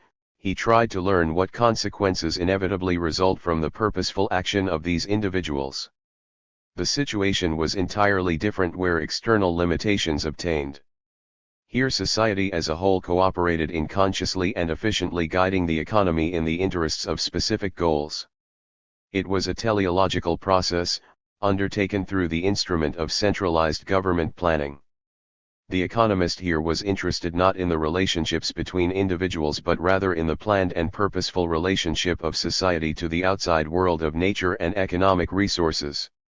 81. There can be no doubt that at the time Struve wrote these articles he was a socialist, favoring the planned system and attempting to demonstrate the actual process occurring. 185. In the transition from external to internal limitations. 82. Nevertheless, in the course of describing the process, as we shall see, he inadvertently laid strong foundations for arguments opposing socialism and defending the freely operating market economy. Having constructed his conceptual framework, Struve proceeded to attack Marxism at its very heart, the links that Marx had forged between capitalist production and capitalist distribution.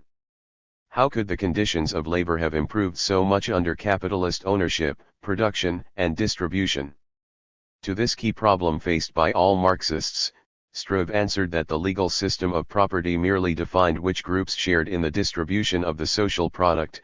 It had nothing to do with the actual size of each share distributed. The amounts distributed to labor and capital were determined by their relative bargaining power and by the policy of the state, which reflected this relative power. The existence of such purely economic categories as price, wage, interest, and even profit had no effect on labor's share of the social product. In fact, as long as the market system itself persisted, these would remain even if labor received the bulk of the product. 83. The principal error of orthodox Marxism, Struve wrote, was its exaggeration of the importance of legal property relations and its underestimation of the possibility of significant changes in distribution within a given legal system. In committing this error, orthodoxy was again illustrating its un-Marxian preference for politics over economics, as it did when it gave priority to radical political revolution over gradual political changes reflecting similarly gradual economic developments.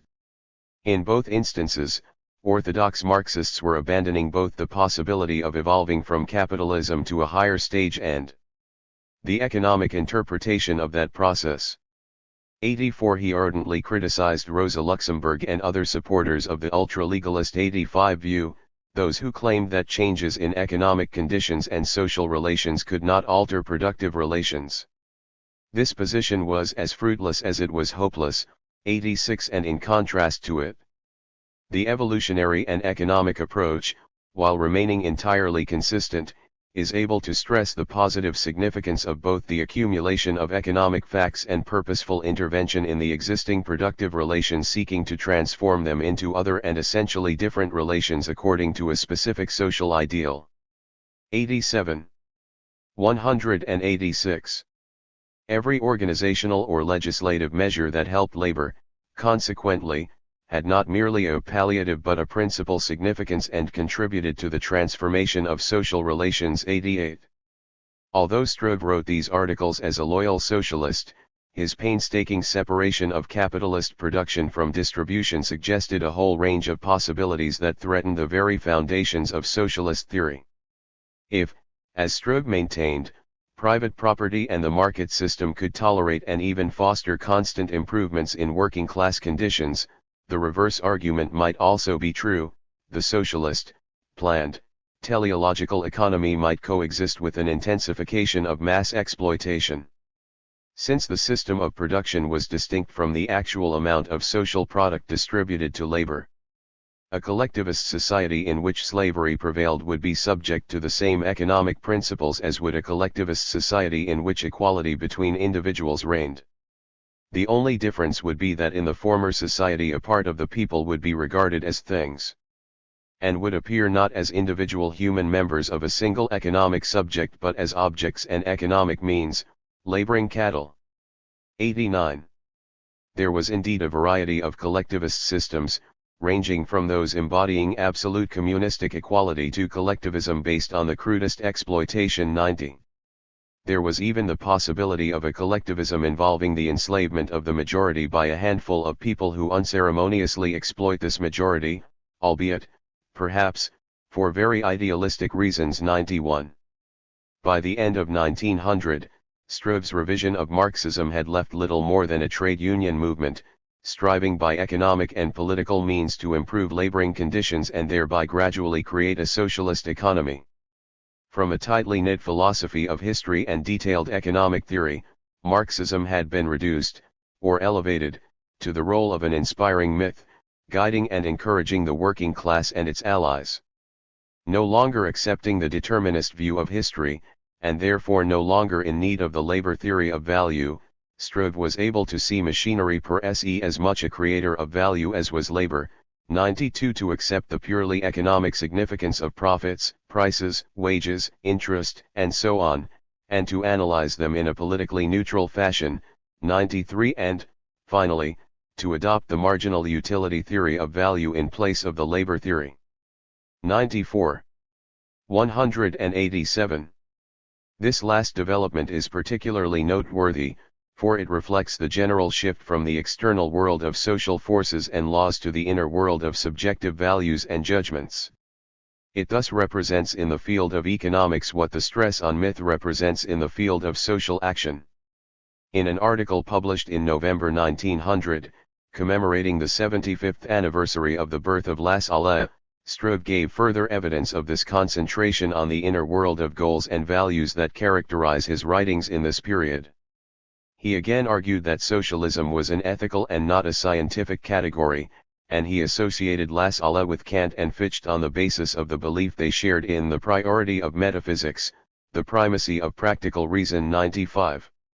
Drawing further conclusions from his earlier articles on the transition period, Struve here approvingly summarized Lassalle's description of the role of the state in creating the new society. The victory of collective human consciousness over the blind and elemental forces of nature and human history, the conscious construction of the entire human existence on the foundation of a voluntarily acknowledged and, at the same time, obligatory moral and social ideal. Here is the task of the state according to Lassalle. 96. Perhaps anticipating criticism of his adoption of what he had earlier condemned as bureaucratic socialism, Struve repeatedly insisted in this article on Lassalle that the positive role of government in the social transformation did not in any way imply the absorption of the individual by a Leviathan state. 97. Rather, as Lassalle had cogently explained, it was only the socialist system that would create real freedom and individualism, neither of which were compatible with a bourgeois society.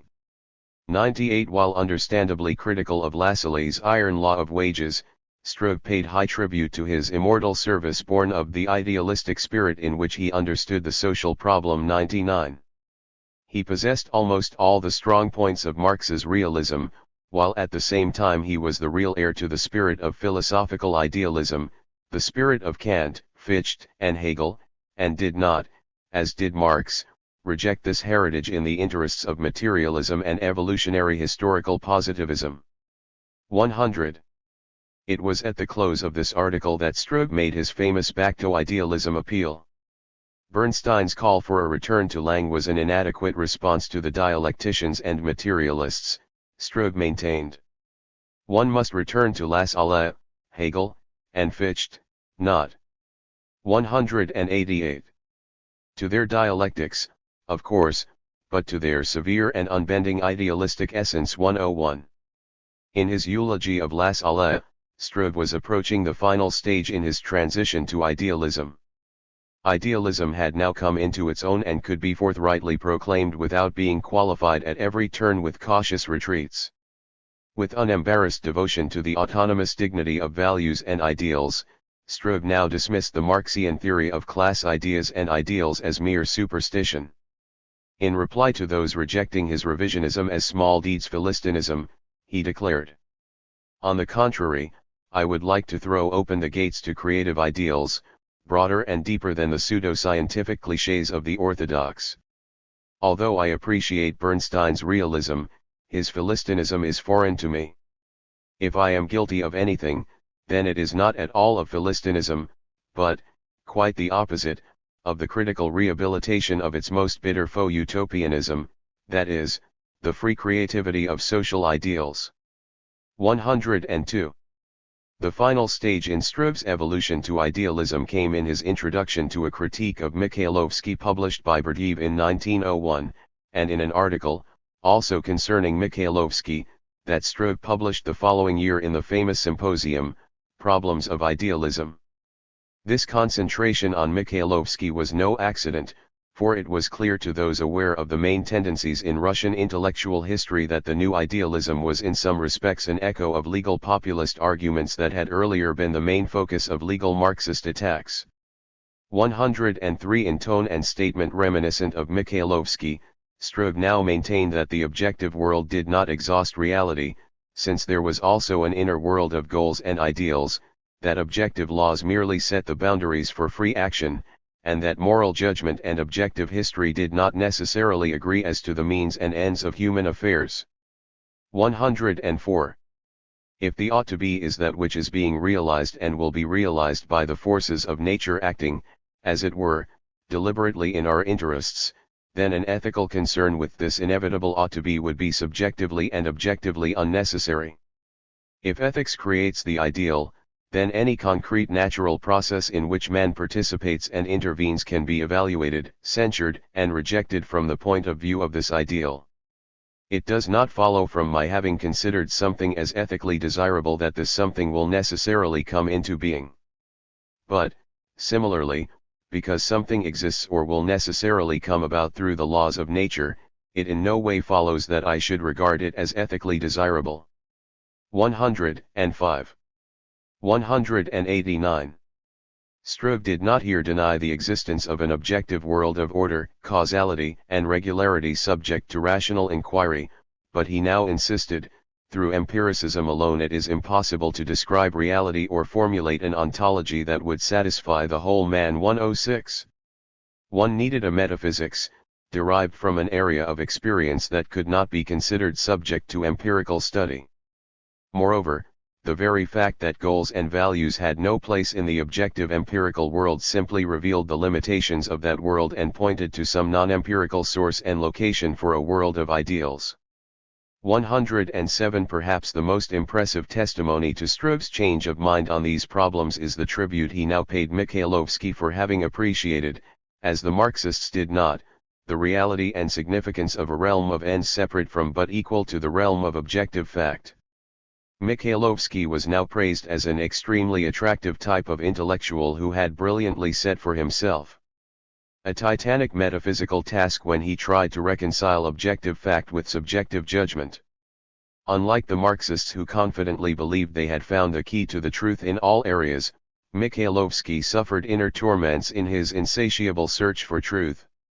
Together with Lavrov, he had represented a first, vague, almost unconscious reaction of the ever-present metaphysical demand against positivism. 108. In spite of the remaining differences that distinguished the new idealists from the legal populists, Struve now conceded that Mikhailovsky's concept of the ought to be as a category independent of empirical existence and therefore possessing intrinsic value is acknowledged by the Marxian writers who from critical positivism have come to, or returned to, metaphysics. 109. The basic flaw in Mikhailovsky's worldview, Struve argued, was not his admirable concern with subjective values, but his efforts to reconcile the worlds of fact and value in a way that distorted both. For political reasons, reflecting his sympathy for the laboring masses, Mikhailovsky had attempted to subordinate science to ethics and to deny, in the process, the very possibility of objective knowledge. Whereas he had used his subjective method, according to Struve, as an argument against the possibility of gaining objective truth, Struve saw in this method an instrument that could well serve 190. To broaden and deepen man's store of valid knowledge of himself and his society. 110. Mikhailovsky's disservice to science and objective truth, in fact, represented sheer intellectual cowardliness. 111. Despite the motivations behind it, one cannot serve a class and at the same time search for truth, Struve insisted. Only a non-class, universal point of view would bring man nearer to the discovery of truth. 112. But if Mikhailovsky undermines science and objective knowledge in his over-enthusiastic devotion to ethical judgments, he no less injured ethical judgments by his exaggerated positivism and essential hostility to metaphysics. In attempting to derive values from class and social circumstances, Mikhailovsky was setting the problem of values in a realm in which it did not belong and compounding a meaningless confusion of metaphysics and empirical science.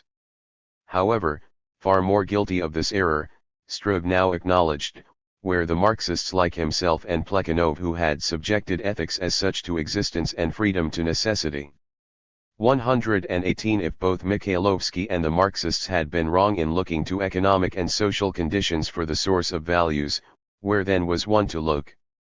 In responding to this problem, Struve hinted at the next stage in his intellectual career, the ism. It will be recalled that in his first major revisionist article, the January-February 1897 article, Struve had restated Mikhailovsky's solution of the free will issue, arguing the reality of such subjective categories but rooting them in man's psychological world rather than in some transcendental world. This no longer satisfied Struve. To attempt to give a purely subjective foundation to morality, he now argued, meant to construct an intolerable disproportion between on the one hand the vast significance of the moral problem and the moral life, a significance that is primary for the Huppian personality, and on the other hand a narrow foundation of an arbitrary individual sanction, tel est notre plaisir. If morality rests on such a narrow basis, then where is the guarantee that my ideal will be realized in the temporal process? Ethical subjectivism leads to pessimism. 114. In the early 90s, Struve had sought and found the support he needed for his personal political and ethical values in what he then believed to be the scientifically valid Marxian laws of social, economic, and historical development. A decade later, in effect, transcendentalism and theism replaced Marxism. 191. The forceful presence of an awareness of the moral problem in every human being is unquestionable. The impossibility of its solution by empirical means is undisputed. Recognizing this, we thereby acknowledge the objectivity of morality as a problem and, correspondingly, we arrive at the metaphysical postulate of a moral world order Miraparyadka independent of human consciousness. One aspect of this conviction of the existence of an objective and rational world order is belief in the existence of God. 115. Struve seemed in these two publications to have achieved a final solution for the fact-value dilemma. He had divided existence into two worlds, each world resting on powerful foundations, objective laws for the world of fact and transcendental, divine truth for the world of values. But did this solution really eliminate the problems that had caused Mikhailovsky to suffer inner torments? Where was the meeting ground between the noumenal and the phenomenal worlds? Where was one to turn for arbitration when conflicts between them arose? In summarizing the essential dualism that runs through his worldview, it will be recalled, Mikhailovsky had declared as his life's goal fearlessly to look into the eyes of reality and its reflection objective truth and at the same time protect subjective truth. 116. It is essentially in echo of this same Pravda system that Struve announced at the close of his article in Problems of Idealism his vital and joyous faith in the force of truth and the power of good. 117. In a less euphoric and probably more accurate expression of his dual commitment, however, he admitted that for the theory of knowledge there is no contradiction more acute than that between existence and the ought to be, between objective truth and ethics. All the basic contradictions of thought are, in one way or another, related to the contradiction between necessity and freedom. 118. Finally, and, considering the theme stressed in the opening chapter of this study, perhaps most significant, Struve called attention to the tormenting struggle experienced when one sought an answer for this question: how can one reconcile the striving for absolute truth and beauty with the absolute postulate of equality, of the equal value of all people? 119. A remarkable similarity between Struve and Mikhailovsky, as well as an essential difference distinguishing them, is seen in their respective attempts to achieve this reconciliation. Like Mikhailovsky, Struve tried to find, on the one hand, some objectively necessary aspect of the noumenal world and, on the other, some subjective element in man's acceptance of the phenomenal world. Arguing the 192. First position, Struve maintained that while only what is born of free choice can be considered part of the world of values, this did not imply that the moral law was subjective and arbitrary. On the contrary, for the moral person nothing is more obligatory, stable, and objective than the acceptance of this law. 120. Pressing his case from the opposite direction, he elsewhere argued that the thing in itself could never be known. He criticized what he considered an idolization of the principle of causation, on the grounds that the thing in itself biti takovo always remains for us unknowable and inexplicable. While one can neither prove nor disprove the existence of an uncaused entity, that is, God, the same must be said for man's awareness of the objective world, the greater part of which was, ultimately, taken for granted and not at all subject to empirical demonstration. The only basis for rejecting the uncaused, creative entity is faith in causality, and since critical thought recognized no philosophical necessity for deriving values from the phenomenal world, this rejection was unfounded. 121 If, in these two publications, Struve seems to share many of the fundamental assumptions of legal populism and its leading ideologist, Mikhailovsky, he continued to oppose his former opponents on several crucial points. He diverged most radically from Mikhailovsky in his response to the repentant nobleman problem of reconciling personalism and socialism. If Mikhailovsky through intellectual cowardliness sacrificed scientific truth in the interests of his socialist goals, Struve further accused him of sacrificing individuality in the interests of a misunderstood equality. In Mikhailovsky's socialism, material happiness was everything, self-perfection nothing. Not realizing that moral satisfaction from a sense of moral value may accompany dissatisfaction or even suffering in other things, Mikhailovsky had incorrectly identified aid to and advancement of the individual with purely utilitarian gratification. Moreover, there seemed to be no room for individual differences in Mikhailovsky's socialism. The postulate of equality effaced individualism. How much better was Pisarev's approach, his militant, idealistic defense of the rights of the individual personality and the significance of his uniqueness. In fact, the populist opposition to Pisarev's judgments revealed the profoundly reactionary, anti-individualistic, and, consequently, unethical essence of Russian populism. 122. Indicating what was probably 193. An underlying reason for criticizing this aspect of legal populism, Struve censured Mikhailovsky's article on Dostoevsky's The Possessed, in which Mikhailovsky had disavowed the struggle for political liberty in the interests of a total concentration on social and economic reforms for the Narod. Such a disavowal of natural rights was a moral impossibility, which must not be permitted no matter for whom or for what sort of happiness, Struve declared.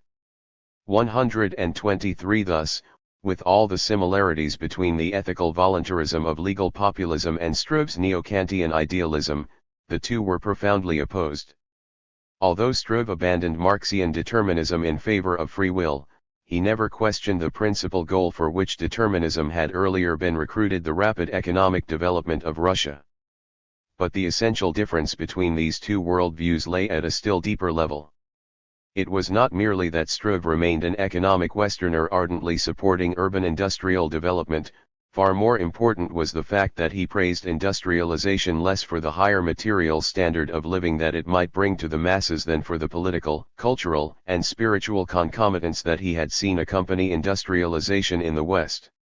Anticipating the Vichy arguments that shocked socialists of all persuasions, and reflecting the anti-utilitarian sentiments that characterized the cultural renaissance unfolding during these last decades of tsarist Russia, Struve rebelled against the repentant nobleman guilt complex that had dominated Russian socialism throughout the century.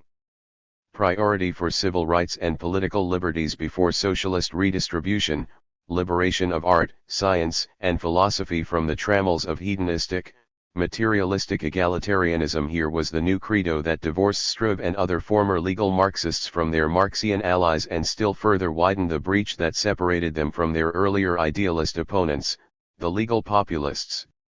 7. From Marxism to Idealism. Berdyaev and Bulgakov. If life diverges from the ideal, if crude force crushes and frustrates our efforts, if faith in the future burns out, if the golden dream that gave joy and meaning to our lives passes away, even then we must continue to fight for our ideal, to struggle against the existing conditions with the same energy and self-sacrifice, as long as there remains but the smallest spark of hope for victory.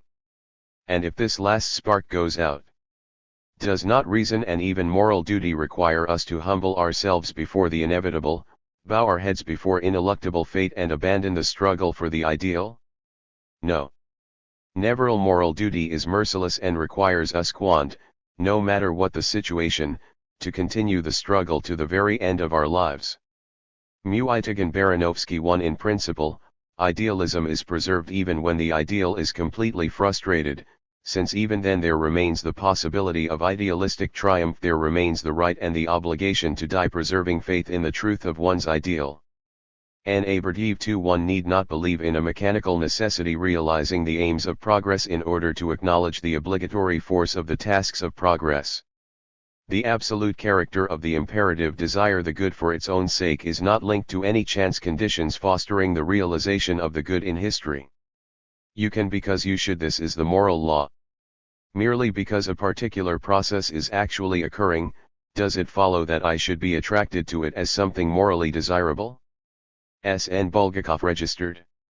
SUCH categories as legal Marxism and Neo-Kantian idealism are like legal populism, convenient abstractions that inevitably distort the particular individuals they encompass.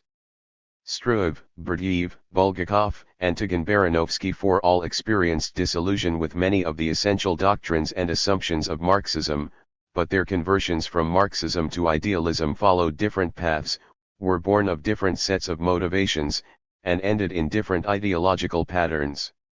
In spite of these differences, however, the issues that monopolized their attention during this transition were the same: the problem of individualism, the conflict between determinism and free will, and the relationship of objective social and historical laws to goals, ideals, and values. 195. Although Struve declared in his introduction to Berdiev's Subjectivism and Individualism that with this work Marxism openly and resolutely turned to philosophical idealism, 5. The idealism argued by Berdiev in the body of the book was basically different from that defended by Struve in his introduction. Whereas Struve presented an orthodox Kantian dualism, finding different but equally forceful grounds for empirical fact and ethical value, Berdiev attempted to demonstrate the same unqualified monism that had characterized his earlier Marxian period, and he continued to regard historical materialism as the most promising philosophical framework for this monism. Once again illustrating the amazing tenacity of the underlying philosophical dilemmas that run through both legal populist and legal Marxist thought, Berdiev devoted this critique of Mikhailovsky to yet another search for links between fact and value, the problem that stands at the center of our entire worldview.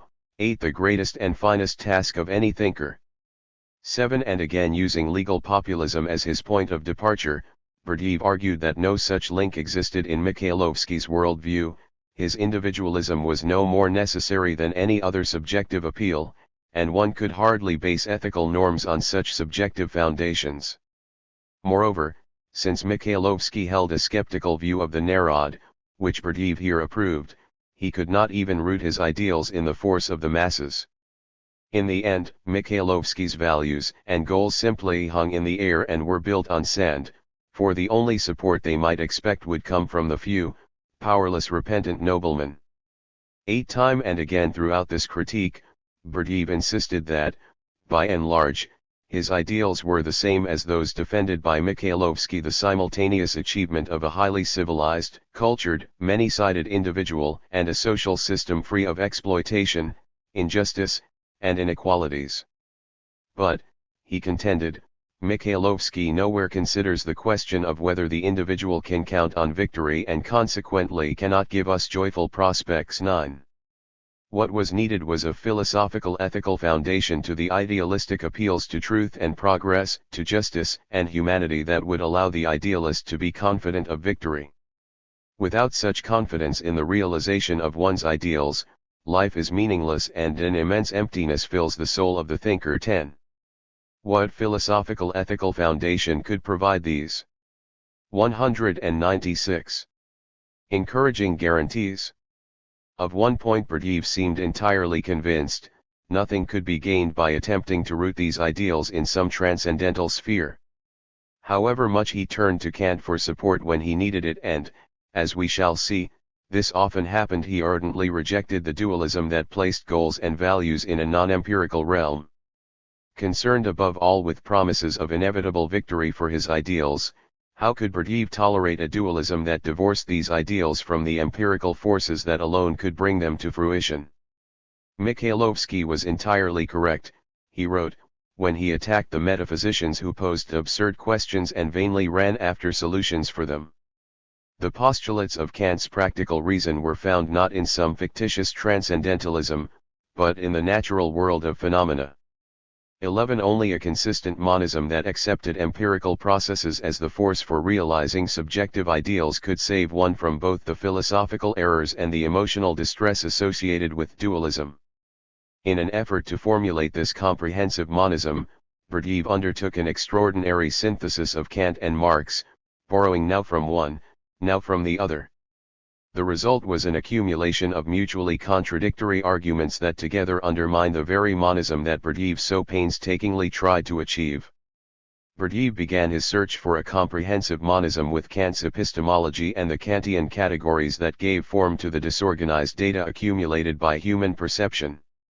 Without such a priori categories as space, time, the law of identity, and so forth, the world would be transformed into some sort of horrible chaos lacking all lawfulness, and knowledge would become a subjective game lacking any objectivity. 12.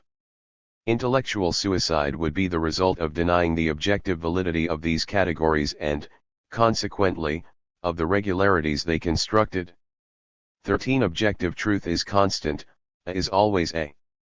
And if there occurred changes in man's interpretation of things, this merely indicated the instability of the subjective, psychological world and offered additional reason for not regarding this subjective world as the source of knowledge, as Mikhailovsky had done. 14. This defense of Kantian formal epistemology was clearly not espoused for its own sake. What concerned Berdiev, as he 197 repeatedly showed while discussing the theory of knowledge, was not so much the possibility of knowledge in general, but the possibility of objectively valid sociological knowledge. The categories of necessity and intelligible objectivity are as applicable to sociology as they are to other areas. In sociology as in any science, the objectivity of knowledge and the severely lawful character of the known object, in this case, the social process, is guaranteed by an a priori logic introduced by the knowing subject in the act of knowing. 15.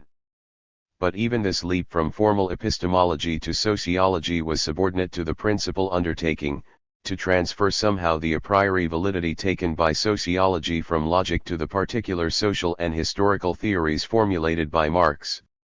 Since the Marxian theories were also the embodiment of a specific set of ideals, Berdiev seemed to hope that his discussion of Kant would allow him to obtain for these ideals the necessary, obligatory, and universal attributes enjoyed by Kant's formal categories.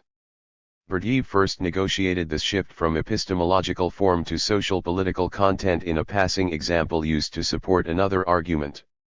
In response to Simmel's pragmatic definition of truth, considering utility as the basic criterion, Berdiev wrote that while truth is logically obligatory for everyone, not only was it not necessarily useful, but it might even be harmful and thus psychologically inaccessible. For example, the conception of capitalist society as a transitory economic form is undoubtedly harmful to those social classes interested in preserving capitalism and is therefore psychologically inaccessible to them. 16. But here a question arose that Kant's formal system could not answer. There were competing theories of social and historical processes, all of which were harmful to some class or classes and therefore psychologically inaccessible to them. How was one to determine which of these conceptions represented truth, logically obligatory for everyone? At this point, Berdiev turned from Kant to Marx. The criterion for deciding which of the competing theories was true was universal human progress.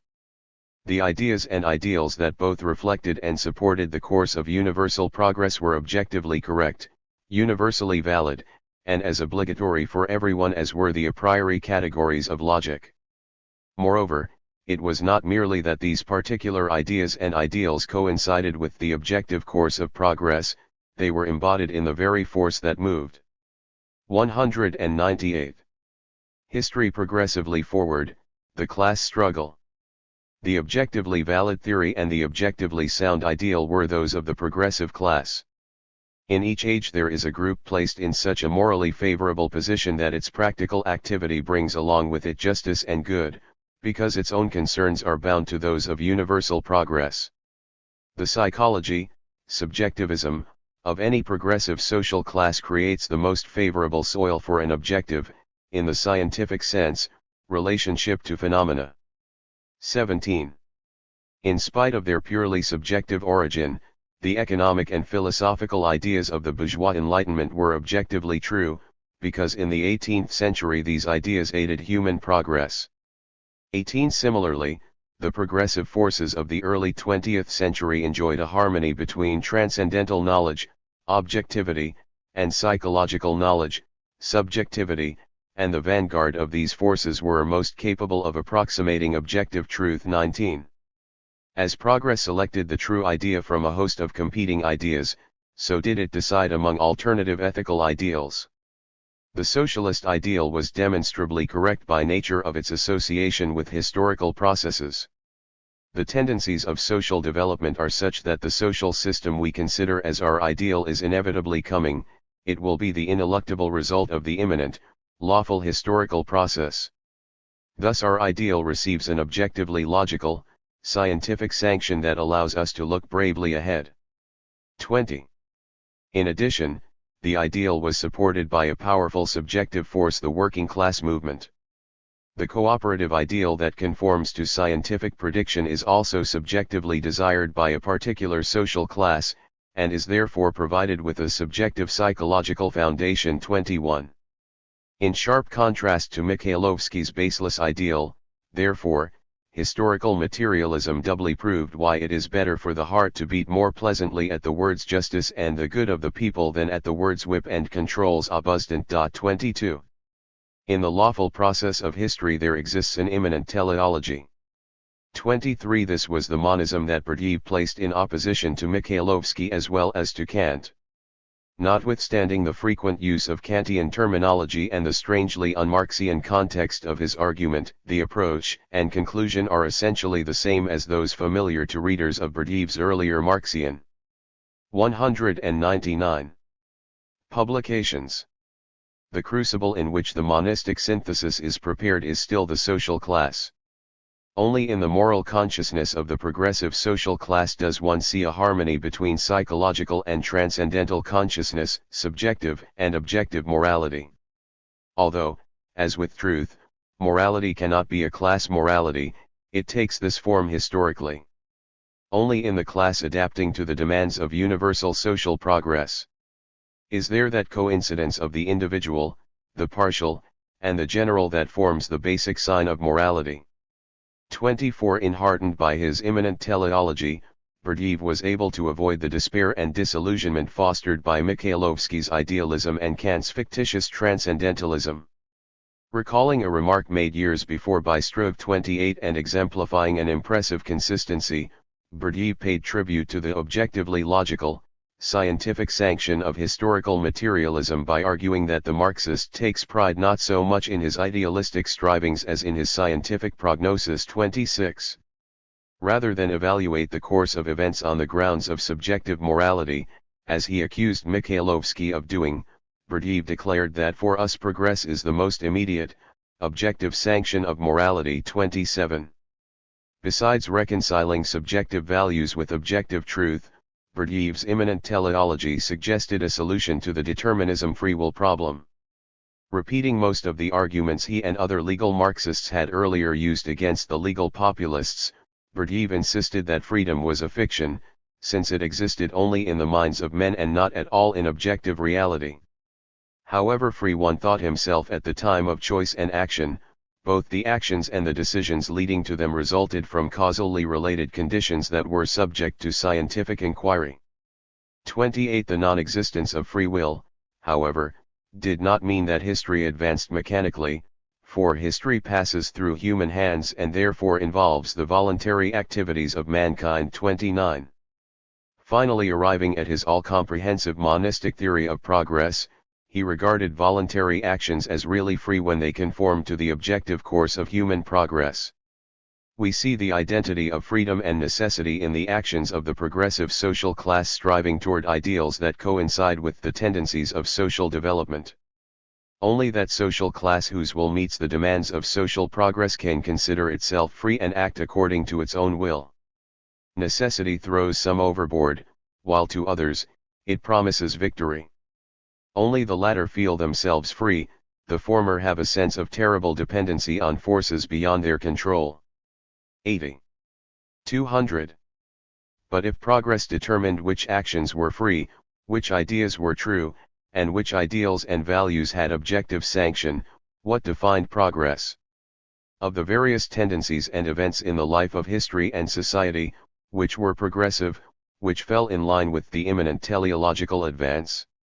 In answering this question, Berdiev gave expression again to one of the main motives bringing Russian intellectuals to Marxism, the economic development of Russia. Progress meant economic and material advance. The peak of progress will be the feeling of man's limitless power over nature, as symbolized by the myth of Prometheus. 31. The ideal of maximum productivity, of maximum economic attainment, to which we must adjust ourselves, has in our eyes great value as the only means for achieving idealistic aims. Disdain for economic perfection is immoral, because such perfection alone prepares the way for the reign of man. Distribution is subordinate to production, and the elimination of the exploitation of man can be attained only through the conquest of nature by man. 32. Dramatically revealing his opposition to Mikhailovsky's set of values, Berdiev quoted Mikhailovsky's famous theory of progress, his paean to individualism, and, using almost the same syntax, he substituted his own stress on economic development for Mikhailovsky's stress on individualism. At the basis of historical progress lies the development of the productive forces of human society. Everything that fosters the productive forces is progressive, everything that impedes them is reactionary. The criterion of progress is the degree of man's victory over nature. 33. Both slavery and bourgeois capitalism were therefore deemed progressive because each in turn enhanced this control of nature by man, and Mikhailovsky's inability to bear such objectivism was indicated by the fact that Engels' analysis of slavery disturbed him. 34. Berdiev never doubted the pains involved in progressive economic advance. But he argued that while this process is at first tormenting, it is at the same time a guarantee of a better future. 35. Of course, the path through life for the contemporary man is far from strewn with roses, and to the lot of his supporters there falls many thorny vines. But he lives in the future as well as in the present, and he is therefore basically an optimist. 36. Carrying this analysis one step further, Berdiev frankly retorted to those opposing such sacrifices in the present for the future. 201. The welfare of the present generation has for me not the slightest priority over the welfare of future generations. They are identically dear to me in the sense that such values as justice and progress are dear, and that the ethical principle holding the human personality as an end in himself is dear. But they are also identically distant in the sense that I have for neither of them the individual love that one has toward family and friends. 37. Many of these arguments seem virtually the same as those published by Berdiev during his more orthodox Marxist days. Why, then, did Struve hail subjectivism and individualism as a milestone in the general conversion from Marxism to idealism? The answer here, it seems to me, is that Struve saw throughout this work, not the monistic theory opposing idealism that Berdiev overtly defended, but rather the repeated indications of Berdiev's dissatisfaction with this monism, dramatic expressions of attention that spelled dualism, and, in sum, clear signs that Berdiev was on the eve of the ideological transformation that Struve himself had just experienced. As we have already seen, and as Berdiev at one point explicitly acknowledged, his entire argument rested on a single basic assumption without which the argument would necessarily collapse, the assumption of universal progress. 38. But, almost as his own devil's advocate, Berdiev himself raised the critical question that invalidated this basic assumption, and time and again through the book he presented arguments and conclusions that implicitly accepted its abandonment. After listing the Marxian historicist supports for his socialist ideals, Berdiev asked, what if the objective development of society is leading man into a new and more refined form of exploitation and slavery? 39. Must one then accept this process as the arbiter of moral judgments and consequently disavow cherished ideals that did not correspond to it? The most amazing section of the book comes with Berdyaev's response to this rhetorical question. Even without the sanctions provided by historical inevitability, he argued, the ideal would still be valid and sanctioned because of the a priori moral law with its obligatory distinction between good and evil. The category of justice is given a priori to our transcendental consciousness and plays the role in the sphere of morality that, for example, the category of causality plays in the sphere of knowledge. 40 Kant's categorical imperative, requiring that man be regarded always as an end and never as a means, needed no other sanction than the acceptance of a moral world order. 41. 202. Man as an end in himself, the reign of humanity, of human strength and consciousness here is our guiding star. The validity of this ideal can never be proved, just as the universal applicability of the principle of causation can never be proved. 42. Extraordinary though it seems, having started from a rejection of dualism in the name of an unqualified monism, and having along the way discovered a critically weak link in his monist argument, Berdyaev attempted to strengthen the link by an appeal to the idealist theory that is the very heart of philosophical dualism. If the category of justice is given a priori, then the entire involved presentation of immanent teleology is simply irrelevant as far as the ideals themselves are concerned. Try as he did to free himself from this internal contradiction, Berdyaev could never reconcile Kant and Marx. At best, he could only create such strangely eclectic formulas as the following. Teleology Celisubraznost is rooted in the transcendental apperception, in the trans-individual consciousness that created the world not only as a causal determinist world, but also as a world that moved toward the realization of aims. 43. As though in mockery of his own efforts, Berdyaev derived from this a priori idealism conclusions that dramatically opposed his earlier arguments.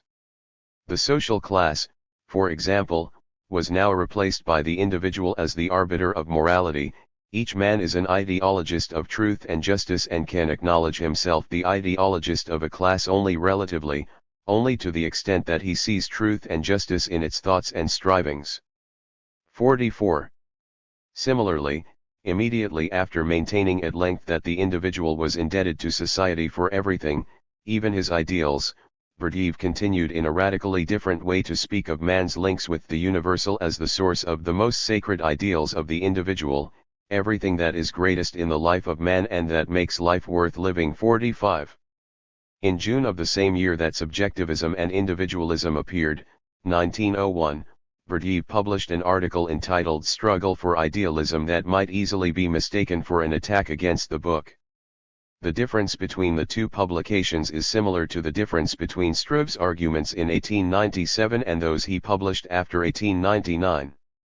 In a sense, the shift is one of emphasis. In both periods, and for both writers, there is a synthesis of positivism. 203. And idealism, of fact and value. But whereas in Struve's 1897 articles and Berdyaev's subjectivism and individualism the stress is on determinism, objective fact, science, and the like, with ideals and ethics breaking through sporadically and surreptitiously, the focus in the later period for both is almost entirely on the realm of values, with only occasional reference to positivist science. At times, in the article, Berdyaev restated the position argued in his book. He insisted, for example, that in the struggle for idealism one must not encroach on positive science and that positivism is a realistic science, in principle opposed to every sort of romanticism. 46. Similarly, he again presented his immanent teleology. In order to transform the theory of development into a theory of progress it is necessary to introduce the teleological principle. Progress is a movement of existence in a moral direction, it is the triumph of the ideal in the world of the actual. 47. Except for these and other similar indications of continuity with the earlier position, the article as a whole is almost entirely devoted, as the title suggests, to a defense of idealism per se, quite apart from the realization or frustration of the ideals in the empirical world. Together with all Berdyaev's later publications, The article seems a consequence of the severance between historical process and idealistic value that Berdiev himself effected when he saw the possibility of objective history moving in a direction inconsistent with his most cherished ideals. In Struggle for Idealism, a priori categories are elevated from a supplementary argument recruited to reinforce a weak point in historical materialism to the supreme defense of idealism. The article, in short, is an ardent appeal for metaphysics. In Subjectivism and Individualism he had approved of Mikhailovsky's attack on the metaphysicians who pose absurd questions and vainly chase after solutions for them, 48, and, it will be recalled, he had still earlier dismissed the transcendental idealism of Kant and Lang as expressions of a psychological need, as the unclear outbursts of a split human soul, 49. Now, in radical opposition to this position, he claimed the period of positivism, naturalism, and hedonism to be at an end and welcomed in their place. The struggle for idealism, a struggle for a more joyful and lighter worldview, in which the highest and eternal demands of the human soul will find satis. 204. Faction. In philosophy, the eternal right of metaphysical creativity is acknowledged. 50. Whereas he had earlier written that the questions that had defeated Faust were simply incorrectly stated, absurd, and fictitious, because the transcendental does not exist and is therefore inaccessible to man, 51. He now attacked those satisfied positivists who have not suffered spiritual hunger and who cannot understand the strivings of Faust. 52. In Subjectivism and Individualism it was immanent teleology, the confidence in the actual realization of one's ideals, that had given meaning to life and rescued the soul of the thinker from immense emptiness. 53.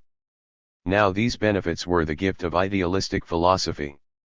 The crude prejudice against metaphysics had inspired in many a number of superstitious fears of the questions which everyone must consider the most sacred, without which life would be empty, drab, and meaningless.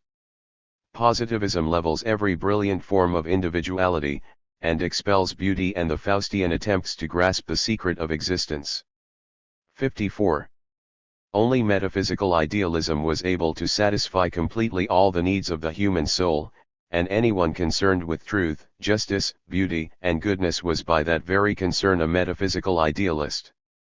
55. But to be concerned with these ideals meant more than to be involved in metaphysical inquiries, for it above all required a total devotion to the entity that embodied them all, the individual. Man is a sacred end in himself. A spiritual entity, the bearer of truth, goodness, and beauty, the realization of the highest truth. Indeed, he had also said this in Subjectivism and Individualism. What distinguishes his general position at this time was what he considered to be the source of these basic idealistic convictions. It seems clear that there is no longer any thought of looking to society or history in justification or explanation of ideals. He openly criticized as scientifically unacceptable the peculiar evolutionary historicist utopianism argued by orthodox Marxists, particularly because there was not and could not be any place for idealism in it. 56. The difficulties are much greater than the orthodox Marxists assume with their faith in the mechanical necessity of the fall of the old regime and the birth of the new.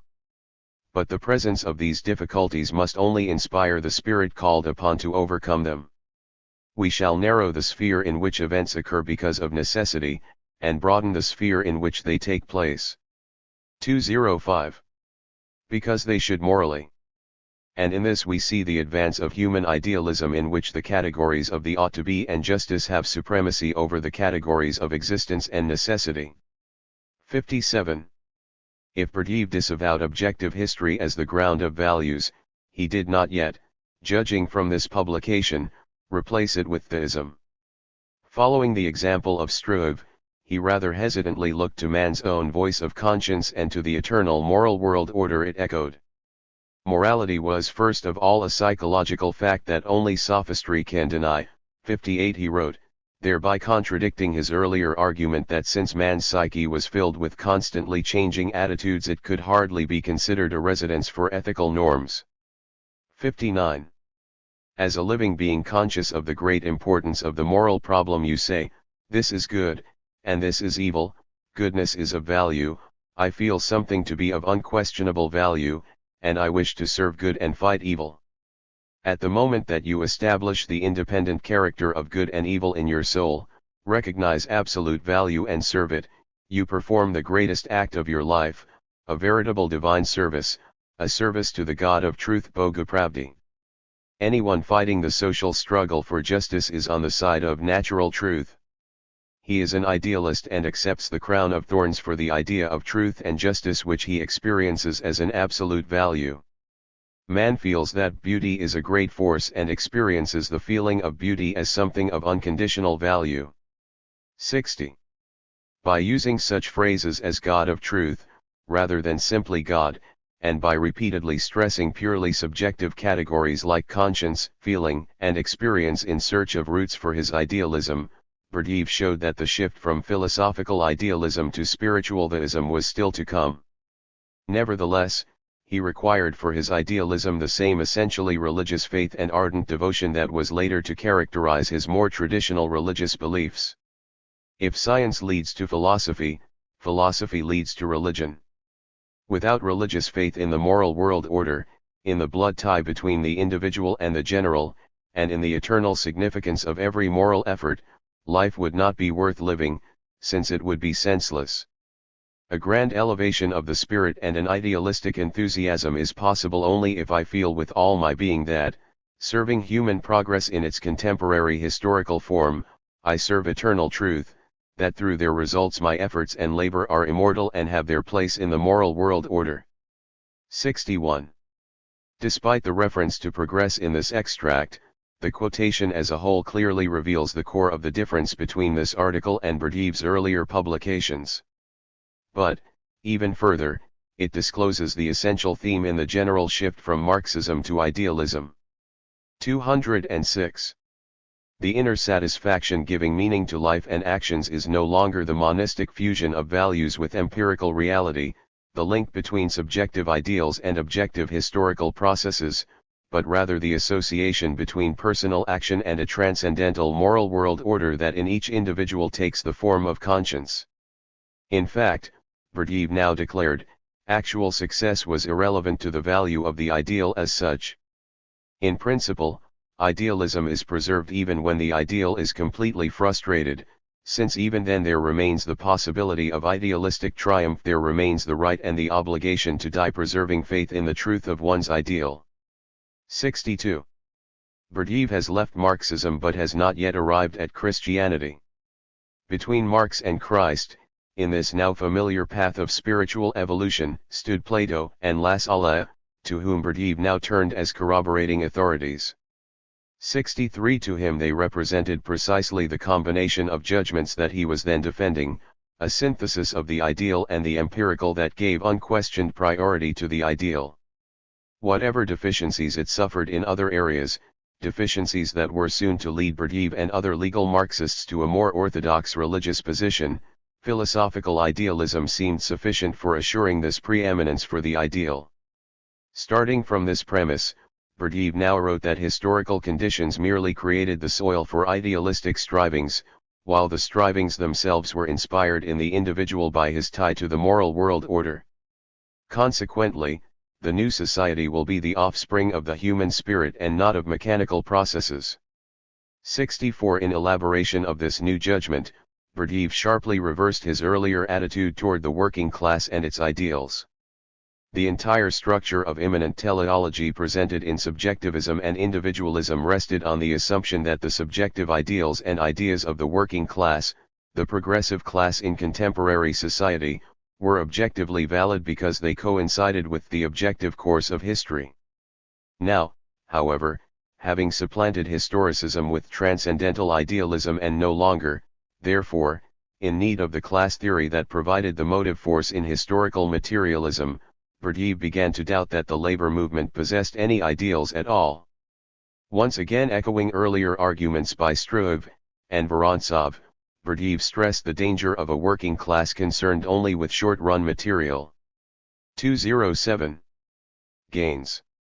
The social-political romanticism that, he believed, had given such a distinctly anti-bourgeois character to the labor movement in the 19th century was dying out. If some new idealism did not emerge to fill the vacuum, there was a real possibility that the social movement will adopt a bourgeois character, and the new Philistine will be in no way a more appealing psychological type than the old Philistine against whom the struggle was waged. 65. Berdyaev did not lament the passing of bitter class struggle, 66, nor did he doubt that Marx's impoverishment and catastrophe arguments were incorrect, 67, but he did fear such a narrowing of goals that beyond a 5-kopeck improvement nothing more was envisioned. The question was not merely of academic interest, for Bernstein's revisionism, according to Berdyaev, reflected precisely this narrow small deeds program. Neither the new man nor the new society, but only a new form of Philistinism would come of this program, for grand achievements could be born only of grand ideals. 68. Abandoning the working class as the bearer of progress, Berdyaev argued that only the spiritually developed and perfected soul can be a real soldier of progress, can bring into the life of man the light of truth, goodness, and beauty. 69. Completing the circle that returned to the assumptions of legal populism, Berdyaev looked to the intelligentsia as the high-minded idealists who must counter the spiritual degeneration taking place in the ranks of labor.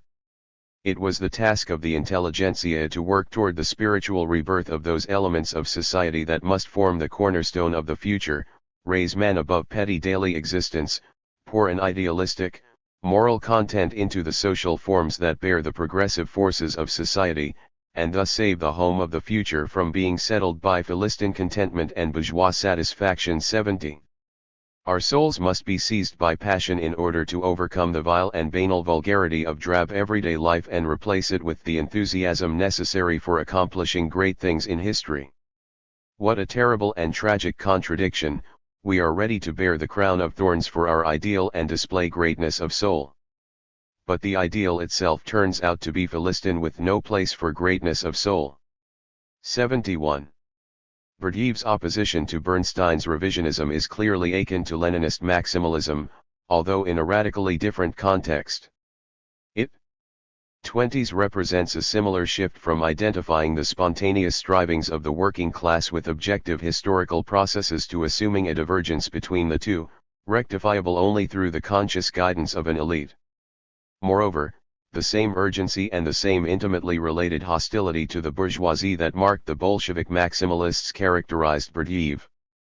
The vital work toward the spiritual rebirth of the working class must begin at once, Berdyaev urged. One must not wait in the hope that the rebirth would come automatically after social and economic conditions had changed. The outcome of such a trust in history would be the creation of another bourgeois society with only one difference to distinguish it from its predecessor: it would be better fed and dressed. 72. It will be clear from the above quotations that the cause of the urgency was different from that which fostered, among other factions in the Russian Social Democratic Party, an intense opposition against trade unionism and spontaneity. It was not simply a fear that moderate reformism would reconcile labor to a non-socialist society, but rather that a completely successful socialist reorganization of the state and the economy might result in a more prosperous Philistine community. Berdyaev took for granted the necessity of achieving technological progress and economic reorganization because a certain amount of satisfaction of material needs was a prerequisite for cultural growth, but what mattered were the cultural and spiritual ends, not the material means. Both Mikhailovsky and Marx, he argued, had distorted the means-ends relationship in the same way that Bentham had by considering material happiness the final goal. Nothing could be worse for true human progress than the realization of this misguided goal. The satisfied, happy person who can dare to say that in human history idealism has sung its swan song will be the most revolting type of all. And should he be correct, then the death sentence of humanity and its highest spiritual existence would have been signed. 73. Going beyond this criticism of hedonism and eudaimonism as the ultimate goals of social struggle, Berdyaev joined Struve in urging the intelligentsia to base their reform activities on this same anti-utilitarian foundation. Where personalism and socialism clashed, the former must be consistently honored. Above all was this true when political rights were involved. 209. It is time to part with the sophism that finds the highest form of morality in the sacrifice of one's own soul in the name of the welfare of others. Anyone calling for this represents a reactionary tendency, no matter with what democratic forms it covers itself.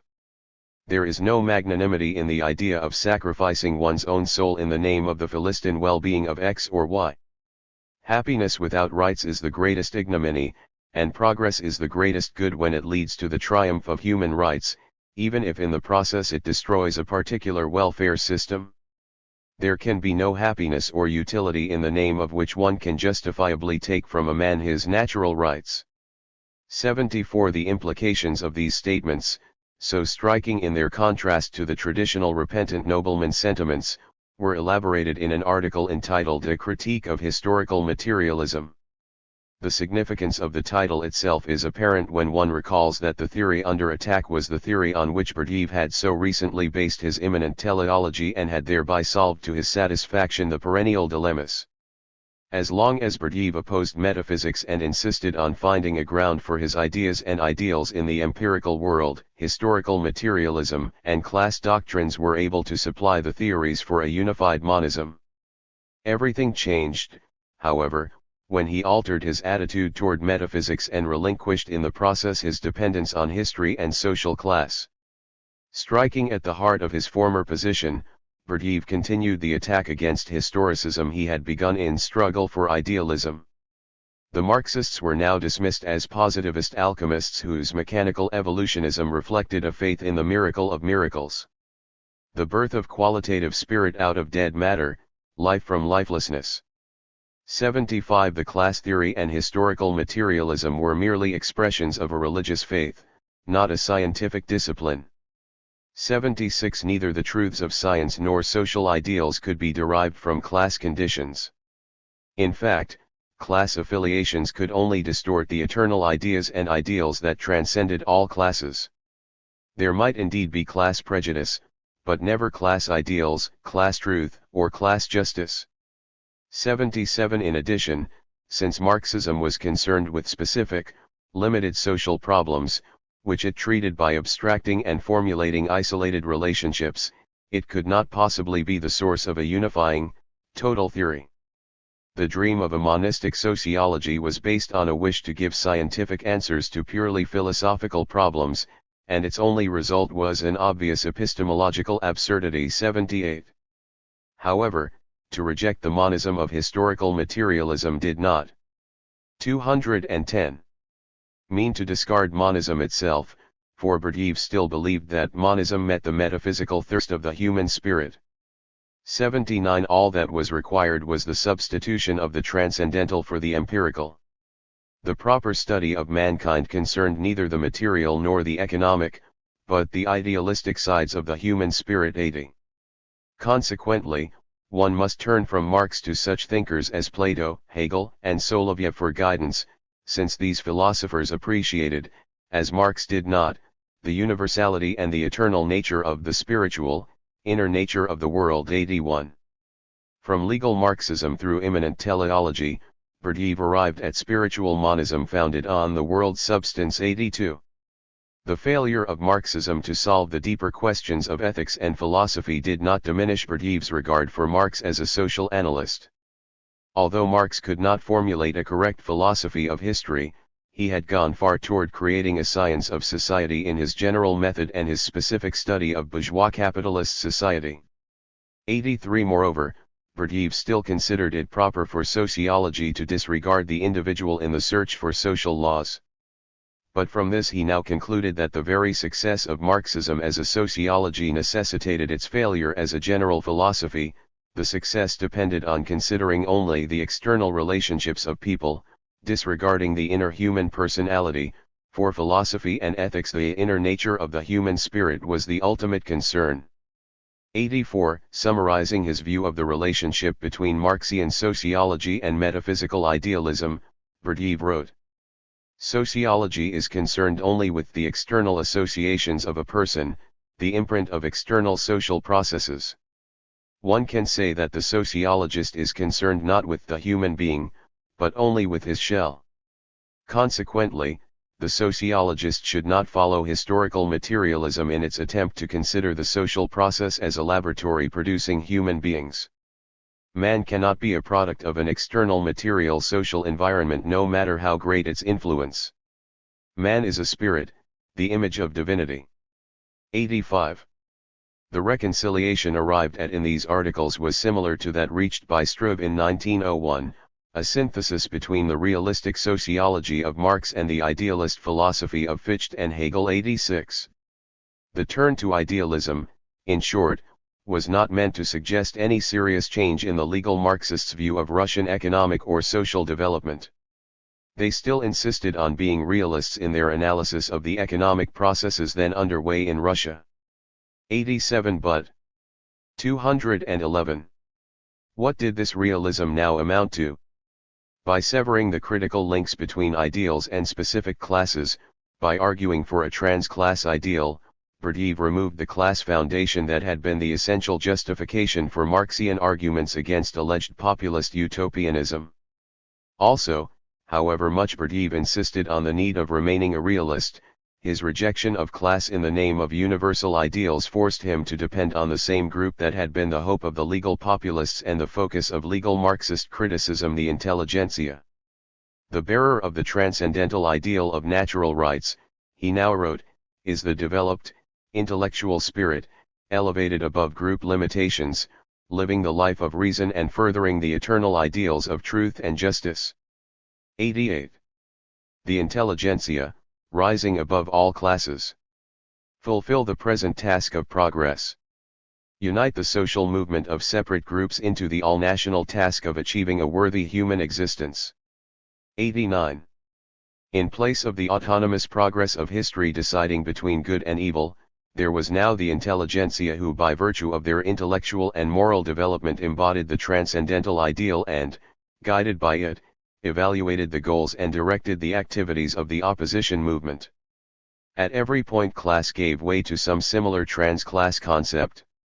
In place of the working class, the movement was now to consist of a united force of all progressive groups, and instead of a socialist economic reorganization, the final goal, and not merely a stage towards socialism, was the conquest of political liberties, the realization of the natural rights of man. 90. Berdiev had thus divorced himself from the two foundations of legal Marxist realism, the conviction in inevitable victory assured by objective history and the identification of the ideal with the material interest of the proletariat. The intelligentsia now stood alone, albeit trying as had the legal populists to unite all progressive forces, and they stood alone in defense of ideals for their own sake, irrespective of their chances of success. In a single passage near the close of the article, Berdiev drew the final conclusion from this radical change and thereby returned to the traditional worldview of the Russian intelligentsia. The paths to the future are many and diverse, and there cannot be here any exact sociological prediction, since there are no historical laws according to which the ideal of a better future will be realized by some fatalistic necessity. 91. 212. It would be superfluous to emphasize the similarity between this anti-historicist idealism and populist subjective idealism. But it is perhaps no less obvious that even after Berdiev's break with historical materialism, his worldview was still radically different from Mikhailovsky's. Dramatically reversing his former basis of attack, however, Berdiev now opposed Mikhailovsky not as a Marxian social scientist against an unscientific, subjective idealist, but as a convinced metaphysician against an extreme positivist. In addition, Berdiev violated the basic premise of legal populism by giving priority to the struggle for political and civil liberties over the struggle for economic justice. When he did urge economic changes, finally, he seemed to do so less in the name of material improvements for the masses than for the sake of cultural and spiritual progress that he believed such economic changes would promote. The civilizing wave of social differentiation, the transition from a natural to a money economy, will awaken the slumbering individuality of the peasant. It is in the differentiated social milieu of the city that there grows the fine human individual to whom the future belongs, whom we expect, and in the name of whom we labor. 92. Echoing Struve's defense of the division of labor, Berdiev wrote that, although the individual in the advanced urban society would have a limited economic function, he would be immensely enriched by all the intellectual, political, and aesthetic benefits provided by the urban civilization. Mikhailovsky's unfortunate attack on this indispensable technological urban progress, according to Berdyaev, was the result of his essentially biological approach to sociology. For all his criticism of the so-called organic school of sociology, Berdyaev argued, Mikhailovsky expressed exactly this point of view when he sharply juxtaposed the human organism to the social organism and argued a constant struggle between them. The interests of society were actually no more than a sum of the interests of its members, and the individual was completely a child of society. Even the ideals with which the individual tried to change society were derived from society, which alone had the power to raise the individual above his zoological condition and humanize him. Struggles did indeed prevail, but they were between classes in society and between society as a whole and nature, not between an imaginary isolated individual and society. In his 213 attack on specialization in the name of a many-sided, advanced individual, Mikhailovsky was actually defending the narrow, monotonous social milieu that was responsible for a limited and uncivilized personality, and he was opposing the type of society that was alone capable of fostering a truly civilized man. What Mikhailovsky considered pathological consequences of specialization were really results of the intolerable life imposed by an underdeveloped rural community. 93 In approximately the same period that Berdyaev was moving from Marxism to idealism, Bulgakov was experiencing a similar transition, although in many respects a more radical one. In contrast to the almost exclusive concern with philosophy, ethics, and religion that characterized Bulgakov's works following his break with Marxism, the break itself was closely tied to his economic studies. The tenacity with which Bulgakov held to his Marxian arguments in the 1897 debate with Struve seems to have persisted until the turn of the century. One sees this with particular clarity in Bulgakov's ardent defense of the labor theory of value. In early 1898, for example, he called for a review of the theory in order to bolster it in defense against its most recent opponent, the marginal utility theory. The main concern here, as in most articles on the labor theory at that time, was to reconcile the apparent contradiction between the labor theory itself, which implied an inequality of profits, surplus value, in industries having different proportions of labor and machinery, and the obvious tendency toward profit equalization regardless of such differences. There might be a formal logical contradiction, Bulgakov admitted, but in spite of that the labor theory and the theory of surplus value derived from it were the only possible and therefore completely necessary means of scientifically understanding economic phenomena. 94 If there did not exist an equality of labor value involved in exchange, then neither exchange nor production for exchange would be explicable. The theory, therefore, must be accepted as an a priori truth. 95. Any contradiction existing between the implications of the theory and actual economic events should be explained not by any weakness in the theory but rather by the irrationality of the events. The existing social relationships result in an irrational expression of labor value interchange. The irrationalities of certain social factors is not 214. The fault of a given scientific theory, they are contained in the changing social relationships themselves. Is the law of gravity really refuted when a given body does not fall as the law requires? It simply means that there are other forces operating simultaneously. 96. Continuing this explanation in another article published later that year, Bulgakov argued that, in order to avoid inequality of profits among different branches of industry, some producers sold below and others above the real value, basing their prices on the costs of production instead of on congealed labor value. If one considered the economy as a whole, total profit would, in fact, equal total surplus value. 97 As for the marginal utility theory, Bulgakov argued that, in addition to being an inadequate instrument for measuring economic phenomena, it was a completely unscientific theory because it based its conclusions on individual psychological states, Scientific social analysis required a disregard for the individual in order to abstract general laws. It was sufficient to assume the personality of the economic man without the Hamlet-like psychological refinement introduced by the marginal school.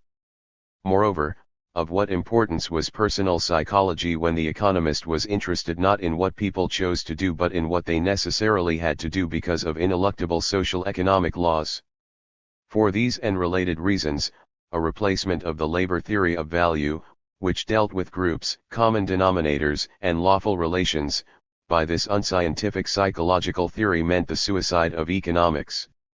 98 Several months later, in a review of Koskai's Die Agrarfrage, we find Bulgakov criticizing Koskai for his dogmatic Marxism which, Bulgakov continued, was particularly unacceptable in view of the contradiction between Volume 1 and Volume 3 of Capital. Significant as this shift was in Bulgakov's revision of Marxism, it was far less so than the general argument in which it found only passing reference, Bulgakov's criticism of Marx's agrarian economic predictions. In this review and in a book published the following year, 1900, Bulgakov presented what was his most original and important contribution to the general shift from orthodox Marxism. Although stating that he shared with Koskai a belief in Marx's historical materialism, 100 Bulgakov criticized both Koskai and Marx for assuming that agriculture would follow the same path as industry, that is, from small economic units to large concentrated. 215. Organizations. This assumption was simply not substantiated by the facts.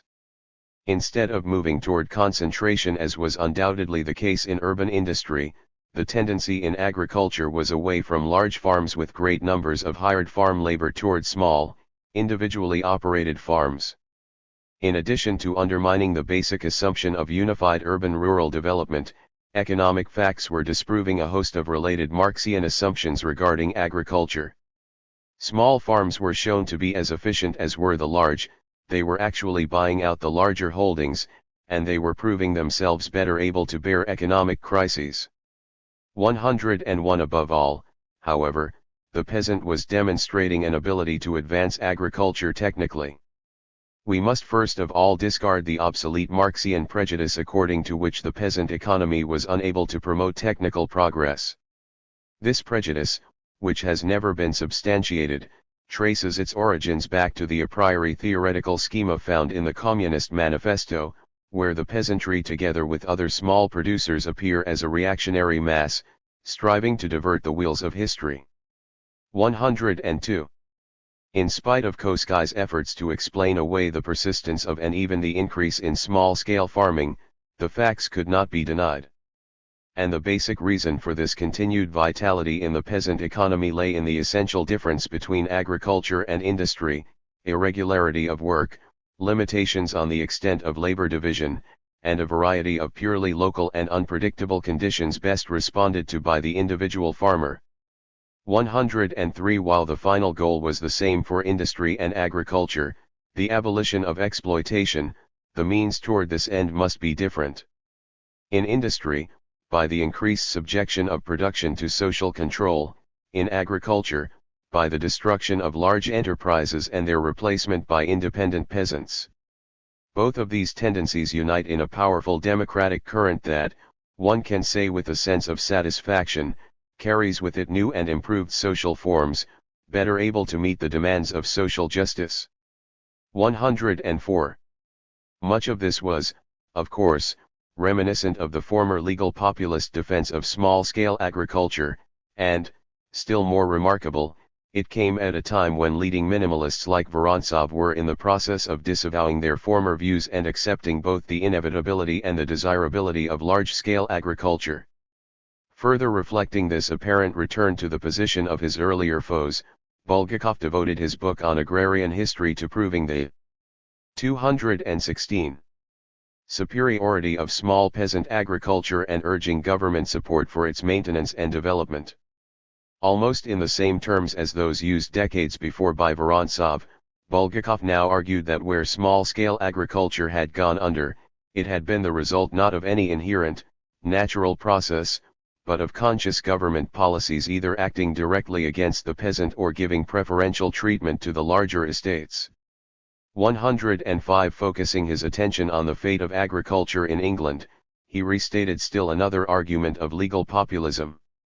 Because of declining foreign markets, English industry could not absorb the growing working-class population, and the English government would soon be forced to take more decisive measures toward the creation of a peasantry, that is, from an instrument of expropriation, the government will become an instrument for returning the land to the laboring class. 106. Reviewing the history of English agriculture, he concluded that in the last analysis the development of English agriculture in the 19th century appears in society, legislation, and literature as a tendency toward re-establishing the peasant economy, the destruction of which had marked the beginning of this development. 107. Moreover, since government legislation had undermined small-scale agriculture in the first place, it was entirely possible for government policy to work toward its re-establishment, as it tried to do in the 1892 Small Holdings Act that Bulgakov here analyzed in detail.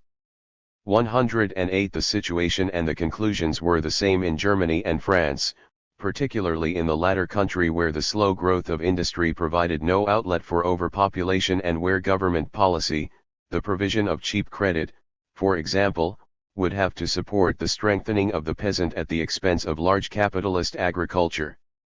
100. In addition to determining the character and direction of government policy, small-scale agriculture must find a place in the reform programs of the opposition parties. Considering the vast numbers of the peasantry, how could the Social Democrats expect electoral victory without their support?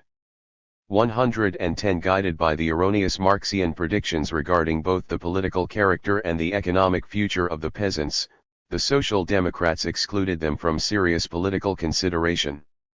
To save the party from the political suicide 111 that would result from this policy, Bowie. 217. Gakov proposed another essentially populist approach. Why counterpose the peasantry and the proletariat, when they were both parts of the laboring population? And if one argued a sharp class difference within the ranks of the peasantry, one could just as easily point to a similar difference between, say, skilled and unskilled urban labor. 112. The workers in industry, those who only yesterday were peasants, and the peasantry are equally members of one democratic family. 113. Consequently, the social democratic program must include measures able to aid both. In politics this meant a concentration on civil rights, and in economics the goals must be socialization, partial and gradual, of course, in one sphere of labor, and individualism, although with limitations, in the other.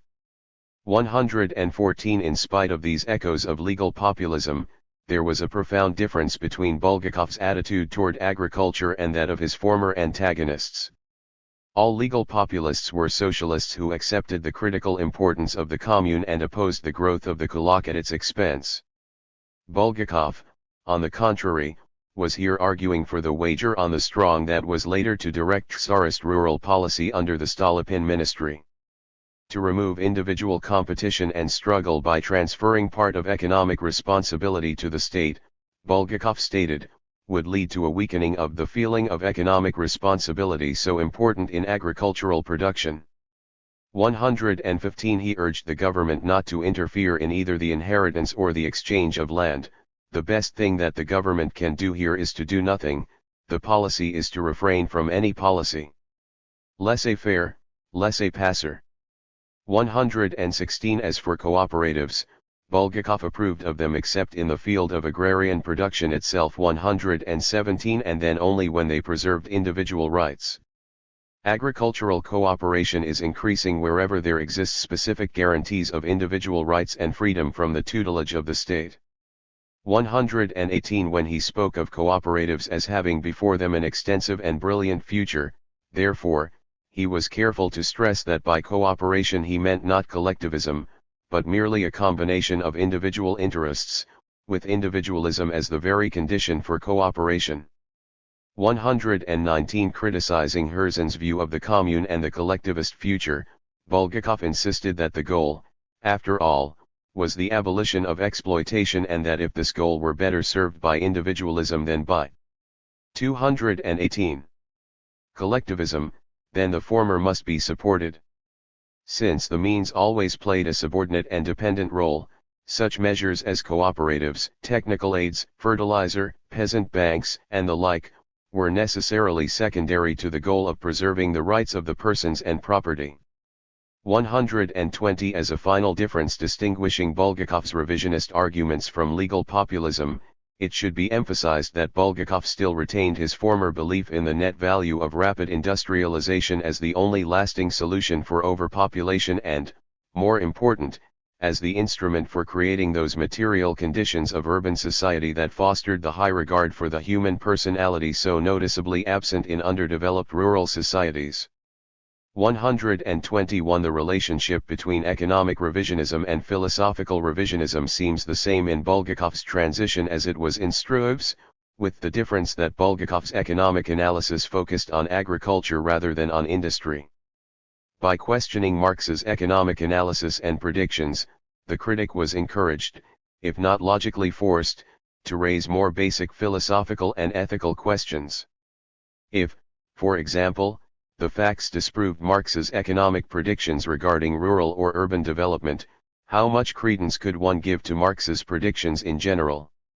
And if Marxian predictions were abandoned, then what would be left of the social, economic, and historical laws that alone distinguished the scientific from the utopian socialist? Moreover, if economic and historical determinism were discarded, class theory would be undermined and the cultural superstructure of ideas, ethics, government, and so forth, would be given independent life. Finally, without scientific social and historical laws, what justification was there for sacrificing the present for the future? From his first revisionist publications in 1899, Bulgakov seems to have raised precisely these and related questions. 122 In 1897 he had adamantly defended Marxism as a predictive science. Now, he argued, not the character, nor the tempo, nor the significance of agrarian development was as Marx had predicted. 123 Whatever importance Marx's predictions may have had in his own day, they were, for the present, not incorrect, but simply irrelevant. They belonged to the group of myopias, scoffed at by history, that included such old attempts as Fourier's to look into the future. The obsolete character of Marxism is 219. Unnoticed only by his blind adherents who, as before, proudly base their scientific socialism on this prognosis. 124. One could observe current tendencies and also trace past influences leading to them, but any attempt to go beyond this and extrapolate from present to future events was to engage in a mental game, lacking any serious significance. 125 It was also meaningless to interpret historical processes as leading to any goal automatically or reflecting any inherent purpose or pattern. No pattern could be derived because only fragments of past reality were accessible to later generations, and what fragments did come through reflected a completely arbitrary scattering of events. Any attempt to imbue this chaotic process with high ideals was both logically inconsistent with the underlying mechanistic assumptions and ethically intolerable. 126 Even more sharply diverging from his earlier position, Bulgakov continued in this fashion to deny predictability to sociology as well as to history. Since it was essentially based on historical materials and was similarly at best only a partially accurate mirror of reality, sociology suffered the same shortcomings as history. It was, of course, true that natural science also engaged in abstractions, but these abstractions had independent existence and could be repeatedly experienced. In contrast to this, the concepts of the social sciences were merely contrived symbolic combinations of various events which lost their original characteristics in the fusion.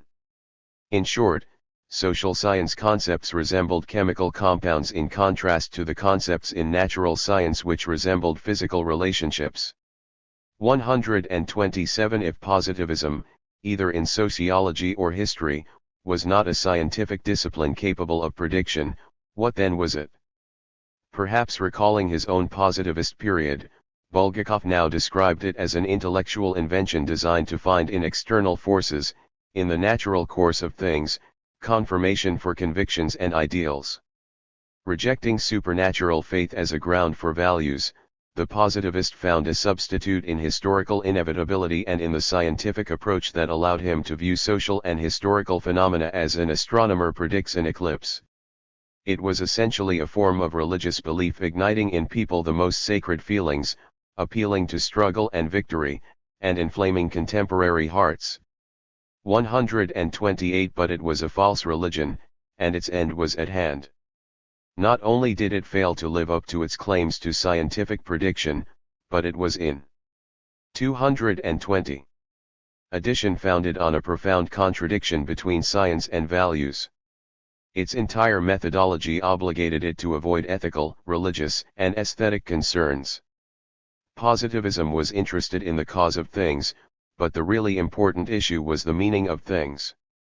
What was the value of life? How must one act? How distinguish good from evil? These and a host of related religious, metaphysical, and ethical perplexities were excluded by the social scientist as improper questions. 129 But one simply could not suppress these questions and pretend that they did not exist.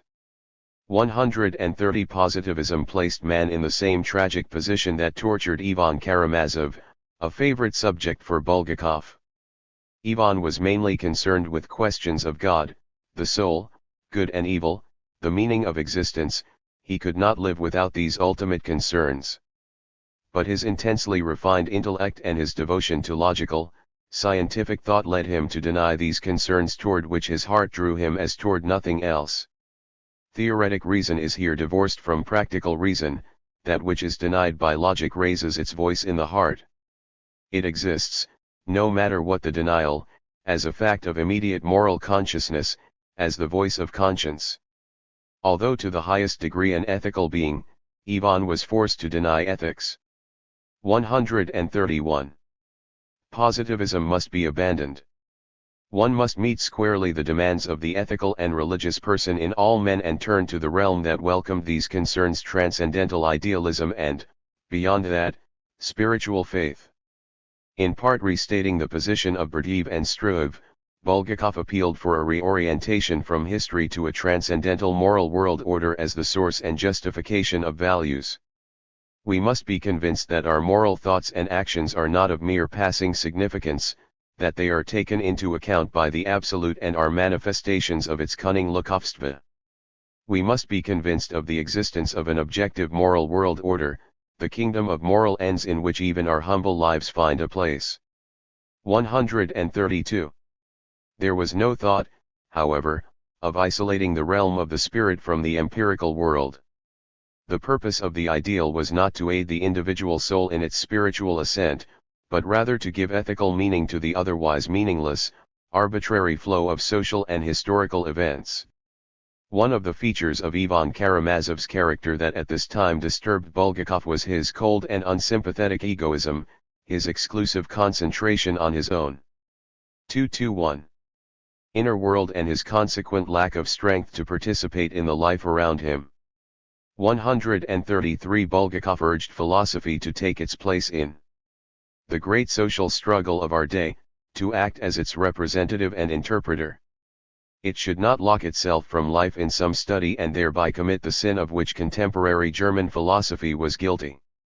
Philosophy is more necessary for life today than at any other time. Everyone knows the crisis today experienced by the labor movement. 134.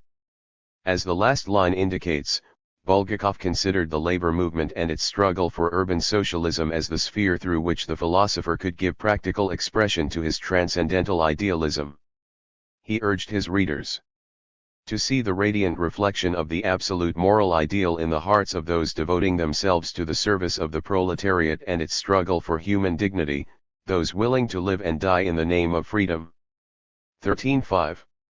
Interpreting Marxism from this idealistic point of view, Bulgakov now joined Struve and Berdyaev in abandoning their earlier defense of Marxian scientism against populist utopianism.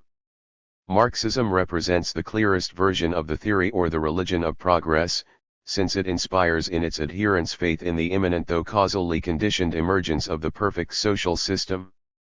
Its strength, therefore, is derived not from its scientific but from its utopian elements, not from its science, but from its faith.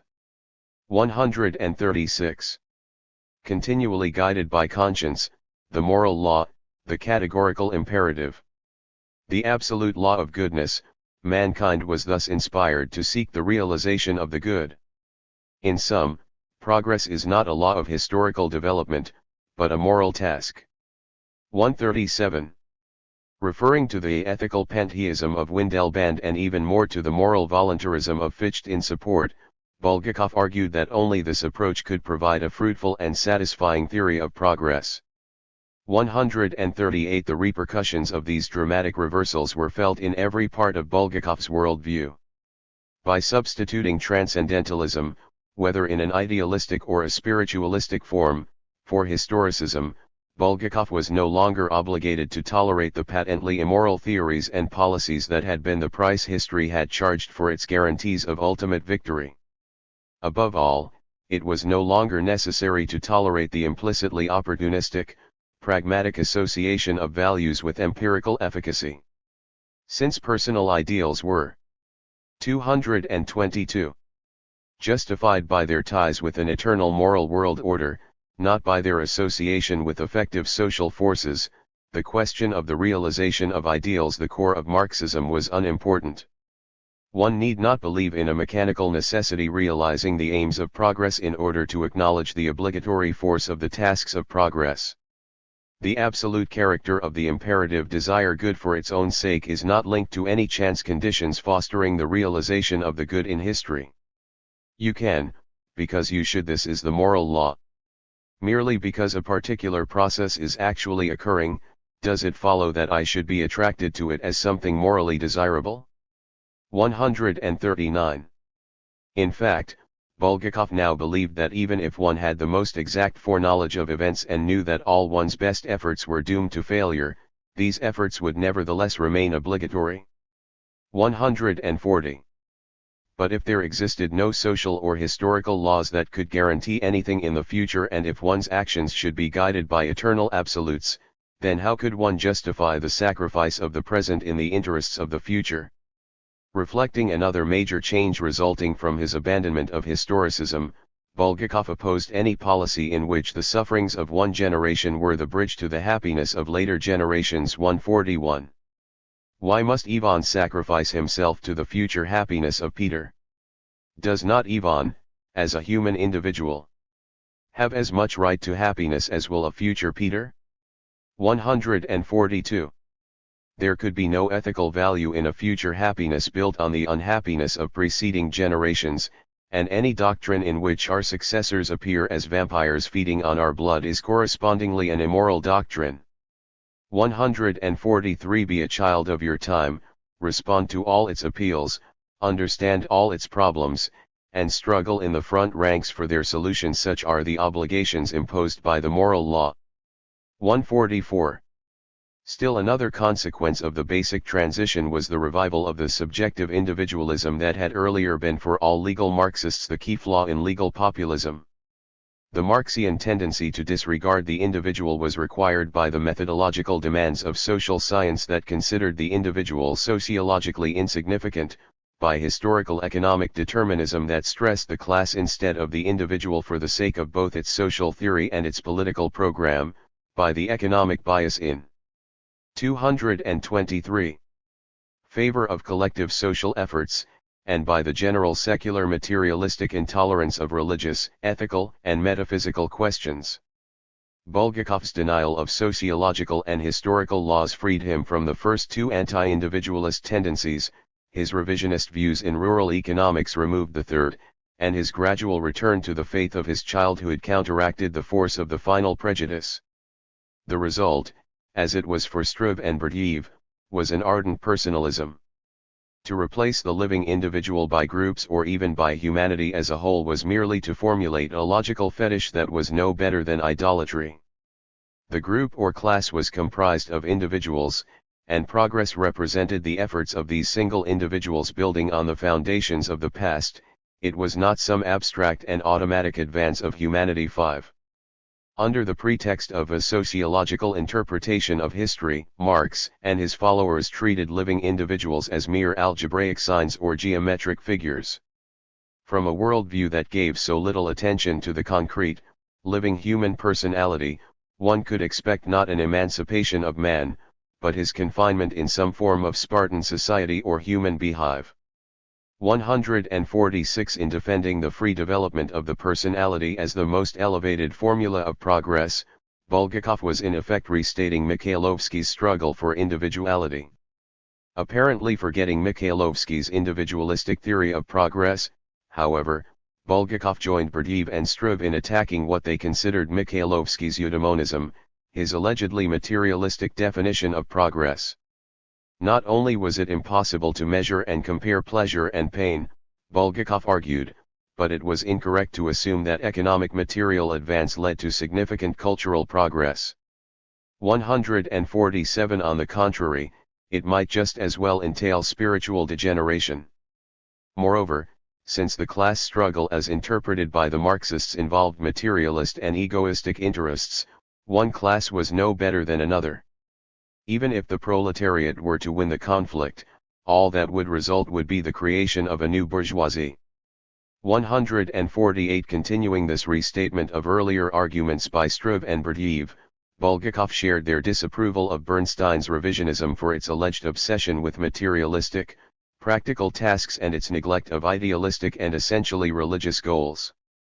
In place of the former social economic utopianism, there appears with Bernstein's social political realism. With this loss of 224. The former religious enthusiasm and the subsequent decline in idealism, the horizons of the movement descend to the level of spiritual Philistinism. Since it was futile to hope for a revival of the former source of enthusiasm, one must turn to a new source: philosophical idealism and spiritual faith. Only this would return to mankind the living God it has lost and for which the modern soul yearns. 149. By deciding once and for all for the supremacy of the spiritual over the material world, Bulgakov made the full swing from historical materialism. One need not read long, however, to see that his spiritual monism was, at least at this time, as unsuccessful as were Marxian historicism, Berdyaev's immanent teleology, and Struve's separate but equal resolution. There remained, Bulgakov still admitted, the problem of finding the relationship between free will, concerned only with achieving final goals, and determinism, concerned only with the cause-effect origins of human action and historical development. His old conflict with Struve over Stammiller's Wirtschaft und Recht was still unsettled. He could state with assurance only that in metaphysics and religion could one find a meeting point between causality and teleology, a reflection of the absolute in the particular, the expression of a universal intelligence. A single creative and rational plan. 150. Yet even here doubts seemed to prevail, for in searching for this meeting ground Bulgakov advised a close scientific study of history. 151. But, as the following quotation indicates, his idealistic rejection of historicism made any such scientific study impossible. Of course, the use of scientific materials in such a study will be completely conditioned and defined by the specific aims of the study. In any case, however, we have here in historical science the unity of the moral and evaluative category with the facts of history. 152. Far from eliminating the essential problems by his abandonment of historical materialism, Bulgakov seems only to have aggravated their seriousness and complexity. We see this, for example, in his treatment of the problem of evil. That this problem should have arisen so forcefully in the post-Marxian phase of Bulgakov's ideological career is no accident. One of the satisfying gifts of dialectical historicism was an ability to accept evil as the necessary cost on the way to a better future. Without this trust in historical redemption. 225. The question of present pain and suffering demanded other answers. In addition to reconciling objectivity and subjectivity, free will and determinism, the metaphysician was now called upon to account for evil. Philosophy must show the inner impotence of evil, its elusiveness, its terrible to say ultimate rationality. It must do so without cowardly detours and without diminishing the difficulty, courageously looking into the eye of hope and frustration. The philosophy that succeeds in this, that triumphantly crosses the painful and thorny paths of doubt, without losing its former conviction in the rationality of existence and the triumph of truth, that philosophy will be worthy of its name and qualified to teach the people. 153. 4 years after making this appeal, Bulgakov was still seeking to understand the price of historical progress, the value of future harmony, the tears of a child. 154. When Bulgakov wrote these lines, he had already moved far beyond metaphysical idealism, along the path that was carrying him into the priesthood. As we have seen, one characteristic of his earlier transition from Marxism to idealism was his retention of a deep concern for what he called the social struggle. Without depreciating the dignity or limiting the absolute autonomy of the ideal, he had nevertheless insisted on the moral task of striving, win or lose, to promote social justice. 155. Now, on the contrary, deepening his religious concern, drawing further implications from his metaphysical arguments, and facing painful dilemmas that earlier solutions no longer resolved, he moved further and further away from the problems of society. The moral task gave way to a sacred egoism. 156. That focused on the personal drama and spiritual ascent. Before all else, he wrote, the problem of religion is the problem of individuality. It is a question of the value of my life, my personality, my suffering, the individual human soul's relation to God, his personal and not merely sociological salvation. 157. From such statements it is clear that, as in the case of Struve, the differences that distinguish the idealism of Berdyaev and Bulgakov from that of legal populism are more impressive than the similarities that link them. It is certainly significant that they join in opposing determinism and defending the autonomous individual freely striving to realize his ideals. But it is more significant that 226. These metaphysical and spiritualistic idealists passionately accuse their secularist and rationalist predecessors of rejecting philosophy and religion, ignoring the immense cultural and spiritual advantages to be derived from urbanization, and sacrificing artistic, intellectual, and even political freedom in the interests of a narrow, materialistic socialism. 8. The dilemma. An evaluation. There is a tale that a man inspired by God once went out from the creaturely realms into the vast waste. There he wandered till he came to the gates of mystery. He knocked. From within came the cry, "What do you want here?"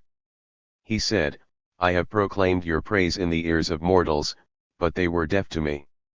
So I come to you that you yourself may hear me and reply." "Turn back," came the cry from within. "Here is no ear for you. I have sunk my hearing in the deafness of mortals." Martin Buber 1. If I could only bury myself in the drab, crude masses, once and for all immerse myself, while preserving the lantern of truth and the ideals that were given to me at the expense of the people. And if only all those reading this would come to the same decision, especially those whose lantern burns more brightly than mine. What an illumination there would be, and how great the historical celebration it would mark. Anne K. Mikhailovsky. Although the legal populists and the legal Marxists both displayed well-integrated ideologies, it will be convenient for purposes of evaluation to separate and discuss in turn each of the major themes involved in their debate. The themes will be reviewed in the following order: 1. The analysis and prediction of Russian economic developments, 2. The politics of legal populism and legal Marxism, 3. The general influence of Russian economic conditions on Russian socialist theory, 4. The role of international relations, and 5. The ethical and philosophical assumptions of the competing ideologies. The issue that occupied the center of attention in the controversy was the future development of the Russian economy. The legal populists all saw for Russia a path of economic development different from that followed by Western Europe. At times they argued that Russian and international economic conditions made it impossible for Russia to develop a West European capitalist economy, notwithstanding all the efforts of the Russian government to promote it. Even if capitalism in the sense of privately owned, large-scale enterprises were to result from government supports. 228. They doubted that it would bring in its train the social, political, and cultural institutions associated with this economic system in the West. For the most part, however, they were less insistent on the impossibility of Russian capitalism than on the opportunity of skipping this stage of economic development and moving directly to an advanced form of socialism. Although all legal populists were socialists, there were basic differences among them regarding the specific path Russia would follow in its progress towards socialism and the speed of this progress. It is on the basis of this difference that I have divided the legal populists into minimalists and maximalists. The minimalists' program included the following policies: the preservation and strengthening of the commune and artisan artel, which, they argued, embodied socialist principles, an intensive effort by the government and the educated classes, the intelligentsia, to promote technological progress in these primitive village institutions and thereby raise rural productivity and improve rural living conditions, a gradual industrial development based on the increased purchasing power that would result from the rural development program and from incorporating the socialist forms and attitudes already present in the village. To the maximalists, this gradual program was entirely inadequate. While agreeing emphatically that private property capitalism must be avoided and that Russia must preserve and further develop existing communal practices, they insisted on the need for rapid increases in industrial and agricultural productivity. Consequently, they rejected the minimalist stress on gradual rural reforms and advocated the immediate introduction of the most modern, Western factory and farm machinery and the transformation of the traditional institutions necessary to accommodate this advanced technology, without, of course, undermining rural socialist tendencies. The government was urged to establish large-scale enterprises that would incorporate, in single units, both communal farms and communal factories large enough to utilize the latest techniques.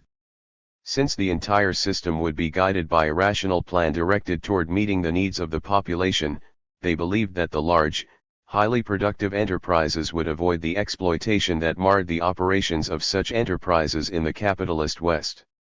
229.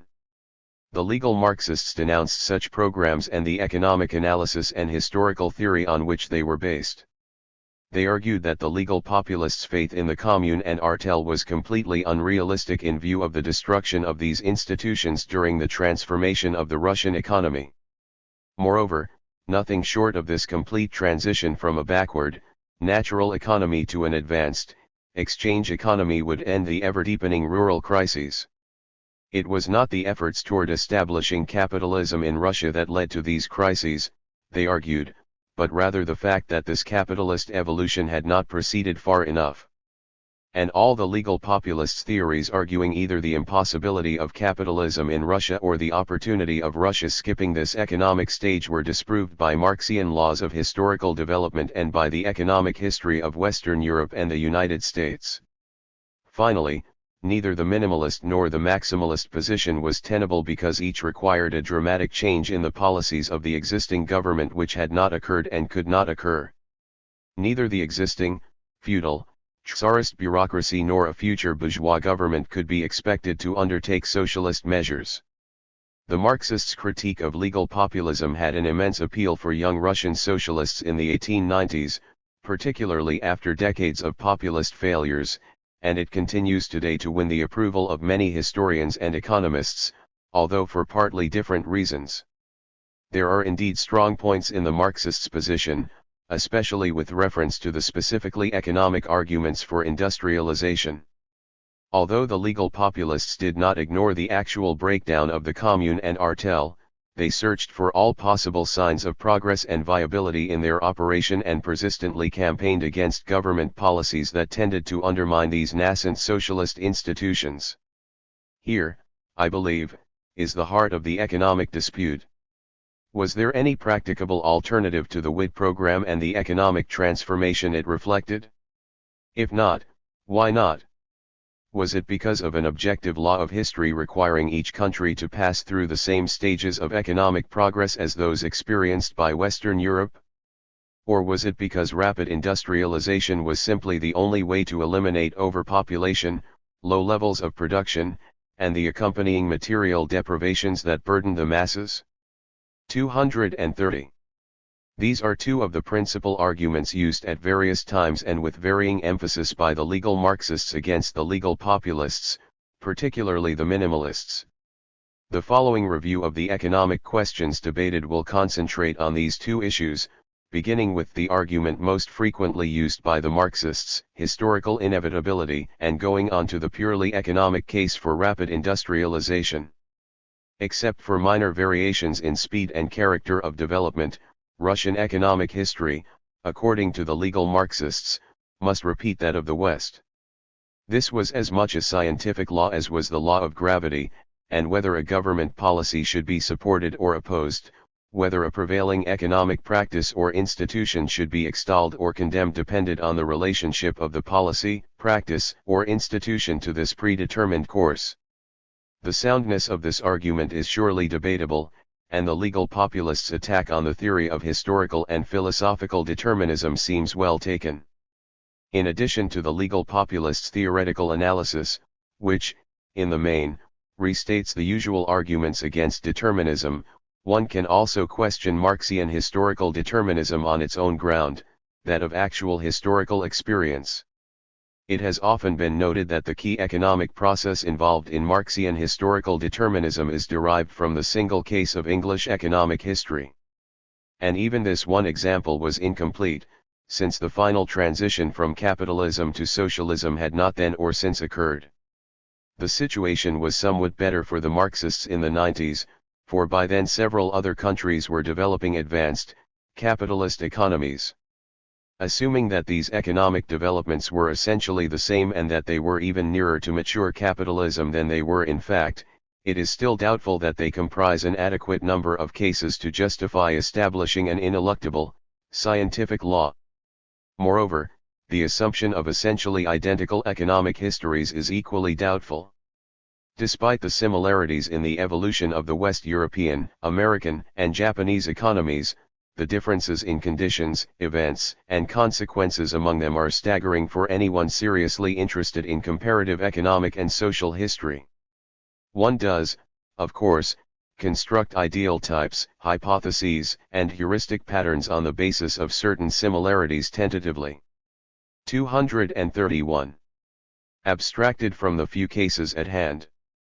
These promote fruitful questions and can guide research toward meaningful conclusions. But it must be kept clearly in mind that the legal Marxists were not scholars cautiously and provisionally using admittedly inaccurate abstractions, they were devoted adherents of an absolute truth that guided political action and justified policies affecting the lives of millions.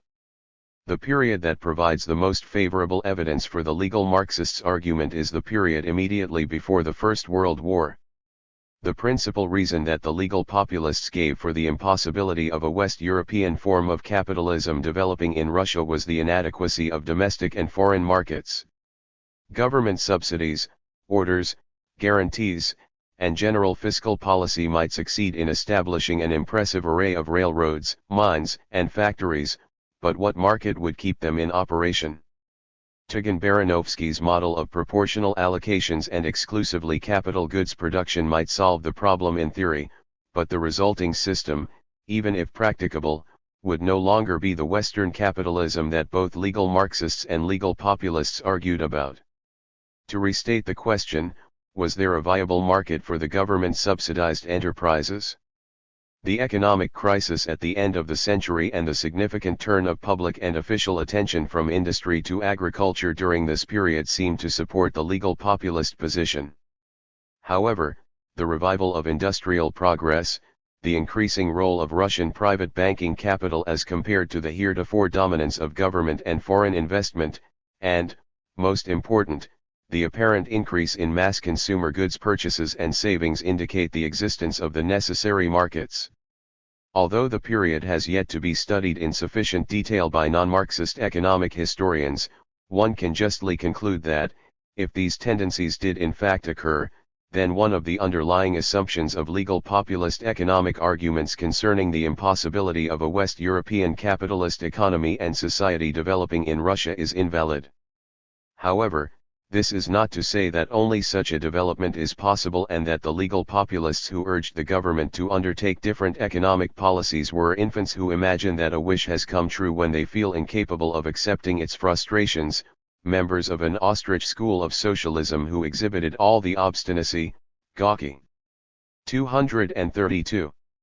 Ness and blundering self-assertiveness of adolescence, or people deserving to be told that barking at the moon did not alter her course. Such contentions would be acceptable, it seems to me, only if there were no other paths of economic development but the WID program if, in other words, the Marxists were in fact right in seeing this program as merely an expression of ineluctable laws of economic history. The most conclusive evidence against the existence of any such law is the incontestable fact that Russia's economy did not develop on the foundations laid by WID into a Western capitalist economy and society.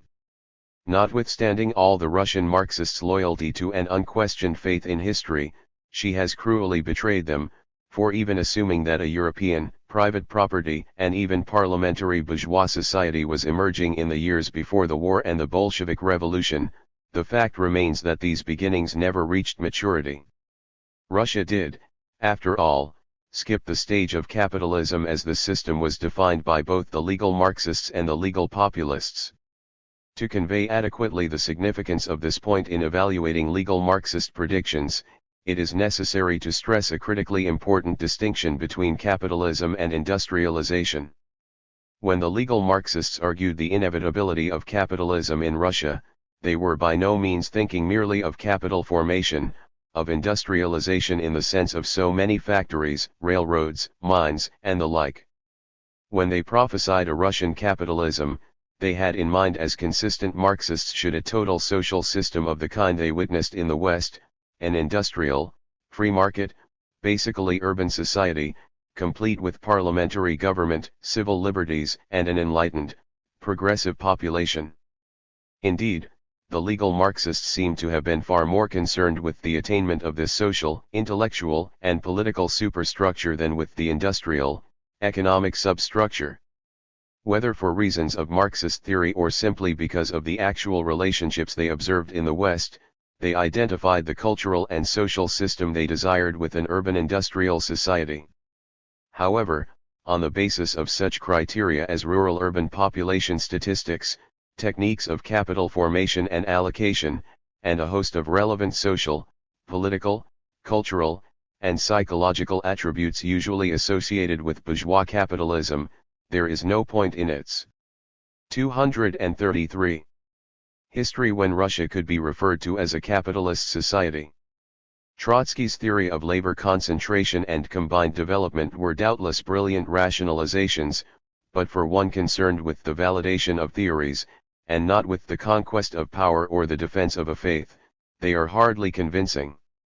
To carry this argument one step further, although this is not directly relevant to the theme, it seems clear today that in many, if not most, countries that shared the economic experience of Russia, that is, Eastern Europe and contemporary Far Eastern underdeveloped countries, the path has been from a backward rural economy to some variety of non-capitalist, collectivist bureaucratic economy.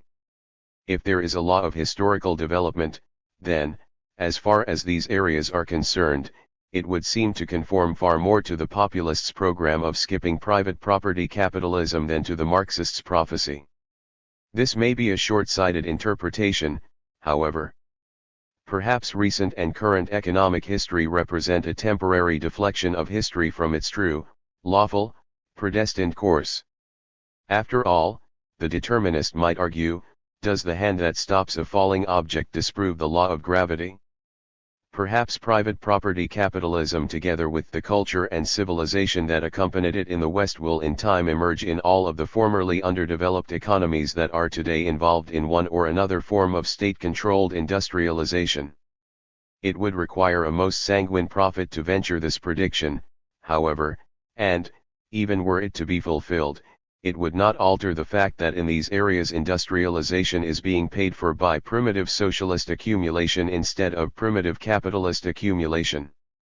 Reasons can be devised to make even this process consistent with Marxism, as Soviet theoreticians showed when faced with the necessity of intensified forced savings in the form of 5-year plans and their corollary, agrarian collectivization. Indeed, because of the dialectical character of Marxian theory, virtually all events and situations can be adjusted to fit the formal pattern. In response to such attempts to preserve a law persistently violated in fact, one can ask, in the words of a prominent social theorist, how can the theory be invalidated? In any given historical situation, which data will contradict and invalidate the theory? Unless this can be answered directly, unless the theory involves statements which can be contradicted by 234 definite types of evidence, it remains merely a pseudo-theory which will be compatible with any array of data. 3. A second argument used by the legal Marxists against the legal populists' programs, particularly those of the minimalists, was the strictly economic justification for rapid industrialization.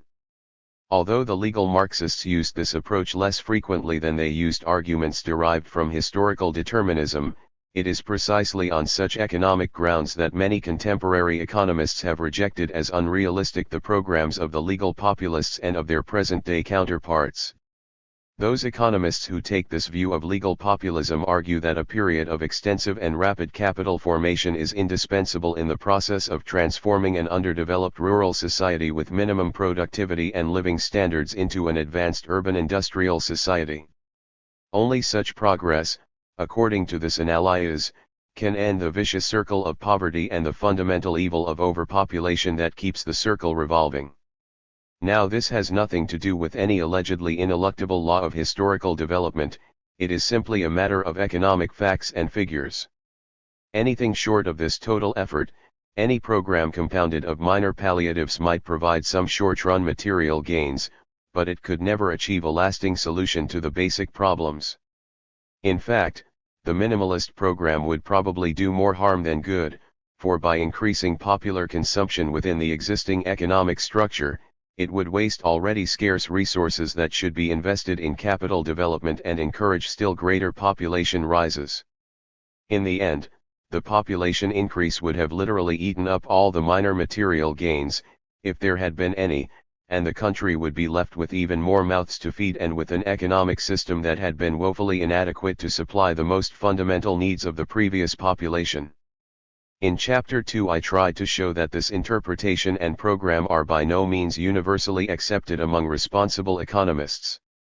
There are many economists and public administrators today engaged in meeting the problems of underdeveloped countries who emphasize the need of gradual, balanced growth, caution strongly against overemphasis on heavy industry and urge authorities to concentrate on small-scale agrarian improvements, recommend programs that find a place for both artisan crafts and traditional COM 235 communal institutions, and, in general, pay more attention to the human and social costs of rapid industrialization than to either the purely economic analysis arguing its inevitability or the appealing promise of future abundance used to justify its undertaking. Again, it is not my purpose to judge which of the basic approaches to economic development is correct. But it does seem important to note that there are at least two influential and responsible schools of thought on the subject and that one of them shares many of the assumptions, arguments, and policies of the legal populists. In these concluding remarks on the economic aspect of the great debate, it may be of value to state once again my reasons for urging a modification in the prevailing judgment of populist economic arguments. 1. In analyzing economic developments, the legal populists were not at all shutting their eyes to all too conclusive evidence but, as Struve himself wrote, were interpreting the evidence and, more important, reacting to it and prophesying from it in ways different from those of their Marxian opponents. 2. In their description of Russian economic development, they pointed to a number of impediments making that development far more difficult and precarious than one would imagine from either Marxian or official, tsarist, publications. 3. The fact that the policies actually enacted by the government were opposed by legal populists and supported by legal Marxists does not necessarily mean that the legal populists' recommendations were wrong or utopian and that those of the legal Marxists were right. Any such contention would imply a theory of history and require ideological and political corollaries that would probably not be acceptable to many supporting it. 4. The similarities between the legal populists' recommendations and those to be found in programs of contemporary economists and administrators in underdeveloped countries strengthen the claims of these policies to more serious attention. 5. In their analyses and programs, the legal populists attempted to come to grips with particular Russian conditions, while the Marxists seem to have been primarily concerned with proving that these conditions fit the West European pattern, as interpreted by Marx and Engels. 6. The fact that some underdeveloped economies, like Russia itself, have skipped the stage of capitalism by way of the maximalist program, while others, like India, are attempting to do so by means of 236. A program that includes minimalist recommendations, not only argues for the economic feasibility of these programs but even suggests that the legal populists were more insightful prophets of the economic future of these countries than the Marxists were. Let us assume, however, that the economic views of the legal populists were fallacious and utopian. Would this imply the validity of the legal Marxists' theories and predictions? It would if the legal Marxists were concerned only with industrialization per se. But, as I have indicated above, this was not the case.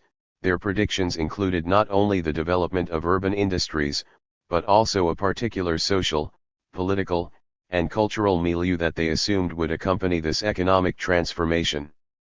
The key question here, therefore, is whether industrialization necessarily creates the desired superstructure, particularly the bourgeois parliamentary government. In order to consider this question, we must leave the area of economics and turn to the political aspects of the controversy. To begin once more with the legal populists, there is no doubt that they failed as a political force, and this failure has significant implications for an evaluation of their entire program. It will be recalled that both the maximalists and the minimalists required a fundamental reorientation of government policy. For all the arguments of the legal populists and others sharing their views, the existing bureaucracy refused to alter the main lines of its economic program. It would seem, therefore, that either the composition of the government or its very structure would have had to be changed if the legal populists' recommendations were to become policy. But how were they to effect this change? Deeply suspicious of the constitutional movement, fearful of the consequences of a mass peasant rising, opposed in principle to the Marxist stress on the urban proletariat which represented a relatively small percentage of the total population, and, finally, too impressed by the people's will debacle to put further faith in a minority seizure of power, the populists were left with the hope of somehow persuading the government to follow their program of its own accord.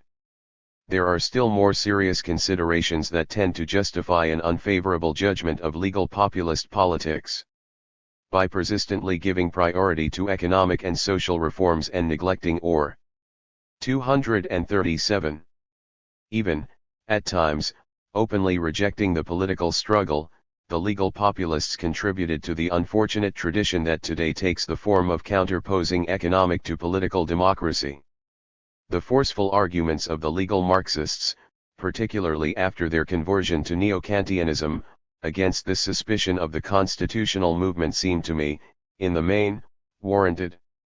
Moreover, although this relates primarily to the maximalists, the trust in a paternalistic socialist program initiated and enforced from above reflects an unenlightened view of the nature of power. Here again, the legal Marxists show sounder judgment in denouncing such programs. This basic shortcoming in the maximalists' program becomes particularly apparent when one considers their goals more closely. One of the most important motivations leading to maximalism and to the tendency of such erstwhile minimalists as Vorontsov to adopt it was the passionate desire to catch up with the West as quickly as possible. Since this aim called for rapid industrialization, it would seem to have required much the same exploitative system that legal populism so ardently opposed. True, the maximalists tried to have the best of both worlds by arguing that state socialism and a planned economy would enable Russia to achieve simultaneously an advanced industrial military complex and higher living standards for the Russian people. But it is difficult to assume that they were unaware of the basic flaw in this vision.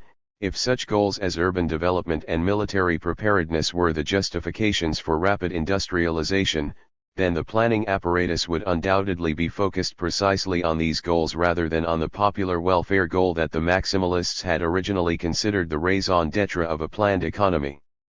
When Vorontsov tried to discourage those who expected tax relief from the Duma, and when he stated that agriculture must serve national needs, without the exploitation of labor, of course, he was already rationalizing his way toward this conclusion. The history of our own century has abundantly demonstrated the dangers of the maximalists' approach to politics and social reform. Indeed, the specifically economic programs and predictions of the maximalists have been partly realized, for not only have many countries that, like Russia, suffered a backward, overpopulated, unproductive rural economy skipped the stage of private property. 238. Capitalism, but in addition some of these economies have done so by means of an economic program rather like the heroic program recommended by the maximalists. But if history thus far has tended to fulfill the maximalists' economic expectations, it has frustrated their much deeper hopes by demonstrating the utter failure of this barracks socialism, as Bulgakov quite properly called it, to achieve the humanitarian ends that, I believe, were the major wellspring of legal populism. At this point we see one of the fundamental political paradoxes of legal populism. In part because of an entirely admirable desire to satisfy the pressing economic needs of the mass rural population, legal populism tended to oppose the political changes without which one could not realistically expect significant and lasting social welfare measures. Regardless of their motives, the legal populists frequently found themselves defending a system of unrestricted power, albeit power in the hands of high-minded reformers. Rarely, in any circumstances, is such power used to benefit the politically powerless, but given the economic and international conditions facing any Russian government at that time, it was even less likely that power would be so used. In contrast to this, those accused by the legal populists of participating in the constitutional movement for their own class interests and ignoring the needs of the people were actually striving for a system that in time would probably become responsive to mass sentiment and thereby legislate the welfare measures advocated by the legal populists. Politically, the legal Marxists were both more and less insightful than their populist opponents. They were unquestionably wiser in realizing the necessity of associating the struggle for economic and social reforms with the fight for political and civil liberties and in seeing the dangers latent in the legal populists' approach to politics. But if they were correct in sensing a basic inconsistency between the legal populists' humanitarian ends and their political means, they failed to see a similar inconsistency in their own program. One aspect of this inconsistency follows from the question raised earlier in the section on economics: was rapid industrialization really the way to a politically free society as the legal Marxists assumed it was? While both Marxian substructure-superstructure theory and the actual social patterns in the West at the time 239 supported this conclusion, the more recent experience in Russia and the current history of economic development in underdeveloped areas raise serious doubts concerning its validity. Judging from this experience, the government promoting rapid industrialization is not likely to be the parliamentary, democratic government associated by legal Marxists with an urban industrial economy.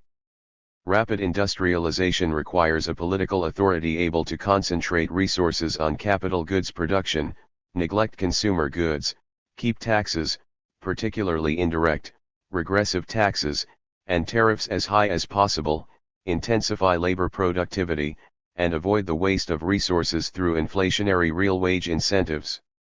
Since the population on which these policies weigh so heavily is not composed of growth economists, it cannot appreciate the absolute necessity of this program. But the program must continue, and the government promoting it must, therefore, remain in power regardless of the wishes of the people, for, in the end, only this system can provide the economic benefits that the masses short-sightedly believe the government is impeding. For the good of the people, even the convinced Democrat may be led to conclude the necessity of denying the people a political voice at least temporarily. Unrestricted and unaccountable power as a means of economic development. Here is the new substructure-superstructure relationship associated with industrialization of economically backward areas. The argument for rapid industrialization is, thus, a double-edged sword in the hands of the legal Marxists. Confined to the area of economics, it serves admirably against populist minimalism and gradualism, but, if the above hypothesis is correct, it can be used effectively against their own hopes for parliamentary democracy. Here again, however, one may raise a point suggested earlier in qualification of this interpretation. Perhaps the analysis is based on too limited a time perspective. Perhaps the failure of rapid industrialization to promote the fundamental political ends desired by legal Marxists and the social justice proclaimed by maximalist legal populists is only a temporary failure. In support of this suggestion, one may even refer to the developments in Soviet Russia since the death of Stalin, wherein a new middle class and urbanized economy created by totalitarianism is already showing signs of remodeling the state and the society into forms more reminiscent of Marxian theory and West European experience. 240. One might also argue that in modern West European history a similar system of absolute political power and bureaucratically operated mercantilist economy set the conditions that were later, through bourgeois revolution, to create parliamentary government and the open society. Certainly from the standpoint of traditional Western values, no theory could be more appealing than one describing existing and emerging state capitalism as a transitional system leading to a democratic community. But to assume that an urban industrial economy once formed must bring the political, social, and intellectual characteristics associated with this economic system in the West may be to project without warrant Western experience onto the plane of universal history. It is, of course, much too early to argue the case emphatically one way or another. But there is certainly enough evidence from recent history even in the West, such as fascism and mass culture, to temper complacent optimism on this matter. This, however, is not the only aspect of the incompatibility between the legal Marxists' political goals and their economic program. As Struve realized in his revisionist period, a brutalized mass can hardly be expected to preserve and further develop the political and cultural achievements of bourgeois society. Although he was using this argument against the orthodox Marxian version of the transition from capitalism to socialism, it applies as well to the state of mind of the mass Russian population during the period of forced industrialization, the transition from feudalism to capitalism. Ideally, as the legal Marxists and the Mensheviks would have wanted it, Russian industrialization was to proceed until Russia had achieved the parliamentary government and urban culture characteristic of Western Europe. In fact, however, the increase in rural distress that partly resulted from rapid industrialization, the role of the First World War will be discussed later, predisposed the masses to extremist programs and parties. In short, rapid industrialization on the basis of forced domestic savings promotes conditions, attitudes, and political organizations from which one might expect anything but democratic government, civil rights, and the high regard for the individual that were for the legal Marxists the essential goals of industrialization. Here one meets an ironic paradox. By neglecting the constitutional movement in order to concentrate on the struggle for 241 immediate social justice, the legal populists were failing to support the most promising instrument for social justice. By concentrating on political goals and on economic policies that they believed would foster their attainment, and by paying little attention to measures that might provide some relief for the rural masses, the legal Marxists contributed to conditions that were radically unfavorable to these political goals. If the legal populists had accepted legal Marxist politics, their own social and economic program would have stood a better chance of realization, while, if the legal Marxists had accepted the rural development program of the legal populists, their own political goals might have been achieved. In addition to these two arguments concerning the inconsistency in legal Marxist politics, One may point to a third and still more damaging contradiction, that between democratic political goals and the social and historical scientism and dialectics that legal Marxism opposed to the legal populist subjectivism and straight-line view of progress. One of the first consequences of the belief in ineluctable economic or historical laws is the division between the enlightened leadership aware of these laws and the unsophisticated public. For Lenin, the concept of socialism itself had to be brought to the workers from outside, from expatriates of higher social strata. Furthermore, the political dangers latent in all such assumptions are many times multiplied when the ineluctable laws of history are believed to follow a Hegelian, dialectical pattern. If a social theorist assumes progress to be a process of constant improvement in popular living conditions, then he might be expected to question the validity of his theories if he finds that they lead to more pain than pleasure. The dialectician is in a much more fortunate position. Because he assumes that all growth or progress involves conflict and, where humans are concerned, suffering, he expects the price of progress to be high. In a word, the difference between Condorcet and Hegel is the making of an omelette with cracked eggs. The political consequences of this view of history is obvious. Since it is unlikely that a suffering population will accept the dialectical necessity of its own distress and support its oppressors, and since for the good of humanity the exploitation cannot and should not be checked, the exploited present generation or future generations must be denied political influence. Thus, Marxian dialectical determinism, particularly in the context of an underdeveloped economy. 242. Tends toward a system of absolute rule, the very system against which the legal Marxists had originally adopted Marxism. In the foregoing discussion of legal Marxist politics, I have indicated three ways in which the economic means, rapid industrialization, is inconsistent with the principal goal of legal Marxism, parliamentary democracy. The requirements of rapid industrialization tend to favor an absolute rather than a democratic government. The burdens imposed on the people during the economic transformation foster aims and sentiments unfavorable to democratic processes. The determinism, scientism, and dialectics of Russian Marxism promote an elitist party rule. All three point to the third subject of the evaluation, the influence of Russian economic conditions on Russian Marxian theory. As though exemplifying its theory of economic determinism by its own history, Marxism has reflected its economic milieu.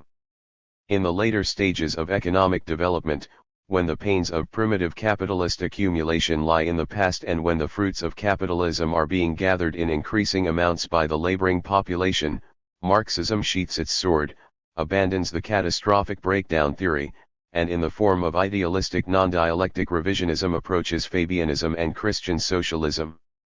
Dialectical Marxism and its promise of inevitable progress resulting from unavoidable pain is, on the contrary, associated with earlier stages of economic growth, when the burdens on the masses seem to be increasing and when there seem to be no means of improving the situation in the present or near future.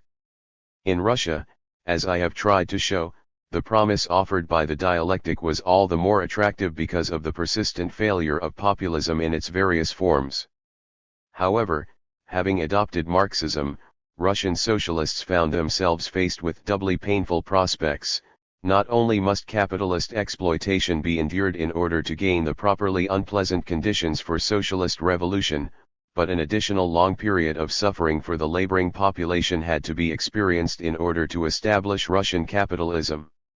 The force of these economic circumstances on Russian socialist theory is particularly clear in the case of legal Marxism. With reference to the subsequent transition from capitalism to socialism, the legal Marxists not only accepted the revisionist approach, but 243 actually anticipated some of its assumptions and arguments. But this revisionism had little relevance to the existing state of the Russian economy because Russian capitalism had only then begun to take form. The great change occurring during the entire debate between populists and Marxists was the transformation of the traditional, rural, feudal economy, involving the overwhelming majority of the Russian population, into a Western, urban industrial economy. And however mild and comparatively painless the future transition to socialism, This transformation from feudalism to capitalism was filled with mass distress. Notwithstanding all their revisionist moderation with reference to developments then current in the West, the attitude of the legal Marxists to this process was little different from that of orthodox Marxists before the 1917 revolution or Soviet Marxists since. The common theme that joins them is the conviction that they are scientists who look bravely into the eyes of reality and who do not give way to the impulse of moral feeling, who idealize nothing, but only outline completely objectively a certain pattern of development. Without ever shedding tears over the painful paths of economic development, and who accept the pitiless laws of history, according to which, for example, a certain portion of the peasant economy is fated to liquidation. Their principal foe is also the same, the weeping ideologists who denounce this process with melancholic lamentations and ethical accusations for. Thus, the test of faith for a Russian Marxist before as well as after the revolution was his ability to accept and justify policies that admittedly oppressed the existing Russian population and to support the promotion of an economic system in opposition to which Marxism had found its raison d'etre. Stated another way, pre-revolutionary Russian Marxists out of power actively supported the WID program, Soviet Marxists in power are effectively continuing it. Lineage is not, of course, identity. Struve differed sharply with Plekhanov and Lenin. Plekhanov rejected the October Revolution, and Lenin, I believe, would have denounced Stalinist collectivization and police terror.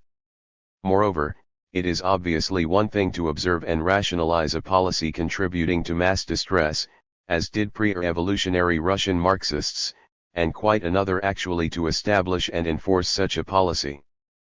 Faced with this latter, more demanding challenge, many surrender to a simple, absolute sim. 244. Pathy for the sufferers and rebel against the contrived formulas that sanction abuses. But as long as the formulas are retained, the responses of pre-revolutionary and post-revolutionary Marxists in Russia are essentially the same, the acceptance of present burdens on the people, whose interests they allegedly as socialists represent, on the grounds that such burdens are both historically unavoidable and sanctioned by the future welfare they must inevitably produce. There is even a closer similarity, for in both periods, pre-revolutionary and post-revolutionary, the goal is the establishment of an urban industrial economy and the means are the sacrifices imposed on the existing Russian peasantry. To carry this argument one step further, the intimate relationship between dialectical Marxism and rapid industrialization may be one of the reasons for the attractiveness of Marxism to those intellectuals who today consider rapid industrialization the only path to ultimate social justice in underdeveloped economies. The formal pattern of the dialectic is wonderfully suited to the specific economic content in countries undergoing the Great Transformation, and fortified with it, the humanitarian socialist becomes even better fitted for the role of exploiter and industrializer than the bourgeois entrepreneur. The two share a complete acceptance of the superiority of urban industrial civilization over the idiocy of the countryside. In a bourgeois economy, however, Sunday ethics, in spite of persistent and flagrant violations, remain intact to temper the impact and limit the scope of weekday injustices required by capitalist accumulation. Contrary to the implications of the Protestant ethic, the world of the monastery and that of Main Street remain distinct. The Marxist industrialist is free of such restraints. As a determinist he knows that, regardless of what he personally feels, the process of industrialization is inevitable. He is in no way responsible for the costs involved. Moreover, since all history proceeds dialectically, it is to be expected that the ultimate gains must follow a period of distress, economic as well as, if necessary, political.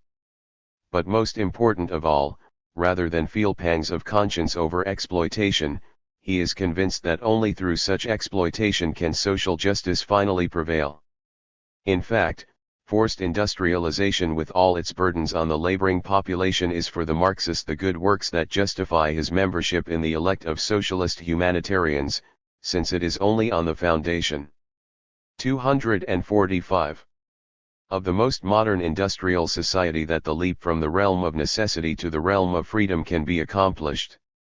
The measure of one's devotion to justice, prosperity, and absolute freedom becomes, in the end, the willingness to tolerate and enforce extreme injustice, material deprivations, and civil and political oppression. An important qualification should be stressed here. In this and earlier sections of the final chapter I have argued the political dangers latent in dialectical determinism.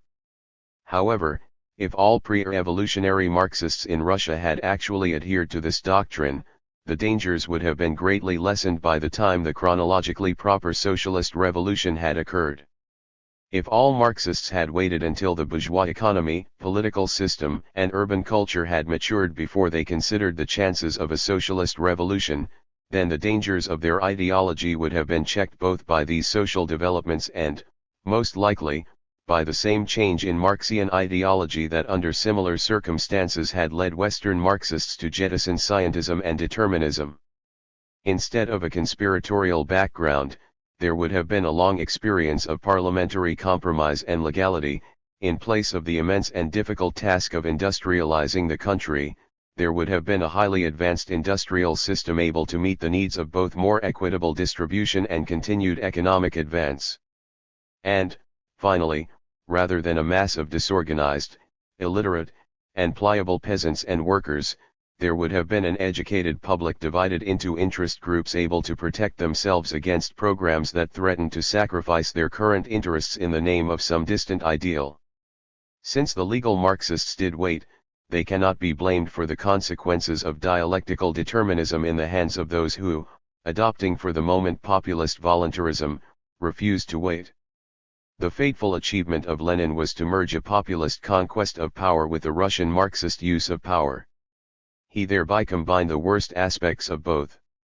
By following in 1917 the populist approach to revolution, Lenin created precisely the situation so feared by Plekhanov, a socialist party faced with the requirements of industrializing a rural economy, a situation that no authentic Marxian revolution could have produced.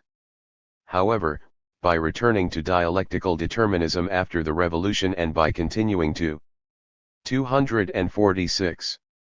Display the, by then, habitual readiness of Russian Marxists to sacrifice the present for the future, Lenin could sanction policies toward the Russian masses that the traditional Russian populist would not have tolerated.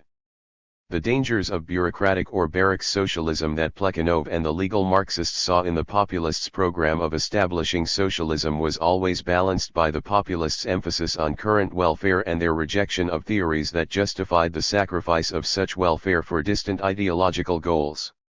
Although this is less true of the maximalists than of the minimalists, still it does not seem likely that the ideological foundations of either would have armed them for the challenge faced by the Bolsheviks or have permitted them to take the measures that were taken by the Bolsheviks in the name of historical inevitability. The phrase voluntaristic determinism may be a contradiction in terms, but it lived in Leninism and continues to characterize Soviet Marxism. In the first three sections of this chapter I have considered economic and political issues only in the context of Russian domestic affairs. This is obviously an unrealistic abstraction, for there are few economic or political developments in any period of Russian history that do not bear the weight of international goals and commitments. The Crimean War, the Russian-Japanese War, the humiliations at the hands of Austrian and German diplomats in 1908 and 1913 all intensified the conviction in the minds of many Russians that without a rapidly industrialized, modernized Russia the empire's spheres of influence and, perhaps, the empire itself were in serious danger. Assuming that this conviction prevailed among both governmental and influential public circles, then both the legal Marxists and the maximalist legal populists program stood a greater chance of realization than did the minimalist program, since they both urged rapid technological advance. Yet a number of questions come to mind concerning this association of rapid industrialization with international political competition. Was the fear of a serious international threat to Russia as general among influential groups as is usually assumed? Was it impossible to avoid or significantly postpone conflict in order to gain time for a more gradual economic development, granting the economic possibility of such a development? Moreover, there 247 seems to be an important military and political inconsistency in pursuing rapid industrialization in order to engage more effectively in international conflict. The scattered, unarmed, politically impotent peasants are organized into politically dangerous military groups, armed with the guns paid for by their own exploitation, and ordered to die for the government they hold responsible for this suffering. One should also be aware of the logical corollaries implicit in any attempt to justify forced industrialization by subsequent international wars. If, as is frequently argued, the First World War justified the WID program, then one should consider Hitler's invasion of Russia more than adequate justification for Stalinist economic and police measures, for the Nazi threat to actual Russian territory, not the Balkan sphere of influence, was incomparably more real by any analysis than that represented by the Austrian or German empires. Similarly, if rapid industrialization is considered unavoidable because of challenging international involvements, and if the relationship between industrialization and absolute government discussed above is valid, then the prospects for democracy in nations like India today are dim indeed. A final possible consequence implicit in this relationship is more directly related to the question of Marxism in underdeveloped countries.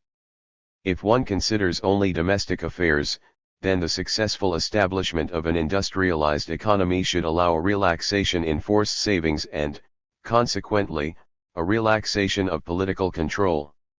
However, once we bring into the picture international involvements, there is the danger that the forced savings, depressed living standards, and unlimited political power that had been the unavoidable means for solving domestic economic problems may become the unavoidable means of meeting allegedly inescapable international challenges. This danger seems to be particularly relevant to Marxism because of the universalism implied in historical determinism, a universalism that has become associated in our time with limitless expansion and correspondingly limitless demands on the population. Although the populists were no less socialist than their Marxist opponents, their socialism was largely confined to Russia. They did share with other parties a concern for Russia's international role, but this concern was separate from their ideological goals and was geographically limited. There was not even the essentially apolitical, religious messianism of the Slavophiles or 248. The more tangible but definitely limited imperialist goals of the Panslavists. For the populists, whether minimalist or maximalist, the achievement of socialism in Russia was the major goal. For the adherent of Marxian historical determinism, it tended to be only part of the continuing evolution toward world socialism. In other words, a socialist Russia surrounded by a non-socialist world is a challenge for a Russian Marxist in a way that it is not for a non-Marxist, Russian socialist.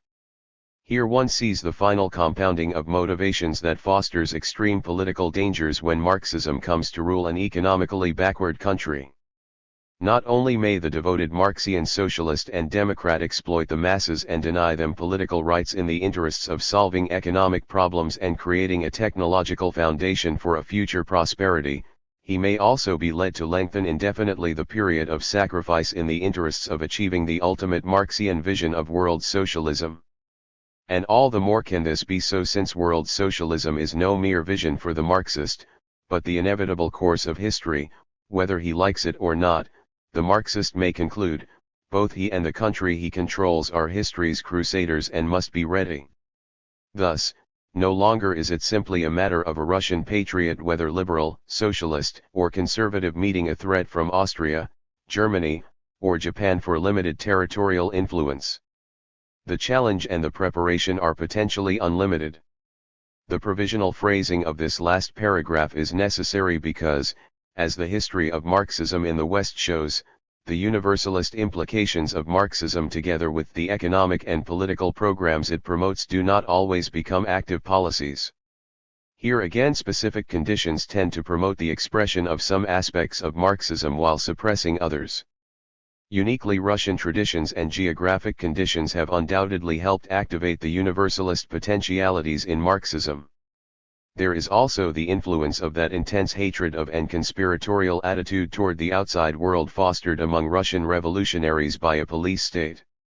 No less important than these factors, however, is the attitude that has been the focus of much of this evaluation, the acceptance of present sacrifices in the name of future goals that results from the Russian Marxists' response to industrialization.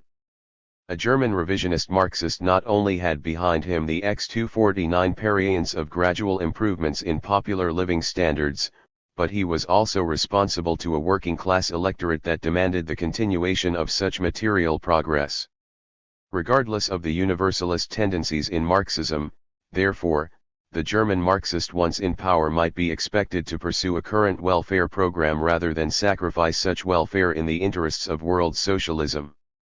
A Russian Marxist in the decades before the revolution was forced by circumstances to accept and rationalize a prolonged period of suffering for the vast majority of the Russian people. Instead of gradually accumulating benefits for and a sense of responsibility to the existing laboring classes, the Russian Marxist brought with him to power a set of convincing arguments justifying the sacrifice of the existing population.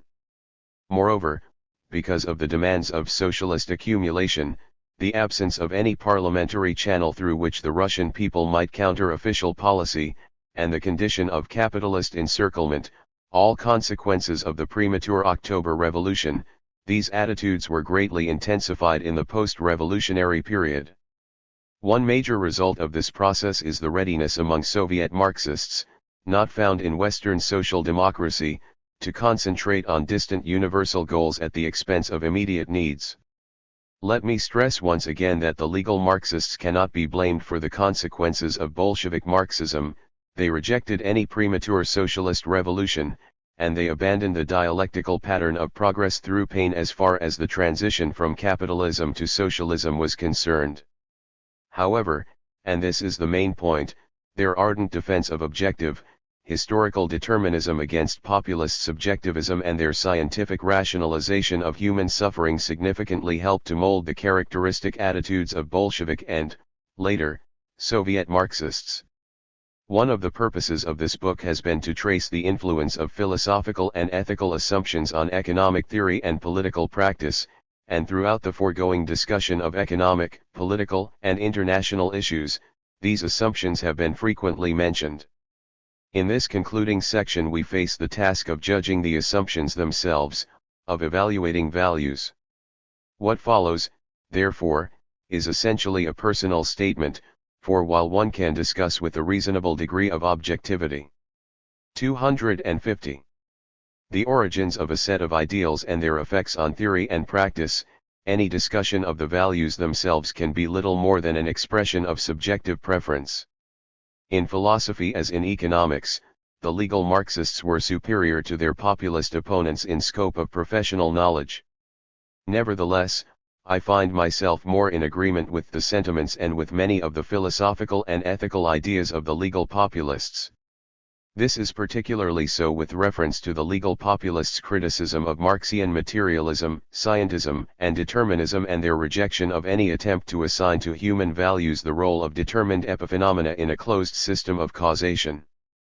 Both in theory and, as our century has shown, in practice, it is a small step from enclosing human values and actions in a network of objective laws to subjecting the individual himself to the will of the self-appointed guardians and executors of these laws. For all their attacks on the subjective character of the legal populists' worldview, the legal Marxists from the beginning shared many of the goals and ideals that found expression in this subjectivism. It was, as I have tried to demonstrate, primarily the persistent failure of populism to realize these ideals that led so many Russian socialists in the 90s to turn to Marxist objectivity and dialectical determinism. Reflecting the dualism in the works of Marx, legal Marxism contained two worlds that the legal Marxists considered not only completely compatible but mutually dependent. One was the world of ends, the ideals of freedom, culture, enlightenment, prosperity, and social justice. The other world was that of the means, the grand theoretical synthesis that Marx devised to prove that these perennial goals could be indeed must be at last realized. It is this latter world, that of historical and economic determinism, that has helped to promote the reprehensible features in the theory and practice of many present-day Marxist parties, particularly those in areas where conditions nurture the negative potentialities of Marxism.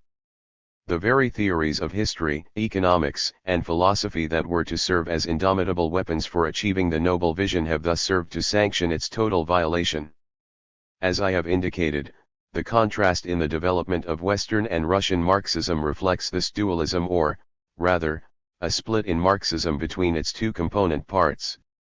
In the West, where 251 conditions seemed to promise increased welfare, dialectical determinism was abandoned and the ideals were retained by the Marxists as ethical absolutes. In Russia, where economic developments promised further hardships, the liberal, humanitarian, idealistic goals were persistently and unavoidably delayed. The longer the delay, however, the greater was the need to plead the doctrine of inevitability that justified the delay. And, to complete the circle, the more ardently the Marxists proclaimed the doctrine, the more they tended to believe it and to demand continued sacrifices in the interests of the final, universal millennium. In their apostasy from Marxism, the legal Marxists broke this circle and freed themselves from the tensions between idealistic ends and materialistic means. Under the impact of social, political, and economic changes in Europe and Russia, and influenced by the tendencies in European and Russian thought away from positivism, the legal Marxists threw off the Marxian supports for their ideals and set the ideals which remain the same on other foundations. There is here something of a repetition of the intellectual development in the 1860s. Rebelling against the vague, idealistic, subjective credo of the fathers, partly because of the persistent failure of this credo to bring the desired results, the sons turned for encouragement and guidance to the certainties of science and materialism. But the inconsistency between the ethical goals and the vulgar materialist theories that were recruited to sanction them became intolerable. With Lavrov and Mikhailovsky, ethical judgments and subjectivism regained the place of honor they had held in the 30s and 40s, although they now had to share this position with social positivism, a more refined form of scientism than the materialism of Chernyshevsky, but scientism nonetheless. In the career of the legal Marxists one sees a similar evolution. The subjectivity of populism was rejected, also in part because of its political ineffectiveness. Without changing the goals, socialists adopted a new discipline, one that similarly provided scientific certainties. But here, as before, the inconsistency between the materialistic, deterministic worldview and the more fundamental ideals turned the recent adherents of Marxist doctrines into their adamant foes. A basic difference in these otherwise similar developments comes. 252. At their final stages. Whereas the legal Marxists completely rejected scientism in the area of values and turned to the sanctions afforded by metaphysics and religion, the populists of the late 60s retained the materialist suspicion of these transcendental realms. As the legal Marxists correctly argued, the ideals and values of legal populism were purely subjective, they hung in the air without any foundations, notwithstanding the occasional half-hearted attempts by legal populists to use positivist theories to justify values. Still, although this subjective idealism was politically impotent, there is a consistency between the assumptions and the goals in legal populism lacking in legal Marxism, that is, until the legal Marxists abandoned the basic Marxian doctrines. However unavailing in practice, the legal populists' assertion of free will and their insistence on the right and duty of individual, subjective, personal values to judge events and to guide their course is certainly more consistent with the common goals of freedom and justice than is Marxian determinism. Moreover, the very absence of a satisfactory foundation for ethical judgment, the willingness to accept the subjective origin of values rather than transfer the burden of responsibility to transcendental or, in the case of economic determinism, subterranean forces may reflect a more accurate and a more courageous response to the human condition than that expressed by the legal Marxists at any stage in their intellectual evolution. But what of the charge of radical anti-individualism directed against the populists because of their suspicion of the constitutional struggle and their related concentration on material welfare to the neglect of spiritual growth, a neglect expressed, for example, in their utilitarian view of art and philosophy?